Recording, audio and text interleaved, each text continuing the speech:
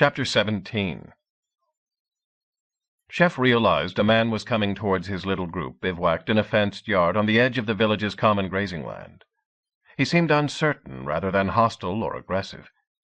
Indeed, as he reached the group, he paused, sketched what might have been a clumsy bow, performed by someone who had heard of the custom but never seen it done.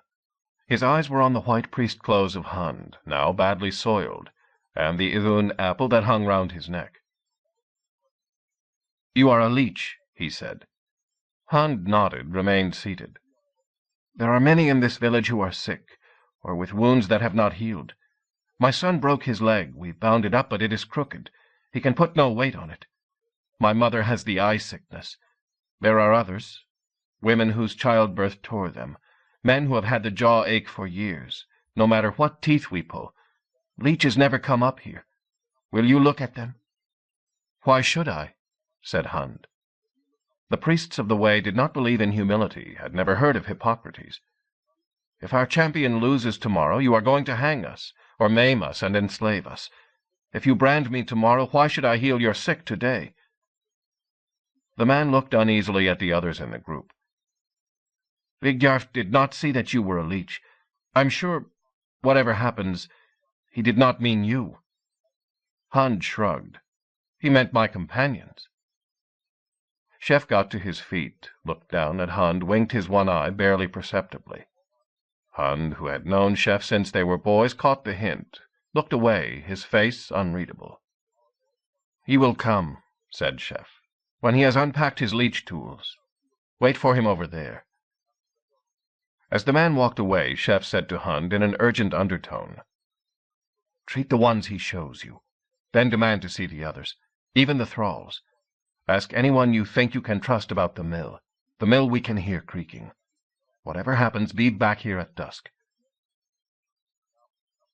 The disk of the sun was already poised on the jagged mountain tops as Hund walked back to the others, looking weary. The brown stains of dried blood showed on the sleeves of his tunic. From time to time during the afternoon, the listeners had heard faint cries of pain. A leech at work in a place where even poppy and henbane were unknown. "Much to do up here," said Hund, sitting down and accepting the bowl of food Chef passed him. "I had to break that child's leg again to set it properly. So much pain in the world, and so much of it easy to cure. Warm water and lye for the midwives' hands would save half the women who die in childbirth." "What about the mill?" demanded Chef. "Late on they brought a thrall woman to me. They did not want to, told me it was useless, and so was she. They were right. It was useless. She has a growth inside her, and even in Kaupang, with assistance and my best potions, I doubt I could save her. But I tried to ease her pain. Her pain in the body, that is. There is no cure for what is in her mind. She was an Irish woman stolen from her home when she was 15, 40 years ago. They sold her to some man up here. She has never heard a word of her own tongue since. Had 5 children by different masters, all taken away from her. Now her sons are Vikings, stealing women on their own. Never ask yourself why there are so many Vikings, so many Viking armies. Every man breeds as many sons from slave women as he can. They do to fill the ranks." "The mill," said Chef firmly. "She told me there is a mill, as you said. It was set up only last year by a way priest who came up here, one of Valgrim's friends. Last year, too, they brought up a man to turn it. How can a man turn a mill?" "I know," said Chef, remembering the god vision he had seen. "Go on." "She says the man is an Englishman. He is kept locked up there all the time.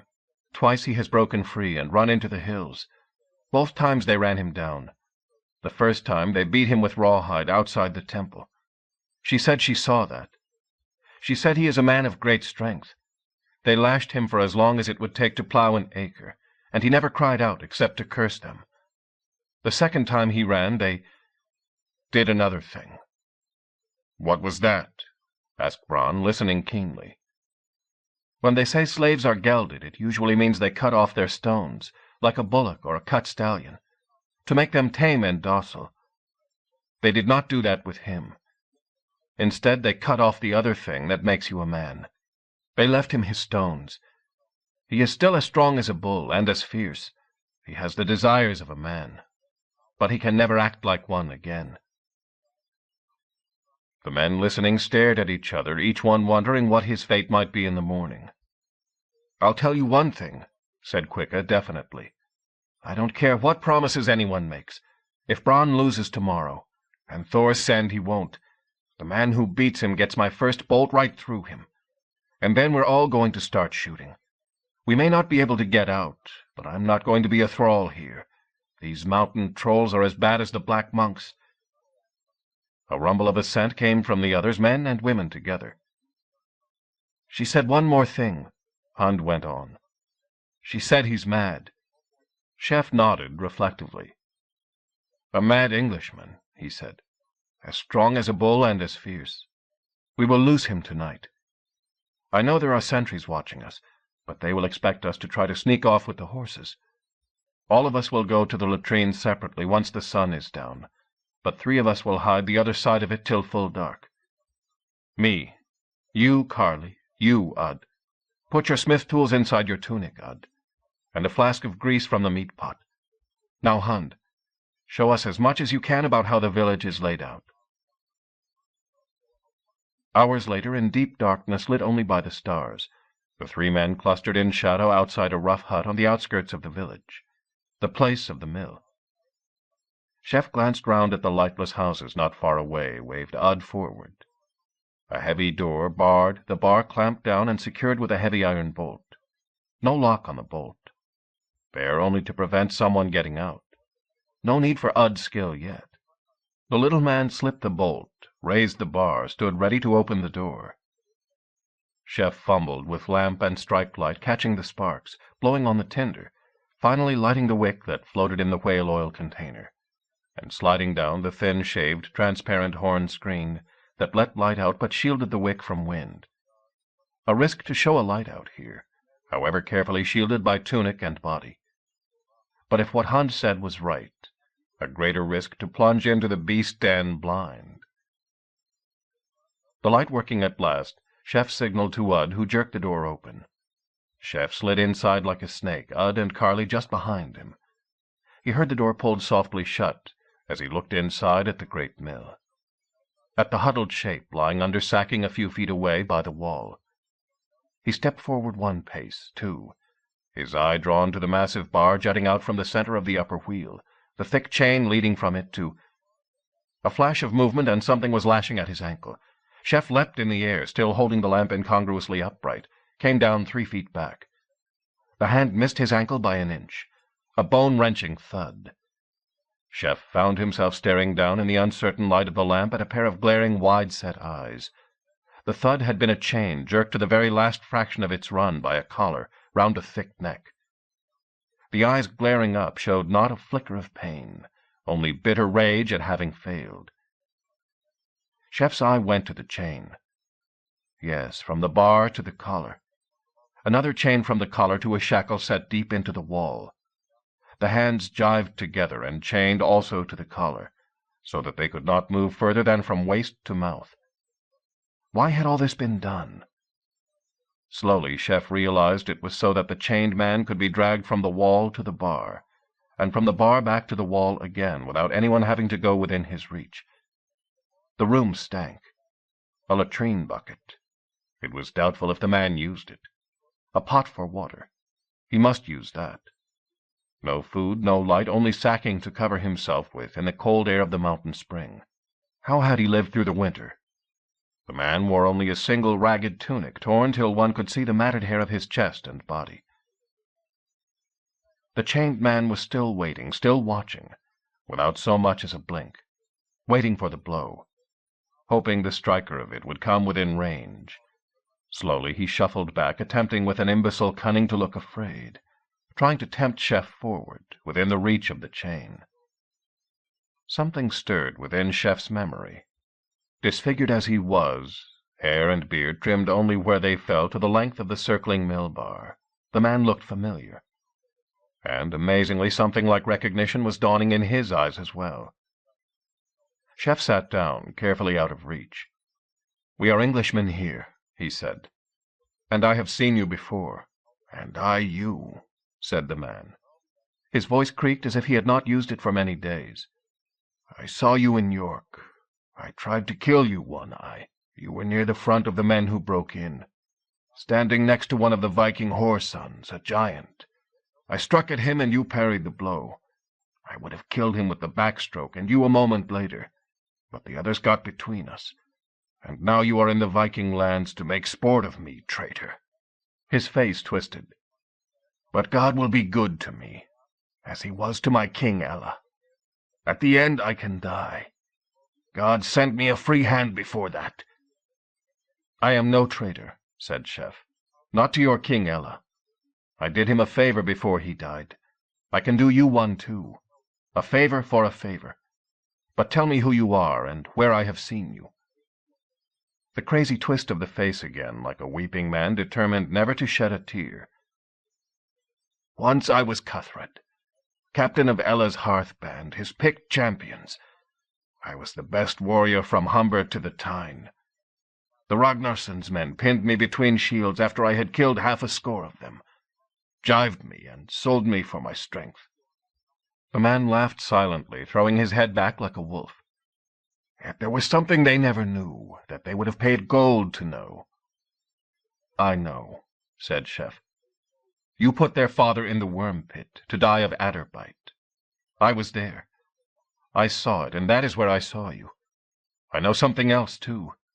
It was not your doing, but that of Erkenbert the deacon. Ella would have set him free." He leaned forward, not quite close enough. "I saw you throw Ragnar's thumbnail on the table. I stood behind the chair of Wulfgar, my stepfather, whom the Vikings made a Heimnar, the man who brought Ragnar to York." The mad eyes were wide with surprise and disbelief now. "I believe you are the devil," Cuthred muttered. "Sent as a last temptation." "No. I am your good angel, if you still believe in the White Christ. We are going to set you free, if you promise to do one thing for us." "What is that?" "Fight Vigdjarf the champion tomorrow." The head turned back like a wolf's again, on it a look of savage glee. "Ah, Vigdjarf," Cuthred husked. "He cut me while they held me. He has never come within my reach again. Yet he thinks he is a bold man. Maybe he will stand up to me. Once. Once is all I need." "You must let us come close to get your shackle out. Get your collar off." Chef waved Ud forward. The little man, a bundle of tools in his hand, stepped forward like a mouse towards a cat. 1 pace, 2, within range, and Cuthred had him, one great paw round his face, one gripping his neck, ready for the snap. "A poor exchange for Vigdjarf," reminded Chef. Slowly Cuthred released Ud, looking at his own hands as if he did not believe them. Harley lowered the point of his sword. Ud, shaking, stepped forward again, peered nearsightedly at the iron, began to try to work it loose. After a few moments he turned back to Cuthred, stared at the collar. "Best to file the collar off, Lord. It might make a noise. Can't help hurting him, too." "Keep greasing the file. Do you hear, Cuthred? He may hurt you. Don't lash out. Save it for Vigdjarf." The Yorkshireman's face twisted. He sat immobile while Ud slowly filed and greased and filed again. The lamp burned its oil, began to gutter. Finally Ud stood back. "It's through, Lord. Needs pulling back." Chef stepped forward with caution, Carley standing just out of reach, sword poised again. Cuthred waved him away, grinned, put his hands up, seized the 2 ends of the thick collar, still twisted round his neck. Pulled. Fascinated, Chef saw the muscles standing out like cables on his arms and chest. The stout cold iron bent into a bow as if it were peeled greenwood. Cuthred stepped free, dropping collar and chains with a crash. He knelt, seized Chef's hands in both his own, pressed them to his head, pressed his head to Chef's knees. "I am your man," he said. The lamp went out finally. In the darkness the 4 men cautiously eased the door open, went out into the starlit night. Like shadows they crept back through the village, snaked back to their campsite, keeping the hobbled horses between them and the Norwegian sentry. The fire was still burning, tended by the watchful Edith. As he saw the woman, Cuthred made a choking noise in his throat, seemed ready once again to pounce. "She is English, too," whispered Chef. "Edith, feed him with all we have. Talk to him quietly. Talk to him in English." As the others started to stir in their blankets, he crept over to Quicka. "And you talk to him too, Quicka. Give him a pint of ale if there's any left. But first, quietly, cock your crossbow. If he lunges for anyone, shoot him. Now I'm going to sleep till dawn." Chef stirred, not at first light, but as the sun first started to show over the mountain tops that hemmed in the valley on both sides. It was cold, and dew lay thick on the single blanket. For a few moments, Chef was reluctant to stir, to break the little cocoon of warmth his body had created. Then he remembered the mad eyes of Cuthred, and sprang up. Cuthred was still asleep, his mouth open. He lay with the blanket pulled over him, and his head pillowed on the breast of Edthio, oldest and most motherly of the slave women. She lay awake, but unmoving, one arm crooked round Cuthred's head. And then he was awake. His eyes flicked open without a transition, took in Chef staring at him, took in the men beginning to light fires, roll blankets, head for the latrine. Fell on Bronn, also on his feet, also studying Cuthred. Chef never saw Cuthred move. He saw the blanket fly one way. Behind it, Cuthred must have sprung to his feet in one movement from a lying position. Before his eyes could focus, he heard the crash and grunt of knocked-out breath as Cuthred drove into Bronn with his shoulder. Then they were both on the ground, rolling over and over. Chef saw Cuthred's thumbs drive at Bronn's eyes, saw Bronn's great quartz-sized hands grip the Englishman's wrists, try to bend them back. Then the two were locked for an instant, Cuthred on top, neither able to force the other back. Cuthred twisted his hands free, jerked the knife from Bronn's belt, and leapt to his feet with the same uncanny speed. Bronn, too, was struggling up, but Cuthred had the knife swinging forward for the killer stroke under the chin. Osmond grabbed his forearm as he struck, pulled the knife aside. Then Osmond was rolling on the ground, knocked sideways by a backhand blow from the pommel. Quicka had both hands on the knife wrist. Chef ran in, seized Cuthred's left arm, twisted for a bone-breaker hold. It was like seizing the fetlock of a horse, too thick to manage. As Quicka on one side and Chef on the other grappled with an arm each, Carley stepped forward, face alive with excitement. "I'll quieten him," he yelled. His feet shuffled, his shoulder dropped. He swung with both hands, left, right, left, hooking into Cuthred's unguarded belly, driving upwards to go under the ribs and reach the liver. Cuthred lifted Chef bodily off the ground, one-handed, smashed an elbow into the side of his head, jerked an arm free. A fist like a bludgeon came down on Carley's head. He stamped violently on Quicka's feet, failed to dislodge the desperate grip on his knife wrist, reached across to seize the knife left-handed. Staggering to his feet again, Chef saw Ud sighting deliberately with the crossbow, started to shout, "Stop!" realized that in one instant either Quicka would be disemboweled or Cuthred shot dead. Bronn stepped forward, between Cuthred and the crossbow.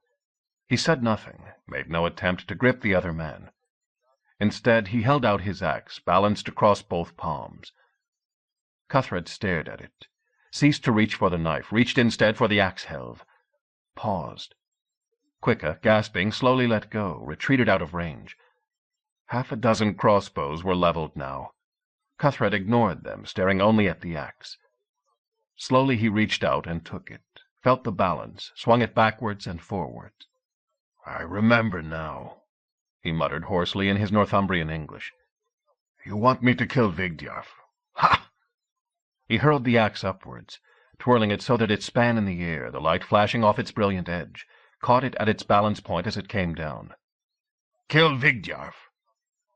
He looked round as if expecting to find his enemy in sight already, began to move towards the village, like a landslide. Bronn jumped in his way, arms spread, calling out in his primitive English. "Yes, yes, kill Vigdjarf. Not now. Today. Everyone watch. Now eat. Get ready. Choose weapon." Cuthred grinned, showing a set of gums with a few sparse front teeth remaining. "Eat," he agreed. "Tried to kill you before, big man, in York. Try again later. Now kill Vigdjarf. Eat first." He buried the axe head with a chunk deep in a tree stump stool, looked round, saw Edtheo coming towards him with a hunk of bread, took it from her and began to gnaw at it.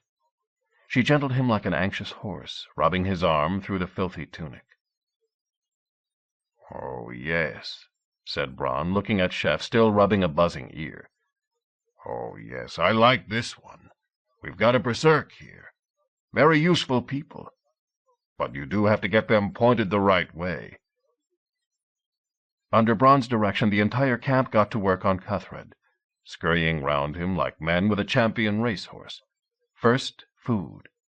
As he gnawed his way through the crust Edtheo brought him, the ex-slaves heated their staple oat porridge, passed him a bowl of it, began to warm over the stew they had made the night before from unwary chickens pecking too near the campsite, diced onions and garlic into it. Cuthred ate continuously, supervised by Bronn and Hund together. They gave him only small amounts at a time, seeing him scrape each bowl down to the wood before passing him the next one.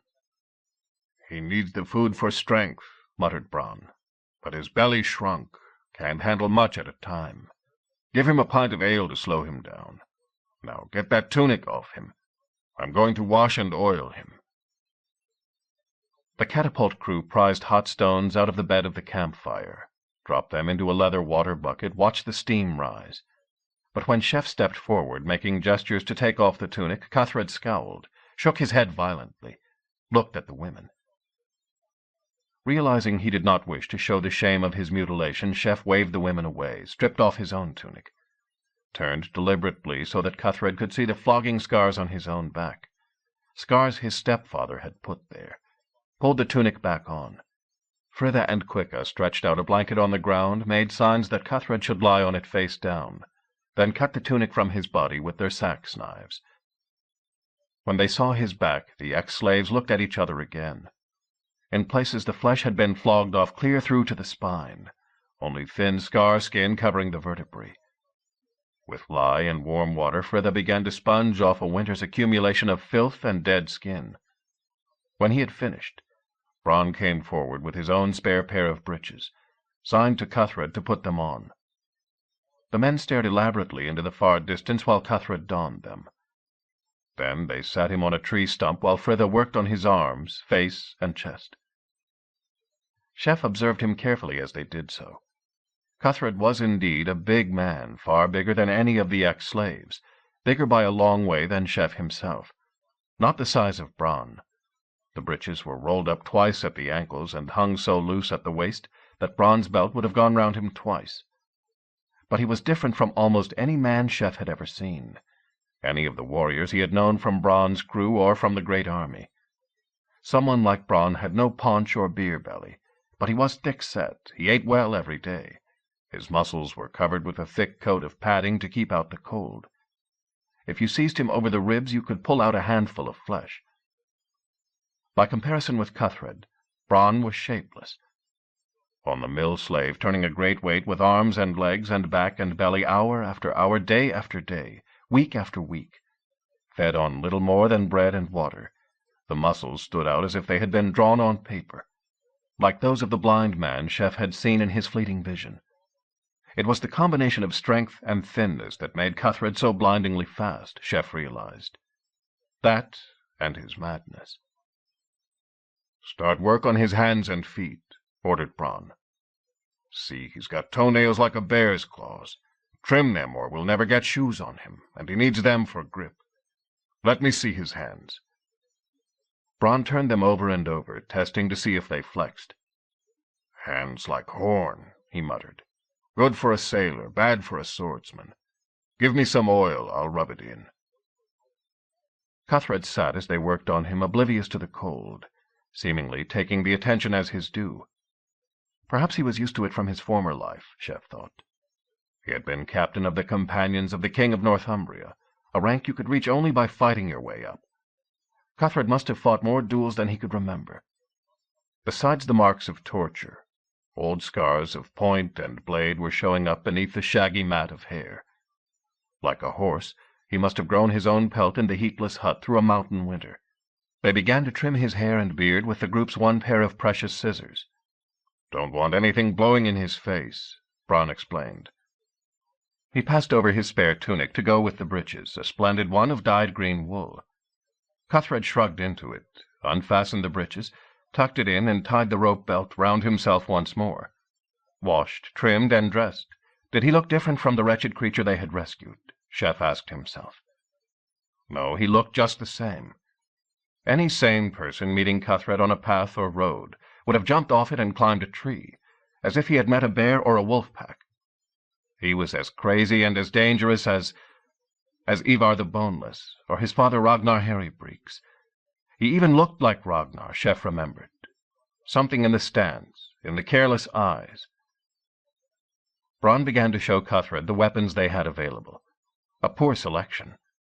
Cuthred looked at Carly's treasured sword, sniffed, bent it without words over his knee, looked up at Carly's grunt of shock and protest, waited to see if it would come again, grinned as the stocky Ditmarsher fell silent. He tossed the sax knives aside contemptuously. Osmond's halberd interested him, and he fenced for a few seconds with it, whipping its great weight round one-handed as if it had been a willow wand. But the balance was wrong for a one-handed weapon. He put it aside, scrutinized Bronn's precious silver-inlaid axe. "What is its name?" he asked. "Brimagugr," said Bronn. "That is battle-troll." "Ah," said Cuthred, turning the weapon over and over. "Trolls. They come down from the mountains in the winter, peer through the shutters at chained men alone. This is not the weapon for me. You, chieftain," he said to Chef, "you wear gold on your arms. You must own a famous sword to lend me." Chef shook his head. After the battle at Hastings, his thanes had insisted that a king must have a great weapon, had picked out for him a sword of the finest Swedish steel, with a gold hilt and its name engraved on the blade. Aklanet it had been. He had left it behind in the treasury, carried only a plain sailor's cutlass. He had left the cutlass behind on the trip to Drottningholm, taking only the Gungnir spear. But Quicka had brought the cutlass with him when they rescued him. He had pushed it back in his belt. He unsheathed it, handed it over. Cuthred looked at it with much the same expression he had shown for Carly's. It was a single-edged sword with a heavy back, slightly curved, made of plain iron, though with a good steel blade welded on by Chef himself. Not a weapon to fence with, just a slashing sword. "No backswing with this," muttered Cuthred, "but force in the first blow. I'll take it." On impulse, Chef passed him also the shield that Udd had made, case-hardened steel pegged over plain wood. Cuthred looked at the thin metal with interest, scrutinized its odd color, tried to strap it on. Strap would not meet buckle over his forearm till they had punched an extra hole in it. He stood up, bare sword in hand, shield strapped on. His face grinned like the mask of a hungry wolf. "Now," he said, "Vigdjarf." Chapter 18. A man stood at the perimeter of the camp, fully armed, a short staff in his hand. A marshal come to call them to the dueling ground. Chef rose to mask Cuthred from him, jerked ahead to Bronn to do the talking. "Are you ready?" called the marshal. "Ready. Let us repeat the terms of the duel." As the others listened, Bronn and the marshal went over the terms of the agreement. Only hewing weapons, champion against champion. Free passage staked against return of all those alleged to be thralls, at the disposal of the winner. As they heard that condition laid down, Chef felt the tension rising among the English, men and women. "Win or lose, we aren't having none of that," Osmond muttered. "All of you, keep your bows and bills right handy. You women, hold all the horses' bridles. If our man goes down, which he won't, of course," Osmond added, glancing hastily at Cuthred, "we're going to try to bust our way out." Chef saw Bronn's shoulders tense with disapproval as he heard Osmond's unsporting orders, but he continued talking. The marshal, unable to speak any English, paid no attention. Cuthred grinned even more widely than before. He was behaving with a strange restraint for the moment, back on his stool, making no effort to show himself. Either the familiar ritual of a duel morning had gripped him, or else he was relishing the surprise they had planned for Vigdjarf. The marshal turned away, and Bronn walked back to the group, already prepared to move, horses loaded, packs strapped. At the last moment, Cuthred's eye fell on the small hatchet they used for firewood. He twitched it from its strapping, passed it to Ud. "Put an edge on that with your file," he ordered. The party led on through the short village street, already deserted. In the small square outside the temple clustered not only the entire population of the little town, but also scores more, men, women, and children from the length of the dales, eager to see the clash of champions. They had left the one street clear for Bronn's party to enter by, but as they passed through, men with spears and shields moved to block further exit from it. Osmond looked round with calculating eye, trying to spot the weakest place in the circle surrounding them. Saw none. Immediately facing them, outside the temple door itself, scarlet cloaks marked Vigdjarf and his 2 seconds. Bronn looked round, eyed Cuthred carefully, nodded to Osmond and Quicka either side of him. "Wait," he said, holding up a finger. "Wait for the call." Cuthred took no notice. He had taken the sharpened hatchet and was holding it in his left hand, along with the shield strap. With his other hand he had begun to flip Chef's cutlass into the air, letting it turn over and over in its unbalanced way, seizing it by its guardless hilt every time it came down. Murmurs were beginning to run round the crowd, as some of them recognized him, realized it was the mill thrall, speculated what it might mean. With Chef at his side, Bronn began to walk out to meet the others. "Should we have tried to get some armor on him?" muttered Chef. "Your mail? A helmet? A leather jacket, even? Vigdjarf has everything." "No point with a berserk," said Bronn briefly. "You'll see." He halted 7 paces from the others, raised his voice for the watching crowd as well as the challengers. "Ready to try your luck, Vigdjarf? You could have tried me years ago, you know, but you didn't feel like it then. And you don't feel like it now," replied Vigdjarf, grinning. "Have you decided who's going to try me? You? Or your one-eyed friend bare-handed here?" Bronn jerked a thumb over his shoulder. "We thought we'd try the one in the green tunic behind us there. He's very keen to fight you. He really feels like it."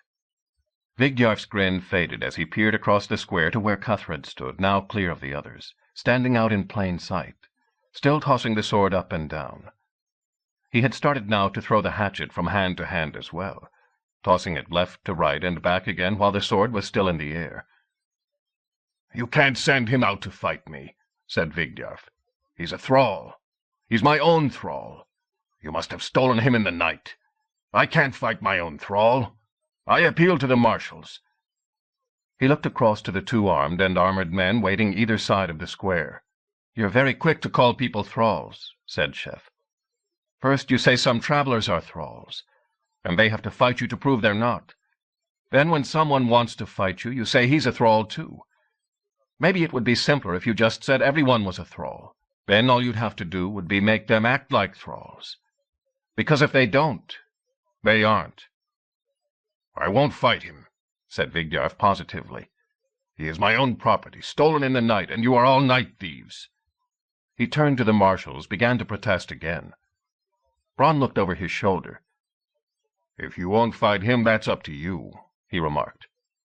"But I can tell you one thing for sure.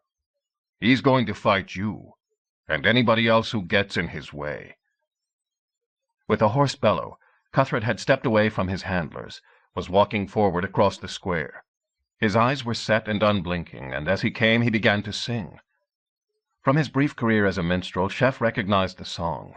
It was the old Northumbrian lay of the Battle of Nachtansmere, where the army of the northern English had been wiped out by the Picts. Cuthred was singing the part where the valiant retainers refused to fly or surrender, but formed the shield wall to fight to the last man.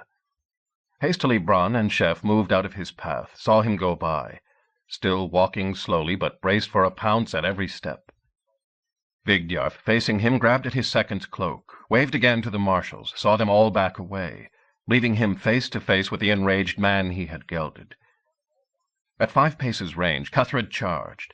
No feinting, no feeling out, no defense. The attack of an enraged churl, a swineherd, or a ploughboy rather than a king's champion. The first blow started with the tip of the curved cutlass, touching Cuthred's spine, and came down in a sweeping arc at Vigdjarf's helmet. Reflex alone would have served to block it, for any but a joint-blocked grandfather. Vigdjarf, still yelling protests to the marshals, had his shield up without thought, took the blow full on the shield boss. Dropped almost to his knees, driven down by the sheer weight of the blow. And the second one was already in the air, and the third after it. Making no attempt to guard, Cuthred danced round his enemy, slashing from every angle. Splinters flew from the iron-rimmed and bossed linden shield at every blow. In instants, Vigdjarf seemed to be holding only a hacked remnant. A furious clang echoed round the square, as for the first time Vigdjarf managed to get his sword up for a parry. "I don't think this is going to last very long," said Bronn. "And it's going to be nasty when it finishes. Mount up, everyone. Chef, get some rope." Cuthred's attack had not slowed at any moment, but Vigdjarf, a veteran, now seemed to have pulled himself together. He was using both sword and the fragment of battered half-moon of shield left to him to block strokes. He had also realized that Cuthred never parried, never got into a position to do so. The shield in his hand might as well have been there only for balance. Twice in quick succession he lunged out of a parry, stabbing for the face. Both times Cuthred had sprung sideways already, angling for another cut. "He's going to get one home," muttered Bronn. "And then—" As if remembering his wits, Cuthred suddenly changed tactic. Instead of hacking at the head and body, stooped, slashed backhand at the knee. Vigdjarf had seen that many times, far more often than the crazed attack he had just survived. He leapt over the stroke, came down crouching, and swung in his turn. With a groan of dismay, the English, watching, saw the slash come down full across Cuthred's thigh. They waited for the spurt of arterial blood, the last agonized stroke, easily blocked, the sideways topple and the killing slash or stab. This was how it always ended. Vigdjarf's teeth showed across the square as he waited for Cuthred to crumple. But not this time. Cuthred sprang, whirling the sword at his enemy's head, and in the same clumsy movement lashing out with the hatchet in his shield hand. There was a single meaty thud, and the hatchet was buried through helmet and skull. Cuthred had let go of the hatchet, and grasped Vigdjarf's sword wrist with his shield hand. As Vigdjarf clubbed desperately and unavailingly at him with his broken shield, he stepped in, drove the cutlass home under the mail, started sawing deliberately back and forward. Vigdjarf began to scream, dropped his sword, began to try to claw the cutlass away. Cuthred was talking to him, holding him up now, shouting words into the dying face. Horror-stricken, not at death, but at loss of dignity, the marshals and Vigdjarf's second rushed forward. In the circle, Chef realized that prudent men were starting to hustle their wives and children away, back through the narrow streets or into doorways. Still bare-handed, he stepped forward, shouting to the marshals to stand back. Cuthred dropped his still-bleeding enemy on the ground, and without warning charged again. One of the marshals, still holding his staff out and trying to shout some warning, dropped, cut from neck to breastbone. As the sword jammed on bone, Cuthred swung his shield for the first time at the other, knocked him staggering backwards, seized the sword from the dying marshal's hand, and slashed the second's leg off at the knee. Then he was in motion again, charging without pause or hesitation at the crowd of Vigdjarf's supporters, grouped outside the temple. A spear flew to meet him, a heavy iron-shod battle spear thrown with full force at 10 feet range. Straight for the center of the body. Cuthred dropped the case-hardened shield across his heart. The spear met it full on, did not sink in, dragging down his shield arm, bounced back, as Gungnir had when Chef had first tried the metal. A yell of surprise and alarm, and suddenly all that could be seen were turned backs. Cuthred slashing at them, men falling or fleeing, the shout going up, "Berserker! Berserker!" "Well now," said Bronn, looking round at the suddenly deserted square, "I think if we just ride away very, very quietly, perhaps pick up some of these useful bits and pieces scattered around, like that sword there. You don't need it any more, do you, Vigdjarf? You were always a bit too hard on the thrall women for a proper Drengir. That was my opinion. And now it's been the death of you." "Aren't we going to bring poor Cuthred along?" said Edthio indignantly. "I mean, he saved us all." Bronn shook a disgusted head. "I think we would all be better just having nothing to do with him." Cuthred was lying motionless in the mud 50 yards down the street on their way out of the town. 2 heads lying by him, their long hair twisted in his grip. Chef was suddenly pushed aside by Hund. who stared in fascination at the left thigh where Vigyarf's full-blooded slash had gone home. A deep, deep cut, 6 inches long, white bone glinting at the bottom of it. But like a cut in dead meat, only the barest trace of blood. "How has that happened?" asked Hund. "How could a man not bleed from that? Keep walking with the muscles severed?" "I don't know," said Bronn, "but I've seen it before. That's what makes a berserk. People say that no steel bites on them. It bites all right, but they don't feel it. Not till later. What are you doing?" Hund had produced needle and gut thread, was beginning to stitch the edges of the great gash together, stitching large at first, then turning and going back over with small, precise movements like a tailor. Blood began to seep and then to well from the wound as he did so. He finished, wrapped lengths of bandage round and round, rolled his patient over, turned back his eyelids, shook his head wonderingly. "Put him over a horse," he ordered. "He ought to be dead, but I think he's just fast asleep." He had to use his knife to saw through the hair of the severed heads to get them out of Cuthred's clench. "Yes," said Bronn judiciously. "There are lots of theories about berserks. I don't take much notice of most of them myself." They were riding along the crest of a ridge as they had been for some days now, first winding up, then seemingly more or less on a level, now perhaps with the down stretches lasting longer than the ups. To their right lay a long sweep of valleys with water glinting in them, and here and there the bright green of fresh grass. To their left the land fell more sharply into a waste of fir and pine, and they could see little ahead but the ridge rising and falling, with chain after chain of blue mountains lifting into the far distance. The air was cold and keen, but filled the lungs with life and the sharp smell of the pine woods. Behind Bronn and Chef, and the interested Hund riding close beside them, a string of ponies stretched out for 100 yards, with people walking here and there among the riders. More people than there had been when they left Flaw the week before. As the English had made their way through a now deserted countryside, a countryside that emptied before them, figures had crept out to join them, emerging from the woods by the road, stalking softly into the firelight when they camped. Runaway slaves with the collars still round their necks, most of them English-speaking, drawn by the rumor of the free folk moving through the land, headed by a giant and a one-eyed king, and guarded by a mad berserk of their own race. Most of the ones who had come in were men, and not all of them thralls or churls by birth.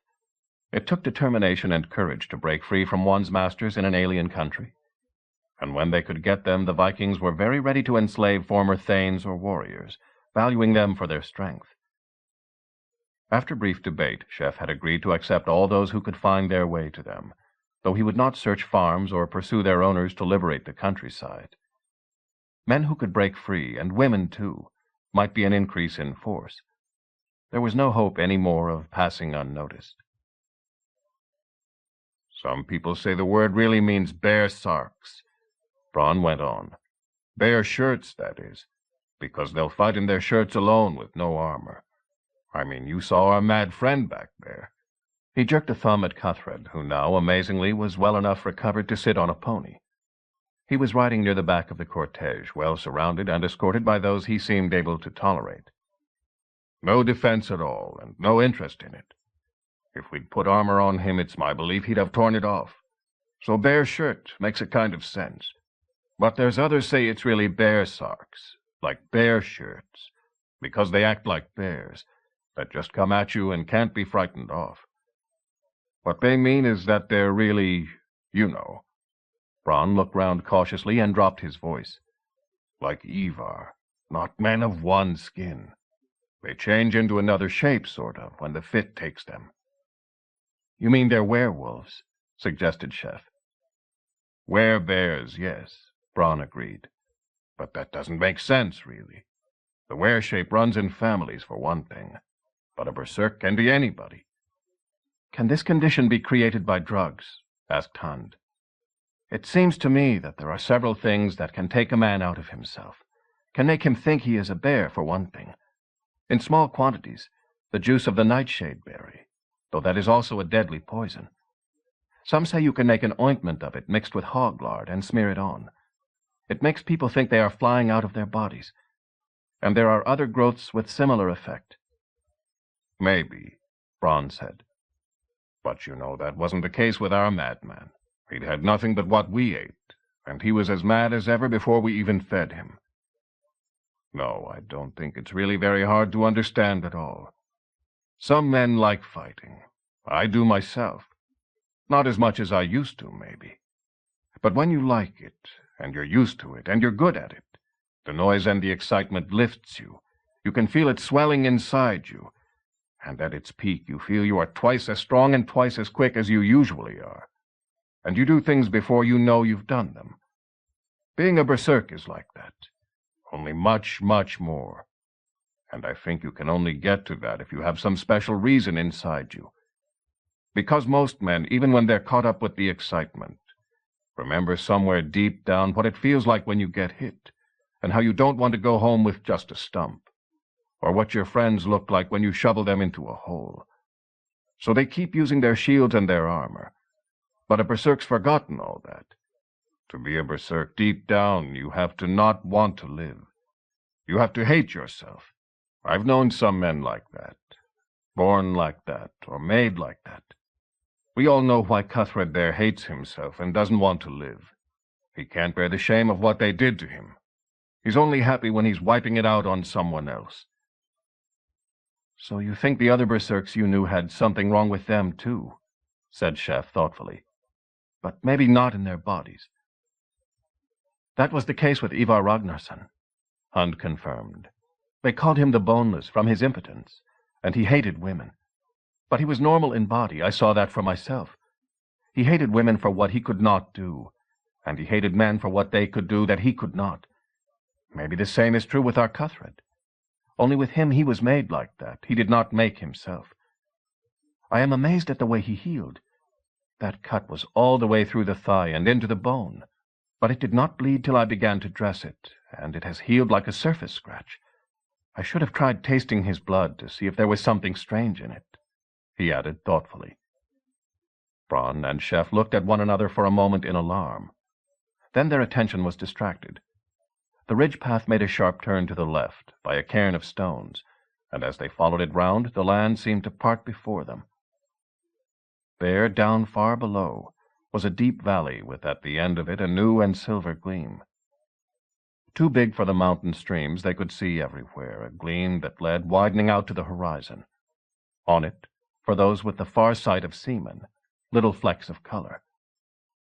"The sea," muttered Braun, reaching out and gripping Chef's shoulder. "The sea.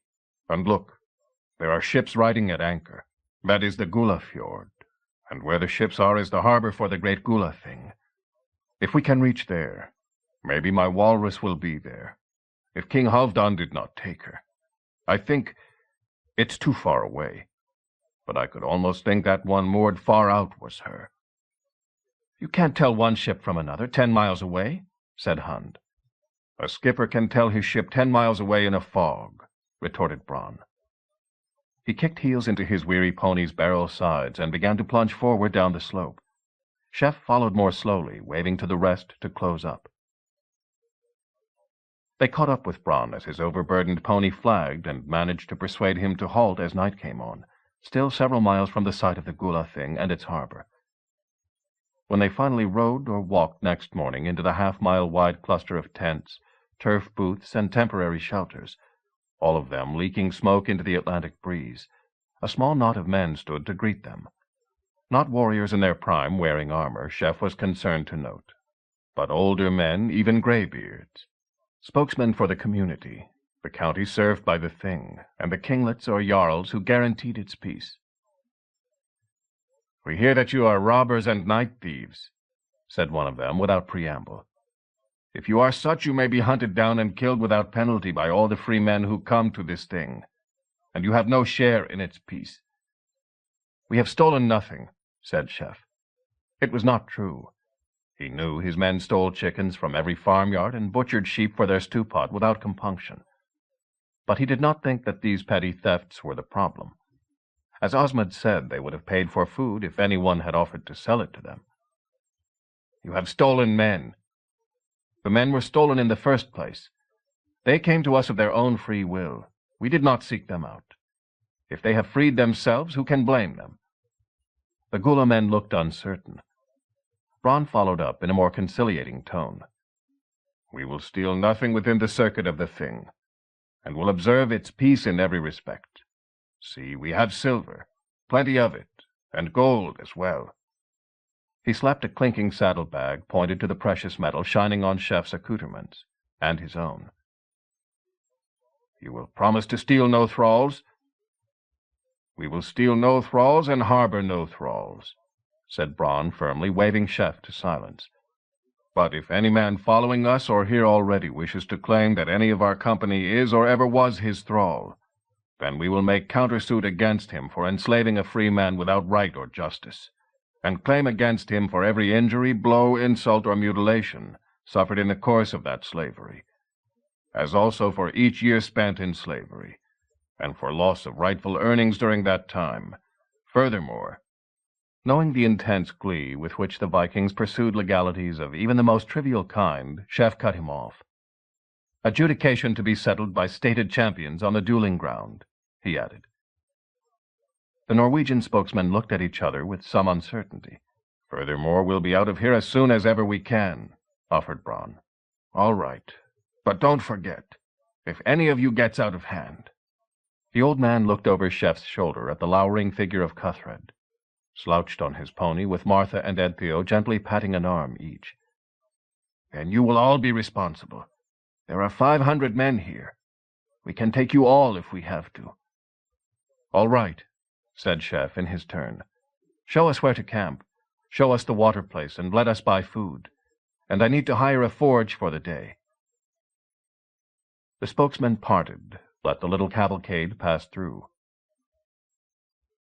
King Alfred's good silver pennies met with immediate approval inside the Thing ground, and within hours Chef, stripped again to the waist and wearing a charred leather apron, was beating out metal at a hired forge with borrowed tools. Bronn had headed straight off to the harbor a mile away. The rest had been told to establish a perimeter with stakes and rope and not stray outside it. Cuthred had been settled down with a carefully organized team of minders. His likes and dislikes were well known to everyone by now. He responded well to Ud for some reason, probably because of the little man's total lack of any threat, and would listen for hours to Ud's boring monologues on the subject of metalworking. He liked the motherly comfort of the older and plainer women. Any sign of sexual display or intimacy from one of the younger women, even an accidental turn of hip or glimpse of calf, was likely to set his face in murderous lines. He tolerated the weakest of the thralls and freedmen, obeyed Chef, sneered at Bronn, bristled at any sign of strength or competition from other men. If Carly, young, strong, and popular with the women, so much as came into sight, Cuthred's eyes would follow him. Chef, noticing it, had told Carly to keep well away from him at all times. He had also told Quicka and Ozma to set up a rota, 2 men with crossbows to watch Cuthred at all times, without being seen to do so. A tame berserk was valuable, especially for crossing hostile country. Unfortunately, there were no tame berserks. As some form of protection for their straggle of runaways, Chef had begun by beating out a dozen Wayman pendants. Only of iron, for the silver Wayman preferred had other uses at the moment. But at least they would be distinctive. To make them more so, Chef had made all of them his own emblem, the pole ladder of Rig. None of the people they had rescued knew what it meant, but they would wear it as a talisman. His next task was to see every man had at least some form of weapon, not for use, or at least he hoped not, but as a mark of status in a world where every free man carried at the very least spear and knife. Chef had bought a bundle of 10-inch spikes used to fix timber, where dowling pegs would not do, and was beating each into a spearhead, to be sunk into ash shafts and lashed tight with wetted rawhide. They would outfit their newest recruits. The catapultiers still had their halberds, knives, and crossbows. Chef had taken back his cutlass from Cuthred, and straightened once more Carly's cheap and ineffective sword. The fight at Flaw had yielded a handful of other weapons, including Vigdjarf's sword, picked up and handed over to Cuthred. The last of the spearheads done, Chef turned to his final job, converting the case-hardened shield into an offensive weapon for Cuthred. Although he seemed to have forgotten all his training in scientific fencing with shield and broadsword, he kept the shield by him at all times. He was parted from it only with great difficulty, and stood close and watched, as Chef, remembering Murtagh and Ivar's Gad-Gadil followers, decided to remove the double leather grips for hand and forearm and put a straight handhold across the shield's center on the inside. Cuthred grunted what might have been approval, then with great reluctance let Chef take the shield to the smithy, where he fixed one of the 10-inch spikes to its middle on the outside. There was no way of driving a hole through the metal without ruining a dozen punches, so he would weld it on to the case-hardened surface. A tricky job, involving desperate efforts by relays of bellows men to keep the metal glowing as near white-hot as they could manage. Straightening, finally, Chef picked the shield up, rotated it from side to side in his left hand, and reflected that what was hard even for his smithy-trained muscle would be light work for Cuthred. He turned and walked out of the borrowed booth, found himself face to face with a newcomer. He rubbed the smoke from his eyes, blinking in the sunlight, and recognized a grinning Thorvin, Bronn just behind him. "I see you are yourself again," said Thorvin, gripping his hand. "I told Bronn that if you were well, we need only head for the sound of the hammer." Chapter 19. When King Halfdan knew that his son was dead, Thorvin explained an hour later, seated comfortably on a camp stool with a mug of bought ale in his hand, he went into a giant rage. He told his mother that she had lived too long, put a rope round her neck, and told her to stab and hang herself at the same time, as a sacrifice to Odin, so that little Harald might join the warriors in Valhalla. She did it willingly, or so I heard. Then he found that Bronn was missing, and Chef's men as well, and decided to take it out on Bronn's ship and crew. But they barricaded themselves in a hall in the College of the Way, and called on some of the rest of us to protect them. Valgrim sided with Halfdan, and many of his followers too, and for a while it seemed there might be civil war even within the College of the Way. But Halfdan did another thing. It could not be hidden from him that Chef had been on the island of Drottningsholm, and one of Stein's guardsmen confessed that he had been invited there. So Halfdan had Ragnhild to blame as well, and swore that she should follow his mother into the mound for her disloyalty and carelessness over his son. Well, Thorvin took another pull at his ale. He was dead the next day, dead in his bed, died a straw death like a worn-out thrall. "What symptoms did he show?" asked Hund, sitting close by on the ground. Ingolf said henbane poisoning. Carly, also allowed to listen to the informal council, rolled his eyes, opened his mouth to say something, shut it again as he caught Thorvin's eye. So then there were men gathering everywhere, and oaths of vengeance on all sides. It was said that King Halfdan's conquests would seize the chance to break free of the Westfold rule. Queen Ragnhild was supposed to be going back to her people, to raise an army to send after the killers of her son. The skippers of the Coast Guard ships all came into port to protect their own interests. Bronn's crew got back to the Walrus and asked me to take to flight along with them. "But you didn't?" Chef guessed. Thorvin shook his head. "There was way business to settle first. Besides, everything quieted down suddenly. King Olaf then showed what was in his hand. Did you ever wonder," Thorvin inquired, "why they call King Olaf Geirstadda Alfr, Elf of Geirstad?" The listeners shook their heads mutely. After a moment Quicka volunteered, "Alfr is what we call Alf, like in Alfred or Alfwin. One of the hidden folk, but not ugly or vicious like a fenthurst or a mountain troll. Elf women mate with men sometimes, and the other way round, or so they say. They are wise, but they have no souls." "What happens to them when they die, then?" asked Thorvin. He looked round, observing the uncertain shrugs and headshakes of his listeners. "None of us knows, though some say they go to a world of their own, one of the 9 worlds of which this is the midmost. But others say that they die and then return again. And some say that the same may happen with men born of women. Now that is what King Olaf believed of himself. He said that he had been on this earth before, and that he would yet return in the person of one of his blood. Or if not, for now he has none of his blood or his brothers living, then his life would pass into some other keeping. He said, Chef, that he had set a test for you with Valgrim, and that you had passed it. He said that you had taken the luck of his lineage with you, and that from now on his luck and his spirit would flow through yours. And he told me to tell you that you had passed his test and Valgrim's, and he would now hold both Eastfold and Westfold for you, as your under-king." Thorvin rose, walked over to where Chef sat, and carefully closed Chef's hands round his own. "King Olaf told me that I was to place my hands in yours on his behalf. He accepts you as the true king, the one who is to come from the north, and asks you to return to take your proper place in his kingdom and in the College of the Way."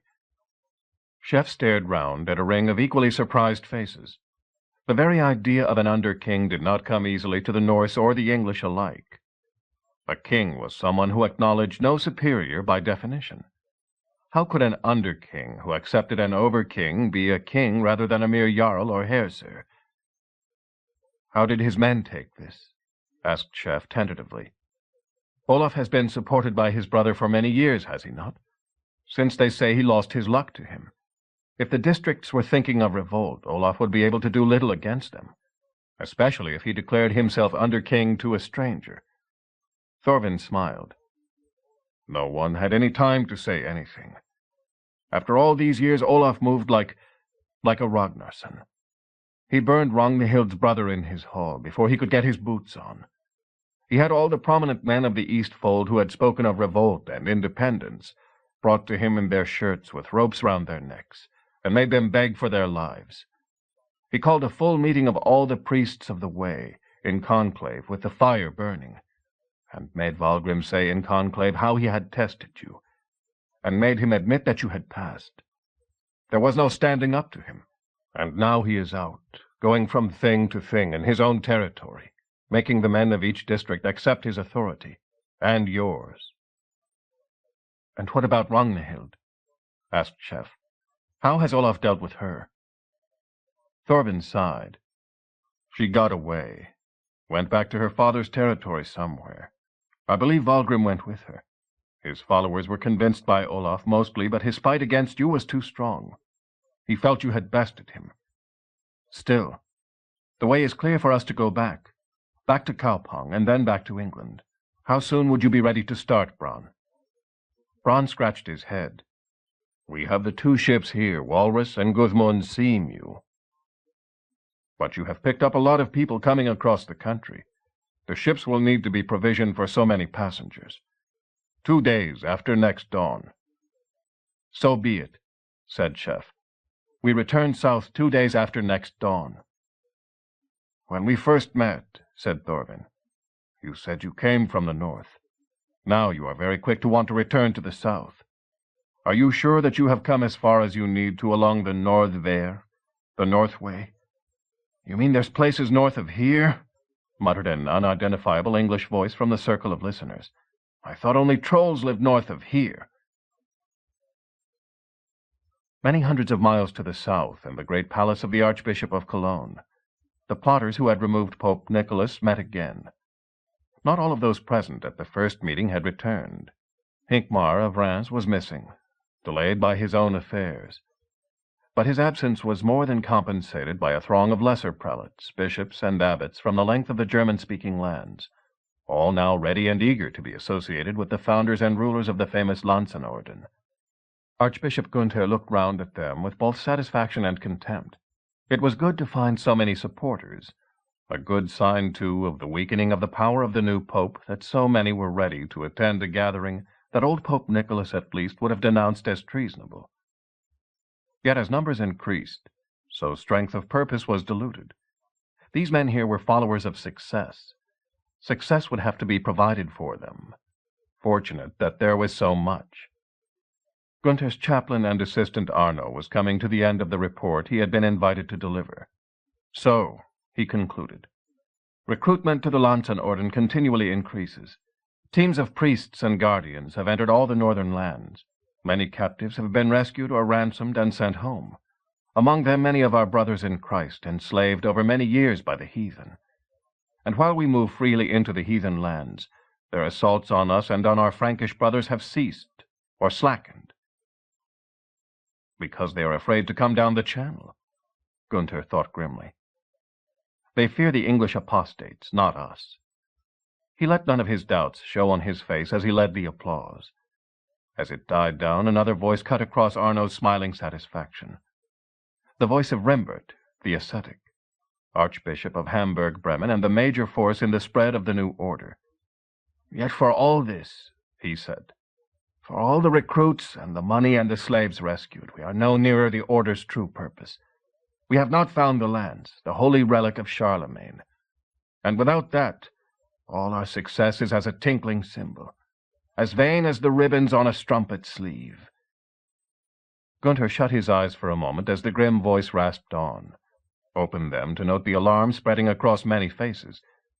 For if the saintly Rembert did not believe in his own creation, who else should? "Yes," replied Arno, shuffling his papers. "That is true.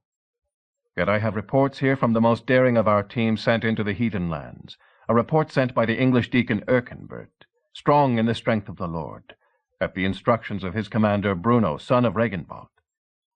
The very mention of Bruno's name, Gunther noted, created a wave of relief. Even Rembert nodded acceptingly, not continuing with his denunciation. "The learned Erkenbert reports that he and Bruno and their men penetrate ever deeper into heathendom, fearing no persecution. They test every king and kingdom for signs of the lance at work, and have found nothing yet. Nevertheless, the learned Erkenbert says we must remember that it is a gain in knowledge every time one learns nothing."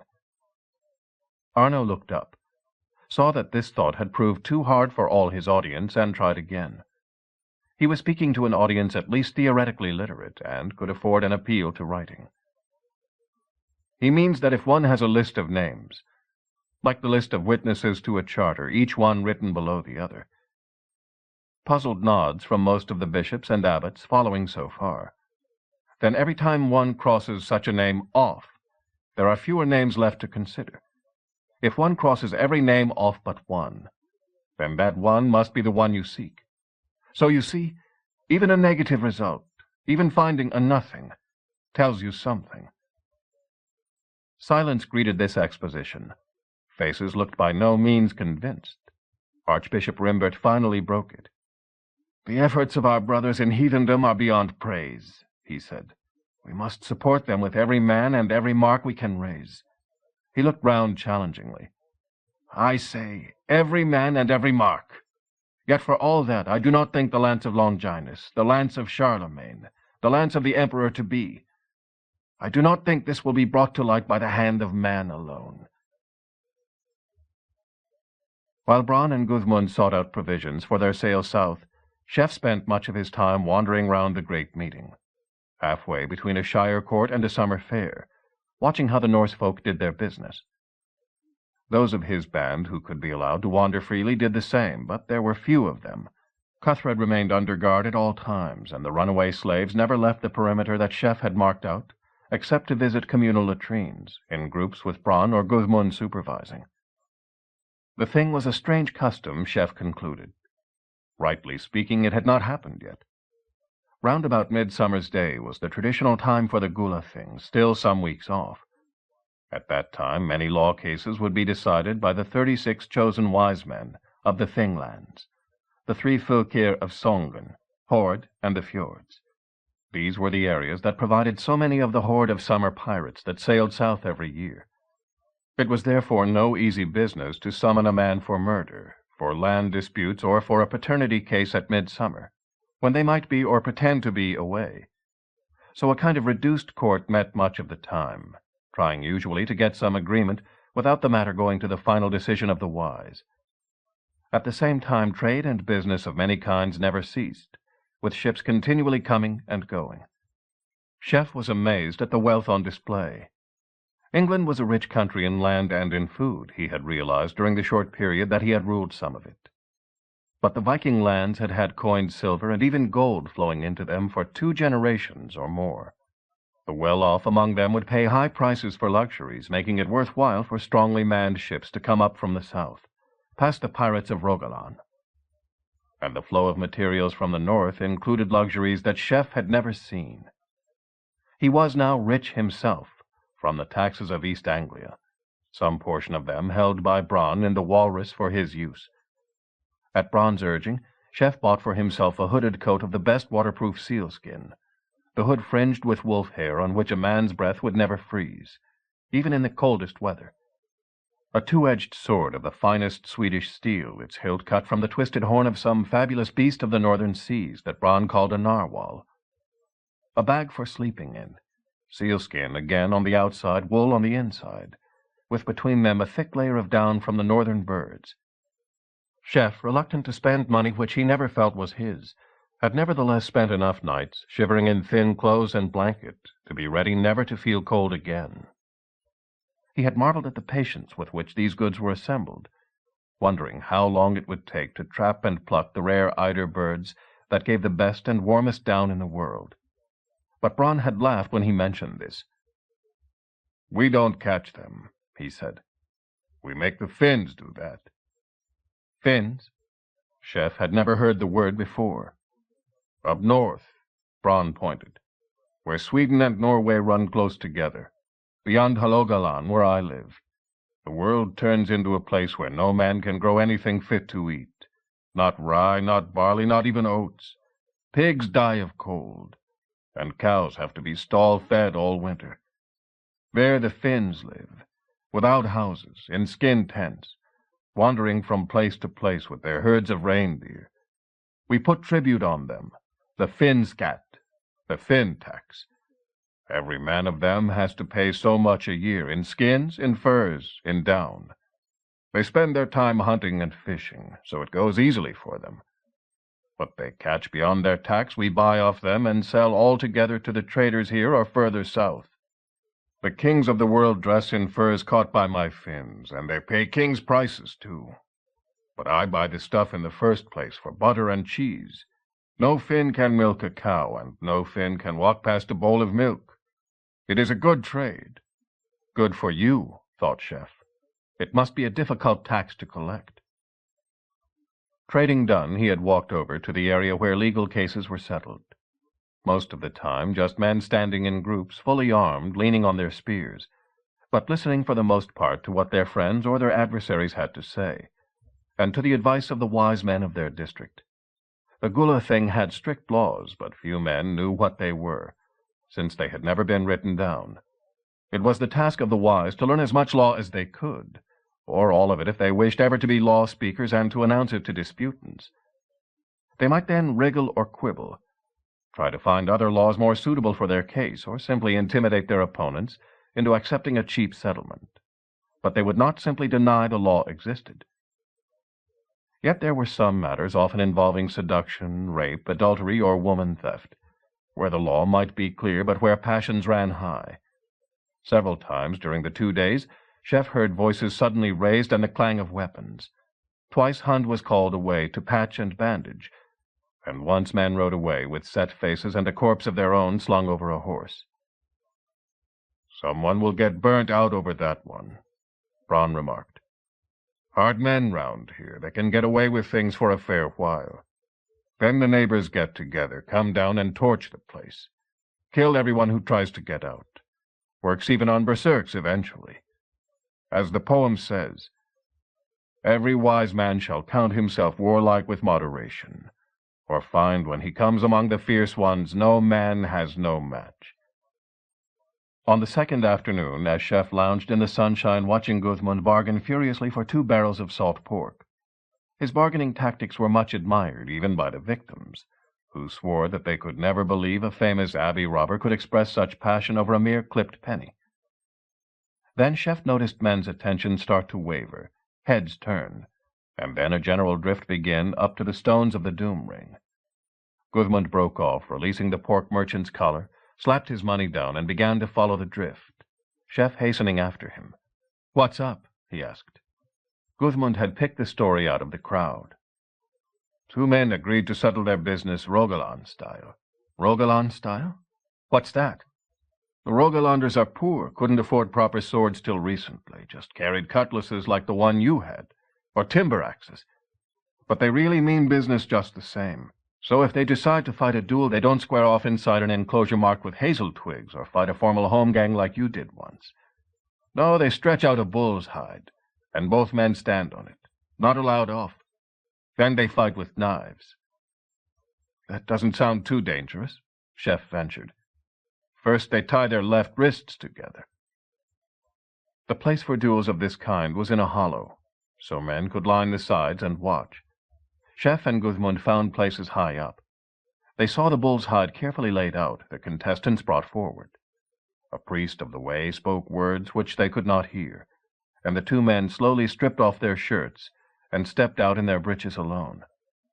Each held in his right hand a long, broad knife, like the sax knife Chef's catapult men carried, but with a straight blade and sharp point, a stabbing weapon as well as a chopping one.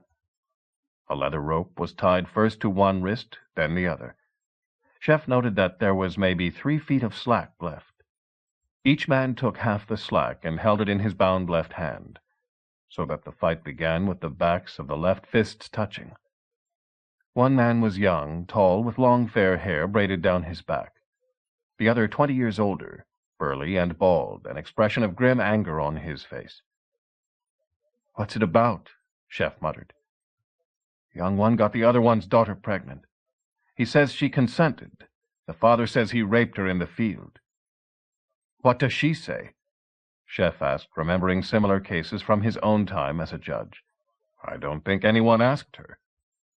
Chef opened his mouth to ask further, realized it was too late.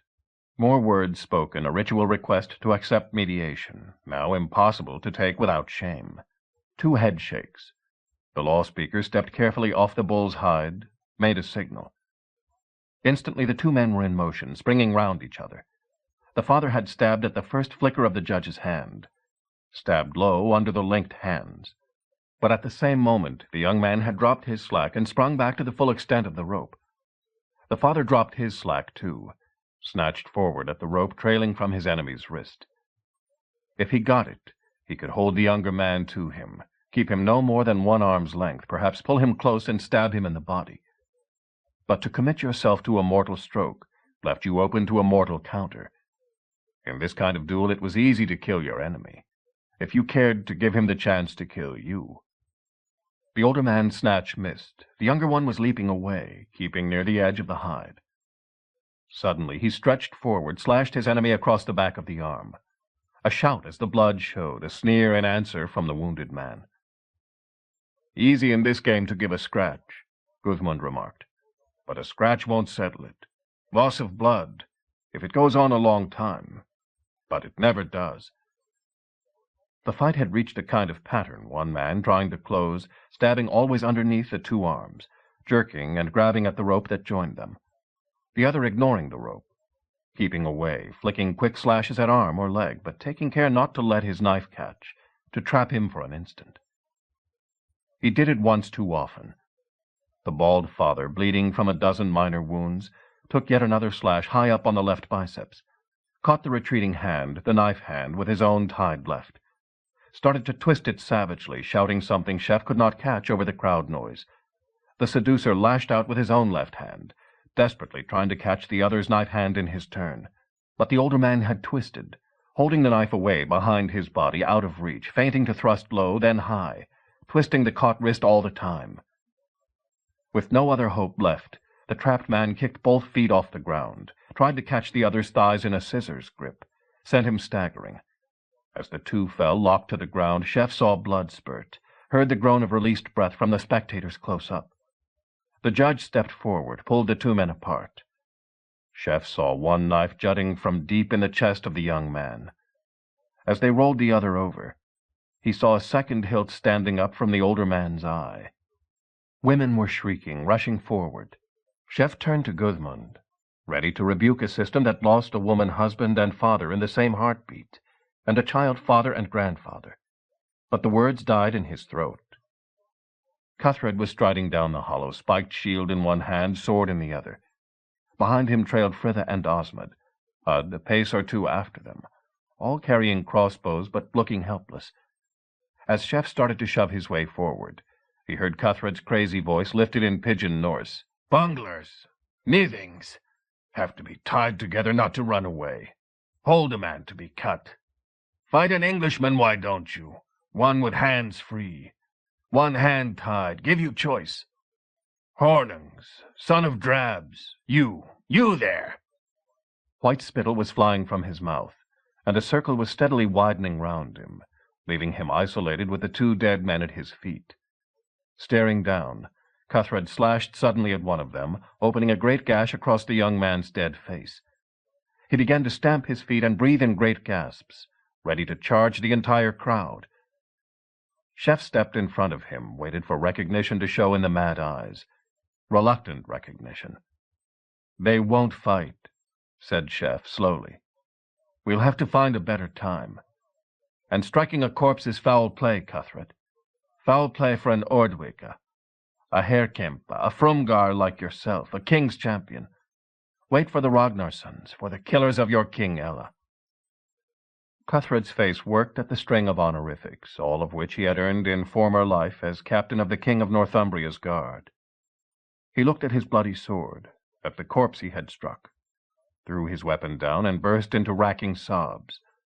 Ud and Osmond closed on either side, took his arm, started to lead him away. Mopping sweat, Chef turned to meet the disapproving look of the dual judge, the law speaker.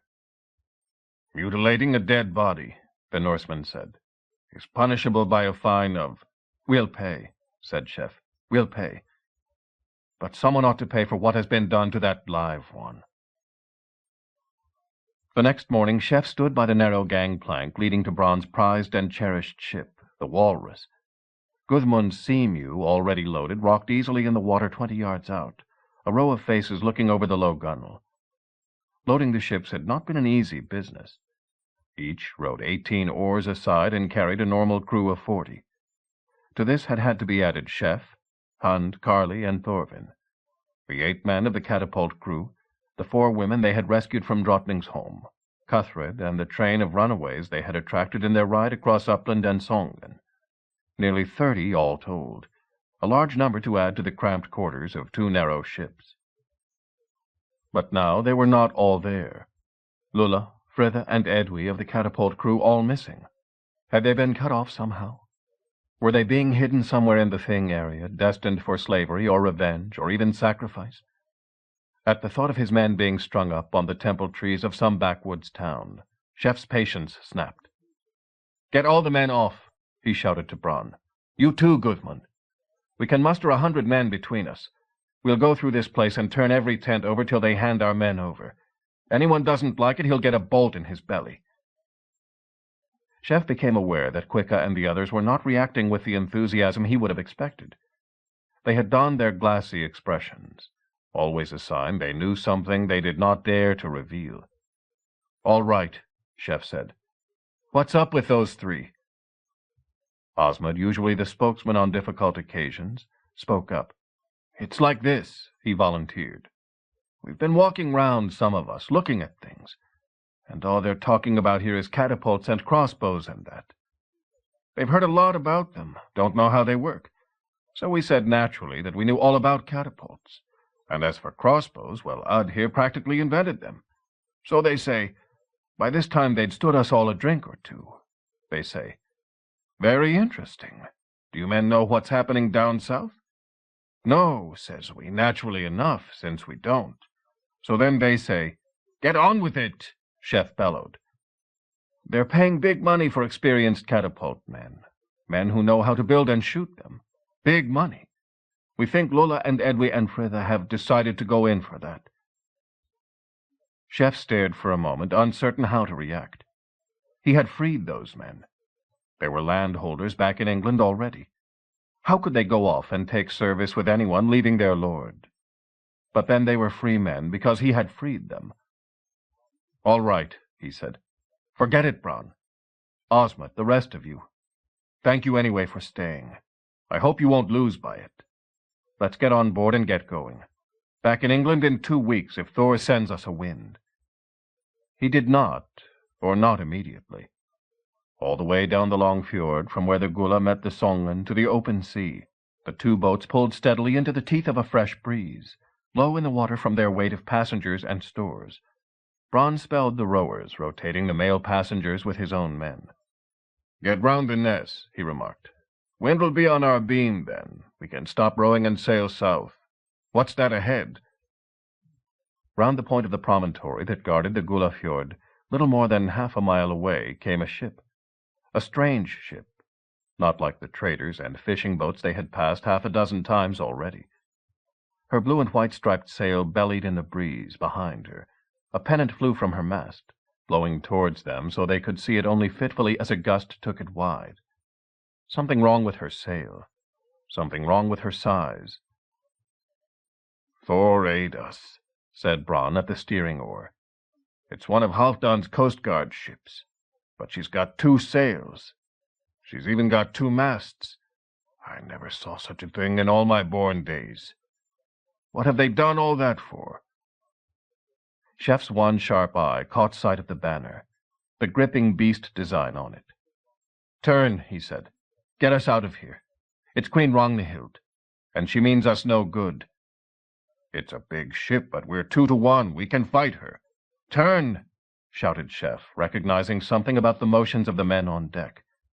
Bronn caught on in the same moment and sent the walrus heeling round in a turn so violent that the rowers were sent skidding along their benches. "Back starboard!" he shouted. "Pull backboard. Now pull together. Pull hard. Get the stroke up. And drop the sail and sheet home. You in the waist there. Help him. Nar, Ansge, Gudmund." His voice carried over the water to their companion lagging a furlong behind. The walrus, wind now behind her, began to scud back the way she had come. Watching the pursuing ship, Chef, as he had expected, saw her yaw to bring her beam round. "On the word, swing her hard to starboard," he said quietly. "Now." The walrus swung briskly round. At the same moment, Bronn shouted to his crew to lift their oars, let the boat run freely under sail. The oars heaved smartly together out of the water. A hum in the air, 3 oarsmen together span out of their seats, landed in the belly of the ship, cursing or moaning. Shattered pieces of oar flew up in the air, splashed slowly into the sea.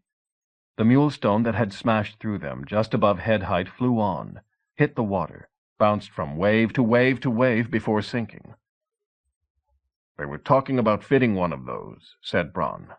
"But they said she'd never take the recoil. Must have re-rigged her internally along with the 2 masts." "But who's crewing the mule?" asked Chef, still watching the ship behind them, trying to make up lost distance, alert for any second swerve that would bring the mule round to bear. It was fortunate this was a stern chase, and Ragnhild's men could not shoot over the bow. "Renegades of mine? But where would they have got them from?" "The Way has been very interested in all that you did," put in Thorvin, standing close to Bronn. "They built copies of all the machines you made. Valgrim could have built the mule and found a crew.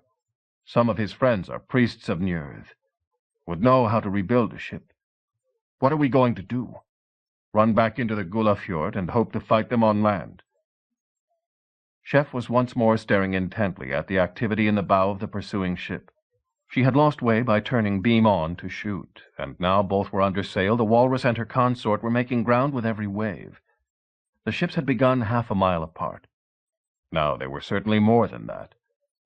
Even at that distance, though, Chef was certain that he could make out a tall figure, a tall female figure, standing in the very prow of the ship, long hair streaming disheveled. Ragnhild coming after him, chasing him however fast they sailed, into a long fjord with no other exit. And they were certainly doing something strange in the prow there. Could they have built a mule that did not need to be bedded low down and centrally in a ship? Light showed behind Ragnhild. Fire, a strong fire, blazing brightly. At the same moment, Chef's brain recognized the motions of the men round it. He had never seen a catapult being wound from in front of it before. But that was what they were doing. Had been doing, for they had just jumped back to clear the view for the shooter, just like Quicka's crew. Not a mule, one of the great dart shooters he had used himself to release Ella and to break Ivar Ragnarsson's army. As Chef turned to shout at Bronn to swerve again, he saw the light suddenly coming straight at him with inconceivable speed, rising and falling slightly, a bare 6 feet over the waves. Involuntarily, Chef cringed, bent forward, arms over belly, sure the machine would send the great javelin-sized bolt straight through body and spine. A thump just below his feet, sending him staggering. Instant reek of burning tar, burning wood. Bronn yelling hoarsely and a lurch as he abandoned the steering oar to look over the side. Then Chef was shoved aside by men running up from the waist of the ship with bailing buckets, trying furiously to lean over far enough to reach the water, scoop it up, throw it on to the great fire arrow that had slammed into the walrus. Come clean through her rear planking 3 feet from Chef's leg, was now setting fire to planks and thwarts at once. "Use the drinking water," shouted Bronn. The driblets of sea-water his crew were bailing up from the waves barely within reach were making no impact on the mass of pitch and tar on the bolt's head, jammed through the planks. And the fire was spreading. If it caught the sail... A man ran from the water barrel by the base of the mast, lost his footing and fell, bucket going wide into the bilge. Others hesitated, torn between the sea just out of reach and the water barrel too far away. Cuthred slouched from his place near the bow. No one had ventured to ask him to row. He had an axe in his hand. Standing over the fire arrow, he smashed 3 strokes down through the walrus's frail planking, bent over the side, thrust the bolt further through till the blazing head stood well out from the ship's inner side. Swung the axe again, shearing through the thick wood with one blow. Picked up the severed head, ignoring the flames that ran up his arm, tossed it over the side. As Cuthred turned sneering to Bronn, Chef realized that the ship behind them had yawed again. Machine war, he thought sickly. It comes too fast. Even a brave man wants to stop, to shout, "Wait till I'm ready!" Helplessly he saw the mulestone come blurring towards him, again seeming to come directly at him, not the ship, him personally, aiming for his rib cage, to shatter the thin bones and crush out the heart. The stone hit the water 30 yards short, bounced like a child's skimming stone, bounced again, and hit the walrus like a hammer just forward of the steering oar. Plank stove, a rowing bench hurled from its socket, green water poured through, but only a hole, not the complete shattering and disintegration of a ship struck on keel or stem post. You were a king before, Chef told himself. Now they say you are an over-king. And what are you doing? Cringing, waiting for help from a madman. This is not the way for a leader. You have destroyed men from a distance before. You never thought how you would behave when the other side had all the machines. Chef stepped up to the stern again, leaving the others to deal with the leak. Ragnhild's ship was still coming on behind them, while men worked to wind their machines, prepare for their next shots. One or other would sink them, once they had learnt to hold their hand till they were in proper range. Meanwhile, they had come back under full sail almost to their starting place. Chef could see a crowd down by the Thing harbor watching them. And just in front lay the island, the Gula-e, on which the Thing itself had been held in years gone by.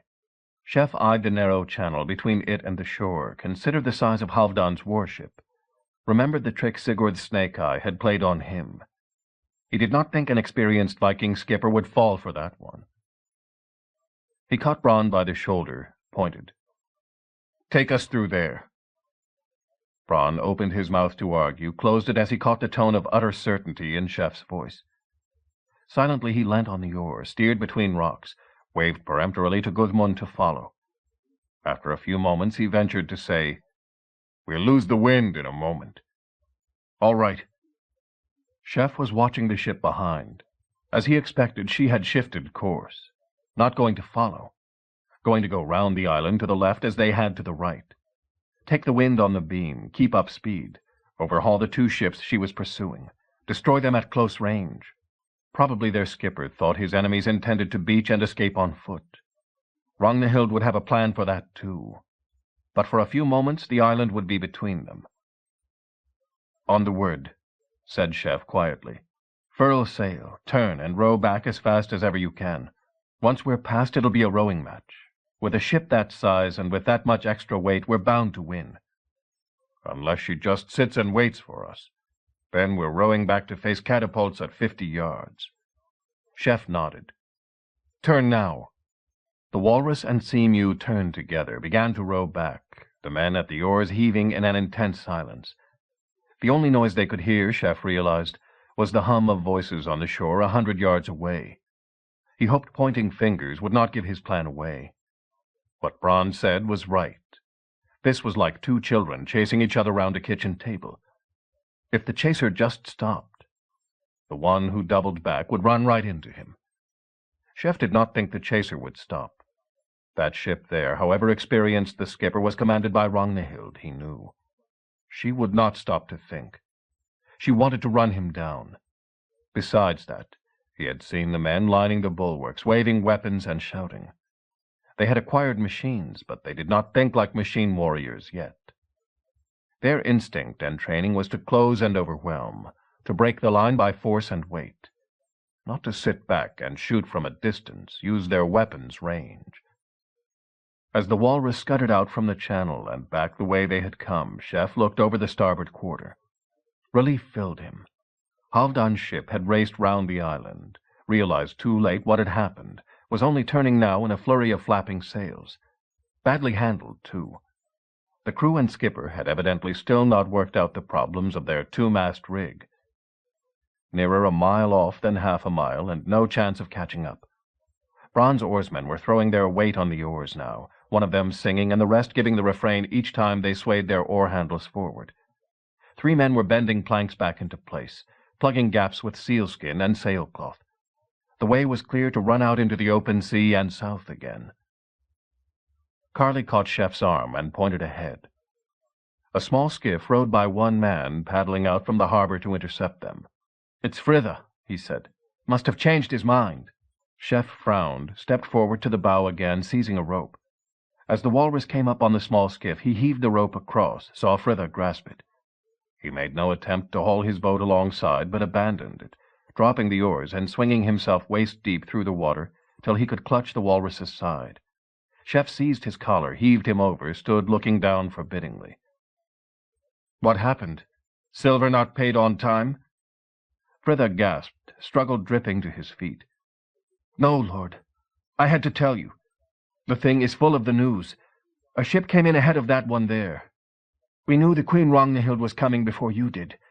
But the ship said another thing. As she sailed up the coast, the Queen, told every harbor along the coast that if you escaped her, she would pay a bounty for your head. A great bounty, all her inheritance. Every pirate in Rogaland is looking for you now, all along the coast, 200 miles of it." And Rogalanders are poor, Chef reflected, but they really mean business. He looked at Thorvin.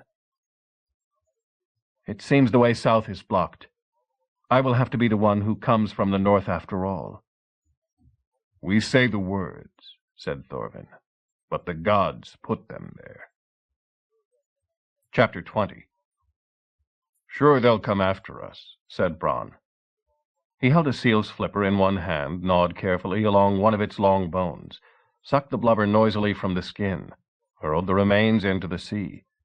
As an afterthought, he wiped both greasy hands carefully on his beard, rose to his feet, slouched off towards the boathouses of Hrafnsey, his island home. Over his shoulder he shouted, "But they won't find us, and if they do, we'll see them first." Chef looked after his retreating figure. Bronn worried him more and more. Chef had known him for almost 2 years now, and at no time could Bronn ever have been taken as a model of courtly etiquette. Nevertheless, by the admittedly low standards of Viking armies, his behavior had been normal enough.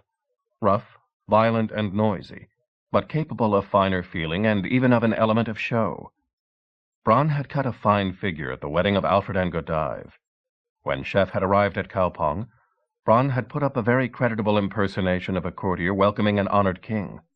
He had always been clean and careful about the hygiene of the camp. As the ships had run further and further north, racing up the seemingly endless coastline of Norway with the wind behind them, always the long, jagged coast to starboard and a turmoil of reefs and islands and tidal skerries between them and the Atlantic on the backboard, Bronn's behavior had steadily changed. So had his accent and that of his Hålogaland crew. They had always spoken oddly compared to the other Norwegians. As they neared the everlasting ice, their accents had thickened, their voices grown gruffer. They had begun to revel, it seemed, in oil and grease. They ate their bread ration soaked in seal fat, scattering pinches of salt on it. They ate the fish they caught raw, and sometimes alive. Chef had seen a man pluck a herring from the sea on his line, and sink his teeth into it immediately, the fish still flapping in his hands. One day Bronn had reduced sail as if looking carefully for landmarks, and finally steered into a beach. His crew had piled out whooping before the boat had even come to the shore, run up the beach to a cairn, and started instantly to demolish it and dig into the sand beneath.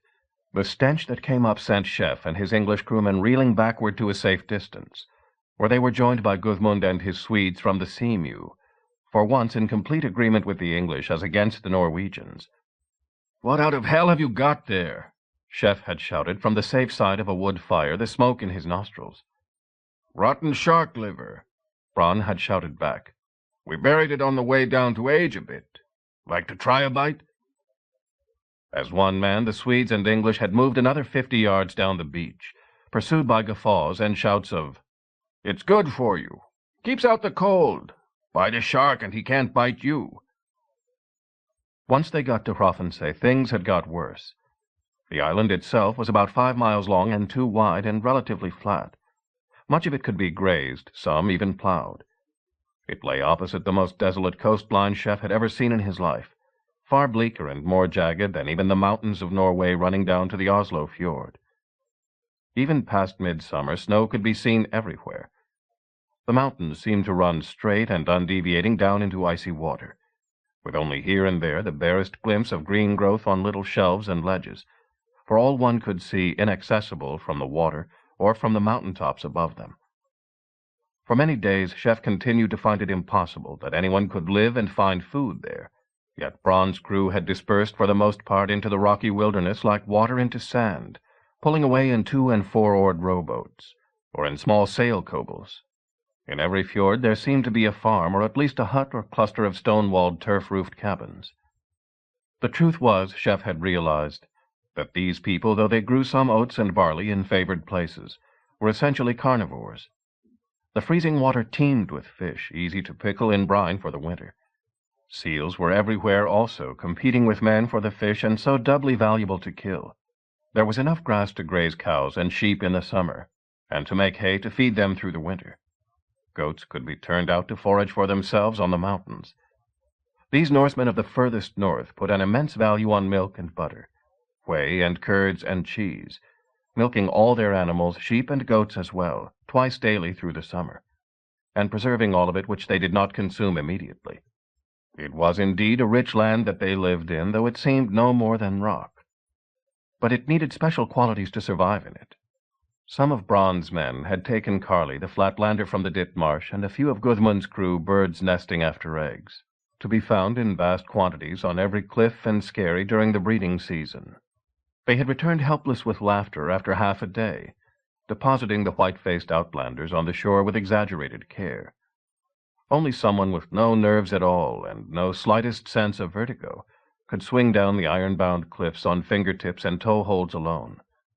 A man could not marry on Hrafnsey, Bronn had told Chef, till he had gone to a certain stone 200 feet above the jagged rocks of the shore, balanced on it, for it was a stone that moved in the wind, bent over the edge, touched his toes, and then pissed into the surf below. It was his grandfather's time since any man had slipped. The fear of falling had been bred out of Bronn's line and that of all his fellows. None of this had made the Hålogalanders easier to live with. From the start, Chef had worried about how they were to get away. Then he had worried about how, if they did not get away, and Bronn seemed content to wait for pursuit rather than try to counterattack or avoid it, they were to live through the winter with their great trail of useless mouths, Englishmen and Swedes who could not harpoon seals, climb cliffs, or digest the buried livers of the enormous basking sharks. "Catch more fish," was all Bronn would say. He seemed unworried about everything, content only to be back in his alien home, making plans only for the collection of the Finn tax. Chef had many things to worry about besides Bronn. They crowded on him as he lay sleepless in the short twilights of the northern summer. For one thing, on the long voyage up the coast, he had had time to talk to all his crew members, Quicke, Hama, Ud, Osmond, and the others, who had all occupied their time at the Gula Thing by collecting as much gossip as possible. The Norwegian thing-goers were startlingly well informed, though it was not so startling when you reckoned the volume of trade and warfare that passed through their hands. Piecing together what they had said, Chef realized that his own actions had caused far more repercussions in the Scandinavian lands than he had ever imagined. The whole of the Norse-speaking world was alive with interest in the new weapons that had defeated the Franks and the Ragnarssons. That was why high prices were on offer to genuine experts. The sea battle off the Elbe had also been reported on in detail, and plans for fitting catapults to ships were far advanced. There was no point in raiding to the south anymore, some said, till the Norse were on even terms once more, or better, against their English prey. Expectation was mounting, too, about the Ragnarsson's counterstroke. According to Osmond, the most accurate informer, there was very definite feeling that the Ragnarssons would have to do something. They had failed in Northumbria, failed to avenge their father properly. Lost one of their number, failed to avenge him, too. Failed at the start of their great counter-raid in the spring. Failed even to buy the man they saw as the origin of their misfortunes when he stood for sale on the slave block. That story was well known, Osmond said, and men were laughing openly as they heard about it. Wiser men felt that the Ragnarssons must do something. Only the year before it had been common knowledge that Sigurd the Snake-Eye meant to establish his brothers on the thrones of England and Ireland, and then return with their aid to unify all Denmark under his own rule, as had never been done since the days of the mythical Sköldungs. And now what did they say of him? That he could not catch a man on a sandbank with the tide coming in. Many laughed, Osmond repeated, but others said that you could be sure of one thing. The Ragnarssons would return from their forays in Scotland ready for some desperate stroke. Sensible kings in Denmark had forbidden their subjects to raid abroad, and were calling up their fleets and armies for home defense. And then there were the Christians stirring. Here it was Thorvin who had told Chef most. Thorvin, who had been so exultant the year before at the thought of Christian kings calling in Wayman missionaries. Now, he said, it began to look as if the boot were on the other foot. Report after report had come in to him of strange behavior in the markets and at the things of the South Scandinavian lands. Christian priests not just coming in to try to make converts, as they had for decades, among the slaves and the poor folk and the women of the country, usually finding themselves mocked and enslaved in their turn. No, coming in with a swagger and a guard, returning insult with insult and violence with violence, buying back their own, and asking questions. Questions about the raid on Hamburg 16 years before. Questions about kings. Writing down the answers. Not trying to save souls, no, looking for something. Thorvin had heard especially, and in tones of deepest admiration, about the man they called Bruno. But their chef had been able to tell Thorvin of what he had seen in the market at Hedeby, and of the conversation he had had afterwards. What had surprised him was not that the Vikings were impressed by Bruno. Anyone as fast and skillful as he was would naturally be a success in the Viking world, but that Bruno had continued on from Hedeby into the country of the Swedes, the Småland counties and the 2 Gotaland provinces south of the great Swedish lakes. Thorvin had told him one thing especially that he did not know before. "Do you know why so many of us are called Erik?" Thorvin had asked. "It is because of the Eriksgata. Or better, one should say the Enriksgata, the road of the one ruler. No man can become king of all the Swedes, it is said, unless he has traveled that road. It goes round all the things of all the provinces. The true king must go to each thing and declare himself king in each assembly, and overcome any and all challenge. Only once a king has done that is he king over all the Swedes." "And who was the last king who ever did that?" Chef had asked, remembering what Hogbarth had told him months before about the way you became a king, though it might be no more than king of the Eastfold or the fjord countries, or, as Chef had said mockingly, of the next midden or the further cow-buyer. Thorvin had pursed his lips and shaken his head slowly, remembering history so old it was myth. "Maybe King Ali," he had said. "Ali the Mad, uncle of King Athels. The Swedes say he was king over all Sweden, including the Gotlands and Skåne. But he cannot have held those lands for long. His nephew was put to scorn by King Rolf on Fyrisvellir Plain. You know. You saw that yourself," he added, reminding Chef of one of his own visions. It seemed to Chef sometimes that the wide-shouldered Bruno was touring the Scandinavian lands as if he meant to follow the Enriksgata himself, to make them Christian by force from above, rather than by conversion from below. If so, The Wayman victory in England with East Anglia and Alfred's kingdom would be cancelled out. And more, by Christian victory in the north. He could not imagine it would be so. Still, it fretted him that he had no news, no further news once every last bit of nourishment had been chewed from what his men reported. It fretted him even more that he was up here at the very last edge of the inhabited world, while great matters were stirring in the center, driven away to a land of birds' eggs and shark liver, while the armies marched in the south. And indeed the armies marched and the fleets maneuvered, while Chef and his men twisted rope and shaped wood, setting up catapults, mules, and dart shooters to cover every seaward entrance to Hrafnsay for the attack of Ragnhild. The Ragnarssons came down like a cloud on the Ditmarsh and the islands of North Frisia, sending King Hrorik into a frenzy of recruiting and appealing and gathering stores for siege in Hedeby. The Archbishop of Hamburg-Bremen, the ascetic Rimbert, hearing stronger and stronger reports from his agents in the north, doubled the forces of the Knights of the Holy Lance, and sent them in their own ships across the Baltic, with the enthusiastic support of his brothers in Cologne, and Mainz, and Trier, and even beyond. The Frankish descendants of Charlemagne bickered and sparred for the succession to Charles the Bald, with the new pope, the Popelet, men called him, lending his support now to one, now to the other. And in a season of unexpected peace, Godive's child grew in her womb, while her husband received the deputations of many kingless English counties, anxious to join in what they saw as the new golden age, without either church or pagans. But Chef waited on events, his whereabouts known to none, relieving his feelings only by constant work at the forge, and among his fellow craftsmen.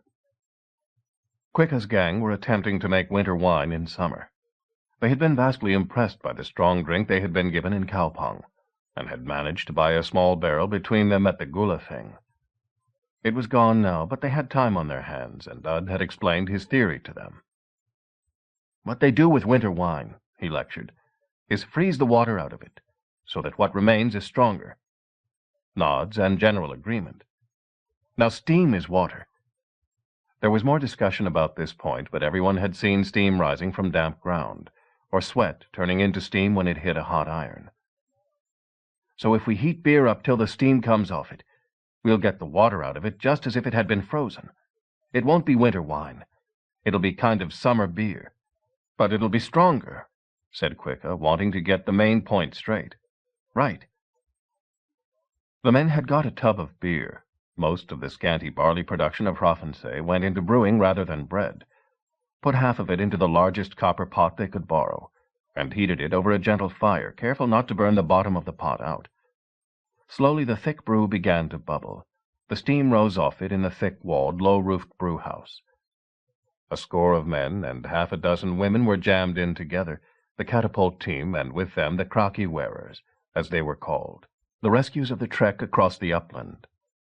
Udd, presiding, watched carefully, superintending the fire-tenders, beating away attempts at preliminary tasting with his largest beechwood ladle. Finally, watching the level in the pot, he judged that almost half of the beer had been steamed away. Two men lifted it carefully away from the fire, waited for it to cool.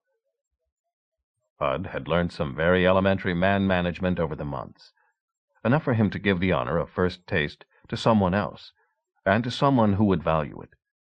He passed over Quicka and Osmond, the gang's natural leaders, called forward one of the recent rescues, a big, silent man whom the freed but still class-conscious English suspected of having been a thane of King Burgred before the Vikings captured and enslaved him. "Ceolwulf," he called out, "I expect you've been used to good stuff. Come and try this." The former thane stepped forward, took the wooden mug held out to him, sniffed the liquid, drank deeply, rolling it round his mouth before swallowing. "What does it taste like?" asked Carly anxiously. "Is it as good as the last barrel?" Ceolwulf paused to give weight to his words. "What it tastes like," he said, "is water that's been used for washing old musty grain. Or maybe it's very, very thin old porridge." Quicka seized the mug from him, drank deep in his turn, lowered the mug with an expression of complete disbelief. "You're wrong there, Ceolwulf," he said. "What this tastes like is gnat's piss."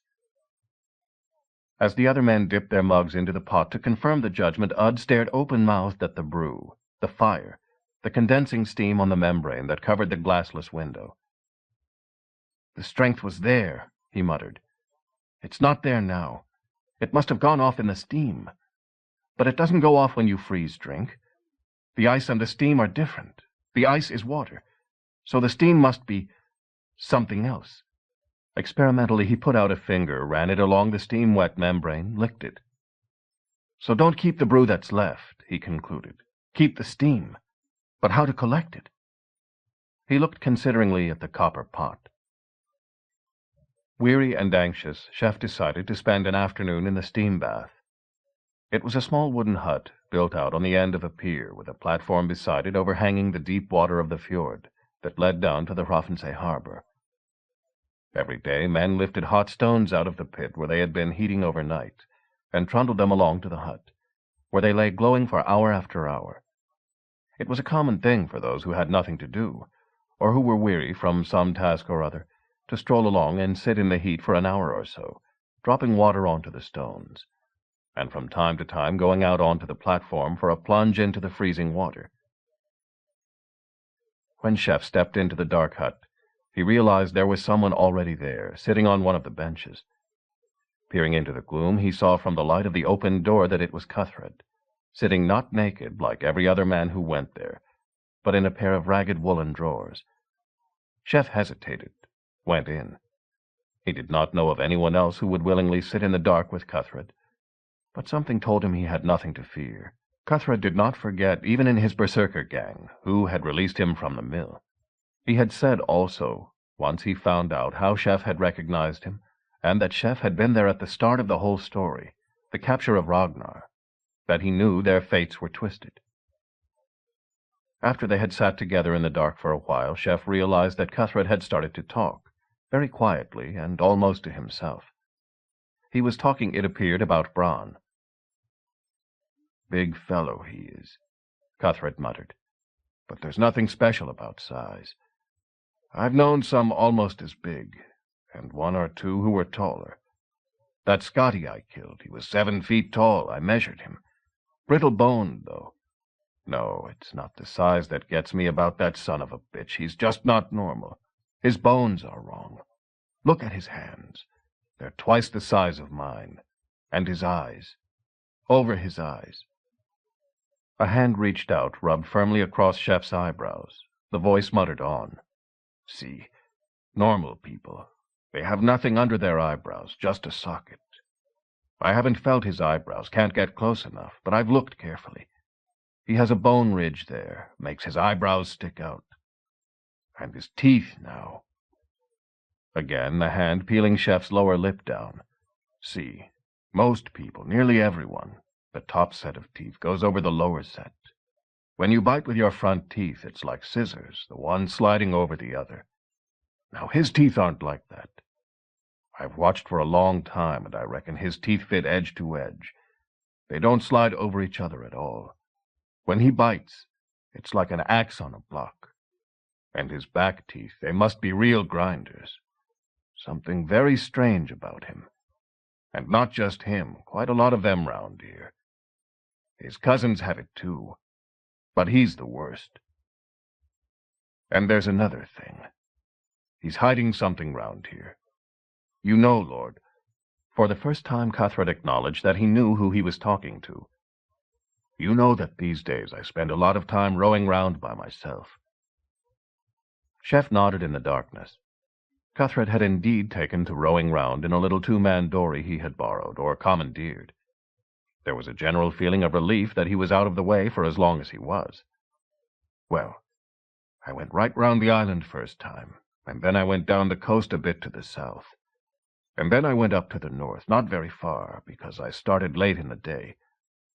But when I got back from that one, they were waiting for me at the dock. Bronn and about 4 of his cousins, all with spears and axes and their armor on, as if they were ready for trouble. Now, that got me mad right off. But I'm not as mad as they think I am. I reckon they'd have liked me to be that day. But I got out of the boat and got right up close to Bronn, where I could get my hands on him if anything started. He knew what I was doing. Now listen, he said, talking very carefully. I mean you no harm, but I want to give you a warning. Go round in your boat, that's all right. Go anywhere you like, round the island, out to the seal skerries, anywhere to the south. Not north. I've just been north, I said. No harm in that I could see. You can't have gone very far, he said. You just went up to Nestifjord. That's what they call the next big fjord north of here. That's all right, most of the time. The next one is Midfjord. You don't want to go in there. And the one after that? I asked him, pushing him a bit. Well, he shut his jaw like a wolf trap. In the end, he just said, You don't want to know about that at all. Stay away from it. That's strange, said Chef. After all, they go north often enough, all of them, to meet the Finns and collect the Finn tax. They say no one really lives north of here, not Norsemen anyway, just the Finns. But they seem to know their way north all right. But when the ships go north, Cuthred answered, they go outside the line of the skerries. I've been asking round as much as I can, and Martha, she asks the women folk for me. North of here, on the real coast, inside the skerries. That's no-go country. I wonder why. They're hiding something. When I walked off, after they'd warned me, I heard one of Bronn's cousins say something to him, trying to calm him down. Let him go, he said. He's no loss. So he really was trying to warn me of something they think really is dangerous, but they don't want it talked about just the same. Cuthred's low voice slowly drifted off to a list of other insults and spites that had been put upon him, while he toiled at the mill. Men and women who had mocked him, the bitter cold of the mountain winter, the way he had tried to block the shutter with dirt, the way the shutter kept opening again, faces that had appeared at the window, the way they had rattled the door trying to reach him in the night. Relaxing in the heat, Chef's mind slowly lost its incessant turning over of the problems of Bruno and Alfred and Sigurd and Olaf, of the dead Harald and Ragnhild. Yes, and Godive, too. His head sank back into the corner, against the pine-scented wooden walls. He dropped into an uneasy sleep. He was still in the dark, but a different dark, not the warm, comfortably scented, mildly companionable one he had left, but a place cold and still and smelling of earth and mold. Yet it was not an enclosed place. It was a road, and there was a mount beneath him carrying him along at an unearthly pace, with a strong swarming movement, as if it had more legs than a horse should. The horse was Sleipnir, Chef realized, the 8-legged steed of the father of the gods. But he, the rider whom Chef was accompanying in his dream, was not All-Father. He could feel what sort of a person it was, and it was not a god, but a man. A madman like Cuthred, but without Cuthred's reasons. The main emotion he felt it all the time, was a furious glee at meeting and overcoming obstacles. His memories were a blur of slashing and slicing and trampling, broken only by the oblivion of drink. Of Odin's mead. The rider of Sleipnir, something told Chef, was Hermod. It was a name he had met before, the name the champions had shouted in celebration and praise at the end of the long day's fighting at Valhalla. A champion for the day before the host of Odin, the Einherjar, returned to their hall, their death wounds magically healed, for an evening of carouse before the next day's contests. Hermod had won more often than any other hero, more often than Sigurd Fafnisbani, more often than Böðvar Bjarki. So they had chosen him for this exploit, the most vital Odin had ever dispatched a hero on. To bring back Balder from the dead. The chef mind that observed all this knew a little of the dead god Balder, had heard his story from Thorvin. Now it came to him not as a story, but as a series of flashes of sight. Balder, Odin's son, most beautiful of all the gods. Though he was a male god, he was too beautiful to be called handsome. Chef could see no picture of him, just a blur through Hermod's mind of brilliant light, that seemed to blaze from the flesh of the god. So beautiful was Balder that the gods, fearing ever to lose him, had made all created things take an oath not to harm him. Iron had sworn, and fire, and disease, and terrible old age, and the giant brood even, unable to resist his beauty, and every fish and snake and animal in the world, and every tree in the wood. One thing had not sworn: the little, weak, sappy mistletoe plant that climbs up the oak tree. It could do no harm if it wanted to, or so the gods reasoned. And once the oath had been taken, Balder was invulnerable, and so the gods, amusing themselves in much the same way as their earthly followers, made sport out of setting up Balder the Beautiful as a target, and throwing at him every kind of edged and pointed weapon that came to hand. One god could not join in, Hoth, Balder's brother, who was blind. But one day a voice came to him in his blindness and said, would he not like to join in? Yes, he replied, but I am blind. And the voice said, I will set you in the right place and direct your arm. Throw this. And the voice put in his hand a spear made of the mistletoe plant, but hardened with magic arts. The voice was Loki's, the trickster of the gods, enemy of gods and men, father of the monster brood. Hoth took the spear and threw. Hermod's ears were still ringing with the great cry of lamentation that went up when the gods, and then all other created things, realized that Balder was dead. Realized because of the way the light went instantly out of the universe, so that all things became mundane and dreary and dull, as they have stayed forever since.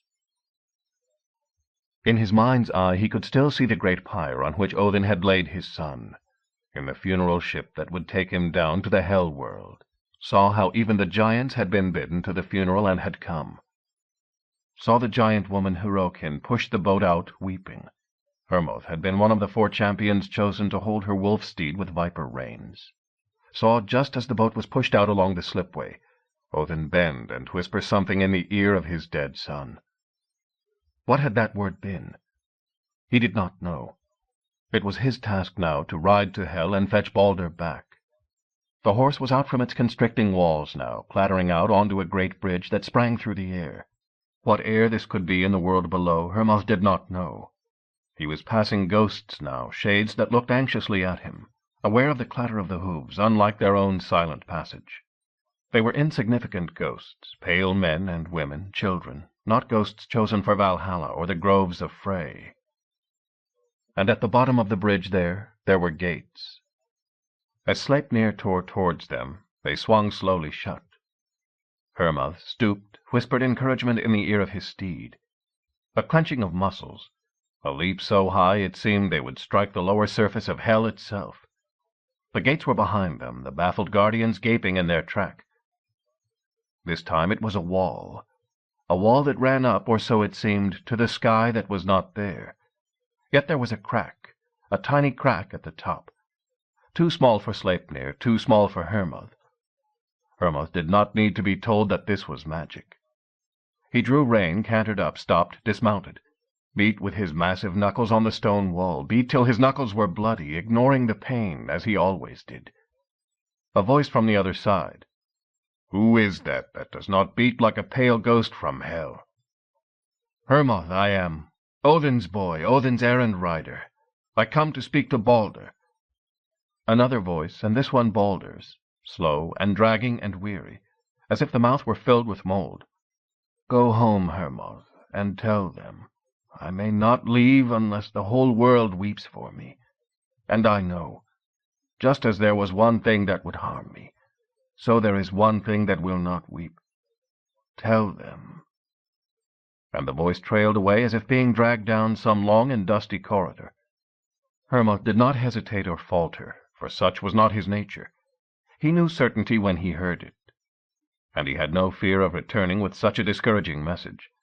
He mounted and turned again to ride back, thought for a moment, reached inside his tunic, where he had stowed a black cock from Asgard, one of Odin's own breed. He whipped the knife from his belt, slashed the head from the cockerel, threw first the head and then the body with the accuracy of the great ones, through the crack between wall and sky. A moment later he heard a sound through the stone wall, a sound so strong it seemed to make the wall reverberate. A cock crowing. Crowing for dawn, for new life, for resurrection. Wondering, Hermod turned to ride back through Hellgate and over the Yalar Bridge that divides the Hell world from the other 8. He did not know what this meant, but he did not think it would be a surprise to Odin. What was it that Odin had whispered to his dead son on the pyre? Chef's head jerked upright, conscious that something was going on outside. His body ran with sweat. He had slept too long. For an instant he thought the shouting must mean that at long last Ragnhild had come, as she had done once before when he slept in the steam room. Then his ears caught the sound of exultation, delight, not dismay. They were shouting something. What was it? The wind? The wind? Cuthred was at the door, gripping the handle. The door had stuck, as they often did in the heat, and Chef's heart thumped for an instant. Few worse fates than dying baked in the heat of a steam bath, but it had been known to happen. Then the door snapped open, and the light and cold air streamed in. Cuthred took 2 paces out and leapt over the railing into the water below. Chef followed him, gasping as the bitter cold water closed over his head. After his experience on the ice, Chef had thought he would never willingly enter cold water again. But steam baths changed your mind. The 2 men swam together to the ladder that led out to the platform where they had hung their clothes, climbed out, gaping at the horde of running men who seemed to have appeared from nowhere. They were running down to the boats, all of them. Not the sea-going boats, the Walrus and Seamew, but the dories, the rowboats. Hauling out boats Chef had never seen. And there were other boats pulling into the harbor like demons, with the men of the fjord shouting. All shouting the same word. This time Chef caught it. Not the wind. Begrind! Begrind! Chef and Cuthred stared at each other. Down below at the harbor, Bronn saw them slowly rubbing themselves dry. He made a trumpet of his hands, bellowed up to them. "We are leaving your men behind. No room in the boats for idiots when the Grind comes. You 2 follow if you want to see something." Then he was off in a boat, balancing on the thwart with a great lance in his hand. Cuthred pointed to the little 2-oar boat he had commandeered, tied up 10 feet away on the shore. Chef nodded, looked round for his narwhal-hilted sword, remembered that as usual he had left it by his bunk. No time to go for it now. He had the eating knife strapped to his belt. Cuthred stowed sword and spiked shield, as ever, in the bottom boards, grabbed the oars, began to pull out into the long fjord that led to the open sea. As they rowed out, Chef saw the English catapultiers standing by the machines that now guarded entrance to the harbor. They were shouting, "What? What is it?" Chef could only shrug helplessly as Cuthred rowed on. Chapter 21. As Cuthred rowed the 2-oared boat down the fjord, Chef saw a young man bounding down the rocky slope from one of the outlying farmsteads, waving desperately to be picked up. Chef signed to Cuthred to pull over. "Maybe he can tell us what's going on." The young man stepped out from one sharp-pointed rock to another, gauged the rise and fall of the boat on the waves, and dropped into the prow like a seal sliding onto a rock. He was smiling broadly. "Thanks, mates," he said. "The Grind comes every 5 years, maybe. I don't want to miss it this time." "What is the Grind?" said Chef, waving down Cuthred's furious scowl. "The Grind?" The young man sounded as if he was unable to believe his ears. "The Grind? Why, it's when the whales come, in a flock, a school. Come inside the skerries. Then, if we can get outside them, we drive them inshore, beach them, kill them. Blubber, oil, whale meat for the whole winter." His teeth showed in an ecstatic grin. "Kill a school of whales?" Chef repeated. "How many will there be?" "Maybe 50, maybe 60. "Kill 60 whales," snarled Cuthred. "If you could do what you lying Norse walrus get, you could never eat them if you sat still and ate till doomsday." "They're only the pilot whales," said the young man, sounding hurt. "Not the sperm whales or the big baleen whales. They're only 10, 12 ells long." 15 to 18 feet, thought Chef. Maybe it could be true. "What do you kill them with?" he asked. The young man grinned again. "Long lances," he said. "Or else this." He pulled a knife from his belt, long, broad, single-edged. Instead of a plain point, it had a long, sharpened hook. Sharpened, Chef could see, on both its outside and inside edges. "A Grind knife," the young man said. In his thick accent, the F became a V, the long I an OI. Grindart Neuver. Jump out of the boat in shallow water, straddle the whale, feel for its backbone, stab into the side of it, pull back, cut the spine. Ha ha! Much meat, fat for the winter. As the boat emerged from the mouth of the fjord, the young man looked round, saw the trail of dories all pulling rapidly away from them to the north, and without further words, sat down on the thwart next to Cuthred, took an oar and began to row alongside him. Chef was surprised to see a sour grin on Cuthred's face, perhaps at the young Norseman's obvious assumption that Cuthred the mighty berserk needed assistance. Ahead of them, Chef saw the boats eventually ease to a halt, form a loose circle on the waves. And then, perhaps a half-mile beyond, Chef saw for the first time the school of whales they were pursuing. First a slow white spout against the grey sea, then another, then more of them all together, and beneath them just a glimpse of black backs rolling easily in turn. The men in the boats saw the rise as well. Chef could see them standing up, shaking their long-headed lances, and hear faint cries of excitement. Even from a distance, though, he could hear Bronze Bull roar shouting them down, giving what sounded like a long string of explicit orders, boat by boat. "You have to have a grind, Captain," the young man explained between strokes. "If the boats do not work together, the whales will slip out. Everybody works together, and then we all share equally. 1 share for each man, 1 share for each boat. Captain gets a double share." Chef's boat came up with the main cluster just as they began to separate and move off. At the last moment the young man stood up, hailed a relative, and stepped from boat to boat with the same ease that he had joined them, pausing only to wave a cheerful farewell. Then all the Norse whale boats, mostly 4 or 6 oared, moved off in a long unraveling string. Bronn, positioned at the center of the line, turned to Chef as his boat moved off and shouted across the waves, "You two, stay at the back, and don't do anything. Keep out of it." For a long time Cuthred swung determinedly at the oars, maintaining station on the last boat in the long line. He seemed, Chef thought, looking at his sweating frame, to have grown even stronger in the last few weeks, as solid food put a layer of fat over his tight-drawn mill-slave muscles. Yet it was hard work for one man to keep up even with the 4-oared boats, all manned by skilled seamen. Cuthred stuck to it grimly. But in any case, the whale-boats were not rowing at their maximum speed all the time.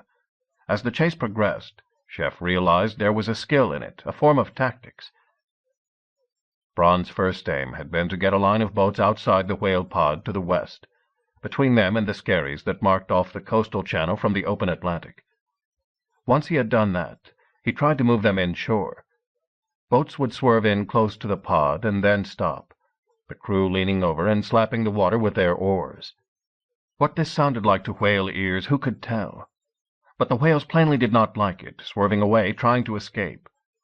Sometimes they tried to accelerate, to get round the far end of the line of boats. Then the lead dories would swing across, beat the water, force them to slow or turn back. Once it seemed as if the whale leader had decided to turn round and swim back to the south, towards Chef and Cuthred, bringing up the rear. For minutes the water was churned by black backs, swarming close together, some swimming forward, some already turning back. Then all the boats moved in together, shouting and splashing, herding the whales towards the rocky shoals they feared. Bronn was relying also on panic, Chef realized as he got them moving again. And he had a particular place in mind. It was not enough to drive the whales onto the rock-bound coast. If it came to that, they might turn and break through the line by sheer force.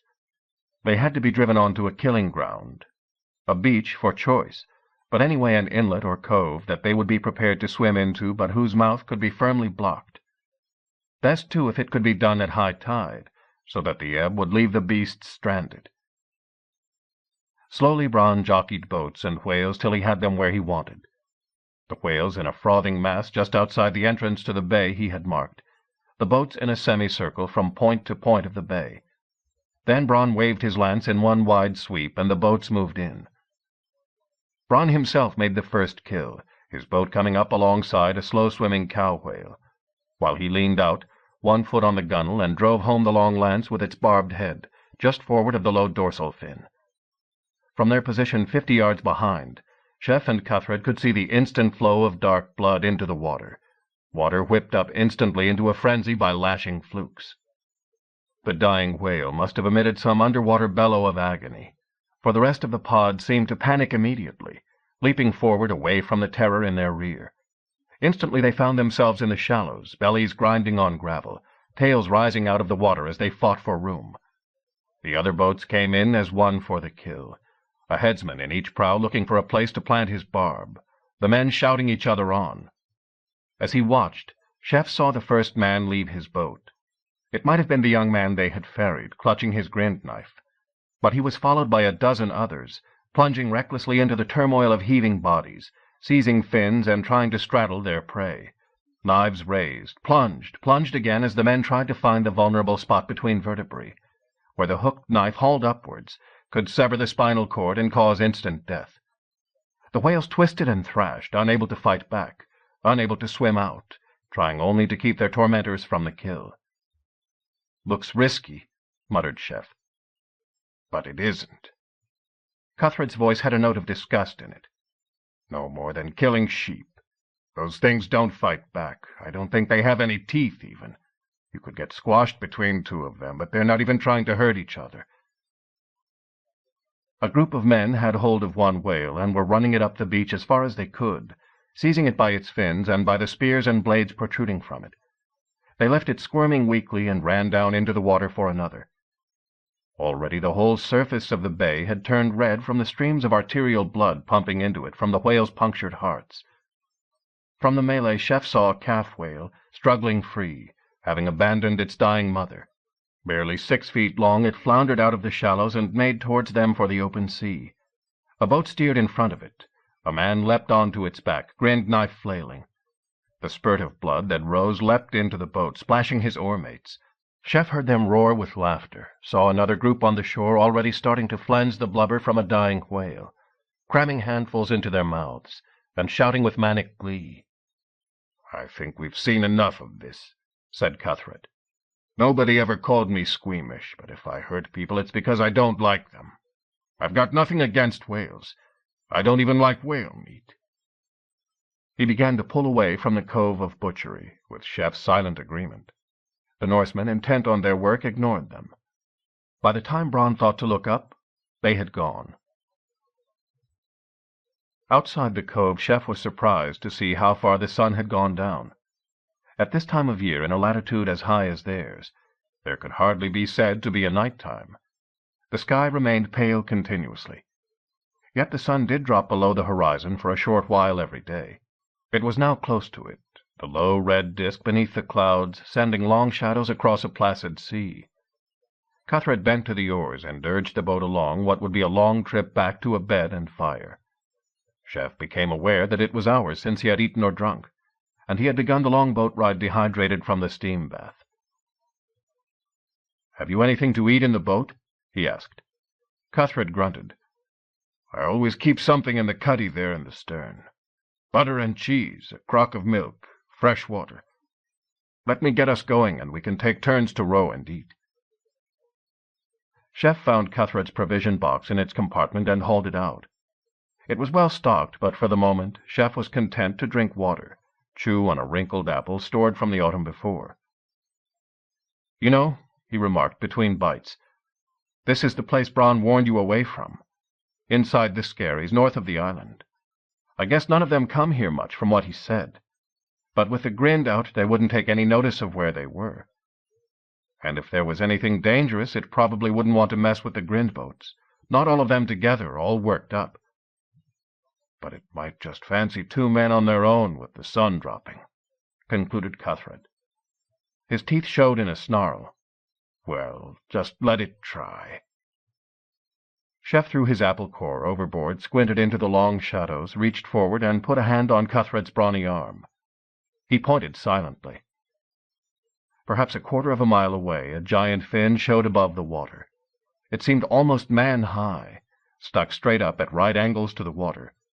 A black back showed beneath it, and then more of them, fins coming up out of the water, backs swirling and then dipping down like the top of enormous wheels.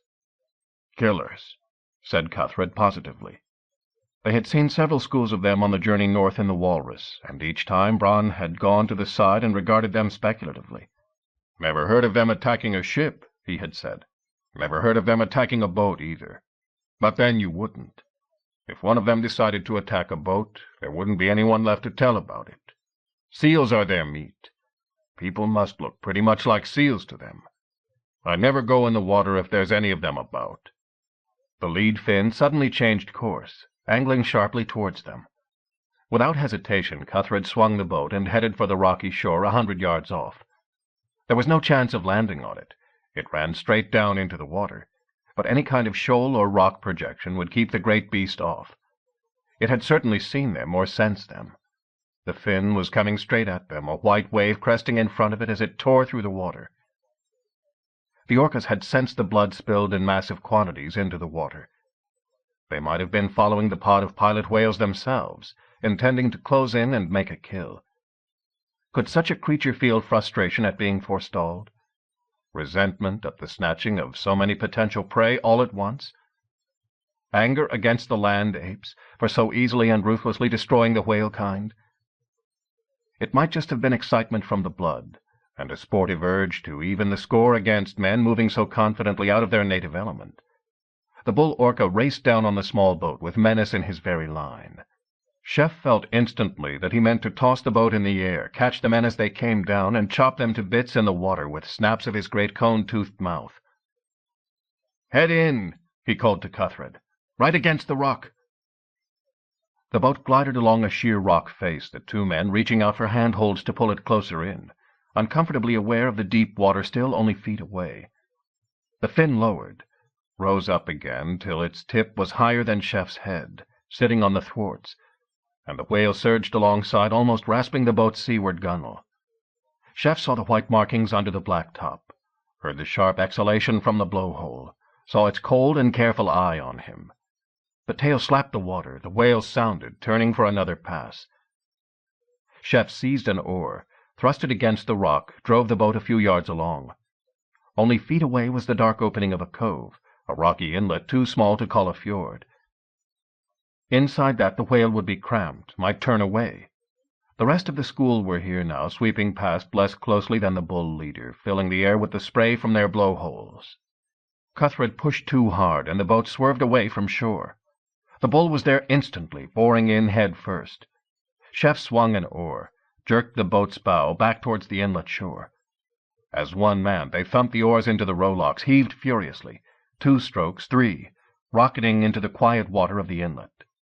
Something beneath them, lifting them irresistibly. The boat almost out of the water, starting to tip. If he fell in the water, Chef knew the next thing he would feel would be great jaws about his middle. He hurled himself sideways, kicking with all his strength, and landed with one leg in the water and the other foot on a tiny rock ledge. A thrust, a heave, and he was scrambling onto a tiny flat place, a hearthrug-sized patch of shingle on the rocky shore. The boat turned over completely as the whale shook its body.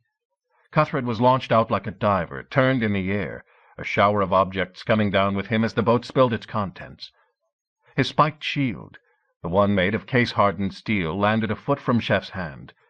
He watched numbly as Cuthred splashed into the water and the whale turned. Cuthred trod water for an instant, then seemed to find footing under him. He stepped backwards towards the land, only 6 feet from where Chef crouched, still thigh-deep. Somehow his sword was in his hand. He leveled it at the great black and white jaws boring in. The whale swerved, and as it did so, Cuthred thrust forward in a classic long point, arm and body rigid. A thump of contact, a sudden flurry, a slap of water from the tail. Then the whale was gone, leaving a thin trail of blood in the sea and shattered planks where the boat had been. Cuthred slowly straightened, wiping his sword on his wet sleeve. The provision box floated a few feet from him. He stepped forward again up to his middle and without haste gathered it in, turned and waded over to the ledge where Chef still crouched motionless. "How do we get off here, then?" he asked. "I don't fancy swimming."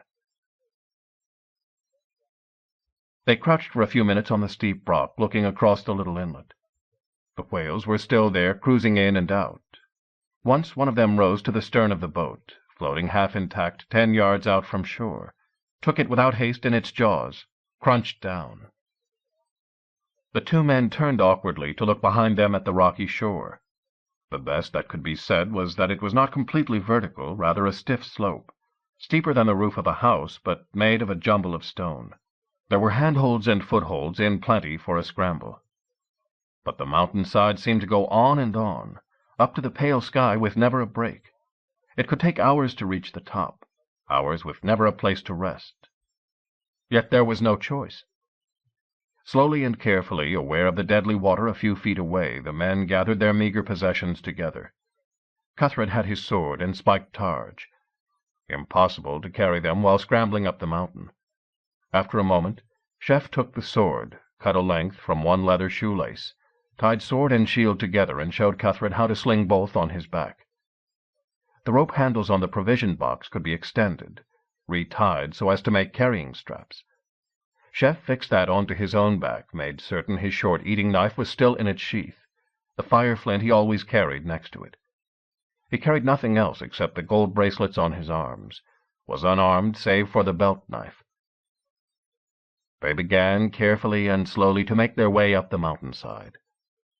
For what seemed an age, they crept from rock to rock, on all fours all the way, trying to angle round vertical precipices, never quite coming on the impassable, never finding a place to stop, to sit, or even stand in safety. Chef's thigh muscles began to wake, then to jump spasmodically. At any moment he felt the cramp might strike. Then he would lose his grip and fall, or roll all the way to the water. Looking down, he saw nothing but unforgiving stone all the way down to the metal-gray sea, still patrolled by the orca fins. He forced himself to thrust himself up another few feet. Brace a foot, push again, haul with all the failing strength of his arms.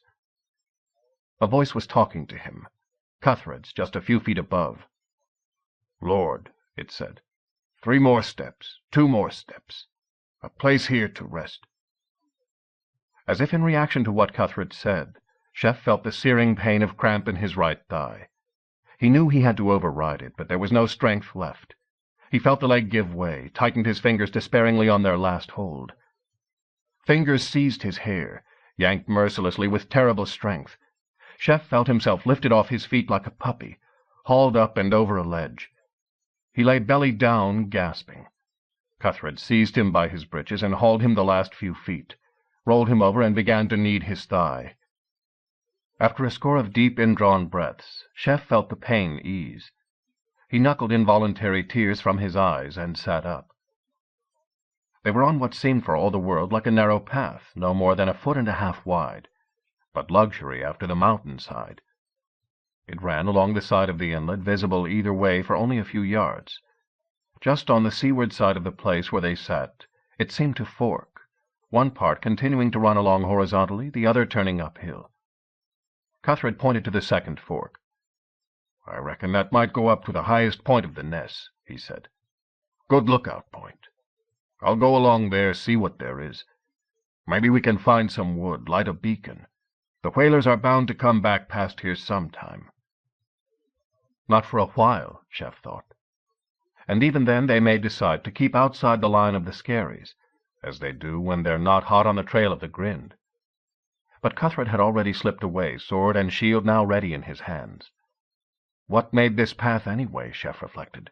Goats? What else could live up here but mountain goats? Strange that they had worn such a clear track. Suddenly aware again of his own hunger and thirst, he unslung the provision box, pulled out the milk crock, took a long, slow draught of it.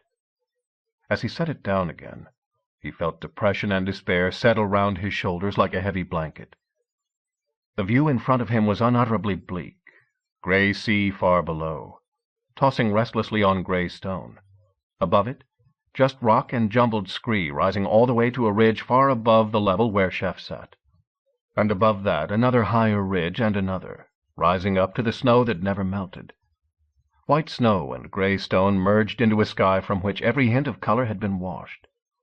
No hint of green grass, no hint of blue sky, only the everlasting paleness of the high latitudes. Chef felt as if he were at the end of the world and about to fall off it.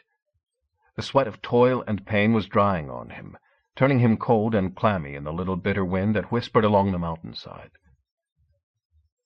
If he died here, who would know? The gulls and the carnivorous skuas would eat his flesh, and then his bones would bleach forever in the wind. Bronn would wonder what had happened for a while. He might never bother to pass word to the south to Godive and Alfred. They would forget him in a few seasons. His whole life seemed to Chef, in those moments, to be a remorseless pursuit from one disaster to another. The death of Ragnar and the beating he had got from his stepfather. The rescue of Godive and his blinding. The battles he had fought, and the price he had paid for them. Then the stranding on the sandbank, the march to Hedeby, the way Rorik had sold him to the Way in Kaupang, the disaster on the ice, his betrayal by Ragnhild, and the killing of little Harald. It all seemed of a piece. Momentary success, bought by pain and loss. And now here, stranded beyond hope of rescue, in a place where no human foot had trod since the beginning of time. Maybe it would be better to let go now, fall down the hillside, and vanish from sight forever. Chef slumped back, shoulders against the stone, the provision box still open by his side. He felt the sight coming on him, taking over his mind and body in his exhausted, waking swoon. "I told you before," something told him. "Remember the wolves in the sky and the serpents in the sea. That is what the pagans see when they look at the world. Now see another picture." Chef found himself in the body of another man, like himself, exhausted, in pain, close to despair and even closer to death. The man was stumbling along a rocky slope, not as steep as the one Chef had just climbed. But the man was in worse shape. There was something heavy on his shoulder, grinding into it, but he could not put it down or move it to the other. It was rubbing grimly into his back, too, and the back was afire.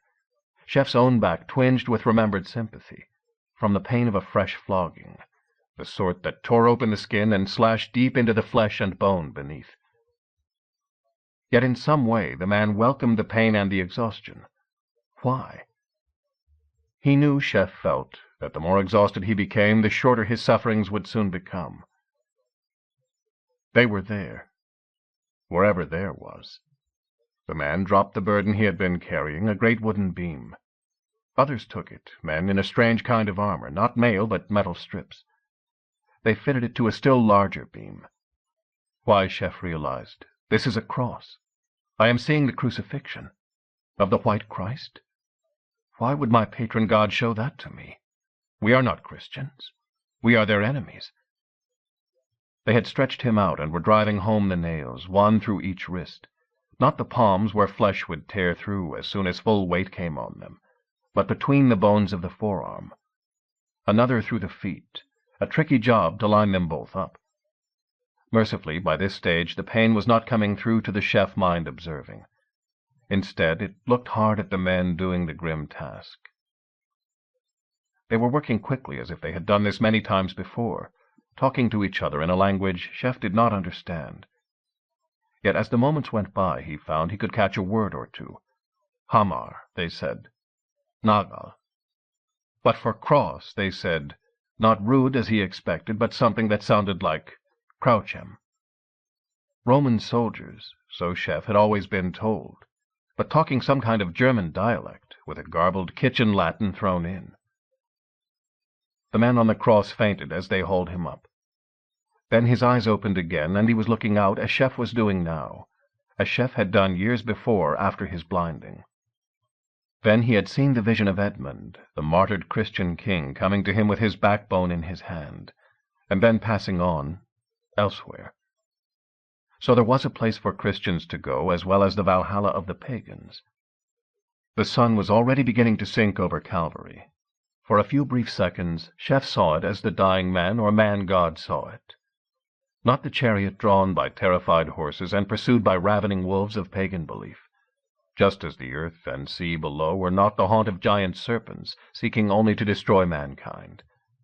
Instead, the man looking up saw not chariot nor disk of gold, but a glowing bearded face looking down, full of both sternness and compassion.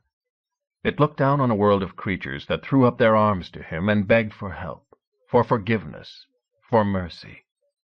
"Eloi, Eloi," cried the dying man, "lama sabachthani." My God, why hast thou forsaken me?" The glowing face shook in denial. Not a forsaking, a cure. A bitter potion for the sins of the world, an answer to the beseeching arms. And now a final mercy. A man stepped forward from the ranks drawn up at the foot of the cross, red cloak above his armor, red hackle cresting his iron helmet. "Ino," he said in the same half-German gabble that his soldiers had used. "Giba me thin lankia." "Enough. Give me your lance." The dying man found a sponge at his lips, sucked at it feverishly, tasting the thin, sour wine that the soldiers had as a daily ration to mix into their water. As the blessed relief flowed down his parched throat, tasting better than anything he had drunk in the world before, the centurion below freed the lance from the sponge he had held up, dropped it 2 feet, poised it carefully, and then thrust home under the ribs to split the convict's heart. Blood and water ran over his hand, and he gazed at the mixture with surprise. At the same moment he felt the world shift around him, as if something had forever altered. He looked up, and instead of the grim, burning sun of this parched and desert land, he saw what seemed to be his own dead father's face smiling down at him. Around him a thrill of exultation seemed to rise from the sand, and beneath his feet a cry of relief came from the rocks, from under the rocks, from hell itself, where the prisoners saw their promised salvation. The centurion swayed, caught himself, looked down again at the ordinary issue lance dripping blood and water down his hand and arm. "Now that is what the Christians see," said the voice of his guardian to Chef. "They see a rescue from outside, where the pagans see only a fight they cannot win and dare not lose. All well and good, if there is a rescuer." The vision faded, left Chef sitting on the barren rock. He blinked, thinking about what he had seen. The trouble is, he saw in a moment of contrast that the Christians put their trust in rescue, and so do not struggle for themselves, just put their faith in their church. The pagans struggle for victory, but they have no hope. So they bury girls alive and roll men under their longships, for they feel there is no good in the world. The way must be between these two. Something that offers hope, which the pagans do not have. Even Odin could not bring back his son Balder from the dead. Something that depends on your own efforts, which the Christian Church rejects. To them salvation is a gift, a grace, not something mere humanity can earn.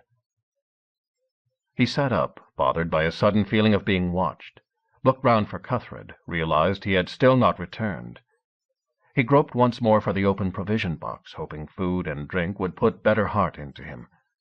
More milk, thick cheese, and biscuit. Seemingly sprung from out of the stone, a figure appeared before him. Chef found his mouth hanging open in mid-bite. Chapter 22. It took Chef a moment to realize that the figure was a little boy, a young child. Yet he was hardly little. He stood about 5 feet high, no shorter than Ud the metalworker, and a good deal broader. He could have been a small man. Yet something in the earnest innocence of his stance suggested youth. And he did not look like any man at all. His arms hung low, his head slanted forward on an impossibly thick neck. Small eyes peered out under heavy eyebrows. He was dressed in nothing. No, he had on a rough kilt made of some kind of skin, but it almost vanished against his own pelt. The child was covered from head to foot in long gray hair. His eyes were fixed unmoving on the piece of cheese Chef was in the act of lifting to his mouth. His nostrils flared suddenly as he smelt it, and thin drool began to run from the side of his mouth. Slowly Chef took the cheese from the biscuit he had laid it on and passed it wordlessly to the strange boy, who hesitated, not wanting to come closer. Finally he came forward 2 paces in a kind of awkward shamble, stretched out a long gray arm and snatched the cheese from Chef's hand. He sniffed it, the nostrils flaring again, and then took it into his mouth with one sudden snap. He chewed, eyes closing in a kind of rapture, thin lips pulled back over what seemed to be massive canine teeth. His feet shuffled in an incongruous, involuntary dance of glee. Finns can't turn down cheese or milk or butter, so Bronn had said. He did not think this creature was a Finn, but maybe it felt the same way about food. Still moving gently, Chef handed over the crock with the remains of Cuthred's milk in it. Again, the careful exploration with the nostrils, the sudden decision and the instant draught. As he, or it, drank, it bent its knees oddly so as to tilt its body back. It could not throw its head back to drink like a proper person, Chef realized. Finished, it dropped the crock. The noise as it shattered on the stone seemed to startle it. It looked down, looked across at Chef. Then there was no doubt it said something, and the something had all the tone of, "I'm sorry." But Chef could understand not a syllable of what it said. And then it was gone, whisking away down the path for a couple of paces, and then just gone, vanished, gray pelt merging with the gray stone. Chef scrambled to his feet and ran stiffly to the point where it had disappeared, but there was nothing to be seen. It had vanished like his own dream. One of the Huldu folk, Chef thought. You have seen one of the hidden people, the people who live in the mountain. He remembered Bronn's tales of the things that pulled people under water, the long gray arms stretching out to seize boats, and the tales Quicka and his gang told of men caught in the mountains by female trolls and forced to serve them. They had been telling one only the other night, of a great wizard, a wise man, who had made it his task to free some island in the Northlands from the trolls and the hidden people. He had gone all over the island, saying the words of power and driving the creatures out so they could harm men and women no more. In the end, he had had himself lowered down the last cliff on the island to finish the job. But as they let out the rope from above, a voice had come from the cliff itself. "Manling," it had said, "you must leave some place for even the hidden folk to be." And with that a gray arm had come from the cliff and plucked the man from his hold and hurled him onto the rocks below. It didn't make sense, Chef had told them. Who could have heard the words but the man on the rope, the man hurled to his death a moment later? Suddenly the story seemed to make much better sense. Cuthred was still nowhere to be seen. Chef opened his mouth to shout, closed it. Who could tell what might hear? He picked up a stone flake from the ground, scratched an arrow on the lichen-covered stone, pointing in the direction he was taking, inland. He left the provision box lying and began to sidle along the rocky narrow path as fast as he could. It twisted on along the side of the inlet, but far above it for perhaps half a mile, often narrowing to a bare foothold, never quite vanishing entirely. One of Bronn's birds' nesters would have followed it without hesitation. Carly the Flatlander would have frozen with terror. Chef, a Flatlander too, hobbled on carefully, sweating with fear and exertion, trying not to look down.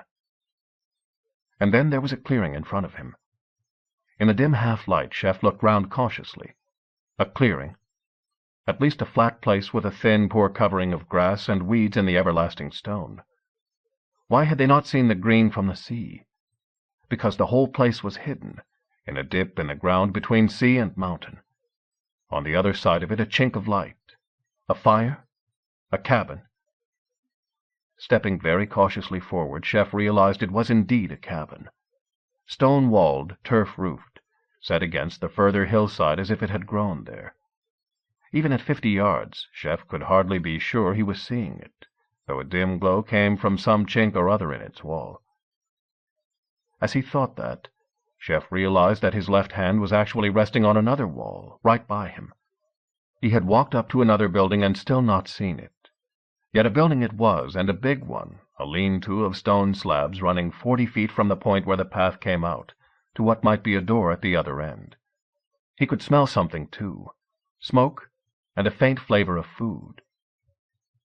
Hand on knife, and moving as gently as a fowler creeping up on a nest, Chef ghosted up to the door. Not a door, a leather curtain pegged across. He slipped the thongs off the pegs and eased inside.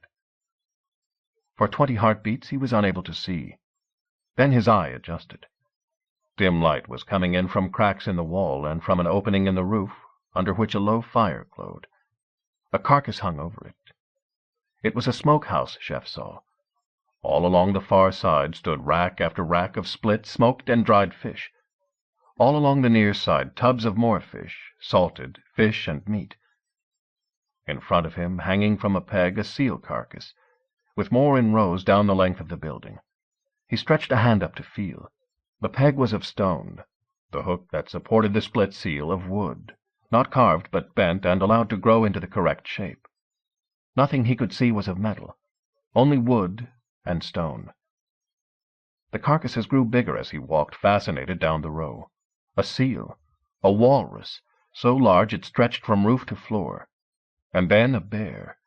Not the brown bear of the forests in the south, common in Norway, still to be found in the deep woods of England. No, a creature as much bigger than that as an orca was bigger than a porpoise, far bigger than Chef as it hung there, flitched and jointed. White fur still showed on it here and there. It was a great white bear like the one that had furnished Bronn's best robe, an animal that had cost 3 lives to bring down, or so Bronn said. He was almost at the smoke now, where the fire glowed and the light came in from the roof. What was this creature that the mighty hunter of the mountains had brought down? Not a seal, not a walrus, not a porpoise, nor a bear. Chef realized that there, turning gently in the smoke, hanging from a peg, was a man. Halved, stripped, gutted, and chined like a pig, but still certainly a man. Others, too, racked behind him, men and women as well, hanging like so many flitches of bacon, some by the throat, some by the feet. The women's breasts drooped on their naked flanks. Chef saw that there were other things piled carelessly in a corner. Clothes, mostly, thrown there in disorder. Glint of metal here and there, silver and enamel work and iron, too. Whatever had caught and killed these people cared nothing for booty. It had all been tossed aside like horns or hooves or anything inedible. Was there a weapon there?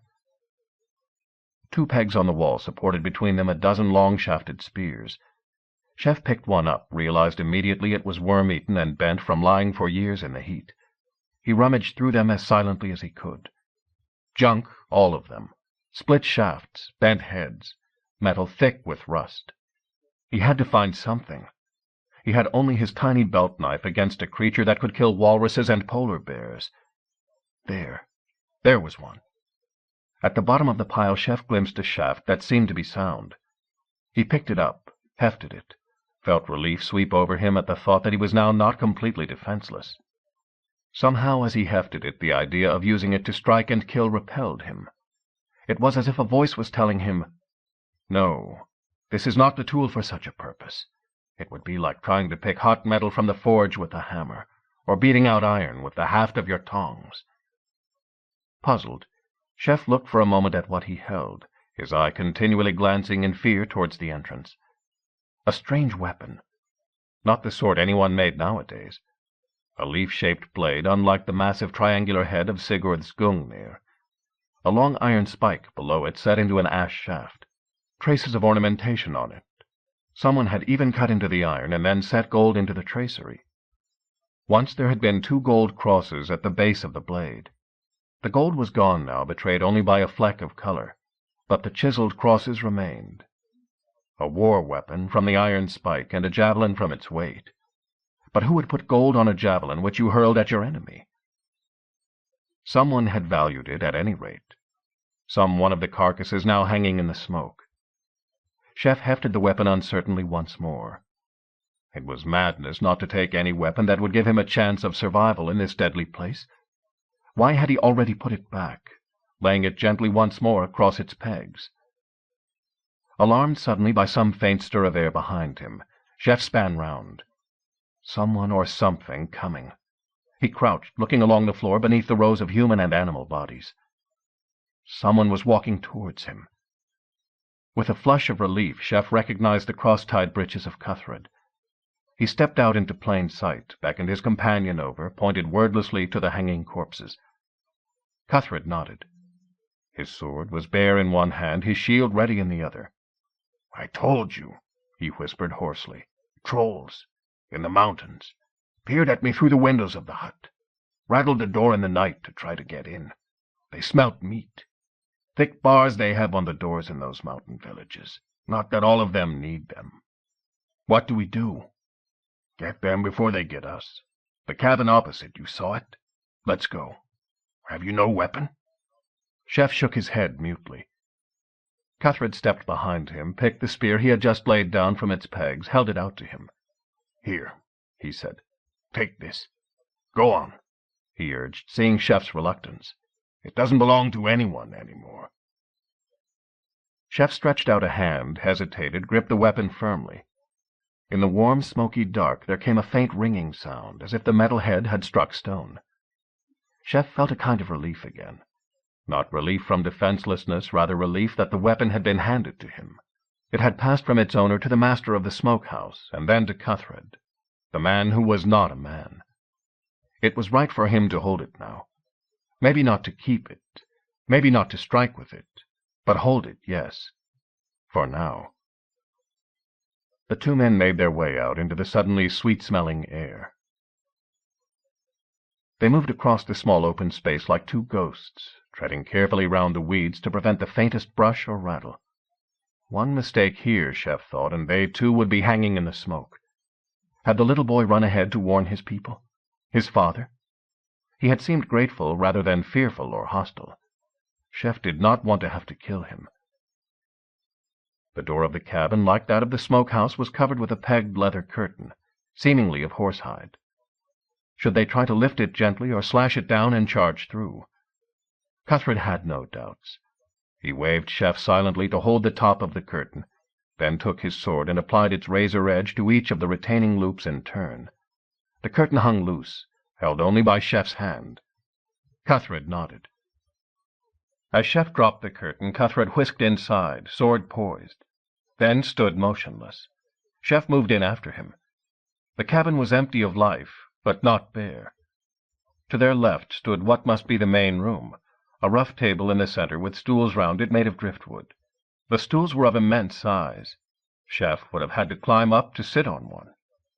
In the far corner a black entrance seemed to lead into the rock. The whole scene was lit by a wick burning in a stone bowl of oil. Perhaps the inhabitants were all asleep. It was midnight, certainly, even though the sky remained light. But Chef had noted that in midsummer the Norse folk lost most sense of time, sleeping when they needed to, and sleeping very little, as if they saved that up for the appalling winters. The Hulu folk could be the same. To their right, though, that must be the sleeping chamber, reached through another narrow opening. Chef braced himself for what might have to be a killing thrust, and slid through the doorway, javelin poised. 2 beds, yes, like shelves in the rock to conserve warmth, heaped with skins and furs. Chef moved closer to check that the furs were all animal furs, not the gray pelt of a troll. No, nothing there. As he turned to sign to Cuthred, a great crash sent his heart into his mouth. He sprang forward to see what had happened. In the middle of the other room, by the overturned table, Cuthred was grappling savagely with a troll. A female troll. She, too, wore a kind of kilt round her waist, but breasts swelled beneath her gray pelt. Long hair hung down her back like a horse's mane. She had hidden inside the larder in the rock, leapt out as Cuthred closed on it. With one hand she grasped the spike on his round targe, with the other the wrist of his sword hand. The two swayed backwards and forwards, Cuthred trying to free a weapon, she trying to wrest them away. Her teeth flashed in a sudden snap at Cuthred's face. Chef gaped, amazed for a moment at the woman's strength. Cuthred was putting out every ounce of effort that he had, grunting furiously as he heaved at her, the immense muscles straining in his arms. Twice he had her off the ground, lifting her 200 pounds easily, but she clung on. Then suddenly she was moving forward. Cuthred pushed back, and as she gained momentum she thrust a heel behind his ankle and tripped him. The two went over together, the troll on top, and Cuthred's sword and shield went sprawling. An instant later, and she had whipped a stone knife from her belt, was driving it at Cuthred's throat. Cuthred caught her wrist with one hand, and again they were frozen in a desperate test of strength. The javelin was a hindrance in the narrow doorway. As Chef stepped sideways to try to angle through the door of the sleeping chamber, the dim light from outside was blocked. The master of the house, the hunter of the mountains, had returned. He stepped soundlessly through the outer door like a moving slab of rock, turned towards the struggle. Even stooping, his skull brushed the ceiling. His arms hung almost to the floor. His shoulders were round and sloping, not square like a man's, but even so the space between his shoulder blades was wide enough to fit a sword blade lengthwise. His back was turned to Chef, whom he had not noticed, his attention fixed on Cuthred and the female. Chef poised the spear. He had one chance for a completely unprotected strike, at spine or kidneys or angling up under the ribs for the heart. Not even a giant could survive that. In front of him, he knew, was the man-eater. As he poised for the strike, a sense filled Chef suddenly of the utter dreariness of the place. He had felt it before, sitting on the ledge of the mountain path, a sense of colorlessness, harshness, hostility. Then, in the passing vision, he had seen and felt the world begging for a rescue, for a release, and the sun face granting it, granting what had not been granted to Hermod or to Balder. The iron lance shaft by his cheek seemed to exude both warmth and a kind of weariness, an urge to desist from slaughter. The world had seen too much of it. Time for a pause, a change. The female troll squatting on Cuthred's chest suddenly shot head first across the room and crashed into the legs of the male, sending him staggering backwards almost onto Chef's spear point. Cuthred had forced her back so that all her strength was pushing forwards, then dropped his hands, seized her ankles, and hurled her clean over his head. He twisted and came to his feet, sword once again in hand, confronting the male troll with a grin of reckless fury. A snarl like a bear's came from the male troll as he thrust the female out of the way. Chef slammed his spear butt onto the stone floor and shouted at the top of his voice, "Stop!" Both trolls jumped round to face him, eyes swiveling between the threat in front and the threat to their rear. Chef shouted again, this time to Cuthred, gliding forward, "Stop!" At the same moment the small male troll he had seen on the path ran through the outer door, clutched the large male round the legs, and pattered out a long stream of syllables. Chef stepped through the narrow doorway of the sleeping chamber, spread his arms wide, and carefully propped his spear in a corner. He waved imperiously at Cuthred, who hesitated, doubtfully lowered his sword. What of the trolls? Chef looked at them in the light of the lamp, looked again, looked a third time at the great male, standing, staring down at him with a puzzled expression. A familiar puzzled expression. Grey pelt, round skull, strange undershot jaw, and massive teeth. But something in the eyebrows, the cheekbones, the square set of head on pillared neck. Gently Chef walked forward, took the male's enormous hand, turned it over in his own. Yes, huge fingers, a fist that, if doubled, would be the size of a quart-pot. "You look like someone I know," said Chef, almost to himself. To his surprise, the troll grinned broadly, showing huge canines, and replied in halting but recognizable Norse, "I think you meet my good cousin Bran." According to Echegorgon, much of the substance of what he had to say was passed on in the end to Chef by Cuthred over many days and many campfires. The hidden people had once lived much further to the south, in Norway and in other countries below what Echegorgon called the Shallow Sea, the Baltic. But as time went by and the climate changed, they had followed the ice north, harried all the way and all the time by the chinned ones, the thin people, the beaters of iron. Echegorgon had many names for them. Humans were not, of course, formidable. Echegorgon laughed at the very thought that they might be, making a strange, harsh noise deep in his throat. But there were a lot of them. They breed as fast as the seals, he said, or as fast as the salmon spawn. And in groups they were dangerous, more so as they acquired mettle. It seemed that the memories of the hidden people went back to the days before humans had mettle, when all the walking creatures, humans and hidden ones, had only stone. But once the humans had metal, first bronze, Echegorgon called it the brown iron, and then true iron, grey iron itself, the old equality between the species, if species they were, began to break down. Echegorgon would not admit or concede it, but Chef thought sometimes that the fast breeding which Echegorgon so much despised and thought less than fully sapient had something to do with the metal. Beating iron out of ore does not come naturally, is the result of learning based on trial and error, based on initial lucky accident. Short-lived creatures with little to lose and strong reasons for wanting to distinguish themselves among their too many competitors, they would be much more likely to waste time on mere experimentation than the longer-lived, slowly maturing, slow-breeding true folk, as they called themselves. Whether that were true or not, over the centuries the true folk had become the hidden people, keeping to the inaccessible mountains, developing the skills of hiding themselves away. It was not so difficult, Echegorgon said.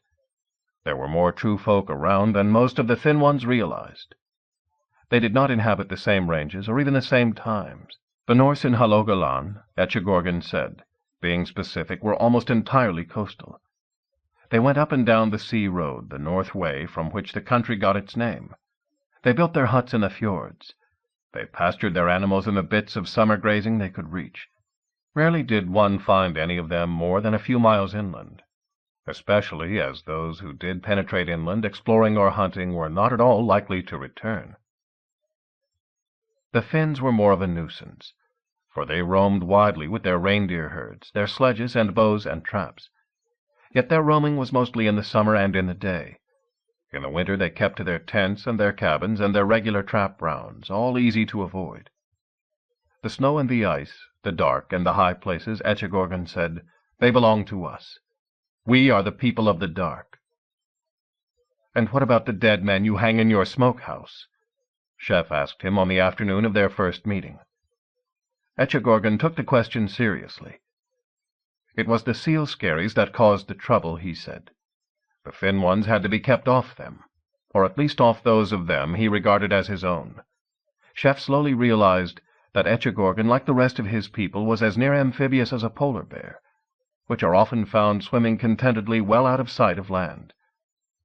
His pelt kept the cold out, and was as waterproof as a seal's. Any of the adults would think little of swimming a couple of miles in the freezing water to a skerry, there to club seals or harpoon walruses. Sea mammals were a great part of their diet. They did not like the thin ones to go there and discouraged them by ambush. The stories about gray arms turning boats over were true. As for smoking and eating their prey, Etchegorgan shrugged. He could see no harm in eating your kill. The thin ones might not eat the hidden people, but they would kill them for any reason or for none, not because the hidden people ate their food. So which was worse? In any case, there was no real need for ambushes and killings if everyone kept to their side of known lines. Trouble might arise in times of famine. If the grain crop failed, Etchegorgan thought it was bound to fail 3 years in 10. Then the thin ones started to come out and hunt the skerries in desperation. Don't eat grain. That was the answer. Don't breed so fast you have to rely on chancy foods. But real northerners, the real northerners among the humans, Etchegorgan said, emphasizing this distinction, they did not let things get so far. They knew their place, and they knew his. The humans he killed, they were always visitors who did not respect the slowly evolved boundaries. Like the man who left this? Said Chef, holding up the spear he had taken.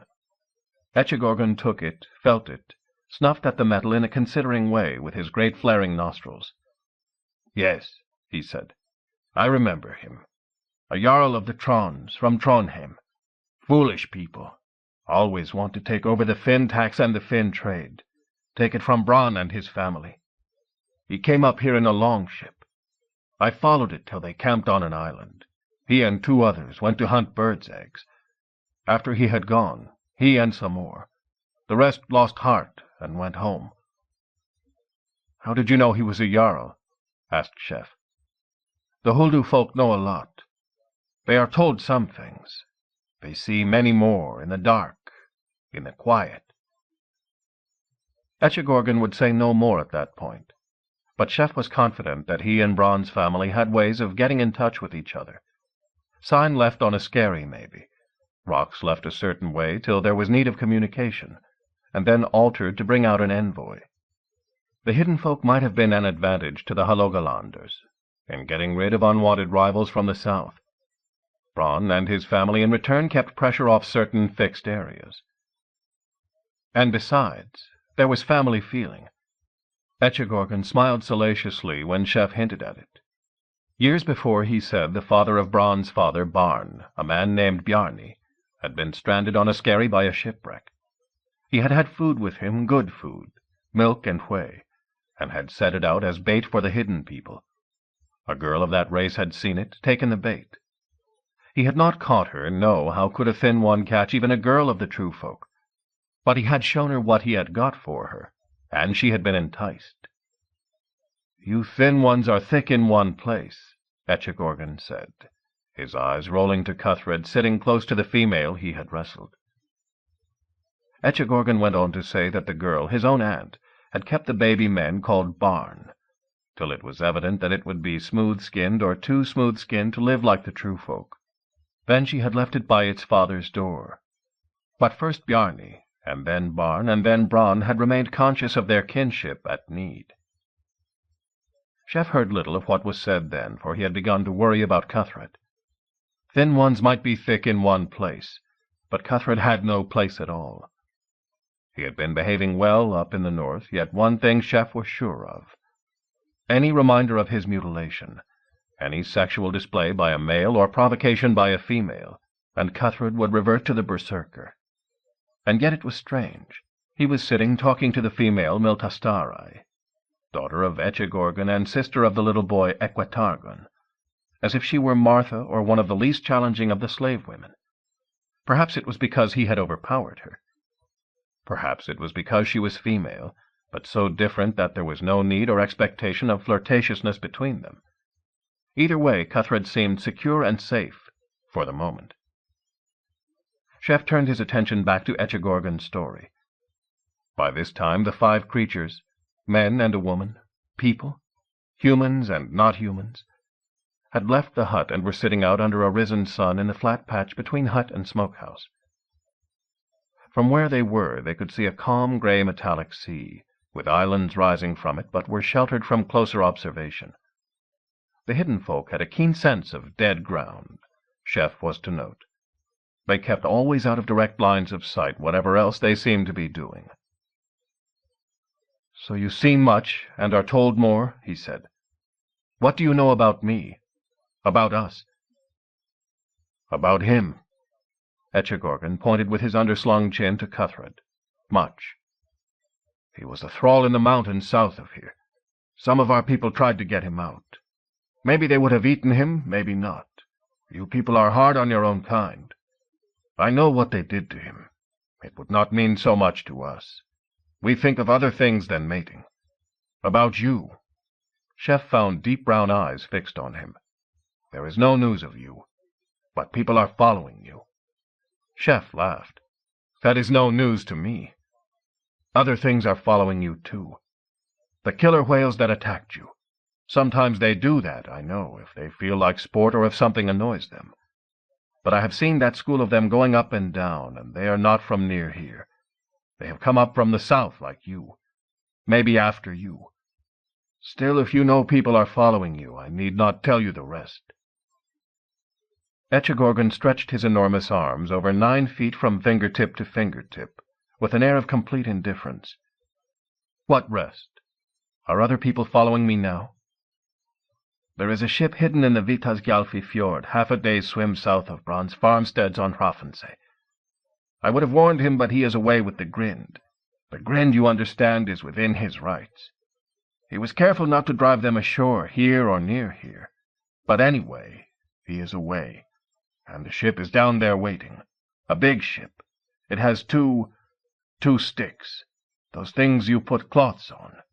A big fair-haired woman shouts orders at the menfolk." Etchegorgan laughed. "She needs a winter with me to calm her." Chef considered furiously. The woman was Ragnhild, the ship the one that had tried to sink them in the Gullafjord. "What do you think they mean to do?" Etchegorgan looked at the sun. "If they did not attack last sunset, they will attack this one. The 2 ships Bronn has will not be ready to fight. He will have taken them up to the Grind beach and loaded them up with oil and meat. The strangers will catch everyone else asleep or tired. The Grind makes much work. Will you not warn them?" Etchegorgan looked surprised, as far as his flat hair-covered face would show it. "I would warn my cousin Bronn. For the rest, the more thin ones kill each other, the better. I know you spared me when you could have struck me with the spear, so now I spare you. For true folk keep their bargains, even if they have not been said. You fed my boy, my Equetargon, as well. But I would be wiser to twist your head off your shoulders and hang you with the others." Chef ignored the threat. "I can tell you one thing you do not know," he said. "I am a man who has authority. I am a king in my own land. Some say I am a sort of a king even here. and I speak for many people. Here is one sign of my authority." He showed the rig token, the crocky, round his neck, and pointed to the one he had made for Cuthred. "It may be I could do something for you and your kind, make the men stop hunting you, let you live in a place less stony. But you would have to do something for me. Help me defeat those men from the south, and the woman with them, and their ship." "Well, I could do that," said Echegorgon carefully. He rose to a strange squatting position, gripping his bare feet in his enormous hands. "How? Would you warn Bronn? Would you fight on our side? You would be a mighty warrior if we gave you iron to use." Echegorgon shook his massive head. "I will do neither of those. But I could speak to the whales for you. They are worked up already. If they thought I had killed you, they might feel like listening to me. And these are stranger whales, of course. If they were my own folk, I would not deceive them." Chapter 23. Bruno, Hauptritter of the Lanzenorden, stood in front of a double rank of his armored knights, pikes sloped, standing immobile at attention as he had made their custom. All were looking at the ceremony taking place 100 yards in front of them. They could have got a better view by marching closer, but one could not be sure how the natives would take interference in their sacred custom. Bruno had no objection to interfering with the barbaric customs of the natives, but this was not the time. A roar came from the 1,000 throats of the men clustered at the center of the doom ring of the Gottish peoples, a roar and a clashing of weapons on shields. "What's that mean?" muttered a voice from the rear rank. "They've made a decision?" "Silence in the ranks," said Bruno, though without heat. The Lanzenorden believed strongly in the theoretical equality of all its members, without the savage discipline that had to be imposed on armies of peasants. "Yes, look, they have a king. Habe und regem," he added, parodying the formula for the election of a pope. A figure rose swaying wildly from the throng in front of them. A man lifted on a shield by a dozen eager supporters. Once he caught his balance. He looked round, drew his sword, shouted out his name and the traditional formula of proclamation. "I am the king of the Goths. Who denies it?" A moment's silence, then the clashing of weapons again. A week before, and a dozen chieftains would have denied it. Fighting it out hand to hand would have deprived the Gottish peoples of most of their ruling class, the rich and the god-born together. So for days the meeting, the Gottalaga thing, the thing of those bound by the law of the Goths, had been abuzz with messengers, rumors, offers of support and retractions, deals and promises. Now it was all settled, till the next shift of power. The crowd began to disperse towards the smell of roasted oxen and the great vats of beer which the new king would provide as part of the price of his election. The German Ritters watched them with a certain envy, a certain scorn. Bruno decided to hold them in their ranks a little longer, to make certain no one went down to the party, got into a fight. Another figure was coming towards them, the scrawny, black-clad Englishman Erkenbert. As he came closer, Bruno saw a slight flush of excitement on his pale face, and felt his own heart thud in anticipation. The Englishman was holding one of his everlasting lists. "Do you think you've found it?" said Bruno, as soon as the other was in earshot. "Yes. Down at the tents I found an old man. Too old to attend the election, but not so old that he had lost his memory. He was at the raid on Hamburg. More than that, he was among the men who sacked the cathedral. He remembers closely who was there, especially closely, for he feels still that he was cheated of some share of the loot. He gave me a complete list of the chieftains present, 7 of them who led more than a dozen ships' crews, he says. Now, and this is the important thing, 6 of those chieftains we have news of already, and we know they do not fit. So it must be the 7th. So it would seem. His name is Boli. He is Jarl of the Trons." "And who in hell are the Trons? I've been in this god-forsaken country half a year. I've heard of more tribelets and kinglets than my father has pigs in sties, and I never heard of the Trons." "They live far in the north," said Erkenbert. "Far up the North Way, where they seek to control the fur trade." "Far in the north they may be," muttered Bruno, But if there were a new king there, an emperor in being, we would still have heard about it. I begin to wonder if our method is wrong. Or could even the Holy Rimbert have made some mistake? Perhaps there is no Holy Lance. Or perhaps it is lying in a treasury, unnoticed. Bruno's face took on an expression quite unfamiliar to Erkenbert, one of depression and defeat. "I can't help thinking," he said. "You tell me the lance is in Norway. We hear also that the great struggle for power in the north is going to take place where we left in the spring, at Hedeby in Denmark. Everyone is full of it. And here we are, running round provincial gatherings in Sweden."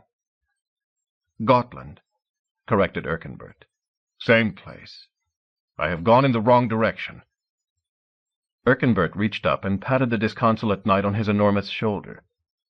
"Whom God loves, he chastises," he said. "Think of King David in the wilderness. Think of Samson at the mill, and how in the end he brought down the great temple of the Philistines. God can bring forth a miracle at any time. Did he not deliver Joseph from Potiphar, and Daniel from the lion's den? I will tell you the holy text you must remember. Qui perseveravit, usque ad finem ille salvabitur. He who shall persevere to the end, he shall be saved. To the end, though, not to near the end." Bruno's face slowly cleared. He wrung Erkenbert's hand in a careful grip. "Thank you," he said. "Thank you. Wise words. We shall find out more about these Trons, and meanwhile I shall hope that God has some errand for me in sending me to these parts." Rorik, king in Hedeby, gnawed his beard as he listened to the reports of his scouts. "Definitely the Ragnarssons?" he queried. "Definitely. We got close enough to see the Raven banner. Flown only when all the bastards are together.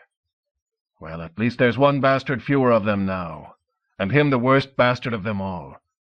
120 ships, you say, and harbored on the mainland opposite Sylt?" Rorik calculated thoughtfully. "Well, the Ragnarssons are always bad news, but that could be worse. They have to get through the marsh first, and then they have to get over our good wooden walls. I know all about their rams and the tricks they learned from their father. I think we ought to be able to see them off." One of the scouts cleared his throat. "More bad news, Lord, I'm afraid. Catapults. We saw them unloading them.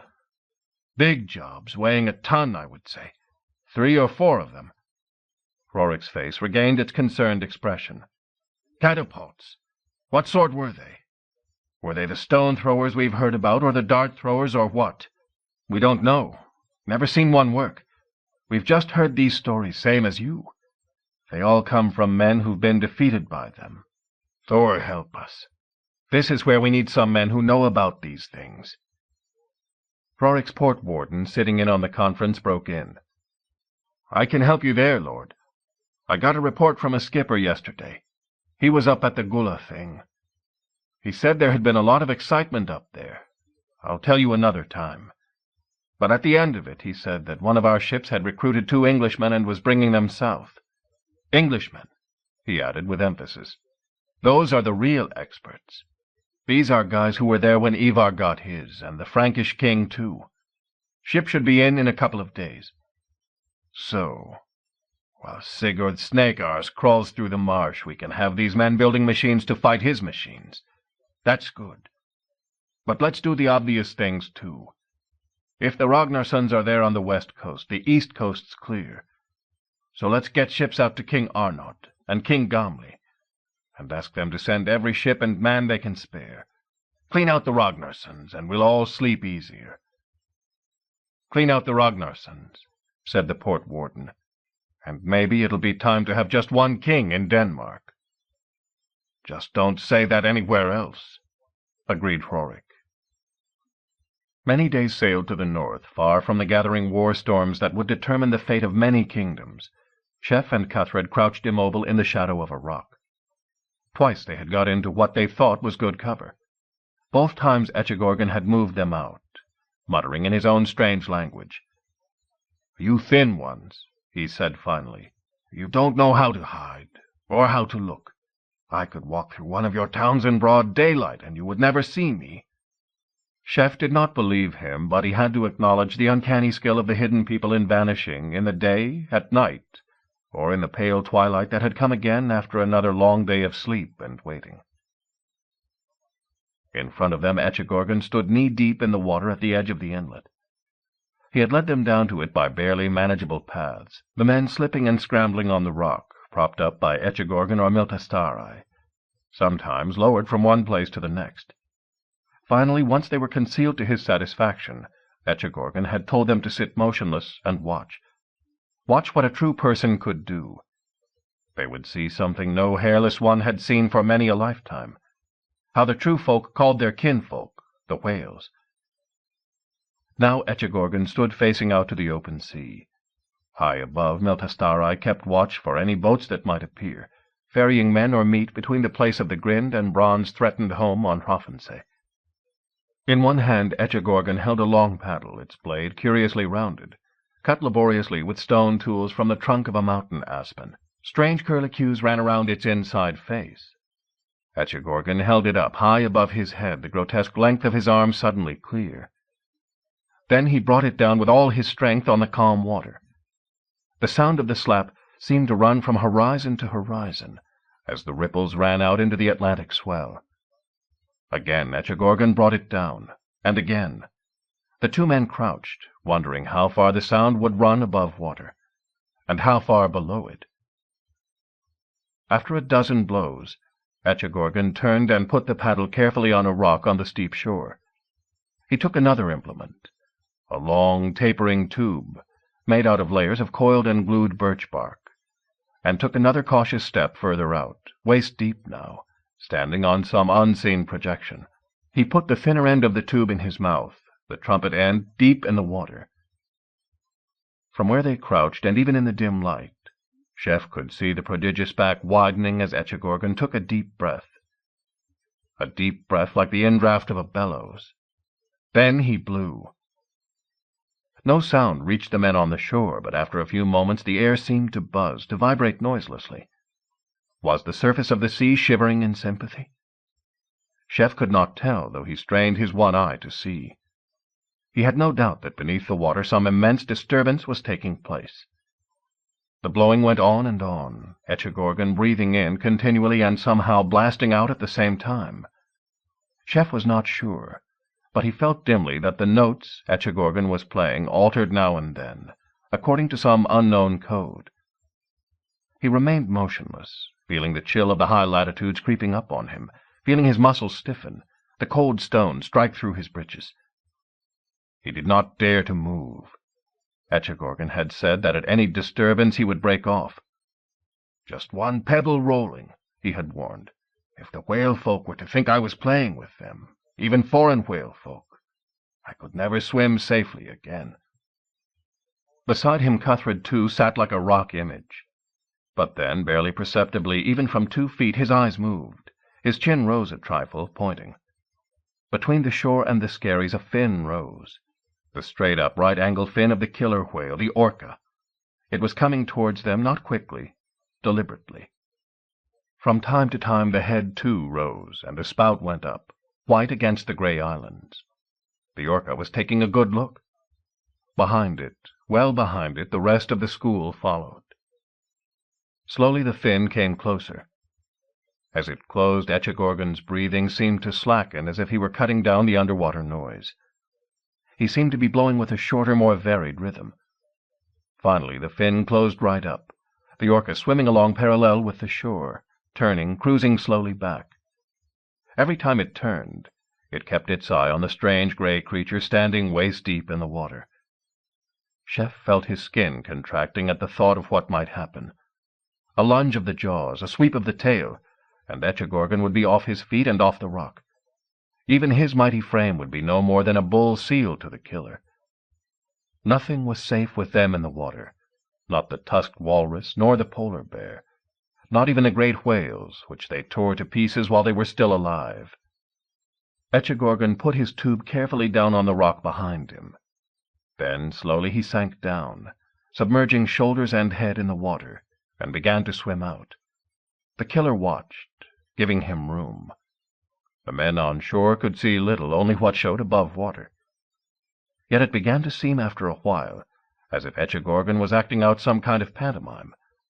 Sometimes he seemed to mimic a whale's motion, sometimes a man swimming. Once it seemed to Chef as if he kicked his heels above the water and rolled over violently. A boat turned upside down. The killer's movements began to synchronize with his own.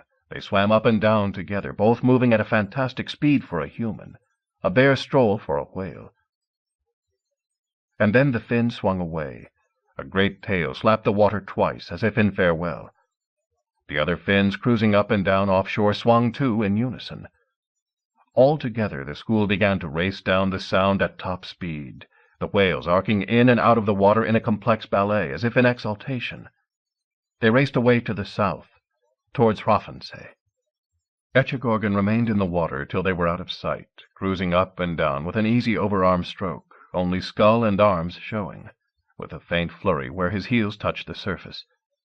At a distance, just another seal.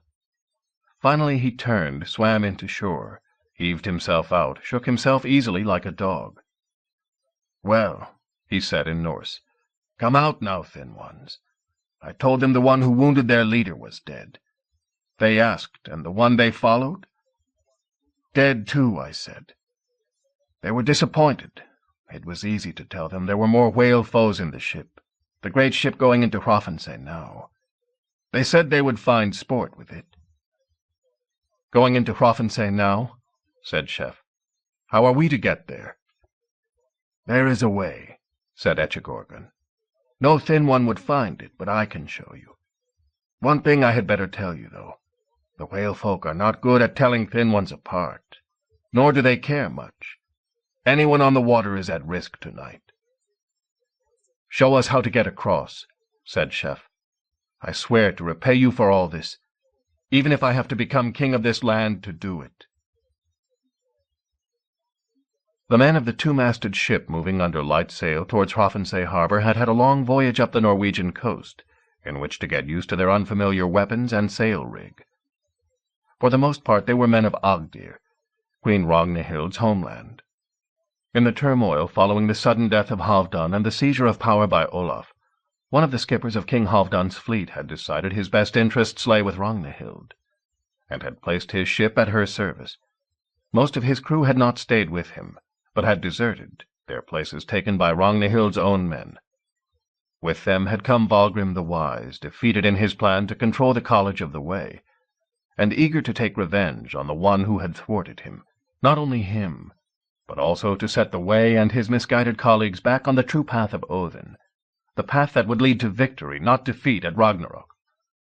He and his backers had built the catapults and trained their users.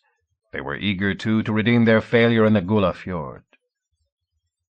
Yet the driving force behind them all, skipper, crew, and Valgrim as well, was the hatred of Queen Ragnhild for the man who had killed her son, or caused him to be killed. The man who had stolen the luck to which she had pledged her life. Ragnhild had seen her mother-in-law Queen Asa go to the gallows without blinking, had poisoned her husband King Halfdan without a tremor. One day, maybe, she would breed a new race of kings from her own loins. But before that the beggar Englishman she had seduced, hidden, and thought to use to clear the path for her son. He must go to hell to serve her son and her for all eternity. As the great warship closed on Hrafnsey, its goal, its crew had ceased to follow the coastline and had moved offshore, into the Atlantic rollers but out of sight of land, coming in again only a few miles from where they reckoned their quarry to be. There they had lain upon a deserted inlet, one of the thousands on that jagged coast, seen by no one, or at least no human. Yet they had not lacked for close information. After the butchery was over at the Grind, the real work had started for the men of Hålogaland. Vital to cut the carcasses up and salt as much meat as possible. Even more vital to rig the cauldrons on the beach itself, strip off the blubber, start the long job of rendering down the whale oil, immensely valuable for lamps, for fuel, and even for food through the long winter nights. Firing the cauldrons was not a problem. Once the oil had been cooked out of the blubber, the strips that were left became fuel for the next rendering. But every barrel the Hålogaland coast possessed would hardly be enough for the sudden windfall of wealth that the Grind brought. Boats were passing up and down in all directions, loading up barrels, towing strings of them, sending messages for urgent assistance. One whaleboat with 2 men in it passed by the fjord where Ragnhild's warship lay, to be snapped up immediately by its pinnace. The Northmen mostly, and with exceptions, like Ivar the Boneless and his father Ragnar, were no torturers of each other, whatever they might do to slaves. Ragnhild had taken them on board and told them plainly that they had 2 choices: to be beheaded at once over the side of the ship, or to tell her the situation at Rafnsey. The fishermen had decided to talk. Ragnhild knew the outline of the harbor, including its catapult defenses and its 2 longships.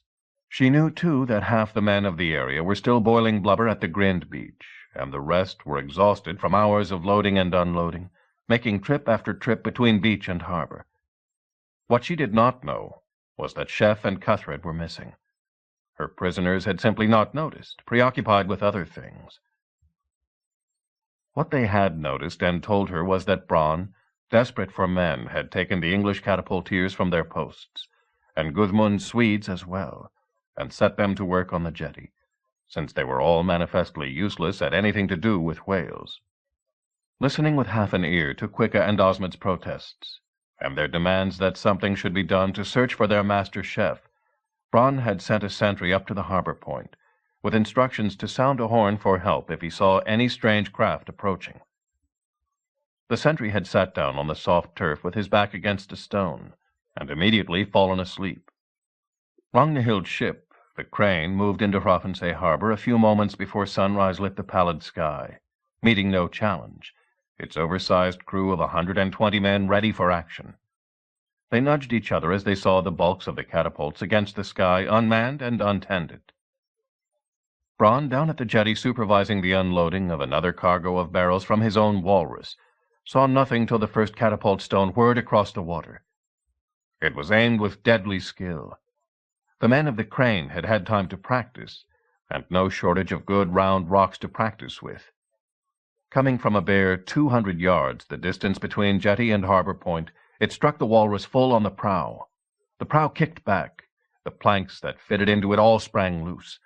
If the ship had been running under sail, she would have gone to the bottom like a stone. As it was, she merely sprang apart and settled gently onto the rock 10 feet beneath her keel, mast still jutting upwards. Bronn stared, gaping, unable to realize what had happened. The second stone shattered the jetty a few feet from him, sending half a dozen men into the water. At the same moment, light flared on the dark decks of the Crane. The dart shooters' crew anxious to try their fire arrows once more. As they sighted, Ragnhild stepped behind them. "There," she snapped. "There. Aim for that big barrel. Surely you can hit that this time." The crew trained their weapon round a trifle, sighted again, released the retaining toggle. The fire dart shot across the water, its flight indicated by a line of fire. Slammed into the barrel of whale oil just unloaded from the ruined walrus. Instantly a tongue of flame shot into the sky, burning with a pure and brilliant light. The men on the shore stood out immediately as dark shadows, shrieking and running in confusion, some to put the fire out, some to fetch their weapons, the English catapulteers beginning the long run round the harbor and the point behind it, to reach their abandoned weapons. Ragnhild's skipper, observing, grinned with satisfaction. His name was Cormac, son of an Irishwoman with long experience in the never-ending Irish wars. He knew when his enemy had lost the initiative. "Close up to the jetty," he ordered. "You with the stone thrower, sink that other big ship there, the Swedish one. Dart thrower, set light to the barrels and then the houses. Bosun, pick 20 men, furl sail, and take the ship back out 100 yards under oars once the rest of us are ashore. I don't want anyone trying to take the Crane while we're busy. The rest of you, we'll land on the jetty and go straight through the village." "And remember," shouted Ragnhild over him, "the one-eyed man. 6 gold arm rings for the one-eyed man." Beside her Valgrim hefted the Gungnir spear he had taken from Stein, and Stein from the shore where Chef had thrown it. A good weapon, he thought, to drink the blood of a heretic. Not far away, but too far, Chef saw the flames suddenly light up the sky. He stood on the shore of the mainland a bare quarter of a mile from the edge of Rafnsey Island. but he had no boat. He would not have believed that they could even get so close so quickly. But Echegorgon, Milastarai, and Equatargon with him had led them inland over paths not even a goat could find, and then over a surprisingly easy ridge route to the coast close by where they stood. Though they had rode for hours 2 days before, they must have walked only 5 miles, cutting across the base of a peninsula. "How do we get across?" he asked. "Swim?" suggested Echegorgon. Chef hesitated. A quarter of a mile was not so far, but this water, he knew, was always bitter cold, and besides, he could not forget the threat of the whales. Cuthred nudged him and pointed. Lit up now by the red glow in the sky, they could see the black dot of a whale-boat, with more behind it, pulling frantically down from the Grind beach. Men carrying a load down or coming back for water. "More thin ones," said Echegorgon. "We go now. Do not speak of us except to my cousin Bronn. If you go on the water in a boat, you will speak to no one again." "Wait," said Chef sharply. "Can you tell where the whales are?" Echegorgon nodded. "Hear them in the water. I know already.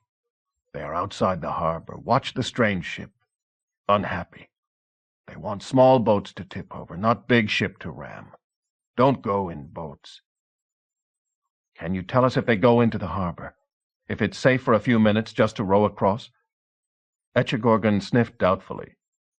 "You hear a noise like a walrus sounding, you row across. Make it quick." An instant later he had vanished, his great bulk disappearing seemingly into a rock. "Noise like a walrus sounding," muttered Cuthred. "Might as well be an angel belching for all the good—" Chef ignored him.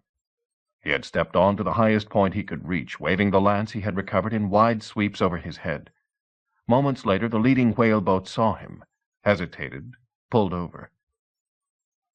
"Stop the other boats," said Chef. "No, do as I say. I know the place is under attack. We have to go in together, not a few at a time." Slowly the dories gathered, 9 or 10 of them, maybe 40 or 50 men, fierce and skilled seamen, but unarmored and unarmed except for the long whale lances some of them carried, their flensing axes and grind knives. "You're going to have to listen very carefully to what I say," said Chef. "First, there is a school of killer whales out by the harbor, and we don't want to row into them. Second, we will know when they have gone into the harbor." As a buzz of incredulity greeted his words, he thumped his lance butt on the rock and raised his voice commandingly over it. Cormac was doing to the men of Hrafnsey much as they had done to the whales. Deliberately he kept up the pressure to make them panic, though he knew their form of panic would be a headlong assault. As the crane moved up to the jetty, stones whirred from her mule, each one smashing a house. Fire arrows thumped into wood and oil, turning the whole settlement into a conflagration. Few were killed, few were hurt. The fighting strength of the defenders was hardly diminished. But they had no time to think. Besides, as Bronn saw his beloved walrus a wreck, saw his winter store and his warehouses going up in flames, his heart swelled till it seemed to burst his jerkin. No time to fetch his mail, no time to array the men. Between the flames he stood, his face working, clutching his axe battle-troll, and waiting for the despoilers to set foot on land. As the side of the crane touched the jetty, the men Cormac had detailed off sprang ashore, forming an immediate armored front 6 wide. At the same time Cormac bent, said a quiet word to his boatswain. 2 men slipped ashore, walking along the jetty's side struts, 1 each side. At the right place they heaved a rope across, made fast. Cormac pushed forward to the center of the front rank, stepped on 2 more paces, arranged the men in the Viking wedge. Then they began to move forward, shouting in unison. Cormac waited for the furious charge he expected. It came. Seeing the confident figure striding towards him, Bronn, the doubts and fears that had afflicted him since the duel with Ivar entirely wiped out by fury and loss, ran forward, axe raised. Behind him in a ragged wave came the men of Hrafnsey with what weapons they could snatch up. "A big fellow," remarked Cormac to his nearest shield companions. He raised his shield to guard and shouted a taunt unheard in the roar of flame. As Bronn charged forward, the boatswain, crouched in shadow, raised the rope. Bronn's feet went from under him, and he hurtled sprawling forward, full length, his weight shaking the jetty. Battle Troll skidded out of his hand. With a roar, Bronn started to scramble to his feet, but at the same moment Cormac slammed him mercilessly, with every ounce of force he could summon, on the side of the head. Bronn shook his head, continued to struggle upwards. Disbelievingly, Cormac swung his lead-shot-loaded sandbag again. This time the giant went down on all fours. The charging men behind him hesitated, some also brought down by the rope. Two ran on, were met by a concentrated volley of javelins, fell bristling. The rest wavered, then ran in ones and twos back into the blazing village. "Tie him up," said Cormac briefly. He waved his troop forward, aiming to drive out the stragglers, establish a perimeter, and take control of boats, food, and weapons. Hunting down the fugitives would be the job after that. He wished the one-eyed man had charged with Bronn. It would have kept Ragnhild off his back. The English catapulteers, being employed as unskilled labor down at the jetty, had run at the first stone. They had no weapons and no impulse to fight in defense of the settlement. In the dark beyond the firelight they rallied, gasping round Quicka. "Shouldn't never have taken us away from the mule," said a voice in the darkness. "We knew they were coming. We told him, but no, he would have—" "Shut up," said Quicka. "Thing is, if we get up there now we can train round and shoot up that ship of theirs, no bother. That'll get them back aboard her in a hurry." "No good," said Osmond. "Look." He pointed to the Crane's pinnace, loaded with armed men, now pulling across the harbor in the direction of the two untended catapults. Cormac had thought of that, too. Cormac had not thought of the whales. The Orcas had been shadowing the Crane all the way in, eager to attack. Yet the bull leader had held off. He had an accurate sense of the Crane's bulk, knew she was the biggest man-thing he had ever come across. Maybe if he rammed her head on, she would fill and sink. Maybe not. The scratch he had received from Cuthred irritated him, but at the same time gave him caution. The sport he wanted was to tip a boat like an ice-floe, to snap up the men inside like unwary seals. So he hesitated, and his school with him, cruising up and down at the harbor mouth, half an eye on the Crane and the commotion, half an eye on the interesting but shore-sheltered whaleboats he had sensed lying under cover of the mainland a quarter of a mile away. Then he heard the regular thumping oars of the pinnace, and hesitated no longer. Filled with the cruel urge, more than hunger, of the fox in the hen-roost, he swept down the harbor channel, with his school behind him.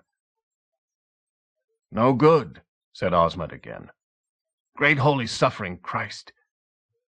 Driven back to childhood, he made instinctively the sign of the cross to ward him from evil, over the hammer still slung round his neck. No one corrected him. Staring at the pinnace, they saw all together the great fin that rose man-height behind the boat, the black and white body that reared beneath it. Boat and men went over with hardly a cry. For an instant, bobbing heads. Then fin after fin cutting through the water as the killers went into their established ritual for striking at a great whale, a blue or a sperm or a finner, swinging in turn, snapping with the great jaws and swinging out of the way of the next. But where a bite from a full-grown orca would merely wound a 60-foot blue, it snapped a man in half. The flurry was over in seconds, the whales sounding again to hide their presence. "I met one of those things out on the water," muttered Carley, his face white. "I told you it could have turned me over as easy as winking. The fin's as tall as I am. What are its teeth like?" Quicka roused the others from their paralysis. "Well, Thor help them, but look. The road's clear to the mules. Let's get up there." Still gaping at the threatening fire-lit water, the catapulteers started to run round the harbor to their machines. On board the Crane, all attention was concentrated on the charge and fall of Bronn. No one saw the pinnace go under except the two fishermen, still prisoner and lashed to the outer gunwale. They looked down at the water under them, trying to estimate its depth. Slowly, looking over their shoulders, they started with new determination to work their hands free. On the mainland coast, Chef saw the flames leaping again. The men in the boats were grumbling, reluctant to believe in a threat from orcas, desperate to see what was happening at their homes. Behind him came a strange sound, a kind of long, violent, blowing snuffle, followed by a slap like a tail striking water. "What was that?" he asked. "Sounded like a walrus going down," said one of the men in the boats. "But it can't be, not—" "All right," snapped Chef. He raised his lance high and called out to all the boats. "It's safe now, maybe just for a few moments. Row right across as fast as you can go. Beach on the shore right opposite and get out. Don't go into the harbor. Do you hear? Don't go into the harbor. Now row." He sat down in the prow of the lead boat, Cuthred in the stern. The whalemen bent to their oars, sent the boat skimming over the calm sea. Chef twisted from side to side, fearing at any moment to see the fins racing again towards him. The boats reached the midpoint of their passage, raced on. As they closed on the island shore outside the harbor entrance, maybe half a mile still from the main settlement and hidden from it by a hill, Chef felt the speed slacken. "Why don't we just push on in?" called one of the oarsmen. "Believe me," said Chef, "you wouldn't like it." His boat grounded her prow on shingle, followed by most of the others. The men scrambled out, heaving their boats higher, snatching out their makeshift weapons. One boat ignored Chef's shouts, skimmed on towards the harbor entrance, disappeared from sight round the point. Chef shook his head in disgust. "I still don't see why," began another dissident. Cuthred, patience exhausted, clubbed him on the side of the head with a sword pommel, seized him by the throat, dragged him again onto his feet. "Do what he says and obey your orders," he snarled. "Got it?" Chef waved the 50 men he had into a double extended line and led them off in a broad arrow formation. He kept them at a swift walk, curbing any impulse to run. They would need their breath if they had to fight armored men. His plan was to swing wide round the hill at the harbor mouth and come out of its cover down the stream on which the main settlement stood, to drive the invaders back into the water. Maybe by then they would have dispersed to rape and loot. He hoped so. Surprise was his only chance now. The catapulteers reached the first mule and paused for a moment. Man one or man them both? Even with Carly added, they had less than 2 full teams. "Just the first one for now," Quicka decided briefly. "Get winding." They had slacked the twisted ropes off before leaving. It was never good to keep them under torsion for too long.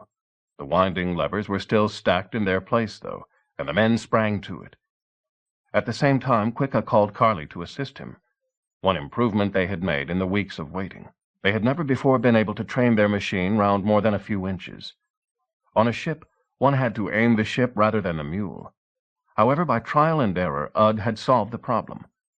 They had put the heavy machine on small iron-rimmed wheels of its own, not so that it could be drawn overland like the lighter dart-throwers, but so that those small wheels could rest on a larger one, placed flat on the ground and flanged to keep the smaller ones in place.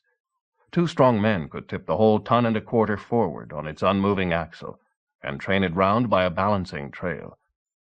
Straining, Carly and Quicka lifted the trail, walked the machine round from its first position covering the harbor entrance to bear on the crane now slowly sweeping away from the jetty. "Round half a pace more," grunted Quicka. "Back a hand's breadth. Right. Tip her forward. Hammer in 2 wedges. No, 3. They tipped the machine forward so it pointed now down at the water. The ropes were wound, the throwing bar straining at its retaining bolt. Quicka fitted a 30-pound rock into the sling, drooping from the bar, checked the very precise angle of the hook from which the sling's catch had, at the right moment, to fly free. "Ready. Stand clear. Shoot." The bolt was pulled back, the bar shot up with inconceivable force, the sling whirred round, adding its own vector to the force of the twisted ropes. The boulder shot across the water in a flat, hard line. And missed. The crew had wedged the machine down as far as it would go. But it was a hard business altering for range downwards. The rock skimmed narrowly over the decks of the crane and splashed into the water in the center of the widening gap between ship and jetty. The plume it threw up hurled spray into Cormac's face as he turned back from the one skirmish on the jetty. "Thor aid me," he said. "What happened to the pinnace? They were supposed to secure that machine." Then he began to bark orders. A threat to his ship was the most serious thing, everything else trivial. Winning the battle, securing prisoners, even appeasing Ragnhild. As the Queen realized Cormac meant to turn back from sacking the settlement, The settlement she was sure contained her son's bane, skulking somewhere away from the fighting. She flew at him with teeth and nails. He shook her off as she clung to his arm, shrieking her demands. The important thing to do, he saw straight away, was to get the crane over on the other side of the harbor, where the catapults could not train down far enough to shoot. The ship needed more men, and in a hurry. There were still a dozen skiffs and dories lying round the jetty and the shingle by it. Quickly, Cormac detached 50 men to hold the foot of the jetty, ordered the rest into the boats, jamming in as many as they could carry. At the last moment he stopped, ordered 2 men out of the nearest, replaced them with the still groggy Bronn, hands lashed firmly behind his back. "Let's get him safely stowed," he remarked, stepping into the same boat. He thrust a furious Ragnhild away from him again. "Lady, we'll come back for you. If the man you want is anywhere, he's on the shore. I suggest you go look for him yourself. Give way," he added to the oarsmen.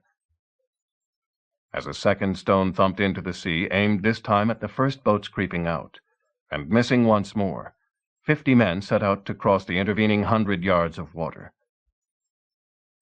Chef brought his group hurtling over the stream and into the blazing village by the landward end of its one muddy street. As they moved down it, jogging now, men moved out of the flames and shadows to join him, adding themselves to the line, eager to support the first sign of concerted resistance. Chef felt the wolfish force of their anger sweeping him along. There was no way to halt them now. They were going to hurl themselves on the invaders, whatever he said or did. Yet the Halogalanders had no armor, and the only shield in the party was Cuthred's. The enemy were fully equipped. Chef could see them standing in a solid rank across the base of the jetty, unshaken and unafraid. In seconds he would have to lead the charge. What chance had he of surviving it? Standing in the center of the front rank, a target for every spear? This was the way of the world. Chef poised his lance. There was no way he could see of altering it. He tried to call up within himself the fighting urge he had felt when he killed Huntey the Viking on the sandbank. There was no response. The lance in his hand seemed to drink it, to send out an urge instead to delay. To pity, not to strike. The men on his right and left were looking sideways at him, expecting the word to charge.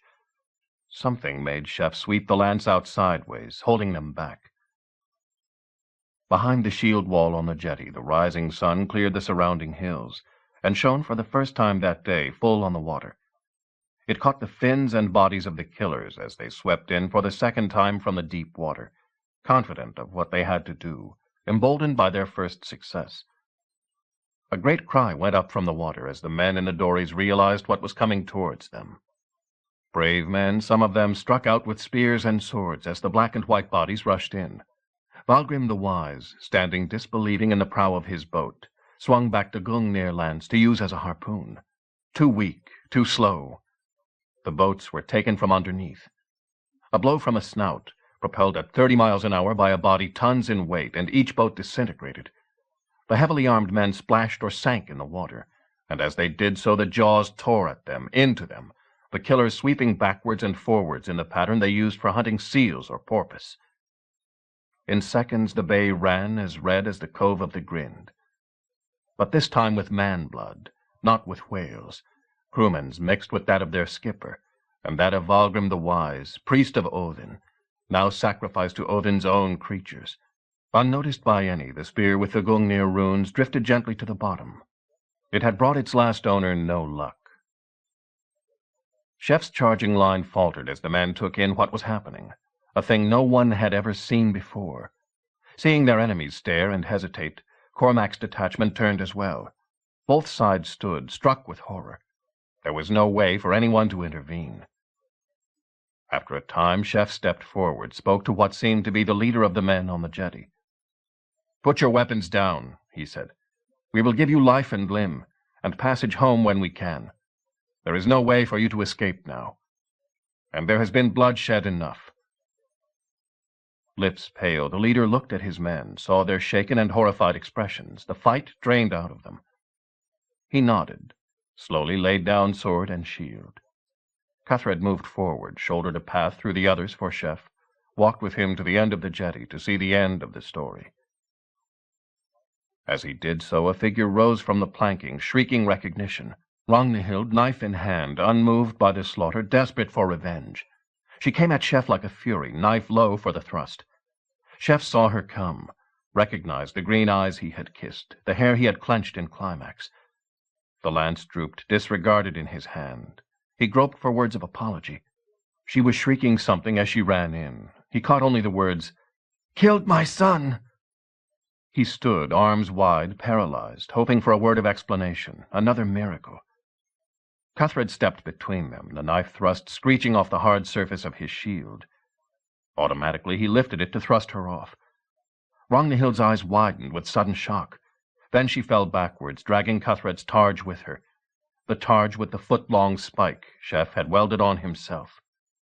It had driven through her heart, below her breasts. "As God's my judge," said Cuthred, "that was an accident. I never killed a woman in my life." "Too many killings," said Chef. He stooped, searching for signs of life. Her lips were still moving, still cursing him.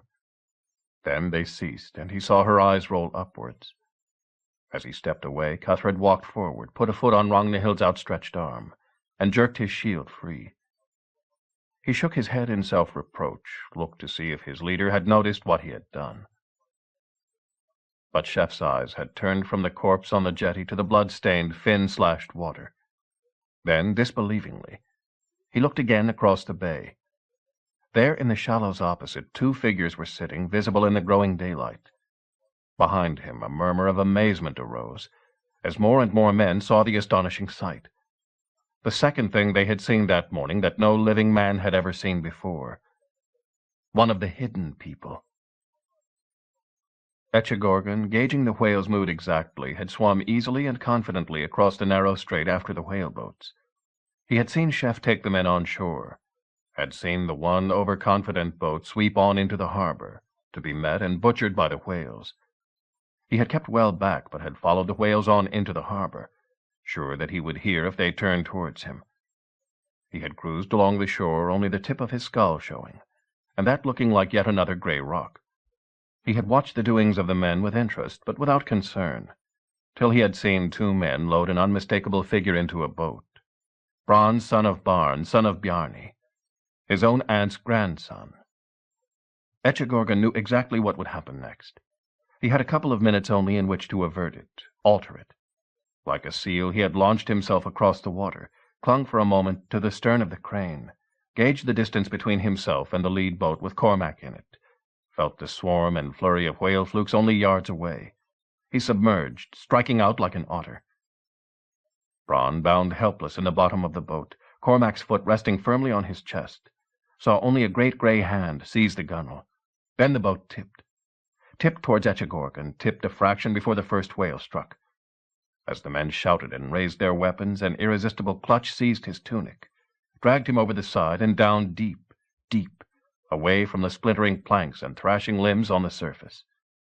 For a second Bronn felt all the superstitious horror of his race. Seized by the Marvendil, dragged down to the monster's dinner at the bottom of the sea. And yet in that flash he had half recognized the hand. He lay motionless, not resisting, holding his one deep-drawn breath. Slowly the grip dragged him through the water, powered by the great muscles of the knot man. Under the crane's keel, across the bay, into the shallows. As they both came up, releasing their breath in a final gasp, Bronn stared into the face next his own. The face staring back. As Echegorgon produced a flint knife and began to cut free the ropes that held Bronn's arms, they explored each other silently, for similarity, for family resemblance. Finally, Bronn spoke, sitting in the shallow water.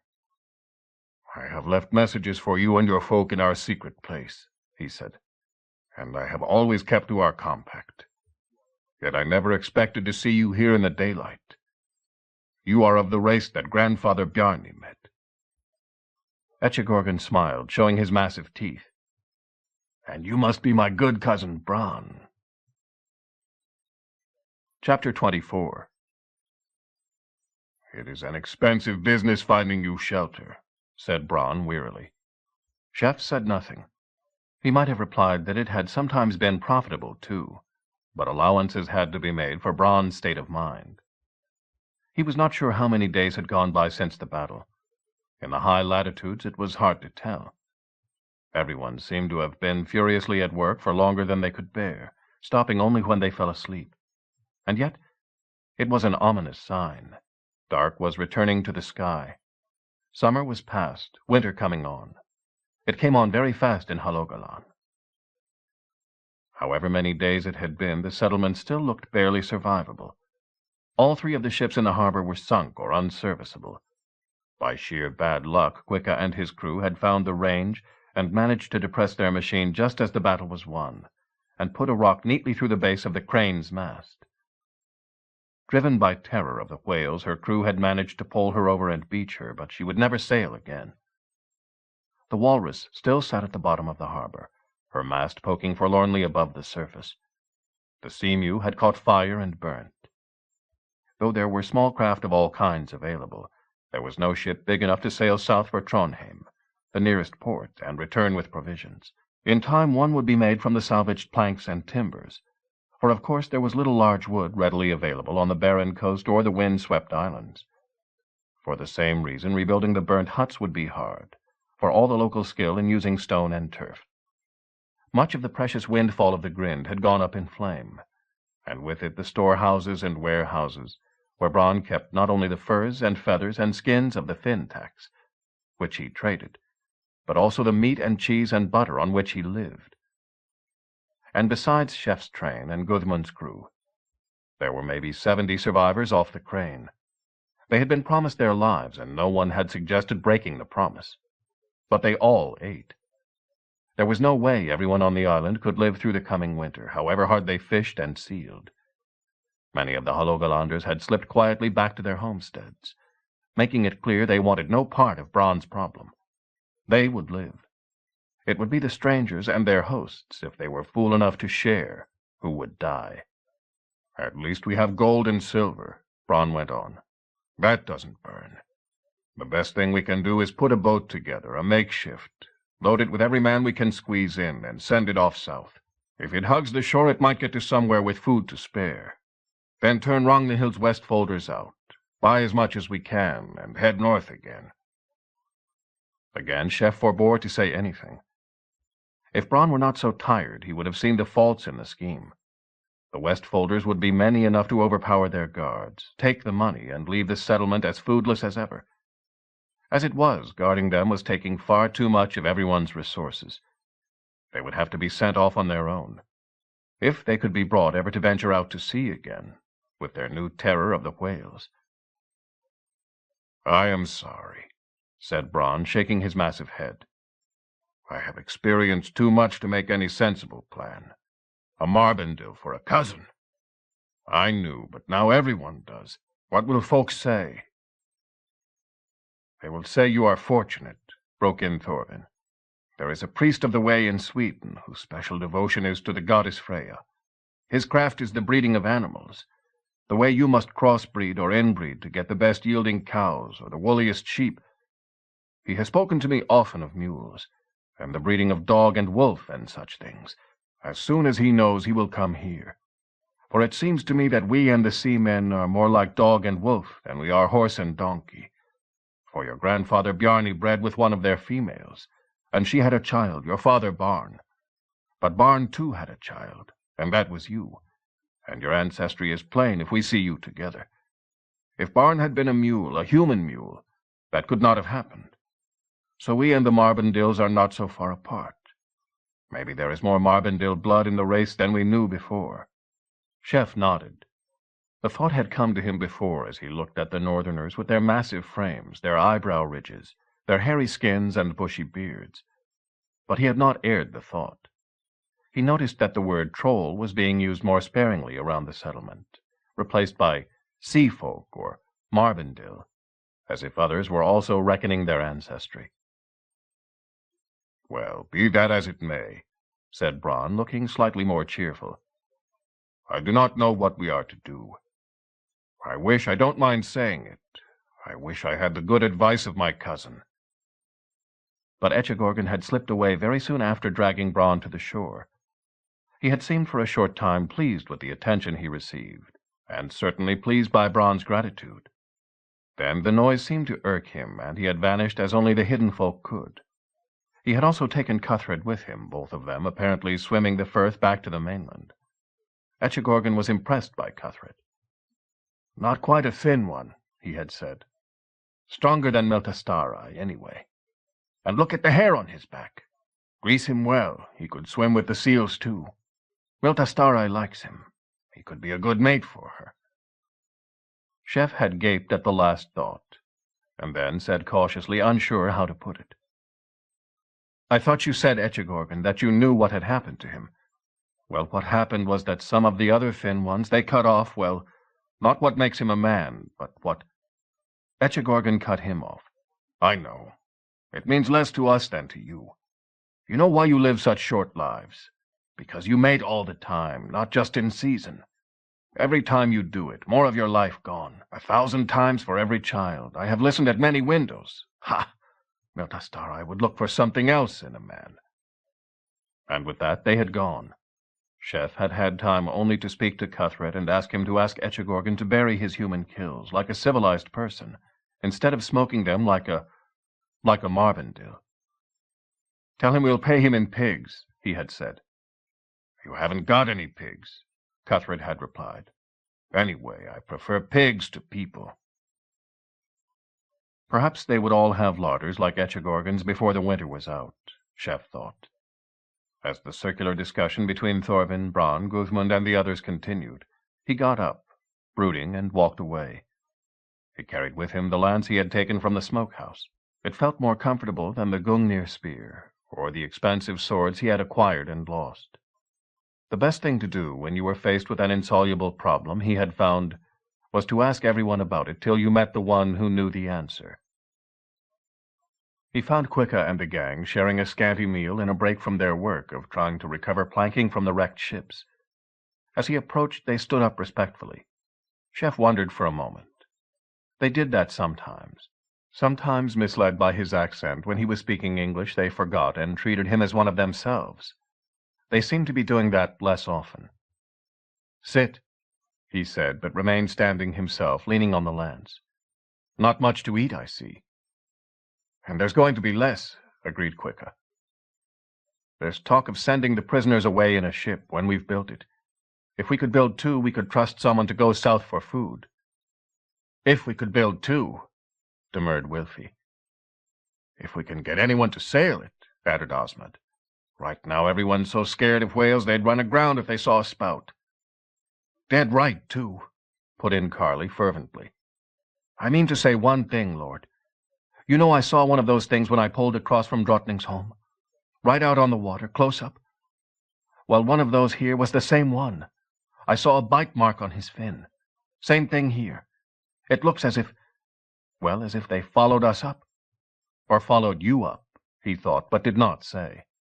The English ex-slaves had told him many strange stories of their master, whom they both venerated and felt at home with. He had believed few of them. Now he was beginning to wonder. Was there a penalty, he thought, for a man who had greeted the son of a god by knocking him down? There had not seemed to be one so far. "Well, if we don't do something, we'll all starve to death," said Chef. The ex-slaves considered the prospect, not an unfamiliar one. Many slaves and as many poor folk died in the winter from cold or hunger or both. They had all known it to happen. "I had an idea," said Ud, and then stopped, with his usual shyness in front of a group. "Was it about iron?" asked Chef. Ud nodded vigorously, recovering his nerve. "Yes, Lord. You know that ore we saw down at the college at Kaupang? The sort that took so little working because there's so much metal in the stone? It comes from Yarnbearland, iron-bearing land." Chef nodded encouragingly, with no idea where this thought was leading. They couldn't eat iron, but sarcasm would cut Ud off completely. "There's a place called Kopparberga, too. Copper Mountain. Well, the thing is, they're both over there." Ud pointed across the harbor to the mountainous shore opposite. "On the other side of the mountains, I mean. I thought if we can't sail, we could walk. It's not as if there's nowhere the other side."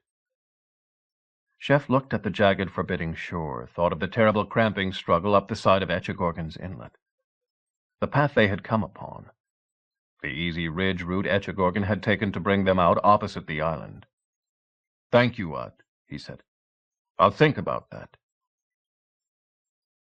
He walked on till he found Gudmund the Swede. Gudmund was in unexpectedly good spirits. He had lost his ship, and there was every chance of dying of starvation. On the other hand, the loot from the Crane had been surprisingly good.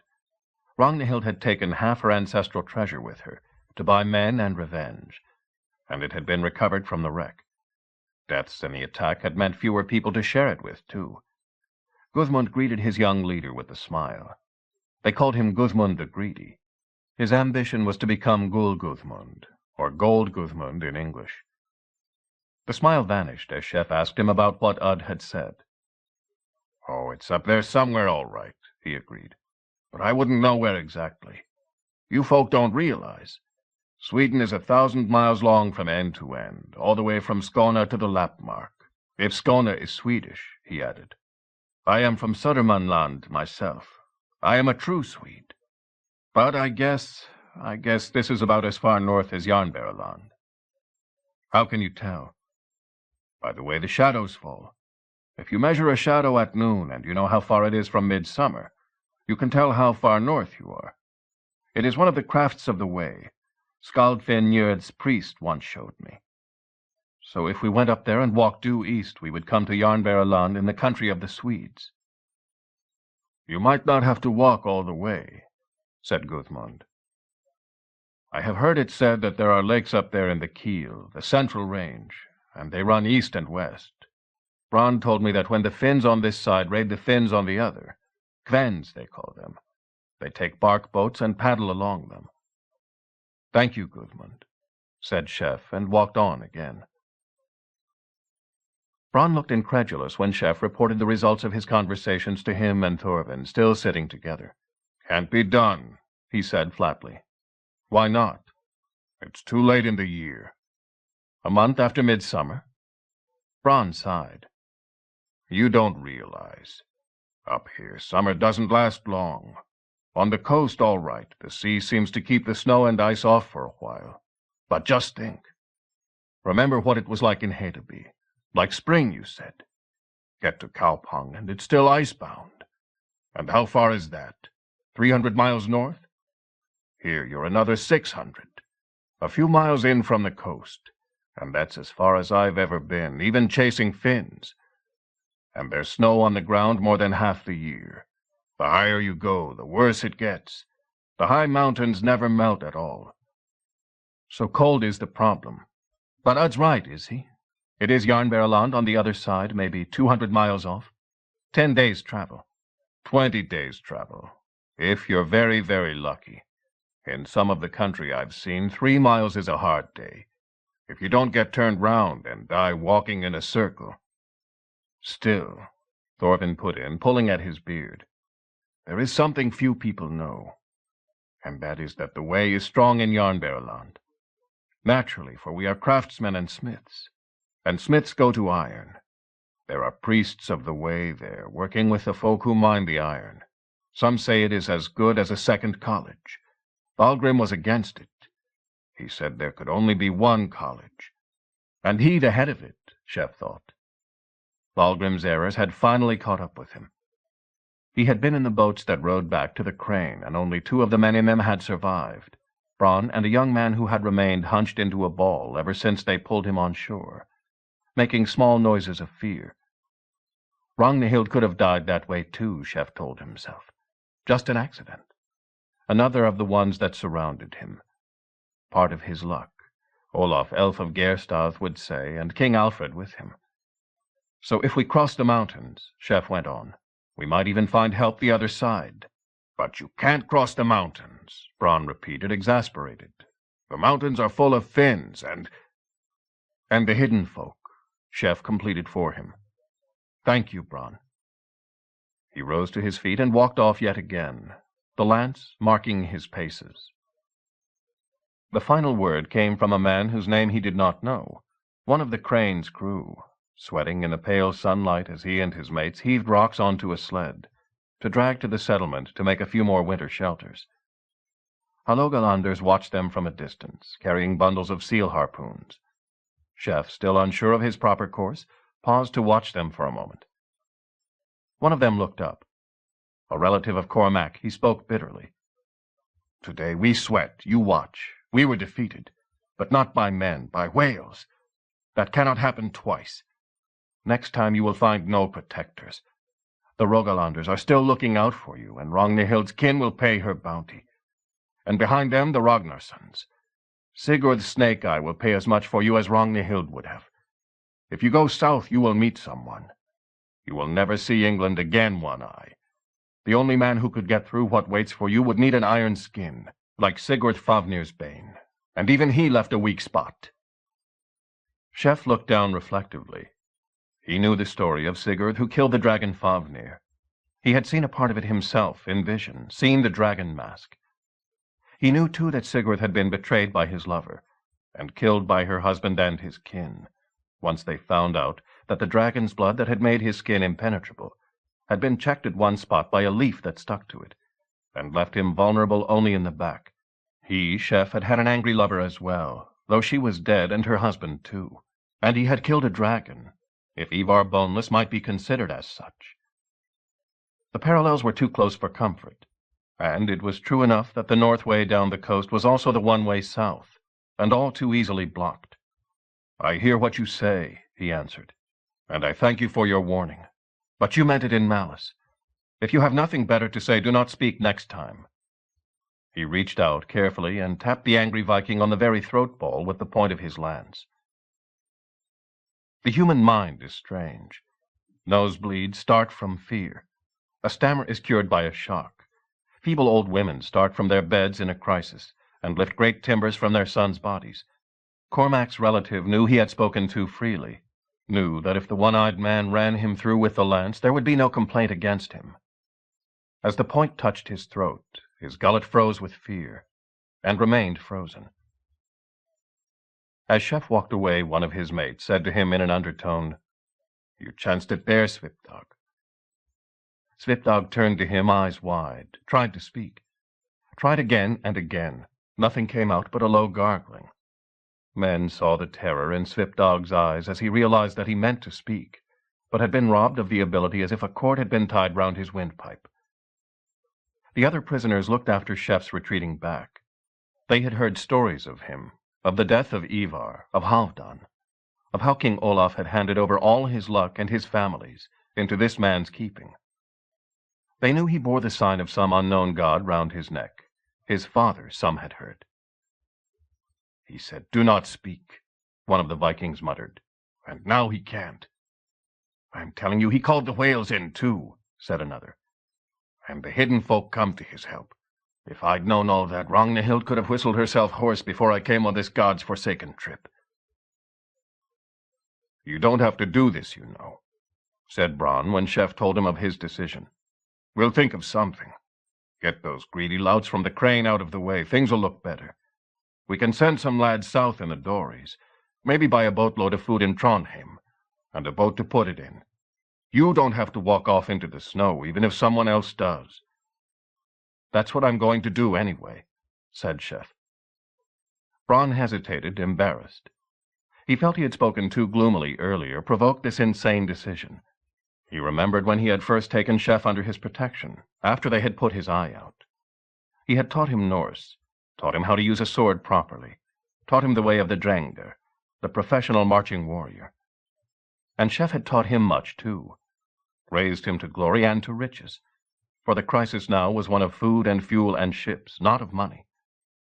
"Look, no one I know of has ever been deep into those mountains and come back, let alone come out the other side.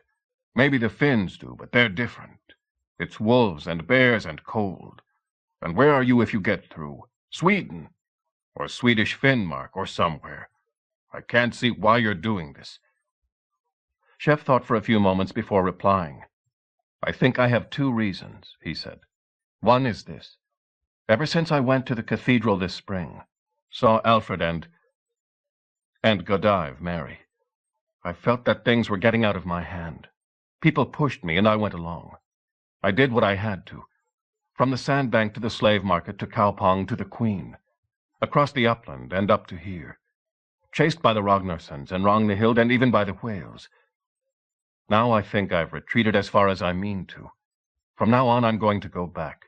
I have been deep into the darkness, into the smokehouse of the hidden folk even. Now I have to get into the light, and I don't mean to go back the way I came." Bronn waited. Like most of the men of the North, he believed deeply in luck. What Chef was saying was that he meant to change his luck, or maybe that his luck had turned. Some people would say that the young man had luck and to spare, but no man could judge of another's luck, that was clear. "The other reason," he prompted. Chef pulled his pole ladder pendant forward from his chest. "I don't know if you think this means anything," he said. "Do you think I have a god for a father?" Bronn did not reply. "Well," Chef went on, "I keep seeing things, as you know. Sometimes asleep, sometimes awake. I know someone is trying to tell me things. Sometimes it's very easy. When we found Cuthred, I had been shown to look for a man turning a great mill. Or had I heard the mill wheel creaking already? I don't know. But then, and the time when Quicka broke down the wall of the Queen's house to get me out, I had a warning about something that was happening right then. All that's easy enough. But I have seen other things that are not so easy. I saw a hero dying and an old woman. I saw the sun turn into a chariot pursued by wolves and into a father god's face. I saw a hero ride to rescue Balder from hell, and I saw the White Christ killed by soldiers of the Rome folk who spoke our own tongue. I saw the heroes in Valhalla, and I saw how those who are not heroes are received there. Now all those sights were trying to tell me something, not something easy, not only from one side, from the pagans or the Christians. What I think they were trying to tell me, or maybe I am telling myself, is that there is something wrong with the way we all live. We are sliding into the Skuld world, Thorvin would say. Virtue has gone out of us all, Christians and pagans. If this pendant means anything, it means that I must try to put it back, one step at a time, as you mount a ladder. Bronn sighed. "I see your mind is made up. Who will go with you?" "You?" Bronn shook his head. "I have too much to do here. I cannot leave my own kin unfed and unsheltered." "Quicka and his gang will come, I think, and Carly. He came with me for adventures. If he gets back to the Ditmarsh, he will be the greatest storyteller they ever had. Ud, for sure. Maybe Hund. Maybe Thorvin. I have to speak again to Cuthred and to your cousin." "There is a skerry where I can leave a message," Bronn conceded reluctantly. "Your chances would go up a great deal if he would accompany you. But maybe he thinks he has done enough." "What about provisions? What can you spare us?" "Not much. But you will have the best of what we still own." Bronn pointed. "One thing. Why are you still carrying that old weapon? All right, you picked it up in the smokehouse when you had nothing else, but look at it. It's old. The gold inlay is worn off. The blade is thin. It has no crosspiece. Not half the weapon Sigurd's Gungnir was. Give it to me. I'll find you a better one." Chef hefted the weapon thoughtfully. "I call it a good spear that conquers," he said. "I'll keep it." Chapter 25. In the end, the group that Chef led to the foot of the mountains numbered 23, all but 3 of them English speakers by birth. Quicka, Osmond, Ud, and their 3 remaining mates, Fritha, Hama, and Wilfi, had joined him without question, as had Carly. So had Hund, saying that he had a feeling they would have need of a leech. More to Chef's surprise, Thorvin had agreed to make the trip, giving as his excuse that as a smith he wanted to see Jarnberaland and the college's outpost there. Once the news of the attempt spread, Chef had been much more surprised to find a deputation come to him headed by Martha, the woman from Frisia, once a slave of Queen Ragnhild, and by Ceolwulf, the rescued slave whom the others suspected of having been a thane. "We don't want to be left here," they said. "We have been too much among the Norse folk, and want to find our way home. Our best chance is with you." "Not a good chance," Chef told them. "Better than the one we had a while ago," said Ceolwulf grimly. So the party was expanded by 4 women and 8 men. Chef had wondered whether to argue that the women would not have the strength to make the journey, but the words died as he thought them.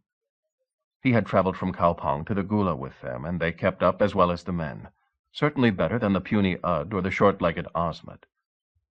As for the male ex-slaves, all of them wearing still their rig pendants, Chef had not the heart to leave them. They might be an asset.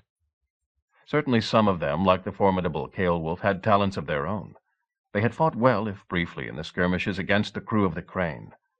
Some had died, over-anxious to get in a blow against the race that had enslaved and tormented them. The last member of the party was Cuthred. Bronn had gone off one evening in the growing dark, making it clear that he was not to be watched or followed. As had been the custom of his family, he had left a message in a secret spot that his hidden folk relations knew. In some private code he had passed the news that he needed a meeting. But Echegorgan had not replied or appeared. Instead, Cuthred had walked in 2 mornings later. His clothes were dry, and he was carrying his sword and shield, so he had not swum the narrow firth from the mainland. Echegorgan must have had some kind of boat or watercraft, but Cuthred was as close-mouthed about that as if he had already become a hidden one himself. Told what was intended, he listened, nodded, sat silent during the day, and disappeared again in the dark. When he returned a second time, he brought discouraging word. "Echegorgan won't accompany you," he said. "He says he has been seen too often already. He says I am to come with you instead." Chef raised an eyebrow. Cuthred spoke as if he had a better alternative, maybe to join the hidden folk for good as a kind of exchange for the child Barn many years ago. "He says he will keep an eye on you, or on us," Cuthred went on. "And he will pass the word to his relatives not to interfere with us. That is a great threat removed. You know why most hunters from here have never come back. They ended up smoked like stockfish. But that still leaves the bears and the wolves, and cold and hunger, and the Finns. We will have to take our chances with them." Chef had agreed, having no choice, and turned to his preparations. In the end, Bronn had paraded every single member of the party in front of him, and gone through their equipment minutely. All had stout and well-greased boots that reached up to the calf, thick leggings and thick wool trousers over them for women as well as men, wool tunics, skin mantles, hemp shirts. "Sweat is a danger," Bronn told them. "Freezes on you. Hemp soaks up the sweat better than wool. Better not to sweat. Just do everything at an even pace, but never stop unless you have a fire. That is the way to keep warm, but not too warm." He had made sure that everyone had a bag to sleep in. Not, alas, the magnificent model Chef had bought at the Gula, which had burnt with so much else. But a store of feathers had survived the fire, and everyone had a 2-layer bag of some material, wool or skin, padded with the down of the seabirds, mittens and hats, scrims to go round the neck and pull across the face in a blizzard. For each person, in a backpack, 10 days' food, mostly dried fish and seal meat, or the strong cheese made from sheep or goat's milk.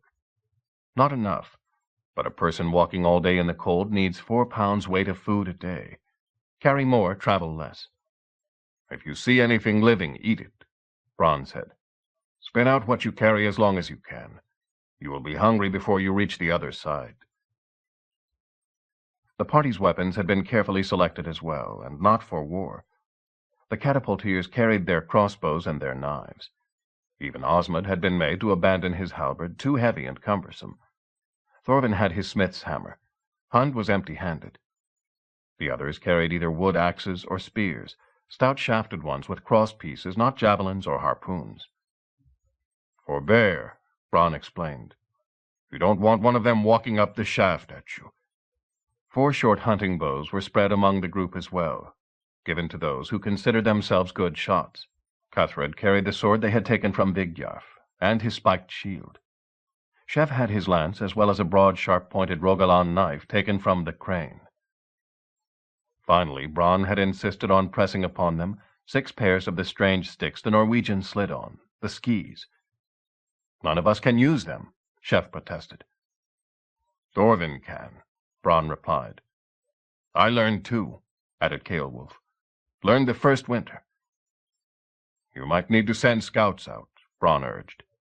What he thought was that some might survive, even if all did not. At dawn, some 14 days after the battle and the burning, the party set out. They were carried over the first stretch in the first ship bronze folk had managed to make from salvaged parts. Planks from both the wrecked ships, keel made from one half of the crane's originally riveted main timber. The ship was short, wide, and lacking in proportion, named by Bronn in disgust the Duckling. Nevertheless, she moved reasonably enough under sail, the party packed into her roomy waist with the 6-man crew working round them. There had been some argument about where they should all be set down, Bronn opting for a fjord which ran furthest into the tangled mass of mountains, and so cut down their marching distance as much as possible. But Cuthred vetoed the choice with total confidence. "Etchegorgon said not," he reported. "He said, go to the fjord that leads to the Triple-Horned Mountain, then head due east. That way we will strike a line that may lead us down to the great lake that runs across Cholan, the Kiel." "A line or a path?" queried Chef. "A line. There are no paths, not even hidden folk paths. In the deep mountains they need no paths." He had almost said, "we," Chef noted. So in a chill wind, 23 laden figures stood at the very end of a deep fjord. The sun had climbed high up the sky. Even so, it was only just high enough to clear the mountain tops, and half the fjord still lay in deep shadow. On the other side, the snow-capped peaks lay reflected in deep still water, stirred only by the faint ripples of the Duckling being pulled out from shore. The humans seemed a mere scattering of forked twigs under the impassive gray bulks, their path a mere slash in the rock down which bright water bounded. Bronn called out across the water, "Thor aid you!" Thorvin made the sign of the hammer in reply. "Lead on," said Chef to Cuthred. 12 days later, Chef knew he had calculated wrong. He was cutting a 12th notch in a stick he had carried tucked in his belt since the first few days, and the rest were watching him. They were watching him because he had a dry stick. That was part of the miscalculation.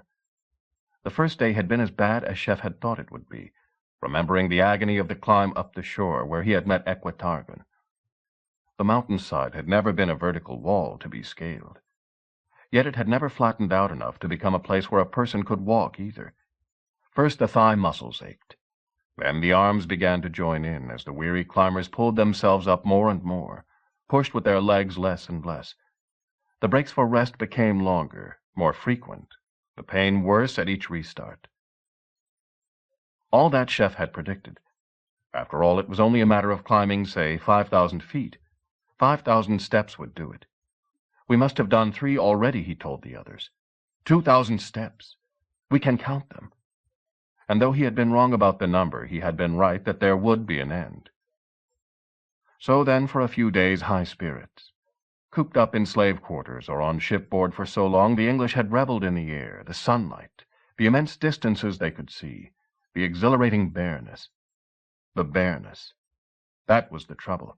Even Thorvin had confided to Chef that he had expected to meet what the Norwegians called barskog, thickets of scrub, but they were far above the tree line here. Each night, each fireless night, for they had carried no wood, the cold seemed to clamp down more fiercely. Food was rationed strictly. It never seemed enough. Maybe if they had had a fire to boil their meat in, they began to mutter to each other. The dried seal meat might have felt as if it filled a belly. As it was, it seemed to be like chewing leather, an age to choke down and only cramp in the guts once it was there. Night after night, Chef woke from his cold sleep, even in the down-lined bag, dreaming of bread. Bread with thick yellow butter on it, and honey, with beer, thick brown beer. His body cried out for it. None of them had had much fat on their bones to begin with, and their bodies were beginning to break down muscle for want of anything else to use. So they stared at his stick, wanting him to shave it down, use it for tinder, light a fire, and burn. Burn the sere brown grass and moss that covered the rolling upland plateau.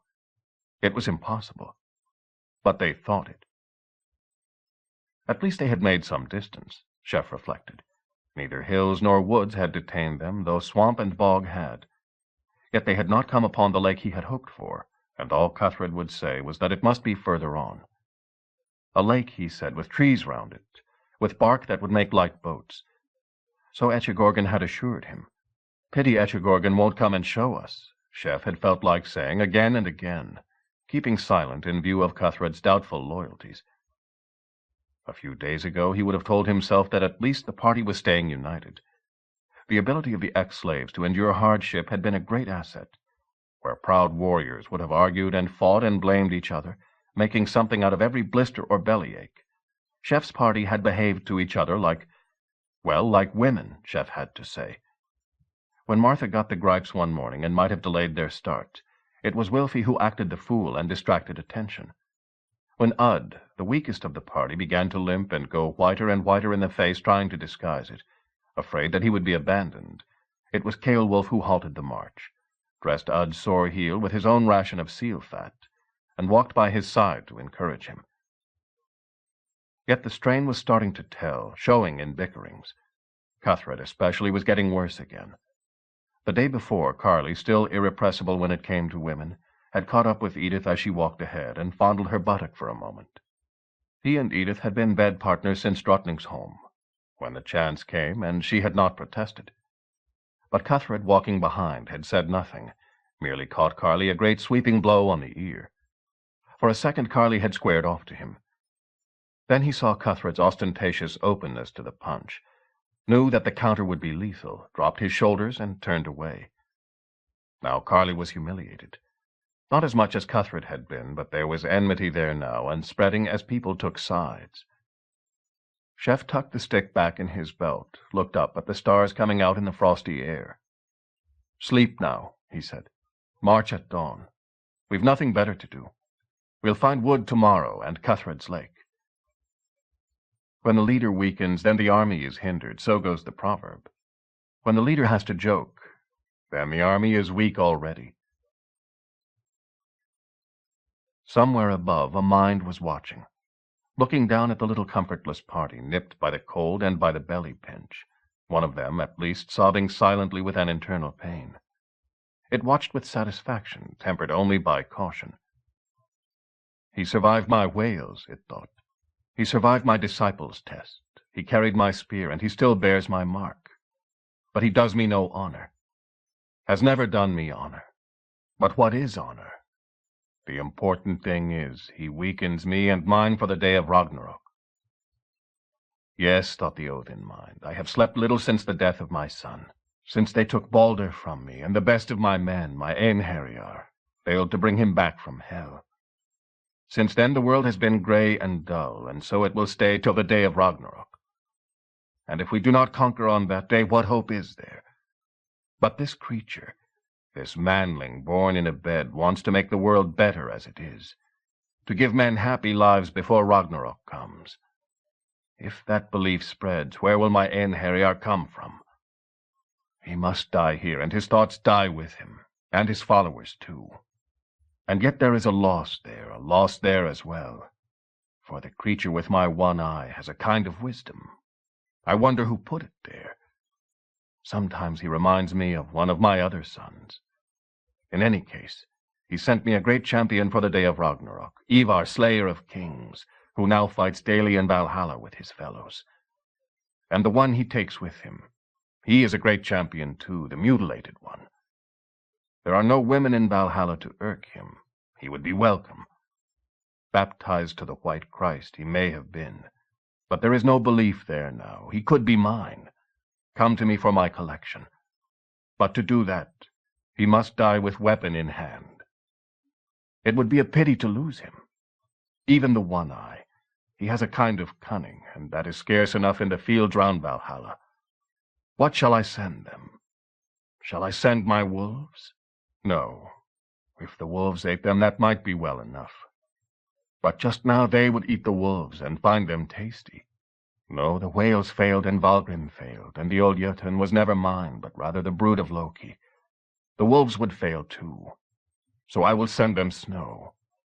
And in the snow, my fins. The flakes began to whisper down out of the sky shortly after dusk, at first just one or two, seeming to crystallize rather than fall. Then bigger flakes and bigger, and the wind rising out of the north to drive them on. Around midnight, the two sentries, seeing the snow starting to drift around and over the humped sleeping bags on the bare ground, decided to wake people up and make them shake themselves clear. The camp turned into a slow shuffle of exhausted men and women, struggling out into the cold air, shaking their bags down, moving to a new spot, lying down, feeling the hard ground beneath them turn to slush under their own escaped body heat. They began to shuffle unconsciously to get into the lee of each other, the camp moving slowly piece by piece downwind. Sometime before dawn, Chef, realizing what was happening, made a line of backpacks and raked snow over them to create a makeshift wall, putting the party behind that in ranks, the weakest in the middle and the strongest on the edges. Few people slept much for all that. Dawn broke on people tired, hungry, and still fireless. There was no moving till the snow stopped, as it did after a few hours. They looked out then on a featureless white plain, the sun hidden behind clouds. Chef felt a momentary stab of doubt. During the night he had lost all sense of direction. With the sun hidden, he had heard that there was a kind of clear rock that so concentrated the rays that you could see the sun even through cloud, but there was none of it in this group. He controlled his fear. Which way they went was no longer material.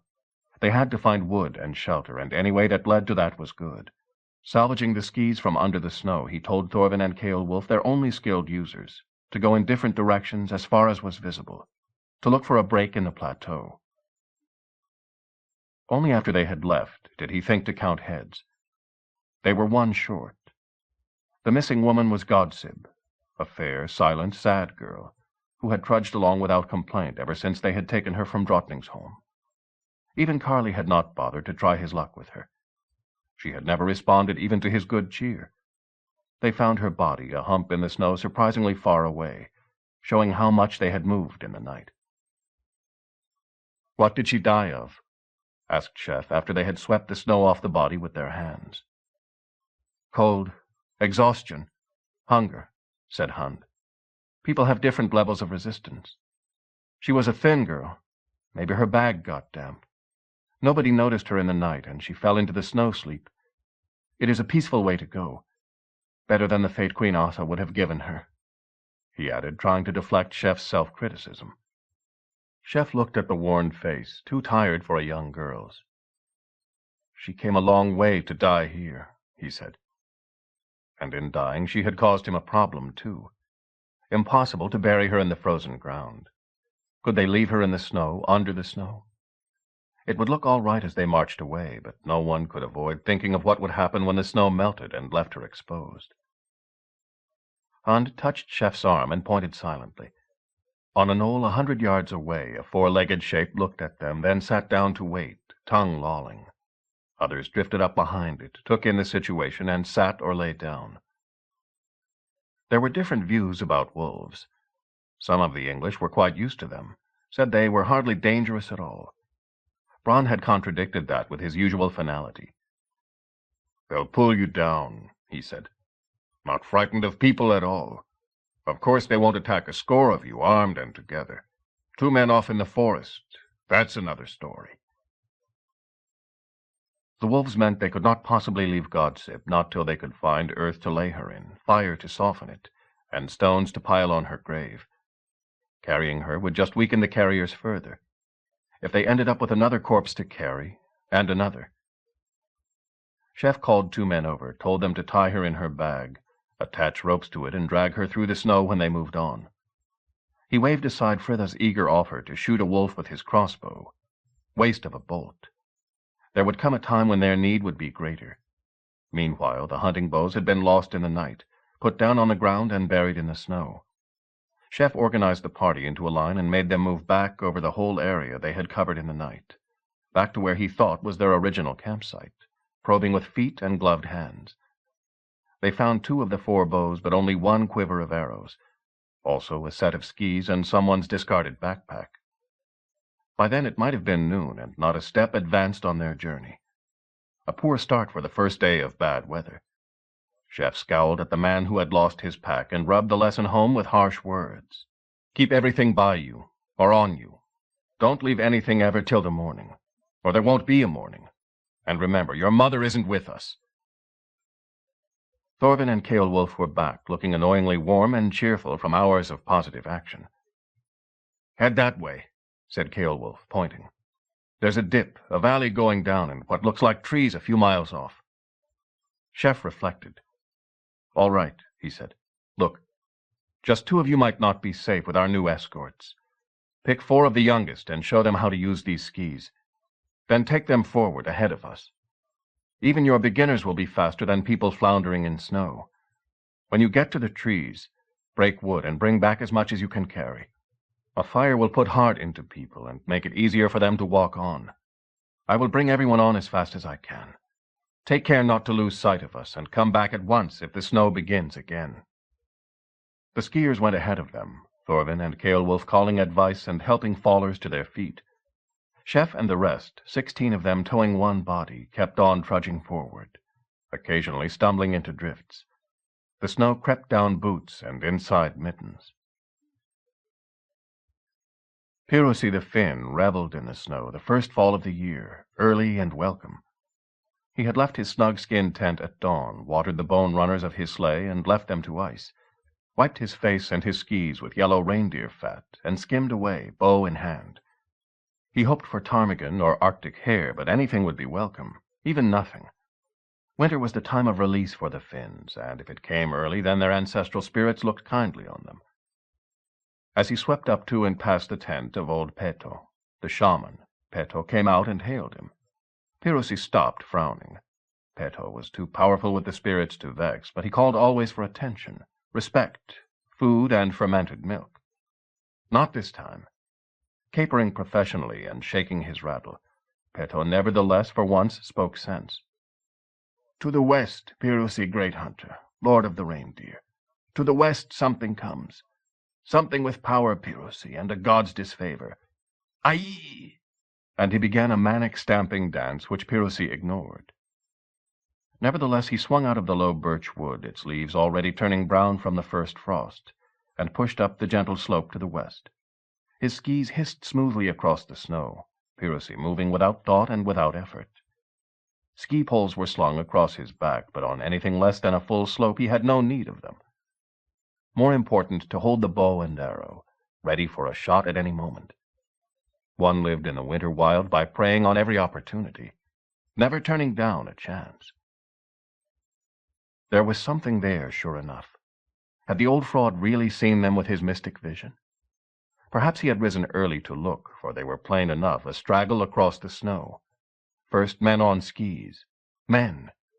They fell over every 100 paces, worse than boys, as if they were babies. And behind those, clear enough to Pirosi's long-sighted eyes, a herd of them, moving like oxen, floundering along, kicking up snow with every step. They dragged a makeshift sled or travois with them. Pirosi had never paid a Finn tax, but those of his cousins who lived nearer the shore did so. It was worth it not to have their summer fisheries and fowling trips cut short by the murderous seamen. Time, Pirosi thought, for someone to pay a Norse tax in return. He skimmed back to the cluster of tents, men and women inside the flaps cooking over their hot fires of dried reindeer dung, called the menfolk to their skis and bows. Chef's party regained their strength as they reached the first clump of trees, mere dwarf birch, but desperately welcome. Chef called the skiers back to join the marchers, anxious that no one should be lost sight of. "We'll get into the trees, find shelter," he called. "Then we can have a fire and cook. At least we'll be off the moor." As if in answer, an arrow from behind a tree struck Whifford, struggling with his skis, in the base of the skull. He fell instantly, dead as a herring before he struck ground. Moments later, the air was full of the zip of arrows, the trees full of figures flitting from one trunk to another, never showing for more than an instant, calling encouragement to each other in some unknown language. Many of Chef's party were veterans. They crouched immediately, shook out into a rough circle, moved behind what cover there was. But the arrows came from all sides, not shot with much force. Chef saw Ceolwulf grimace and pull an arrow from the brawn of his thigh, seemingly with little effort, but deadly to throat or eye. The shooters were quite close in. "Fritha," Chef called. "Use your crossbow. The rest of you with bows. Shoot if you're sure, not otherwise. If you don't have a bow, lie down." The crossbow clicked as Fritha cocked it. Cuthred, using his initiative, stepped over to behind Fritha, batted an arrow away with his shield, stood over him to guard his back. Fritha sighted on a tree trunk with a fin behind it, waited for the man to bob out for his shot. As the fin emerged, Fritha squeezed the trigger. Hit in the center of the chest at 30 yards, the fin flew backwards, the bolt buried up to its feathers. Pirusi, 10 yards away, looked over in surprise. The Norse were not bowmen, nor had he seen a bow. He had no martial tradition, no urge for glory. He fought like a wolf, like a predator. If the prey offered resistance, withdraw, wait. The Finns drew back, still shouting and releasing arrows.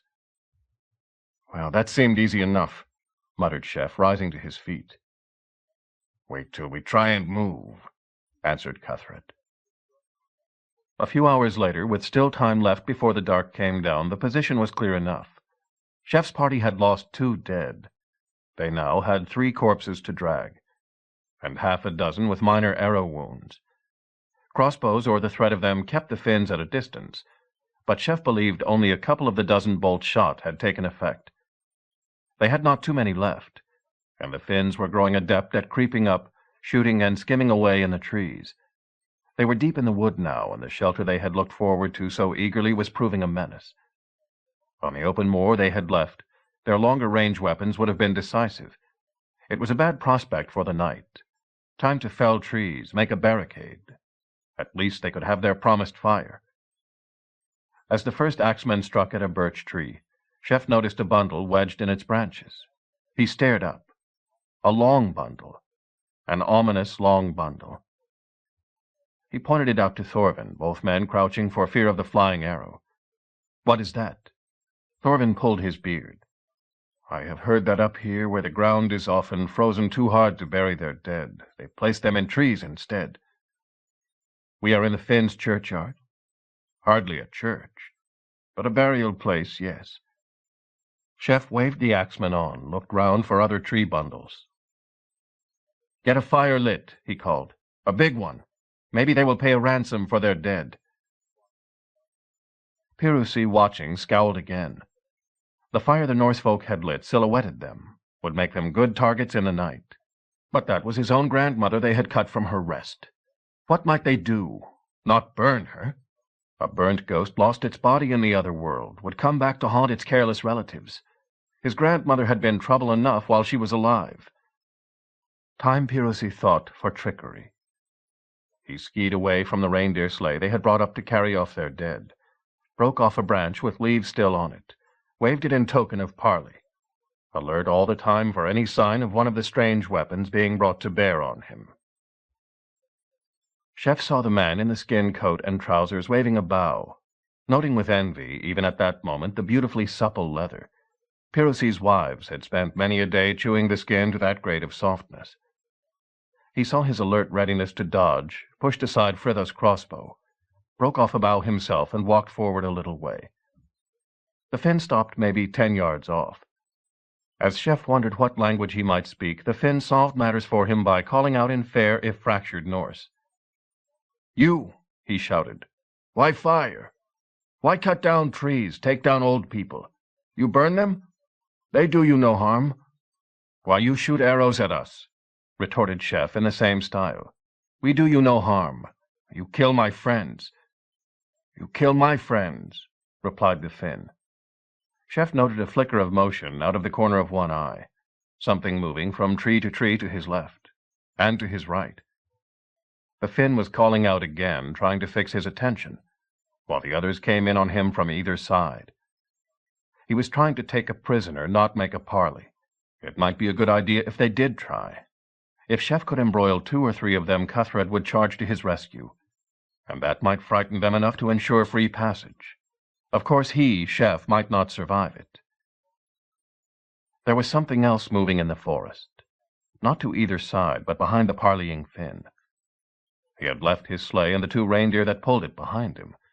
The animals were standing quietly, trying to grub lichen of some kind off the ground, but there was something definitely there behind them. With incredulity, Chef saw the towering bulk of Echegorgon step out from behind a dwarf birch tree. He could not have been behind the tree. The tree's bole was at most a foot thick, barely thicker than one of Echegorgon's arms. Yet there he was in plain sight, looking at Chef, evidently meaning to be seen. A moment before he had not been there. In any case, Chef pondered, baffled. They had just spent days and weeks crossing an open moor where you could see every bird and blade of grass. How could Echegorgon have tracked them? Even the reindeer did not seem to have noticed him. They ate on, unalarmed. The Finn had noticed Chef's fixed stare. "Ho, ho!" he hooted. "That old game. See behind you, Pirosi, something there. Then I look. Your men shoot, shoot." Echegorgon stepped carefully up to one of the grazing reindeer, took its head in his massive hands, turned it with a kind of delicacy. The reindeer's legs crumpled immediately. It fell forward, held up for an instant by Echegorgon. He moved to the other, still unmoving, snapped its neck with the same care and lack of haste. And then he had gone, faded into the birch shade as if he had never been, leaving only 2 dead animals to mark his passing. Pirosi realized suddenly that Chef was ignoring him, whipped round like an adder, saw his dead beasts unmoving on the ground. His eyes widened, his jaw dropped. He turned back to Chef with fear and disbelief on his face. Chef turned and looked deliberately at the Finns creeping up from each side, yelled back to Fritha and his mates to mark them, pointed warningly at the crossbows coming up, then walked over to where Pirosi now stood by his dead reindeer. "How you do that?" asked Pirosi. Could Peto have been right, old fraud or no? Was there some kind of power in this odd man with the one eye and the old spear? He felt the broken necks of his darlings, his treasured speed beasts, and asked again, "How you do that?" "I did not do that," said Chef. "But you see, I have friends in these woods, friends you cannot see, friends you do not want to meet. Have you heard of such things?" Evidently the Finn had, for he was looking round nervously now, as if at any moment some creature might appear behind him and put fingers round his neck. Chef reached over and tapped him with the butt of his lance. "No more shooting," he said. "No more tricks. We want fire, food. Give gold, silver. Go on to Yarnberaland. You know Yarnberaland?" There was recognition in the man's eyes as well as doubt. "I show you Yarnberaland," he agreed. "First we drink together. Drink of—" He seemed to have trouble finding a word. Seeing drink together. You, me, Peto." Not understanding, Chef nodded agreement. Chapter 26. On the evening of the next day, Pirosi took to Peto the traditional offerings, the block of salt, the sack of strong-smelling half-rancid butter made from reindeer milk, the blood sausage stuffed with lumps of thick fat, the chewed and dressed reindeer hide. As the traditional extra gift, he added a pair of soft boots with red thread to draw the tops tight. Peto inspected the gifts with the expected lack of interest, and refused them twice. The third time he swept them to the side of his tent and called to his aged crone of a wife, more than 40 years old already, to come and take them. "For how many?" he asked. "For myself and for you. For the stranger with the one eye and for his companion." Peto considered. It was a brief moment for him, not of power, for there could be no question of refusal, but at least of attention. He decided not to make the most of it. The gifts Pirosi had brought were in fact generous, so generous Peto knew something must have made him so. "Come when the sky is dark," said the shaman. Pirosi left without further ceremony. What he knew and what the shaman did not, for all his claims of being able to look far afield and see what was hidden, was that the one eye, when Pirosi had claimed compensation for his slaughtered reindeer, had stripped a gold ring from his arm and handed it over without further ado. It was true he had taken the reindeer, but he had returned the valuable hides again without argument. Pirosi had hardly ever seen gold before, the yellow iron as his tribe called it, but he was well aware of the value placed on it by the Norse folk with whom he sometimes traded. For a ring of that weight, he could buy everything the tribe owned except for their reindeer herds. Yet the stranger was not completely insane. When Pirosi had demanded further compensation for the 2 men killed by crossbow bolts, the stranger had waved at his own dead and said no more. Pirouzzi had noticed, too, the savage glare on the face of the very big man with the spiked shield and sword. Wiser not to provoke such, touched by the spirits. In any case, there was the matter of the dead reindeer. Pirouzzi had decided tentatively that the stranger was a mighty shaman of the Norsemen, of a kind he had not met before. He must be able to send himself out in a different shape, and that shape, probably a bear, had killed the reindeer while the man shape stood in front of him. They would know more after the seeing drink. Eagerly, Pirouzzi went to his tent, called in the youngest of his wives, prepared to pass the time as well as possible till dark. Chef was making a tour of their makeshift camp with Hund. The 2 dead reindeer had vanished within a few hours as the starving men and women first built a fire, then eagerly began to toast strips of the fresh meat over it. Then they recovered themselves enough to heat stones, place them in their wooden pans, and start more of the meat stewing its way towards tenderness. In the beginning they had been devouring the meat all but raw. Chef remembered the first rush of intoxication, almost like the effect of the winter wine, as he gulped down the first slice of fresh liver. But then he reflected, not only had he been dreaming of thick bread and butter the day before, he had begun to wonder why he had not taken the chance of rotten shark while it was on offer. "How do you think the people are?" asked Chef. "It is surprising how quickly they recover," Hund said. "A day and a half ago I was afraid for Ud. He has little strength. I thought we might lose him the way we lost Godsib, just too weak for a cold night. Now, with 3 heavy meals inside him and a night spent by a good fire, he is fit for another few days' travel. One thing I worry about, though. Some of the men are showing old cuts that are opening again, cuts that had healed years before. What causes that? No one knows. But it comes at the end of the spring, when people have been living on stored food for the longest. All leeches of Idun know that if you give people fresh green stuff, cabbage or kale, they recover immediately. Garlic and onions are good too. Bread is useless. We are not at the end of spring now, only the start of winter, and that early. True. But for how long were we living on shipboard rations? And what did we eat on Hoffensee? Much dried meat, dried fish. It is fresh stuff we must have, eaten raw. I think the raw meat or the half-cooked meat we ate yesterday may have done good. We can try and get some more meat, till we reach the Wayman mines. They will have some store of cabbage or onions there, even if it is pickled." Chef nodded. There was something strange in this, as if food were something more than fuel you burnt, the only concern being to get enough of it. Yet he had never heard of cows or sheep or horses, or dogs or wolves come to that, sickening because they had only one thing to eat. He changed the subject. "Do you know what it is we are to drink with the headman of the Finns tonight?" "I will know when we see it, or sniff it, or taste it. But if it is a seeing drink, there are not so many things it could be. It might be a weak draught of the henbane that Ragnhild used on her husband, or of the deadly nightshade berry. But I doubt they grow up here in the waste. Most likely. Well, we will see. One thing I will say, Chef." Hund turned and faced Chef with unusual gravity. "We have known each other a long time, and I know you well. You are a stiff man who has grown stiffer. Let me tell you.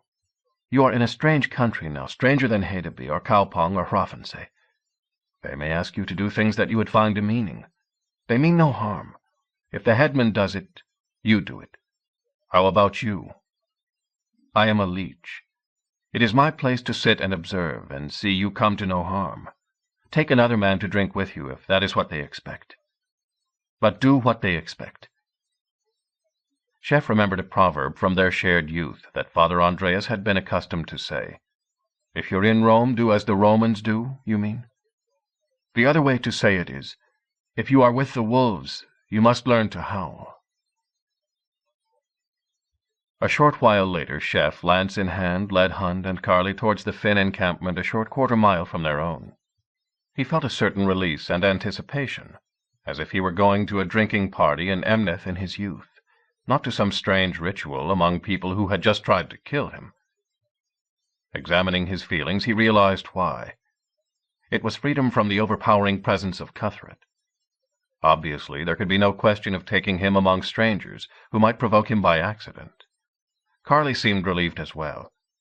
He stared at each of the Finns who occasionally swept by over the light snow on their skis.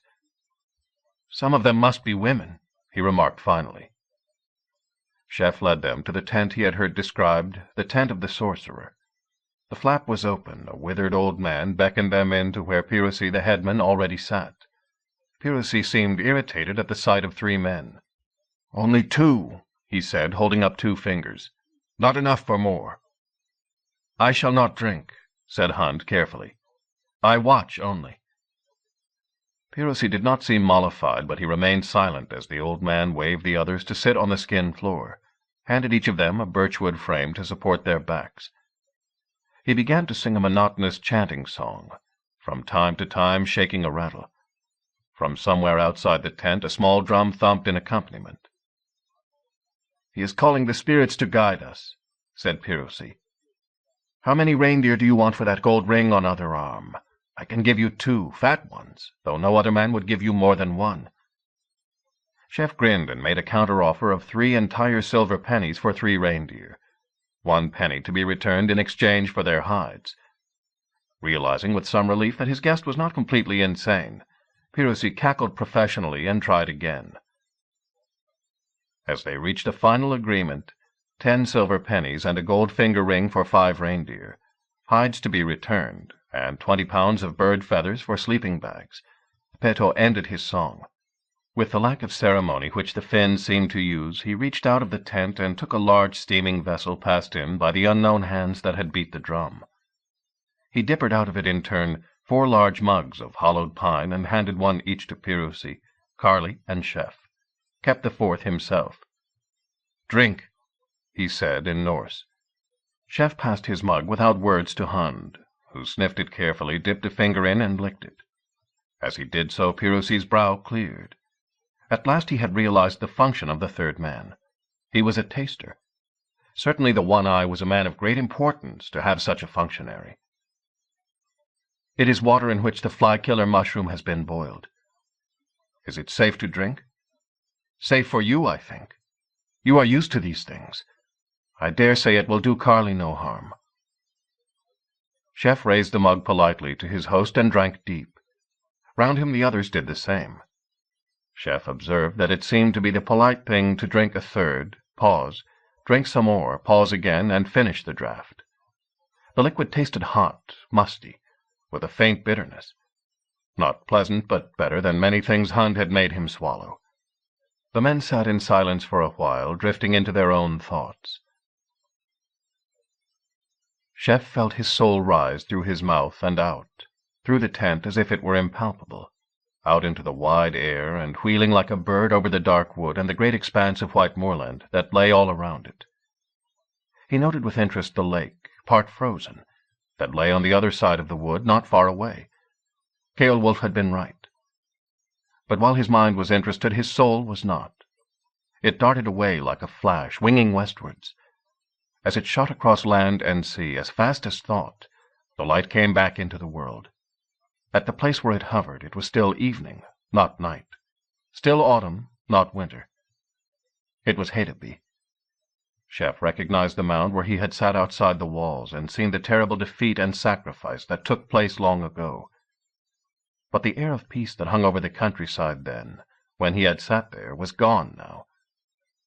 No contented ploughman, no smoking chimneys. Instead, a great camp of tents outside the wall, and lining the walls hundreds of men. It was like the siege of York that Chef had seen, and ended 2 years before. Except for 2 things. The walls were wood, not the stone of the Rome folk. And the defenders had no mind to let the walls do all the work for them. Many were outside, skirmishing with the besiegers, fighting it out with sword and spear and battle-axe, exiting from sally ports and wickets, making their raids, and returning hastily or triumphantly to the stockade. Yet there was a pattern to the confusion, Chef slowly saw.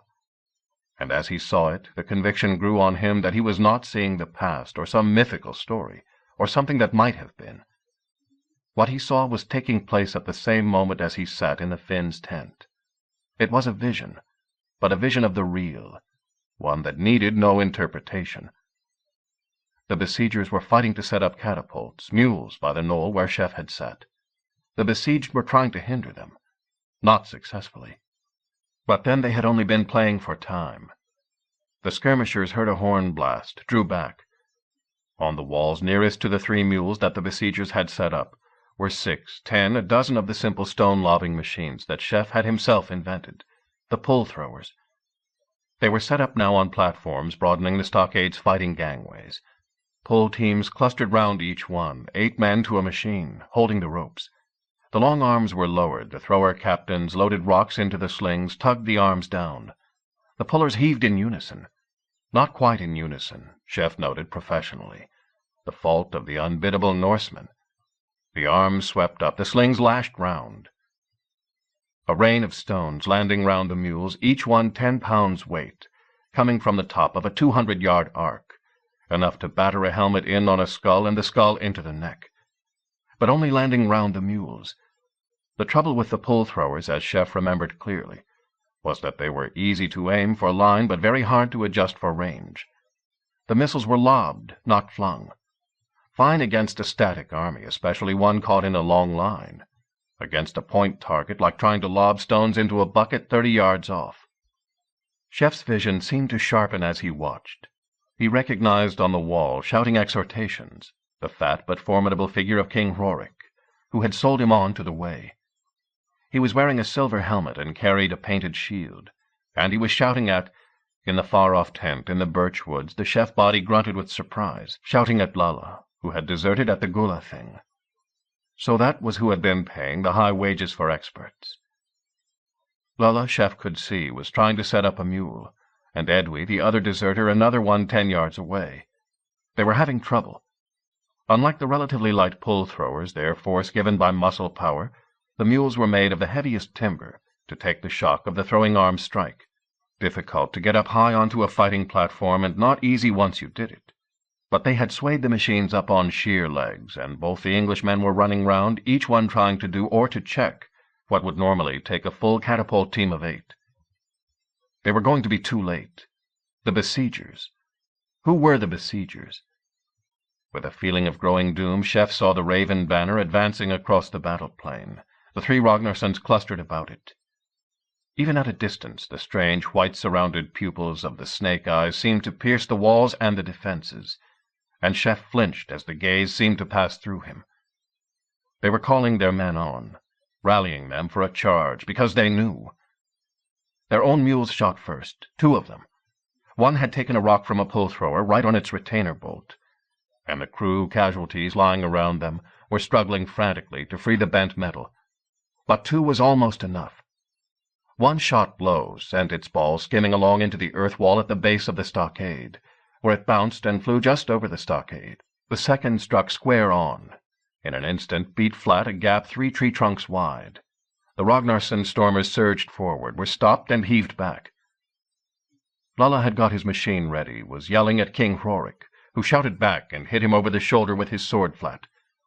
Lalla crouched behind the machine, shrieking directions.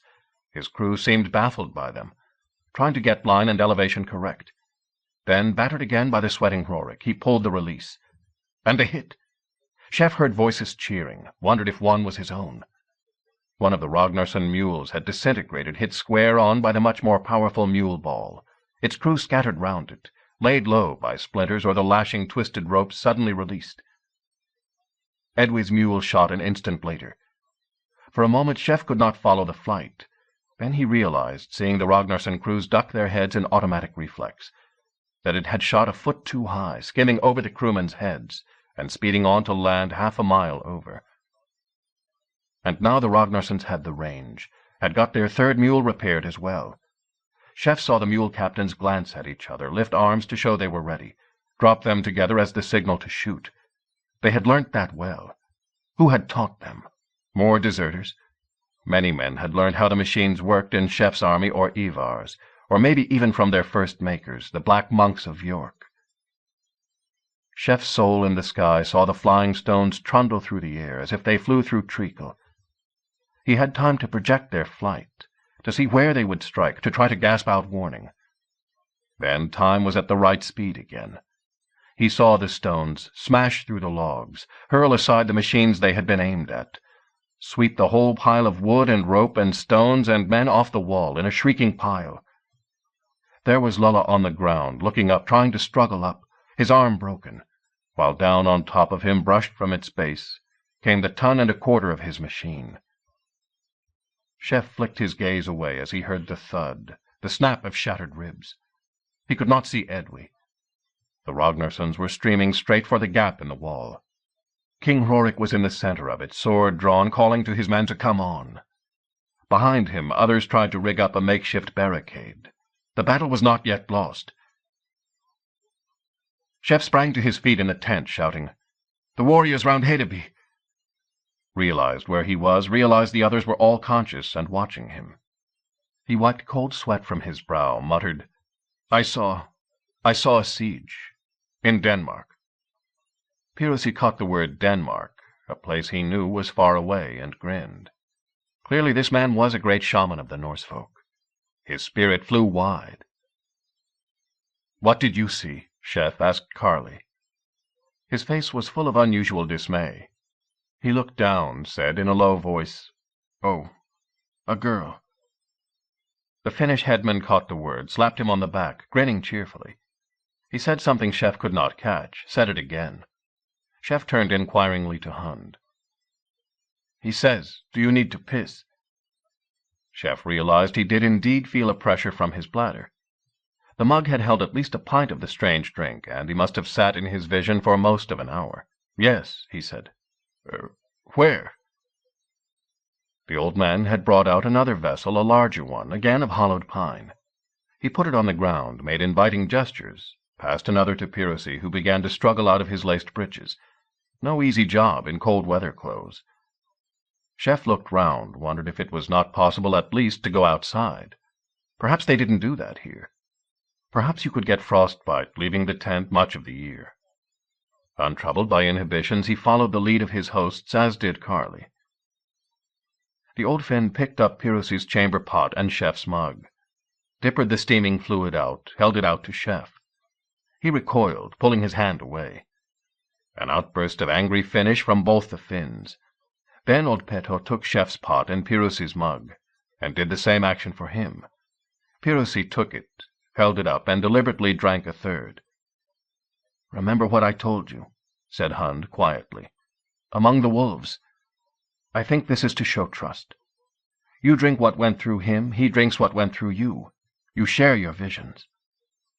Pirosi clearly caught the sense of what the little leech had said, nodded vigorously. Chef saw Carly and Peto exchanging mugs, realized he was committed. Deliberately he lifted the mug, controlled a reflex to gag at the strong animal smell, drained a third of it. Sat down again, drained another third. Paused ritually, drained it to the dregs. This time his soul left faster, as if it knew what to do. But though it sped away, the journey this time did not take it to a different climate and a higher sun. It went into the dark of some poor village. Chef had seen them many times, in Norway, in England, in the Ditmarsh. All much the same. One miry street, a huddle of buildings, houses in the center, on the outskirts, on the edge of the surrounding forest, barns and byres and sties. He was inside a barn. People there kneeling in a row on the bare ground. Chef realized from his own upbringing what they were doing. They were taking the Christian communion, the body and blood of their God, who had once been his God.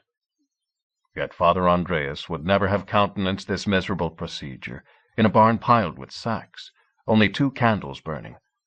Nor would Chef's stepfather Wulfgar. To him the Mass was an occasion to count your tenants, be sure all were in place, and woe betide the villager who was not. It was public. This seemed almost secret. The priest was a thin man whose face seemed to have known much hardship, and Chef did not recognize him. But following him, holding the vessel of wine to follow the makeshift dish of wafers, that was Erkenbert the deacon. Only a deacon, and so not fit to celebrate the Mass, nevertheless participating. And that was wrong too, for his masters, the monks of York, would also not have let one of theirs participate in such a huddled and tawdry ceremony. The celebrants were slaves, Chef realized, or more strictly, thralls. They had the collars round their necks, most of them. All those who did not were women, poor women, old women. That was the way the Christian church had begun, Chef seemed to remember, among the slaves of Rome and the outcasts. Some of the communionists looked up in fear, hearing heavy feet and loud voices outside.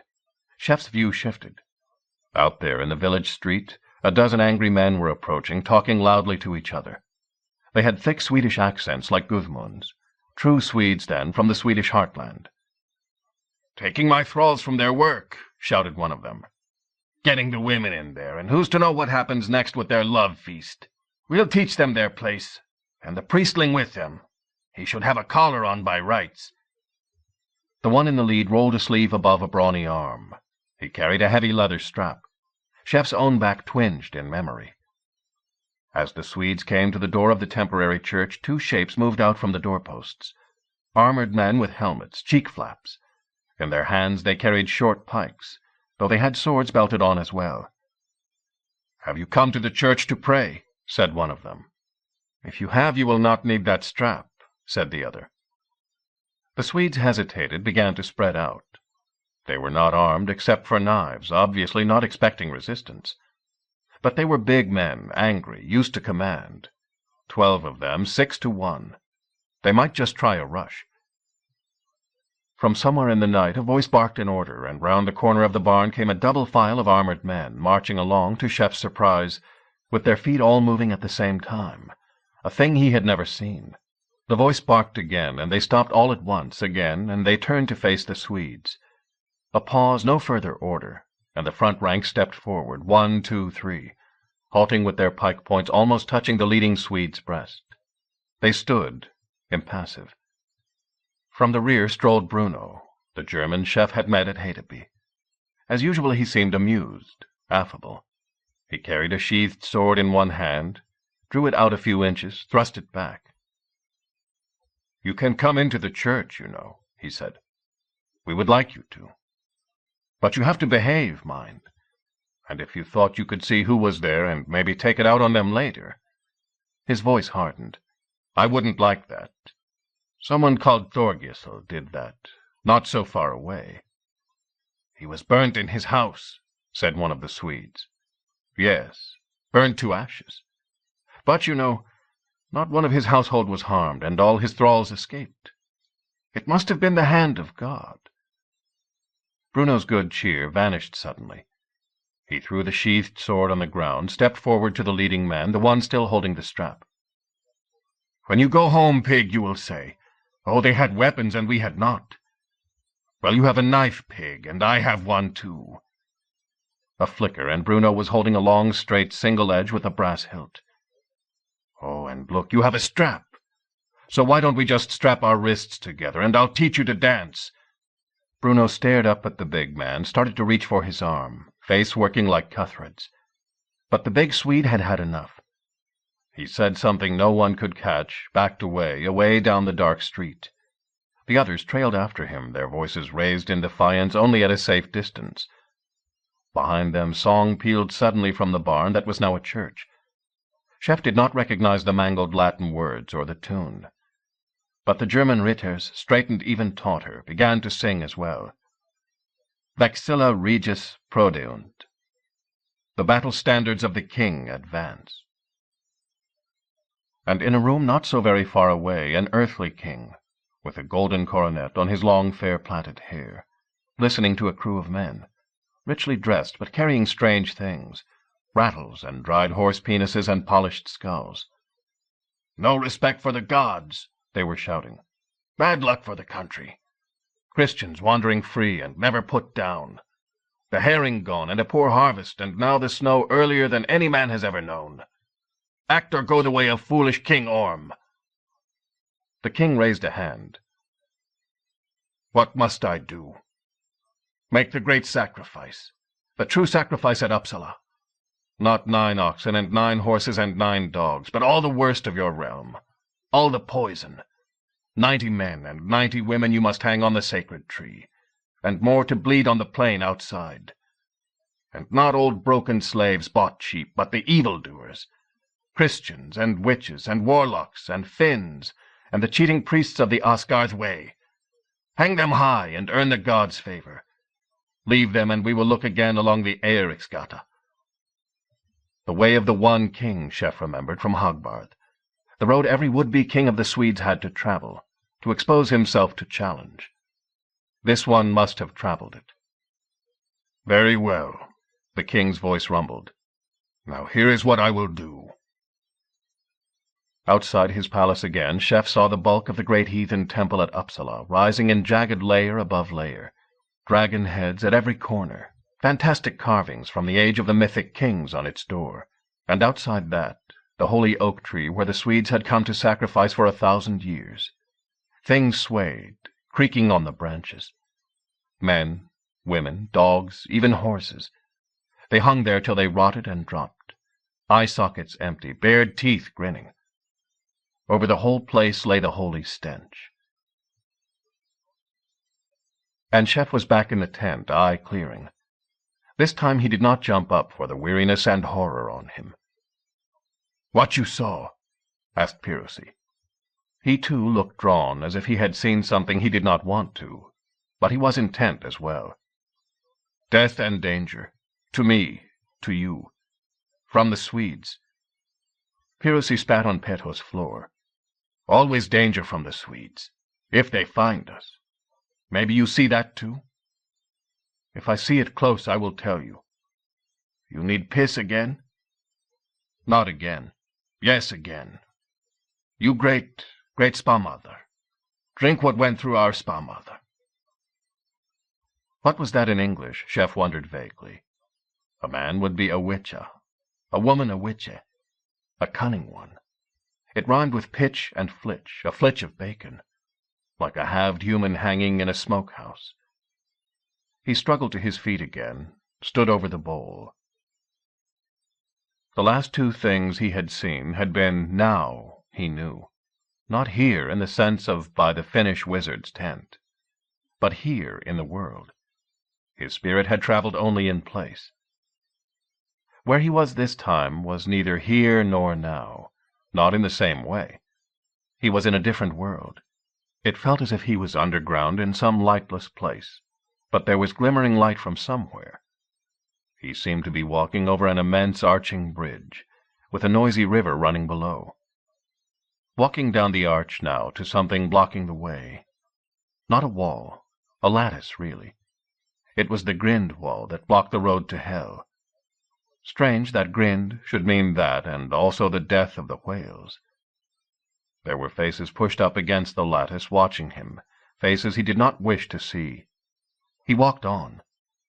As he had feared, the first one was Ragnhild's, twisted and hating, spitting out bitter words at him, shaking the lattice as if to get at him. That lattice would not be moved by any human hand, of dead person or alive. Her breast dripped thick blood. Beside her was the little boy, eyes wondering. He did not seem to hate or to recognize Chef. He twisted away suddenly from a third figure, reaching out to grasp him, hold him to a skinny bosom. The old Queen Asa, a rope round her neck. What have these to tell me, Chef wondered? That I killed them? I know that. The ghosts were backing away from the grill, reluctantly and angrily, as if compelled. Someone else was coming, another woman. Chef recognized a worn face, from which he had brushed snow 2 mornings before. Godsib, who had died unnoticed.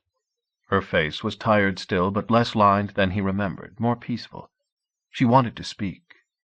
Her voice was like a bat squeak, and he bent forward to listen. "Go on," it said. "Go on. I am here in hell from following you. I would have been anyway. If I had not followed you, I would have been a slave here. A slave to those." She nodded at the retreating ghosts of the 2 queens. "I am spared that." The voice faded, and the wall, and the bridge, and the darkness. Chef found himself once more sitting in the tent, tears rolling down his cheeks. Though the vision had seemed to take no time to him, he was the last to wake again. The others looked at him, Hund with concern and Carly with fellow feeling. The two Finns seemed pleased, satisfied, as if his emotion proved him human, of the same flesh as themselves. Slowly Chef rose, muttered a few words, picked up his lance from by the tent flap. Frost glinted on its tip, yet the weight of it seemed to steady his nerves.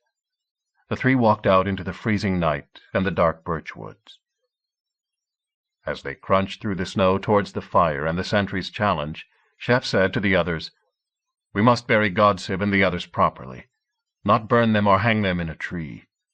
We will dig beneath the fires where the ground has been warmed. Take stones from the stream bed and make a cairn." "Does that do the dead any good?" asked Hund. "I think so." Chapter 27. 2 nights and a day later, the party stood ready to move on a bright windless day in light snow. Chef would willingly have assembled them all and set off the day before, but Hund had vetoed it. "Some of us are too weak," he said sharply. "Hurry them on, and you will find more of them not waking up in the morning, like Godsib." Chef, haunted by the memory of her peering through the lattice of Hell Gate, gave way unwillingly. Yet even as he hauled stones out of the freezing stream bed for her cairn, watched by interested but disbelieving Finns, he thought to himself, "She said, 'Go on.' I have to get out of this wasteland," he had told Hund, trying to get some urgency into him. "I told you. I saw the warriors round Hedeby. It may have fallen by now, and the Ragnarsons will be richer and stronger. At the rate we are going, Sigurd will be king of all Denmark by the time we are there. And is it your duty to stop him?" Hund looked at his friend and reconsidered. "Well, maybe it is. But you cannot stop him from here. We will just have to move on as fast as we can." "Do you think these visions of mine are true?" Chef asked him. "Or is it just the drink that does it, as beer and mead make men think they are mightier than they are? Maybe all my visions, maybe Vigleik's visions and all the things the Way sees, maybe they are just some kind of delusion, some kind of drunkenness." Hund hesitated for a while before replying. "That could be," he admitted. "I will tell you one thing, Chef. That fly-killer mushroom, the red one with the white spots on it, that men crush and put on the walls to keep insects off. You would not eat that by accident. But there are other things like it that sometimes grow in the corn, get reaped with it, maybe find their way into the bread, or the porridge, especially if the corn has been left damp in store." "It's always damp in store in England," said Chef. "So why doesn't everybody have these visions all the time?" "Maybe they do, but dare not speak. But more likely you are especially sensitive to such things. You drank no more than Carly or the Finns last night, but it seemed to affect you for much longer. And then, maybe because you are affected by such things, the gods send themselves to you. Or maybe the gods have given you this weakness for their own purpose." Chef, always impatient with speculation which could not be settled one way or the other, shook the thought off, concentrated on hustling everyone into action, even on the rest day Hund had decreed. So, their dead buried, a supply of cooked meat in every pack, they mustered to travel onwards. Remembering what he had seen on his soul flight, Chef led them confidently to the lake through the birches.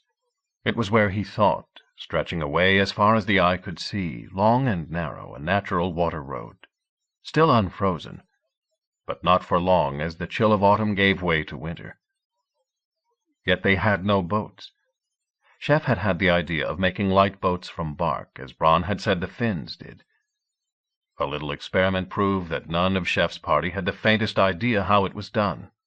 The Finns, who sometimes skied by, keeping an eye on the visitors, shrugged uncomprehendingly if appealed to. Many in Chef's party were skilled craftsmen who could, given time, have built anything up to a complete ship from trunks and planks. By the time that was done, they would all have starved. They plodded on foot, keeping to the birches as long as they could, for shelter from the wind and the drifting snow. Another day's travel, and the wood came to an end with the lake, leaving only the immense level moor stretching out before them, now covered in snow. 19 pairs of eyes turned to Chef as he contemplated the prospect. All but Cuthred's showed doubt and hesitation. Silently, Chef gave orders to camp again in the kindly woods, light fires, and cook their already dwindled supplies. He waved at the Finn who seemed never to be too far away, like the wolves, and said to him firmly, "Pirusi. Bring Pirusi." The headman skied eventually out of the dark, as untroubled by the snow and wind as if it had been a spring day in Hampshire, and settled down enjoyably to a long night of bargaining. The real solution was to turn everyone in Chef's party into expert skiers, make skis, and set off to the Way College mining station, which, if Pirusi could be trusted, and on this he probably could, was maybe 60, maybe 100 miles downstream. Again, they would all have starved long before that could be achieved. In the end, and after arguing himself hoarse, Chef settled for as many pairs of spare skis as the Finn camp could provide, together with 4 reindeer sleighs and their drivers to take the rest. It cost Chef his second gold arm ring, another 20 silver pennies, and 4 good iron wood axes. It might have cost more if not for an intervention from Cuthred. "Make iron yourself?" Chef asked as they haggled over axes. Pirusi signed a vehement no. "What you cut with before the Norse folk come, then?" Chef went on. "They cut with these," said Cuthred from his place by the fire. From inside his jacket he produced a stone axe, a worked flint too big even for Cuthred's powerful hands, an axe to be used by a giant, a gift seemingly from Echegorgon. Fear showed in Pirusi's eyes as he looked at it, and remembered the strange powers these pathetic foreigners were in league with. He ceased to haggle, came quickly to an agreement. The next morning sleighs and skis arrived, and Chef began the still laborious process of deciding who should do what, who was the strongest, the likeliest to learn. He was careful not to let only his weakest ride in the sleighs, for those carried his reserves of cash, gold, and silver. He had been careful also never to let the Finns see how much he had. Drink brother he might be to Pirusi, even piss brother if there were such a term. None of that, he was sure, would shield Pirusi from giving in to temptation. The early coming of winter had surprised but not particularly alarmed the Way College's mining station deep inside Swedish Finnmark. There were a dozen men there and half that number of women, 4 priests of the Way, apprentices and hired workers. They had good supplies and plenty to keep them occupied. During the summer they dug the ore. During the winter smelted it and made it into trade products, pigs of iron or such things as half-finished axe heads, which could be threaded on bars and moved in bulk. They had built their workstation at a point where they had good communications at all times, by water down the river when it was unfrozen. After that they shipped metal down by ski and sleigh over a plain road once the ice came. They were well stocked for the winter in food and fuel. Indeed, they spent much of their time in winter burning charcoal in the birch and pine woods that began to grow out of the moor as it sloped down towards the sea. When apprentice Egil first called out to him that strangers were coming from the west, Herjolf, the senior of the priests, was again surprised but not alarmed. They must be Finns, he assumed. There was no one else there.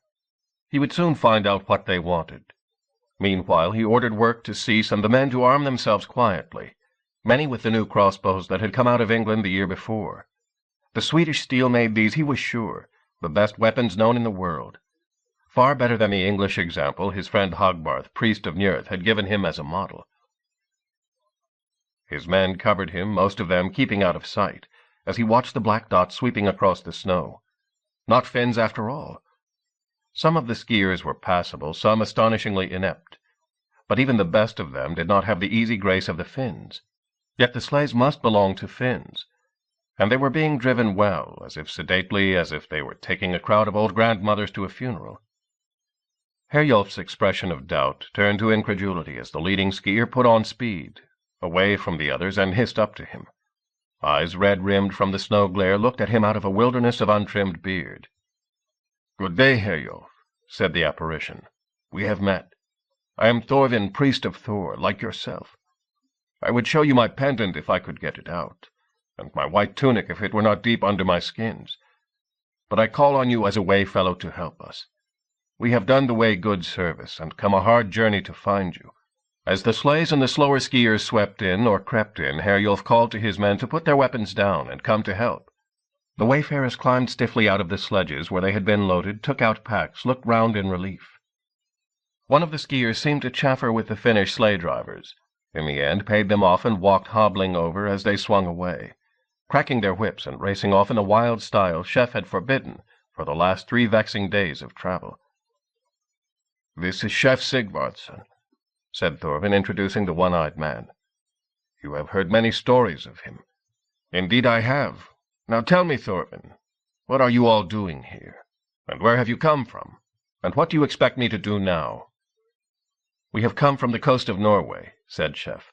"We are going down to the coast of Sweden, where we mean to take ship for England. Or it may be for Denmark. It depends on what news you can give us." Hagbarth, the Njörð priest, appeared at Herjolf's elbow. Chef looked at him with weary surprise. They had not met since Chef had fled from Kaupang. Yet if Hagbarth could appear at Hedeby on the business of the way, it was natural to find him somewhere else, even here 100 miles inland. Njörð priests were favored errand-runners. Chef wondered what had happened to Hagbarth's ship, the Arvandil, which had carried him from Hedeby to Kaupang. "There is no shortage of news," he said. "Whether you will want to go on to Denmark or to England once you have heard it is another matter. It seems to me that your arriving in Hedeby and then in Kaupang started a turmoil that has never ceased since. I hope you have not brought more with you." "We will go on as soon as we can," said Chef. "And you will remember, Hagbarth, that it was not my wish to go to Kaupang, turmoil or no. It was you who took me there.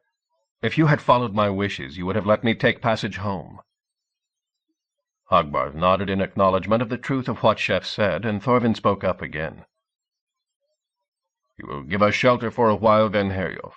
We are all followers of the way, as you will see when we are indoors." Herjolf nodded also. "1 or 2 of you I could have recognized under any circumstances." He pointed a finger at Ud, who had crawled out of a sledge, looked around him, recognized the chimneys of the ironworking shop, and was now standing entranced, staring in at the red glow of the banked fires in the biggest forge he had ever seen. "That is the one who invented those crossbows you are carrying," said Chef. "A Skrerling, he seems, yet some would say he is the man who defeated the king of the Franks and all his lancers." Herjolf looked at Ud's unimpressive form with a new surprise and respect. "Be welcome, then," he said. "But from the look of you I doubt whether many of you will be fit to travel on soon. Here, look at that one." Cuthred, who had skied awkwardly but uncomplainingly for the last 3 days, was tugging at his woolen breeches and leggings, trying to roll them down. As he did so he swayed, holding himself up only by the effort of his will. Moving to help him, Chef suddenly saw a splotch of dark blood soaking through the thick layers of wool. "It is the disease I told you of," said Hund, stripping away the wool as Chef and Thorvin held the big man up. "See the cut he got from Vigjarf. It healed as if it were magic, but now it has broken out again. Come, get him indoors. He will not be fit to move for many days. Not ever, if this place has no store of greenstuffs."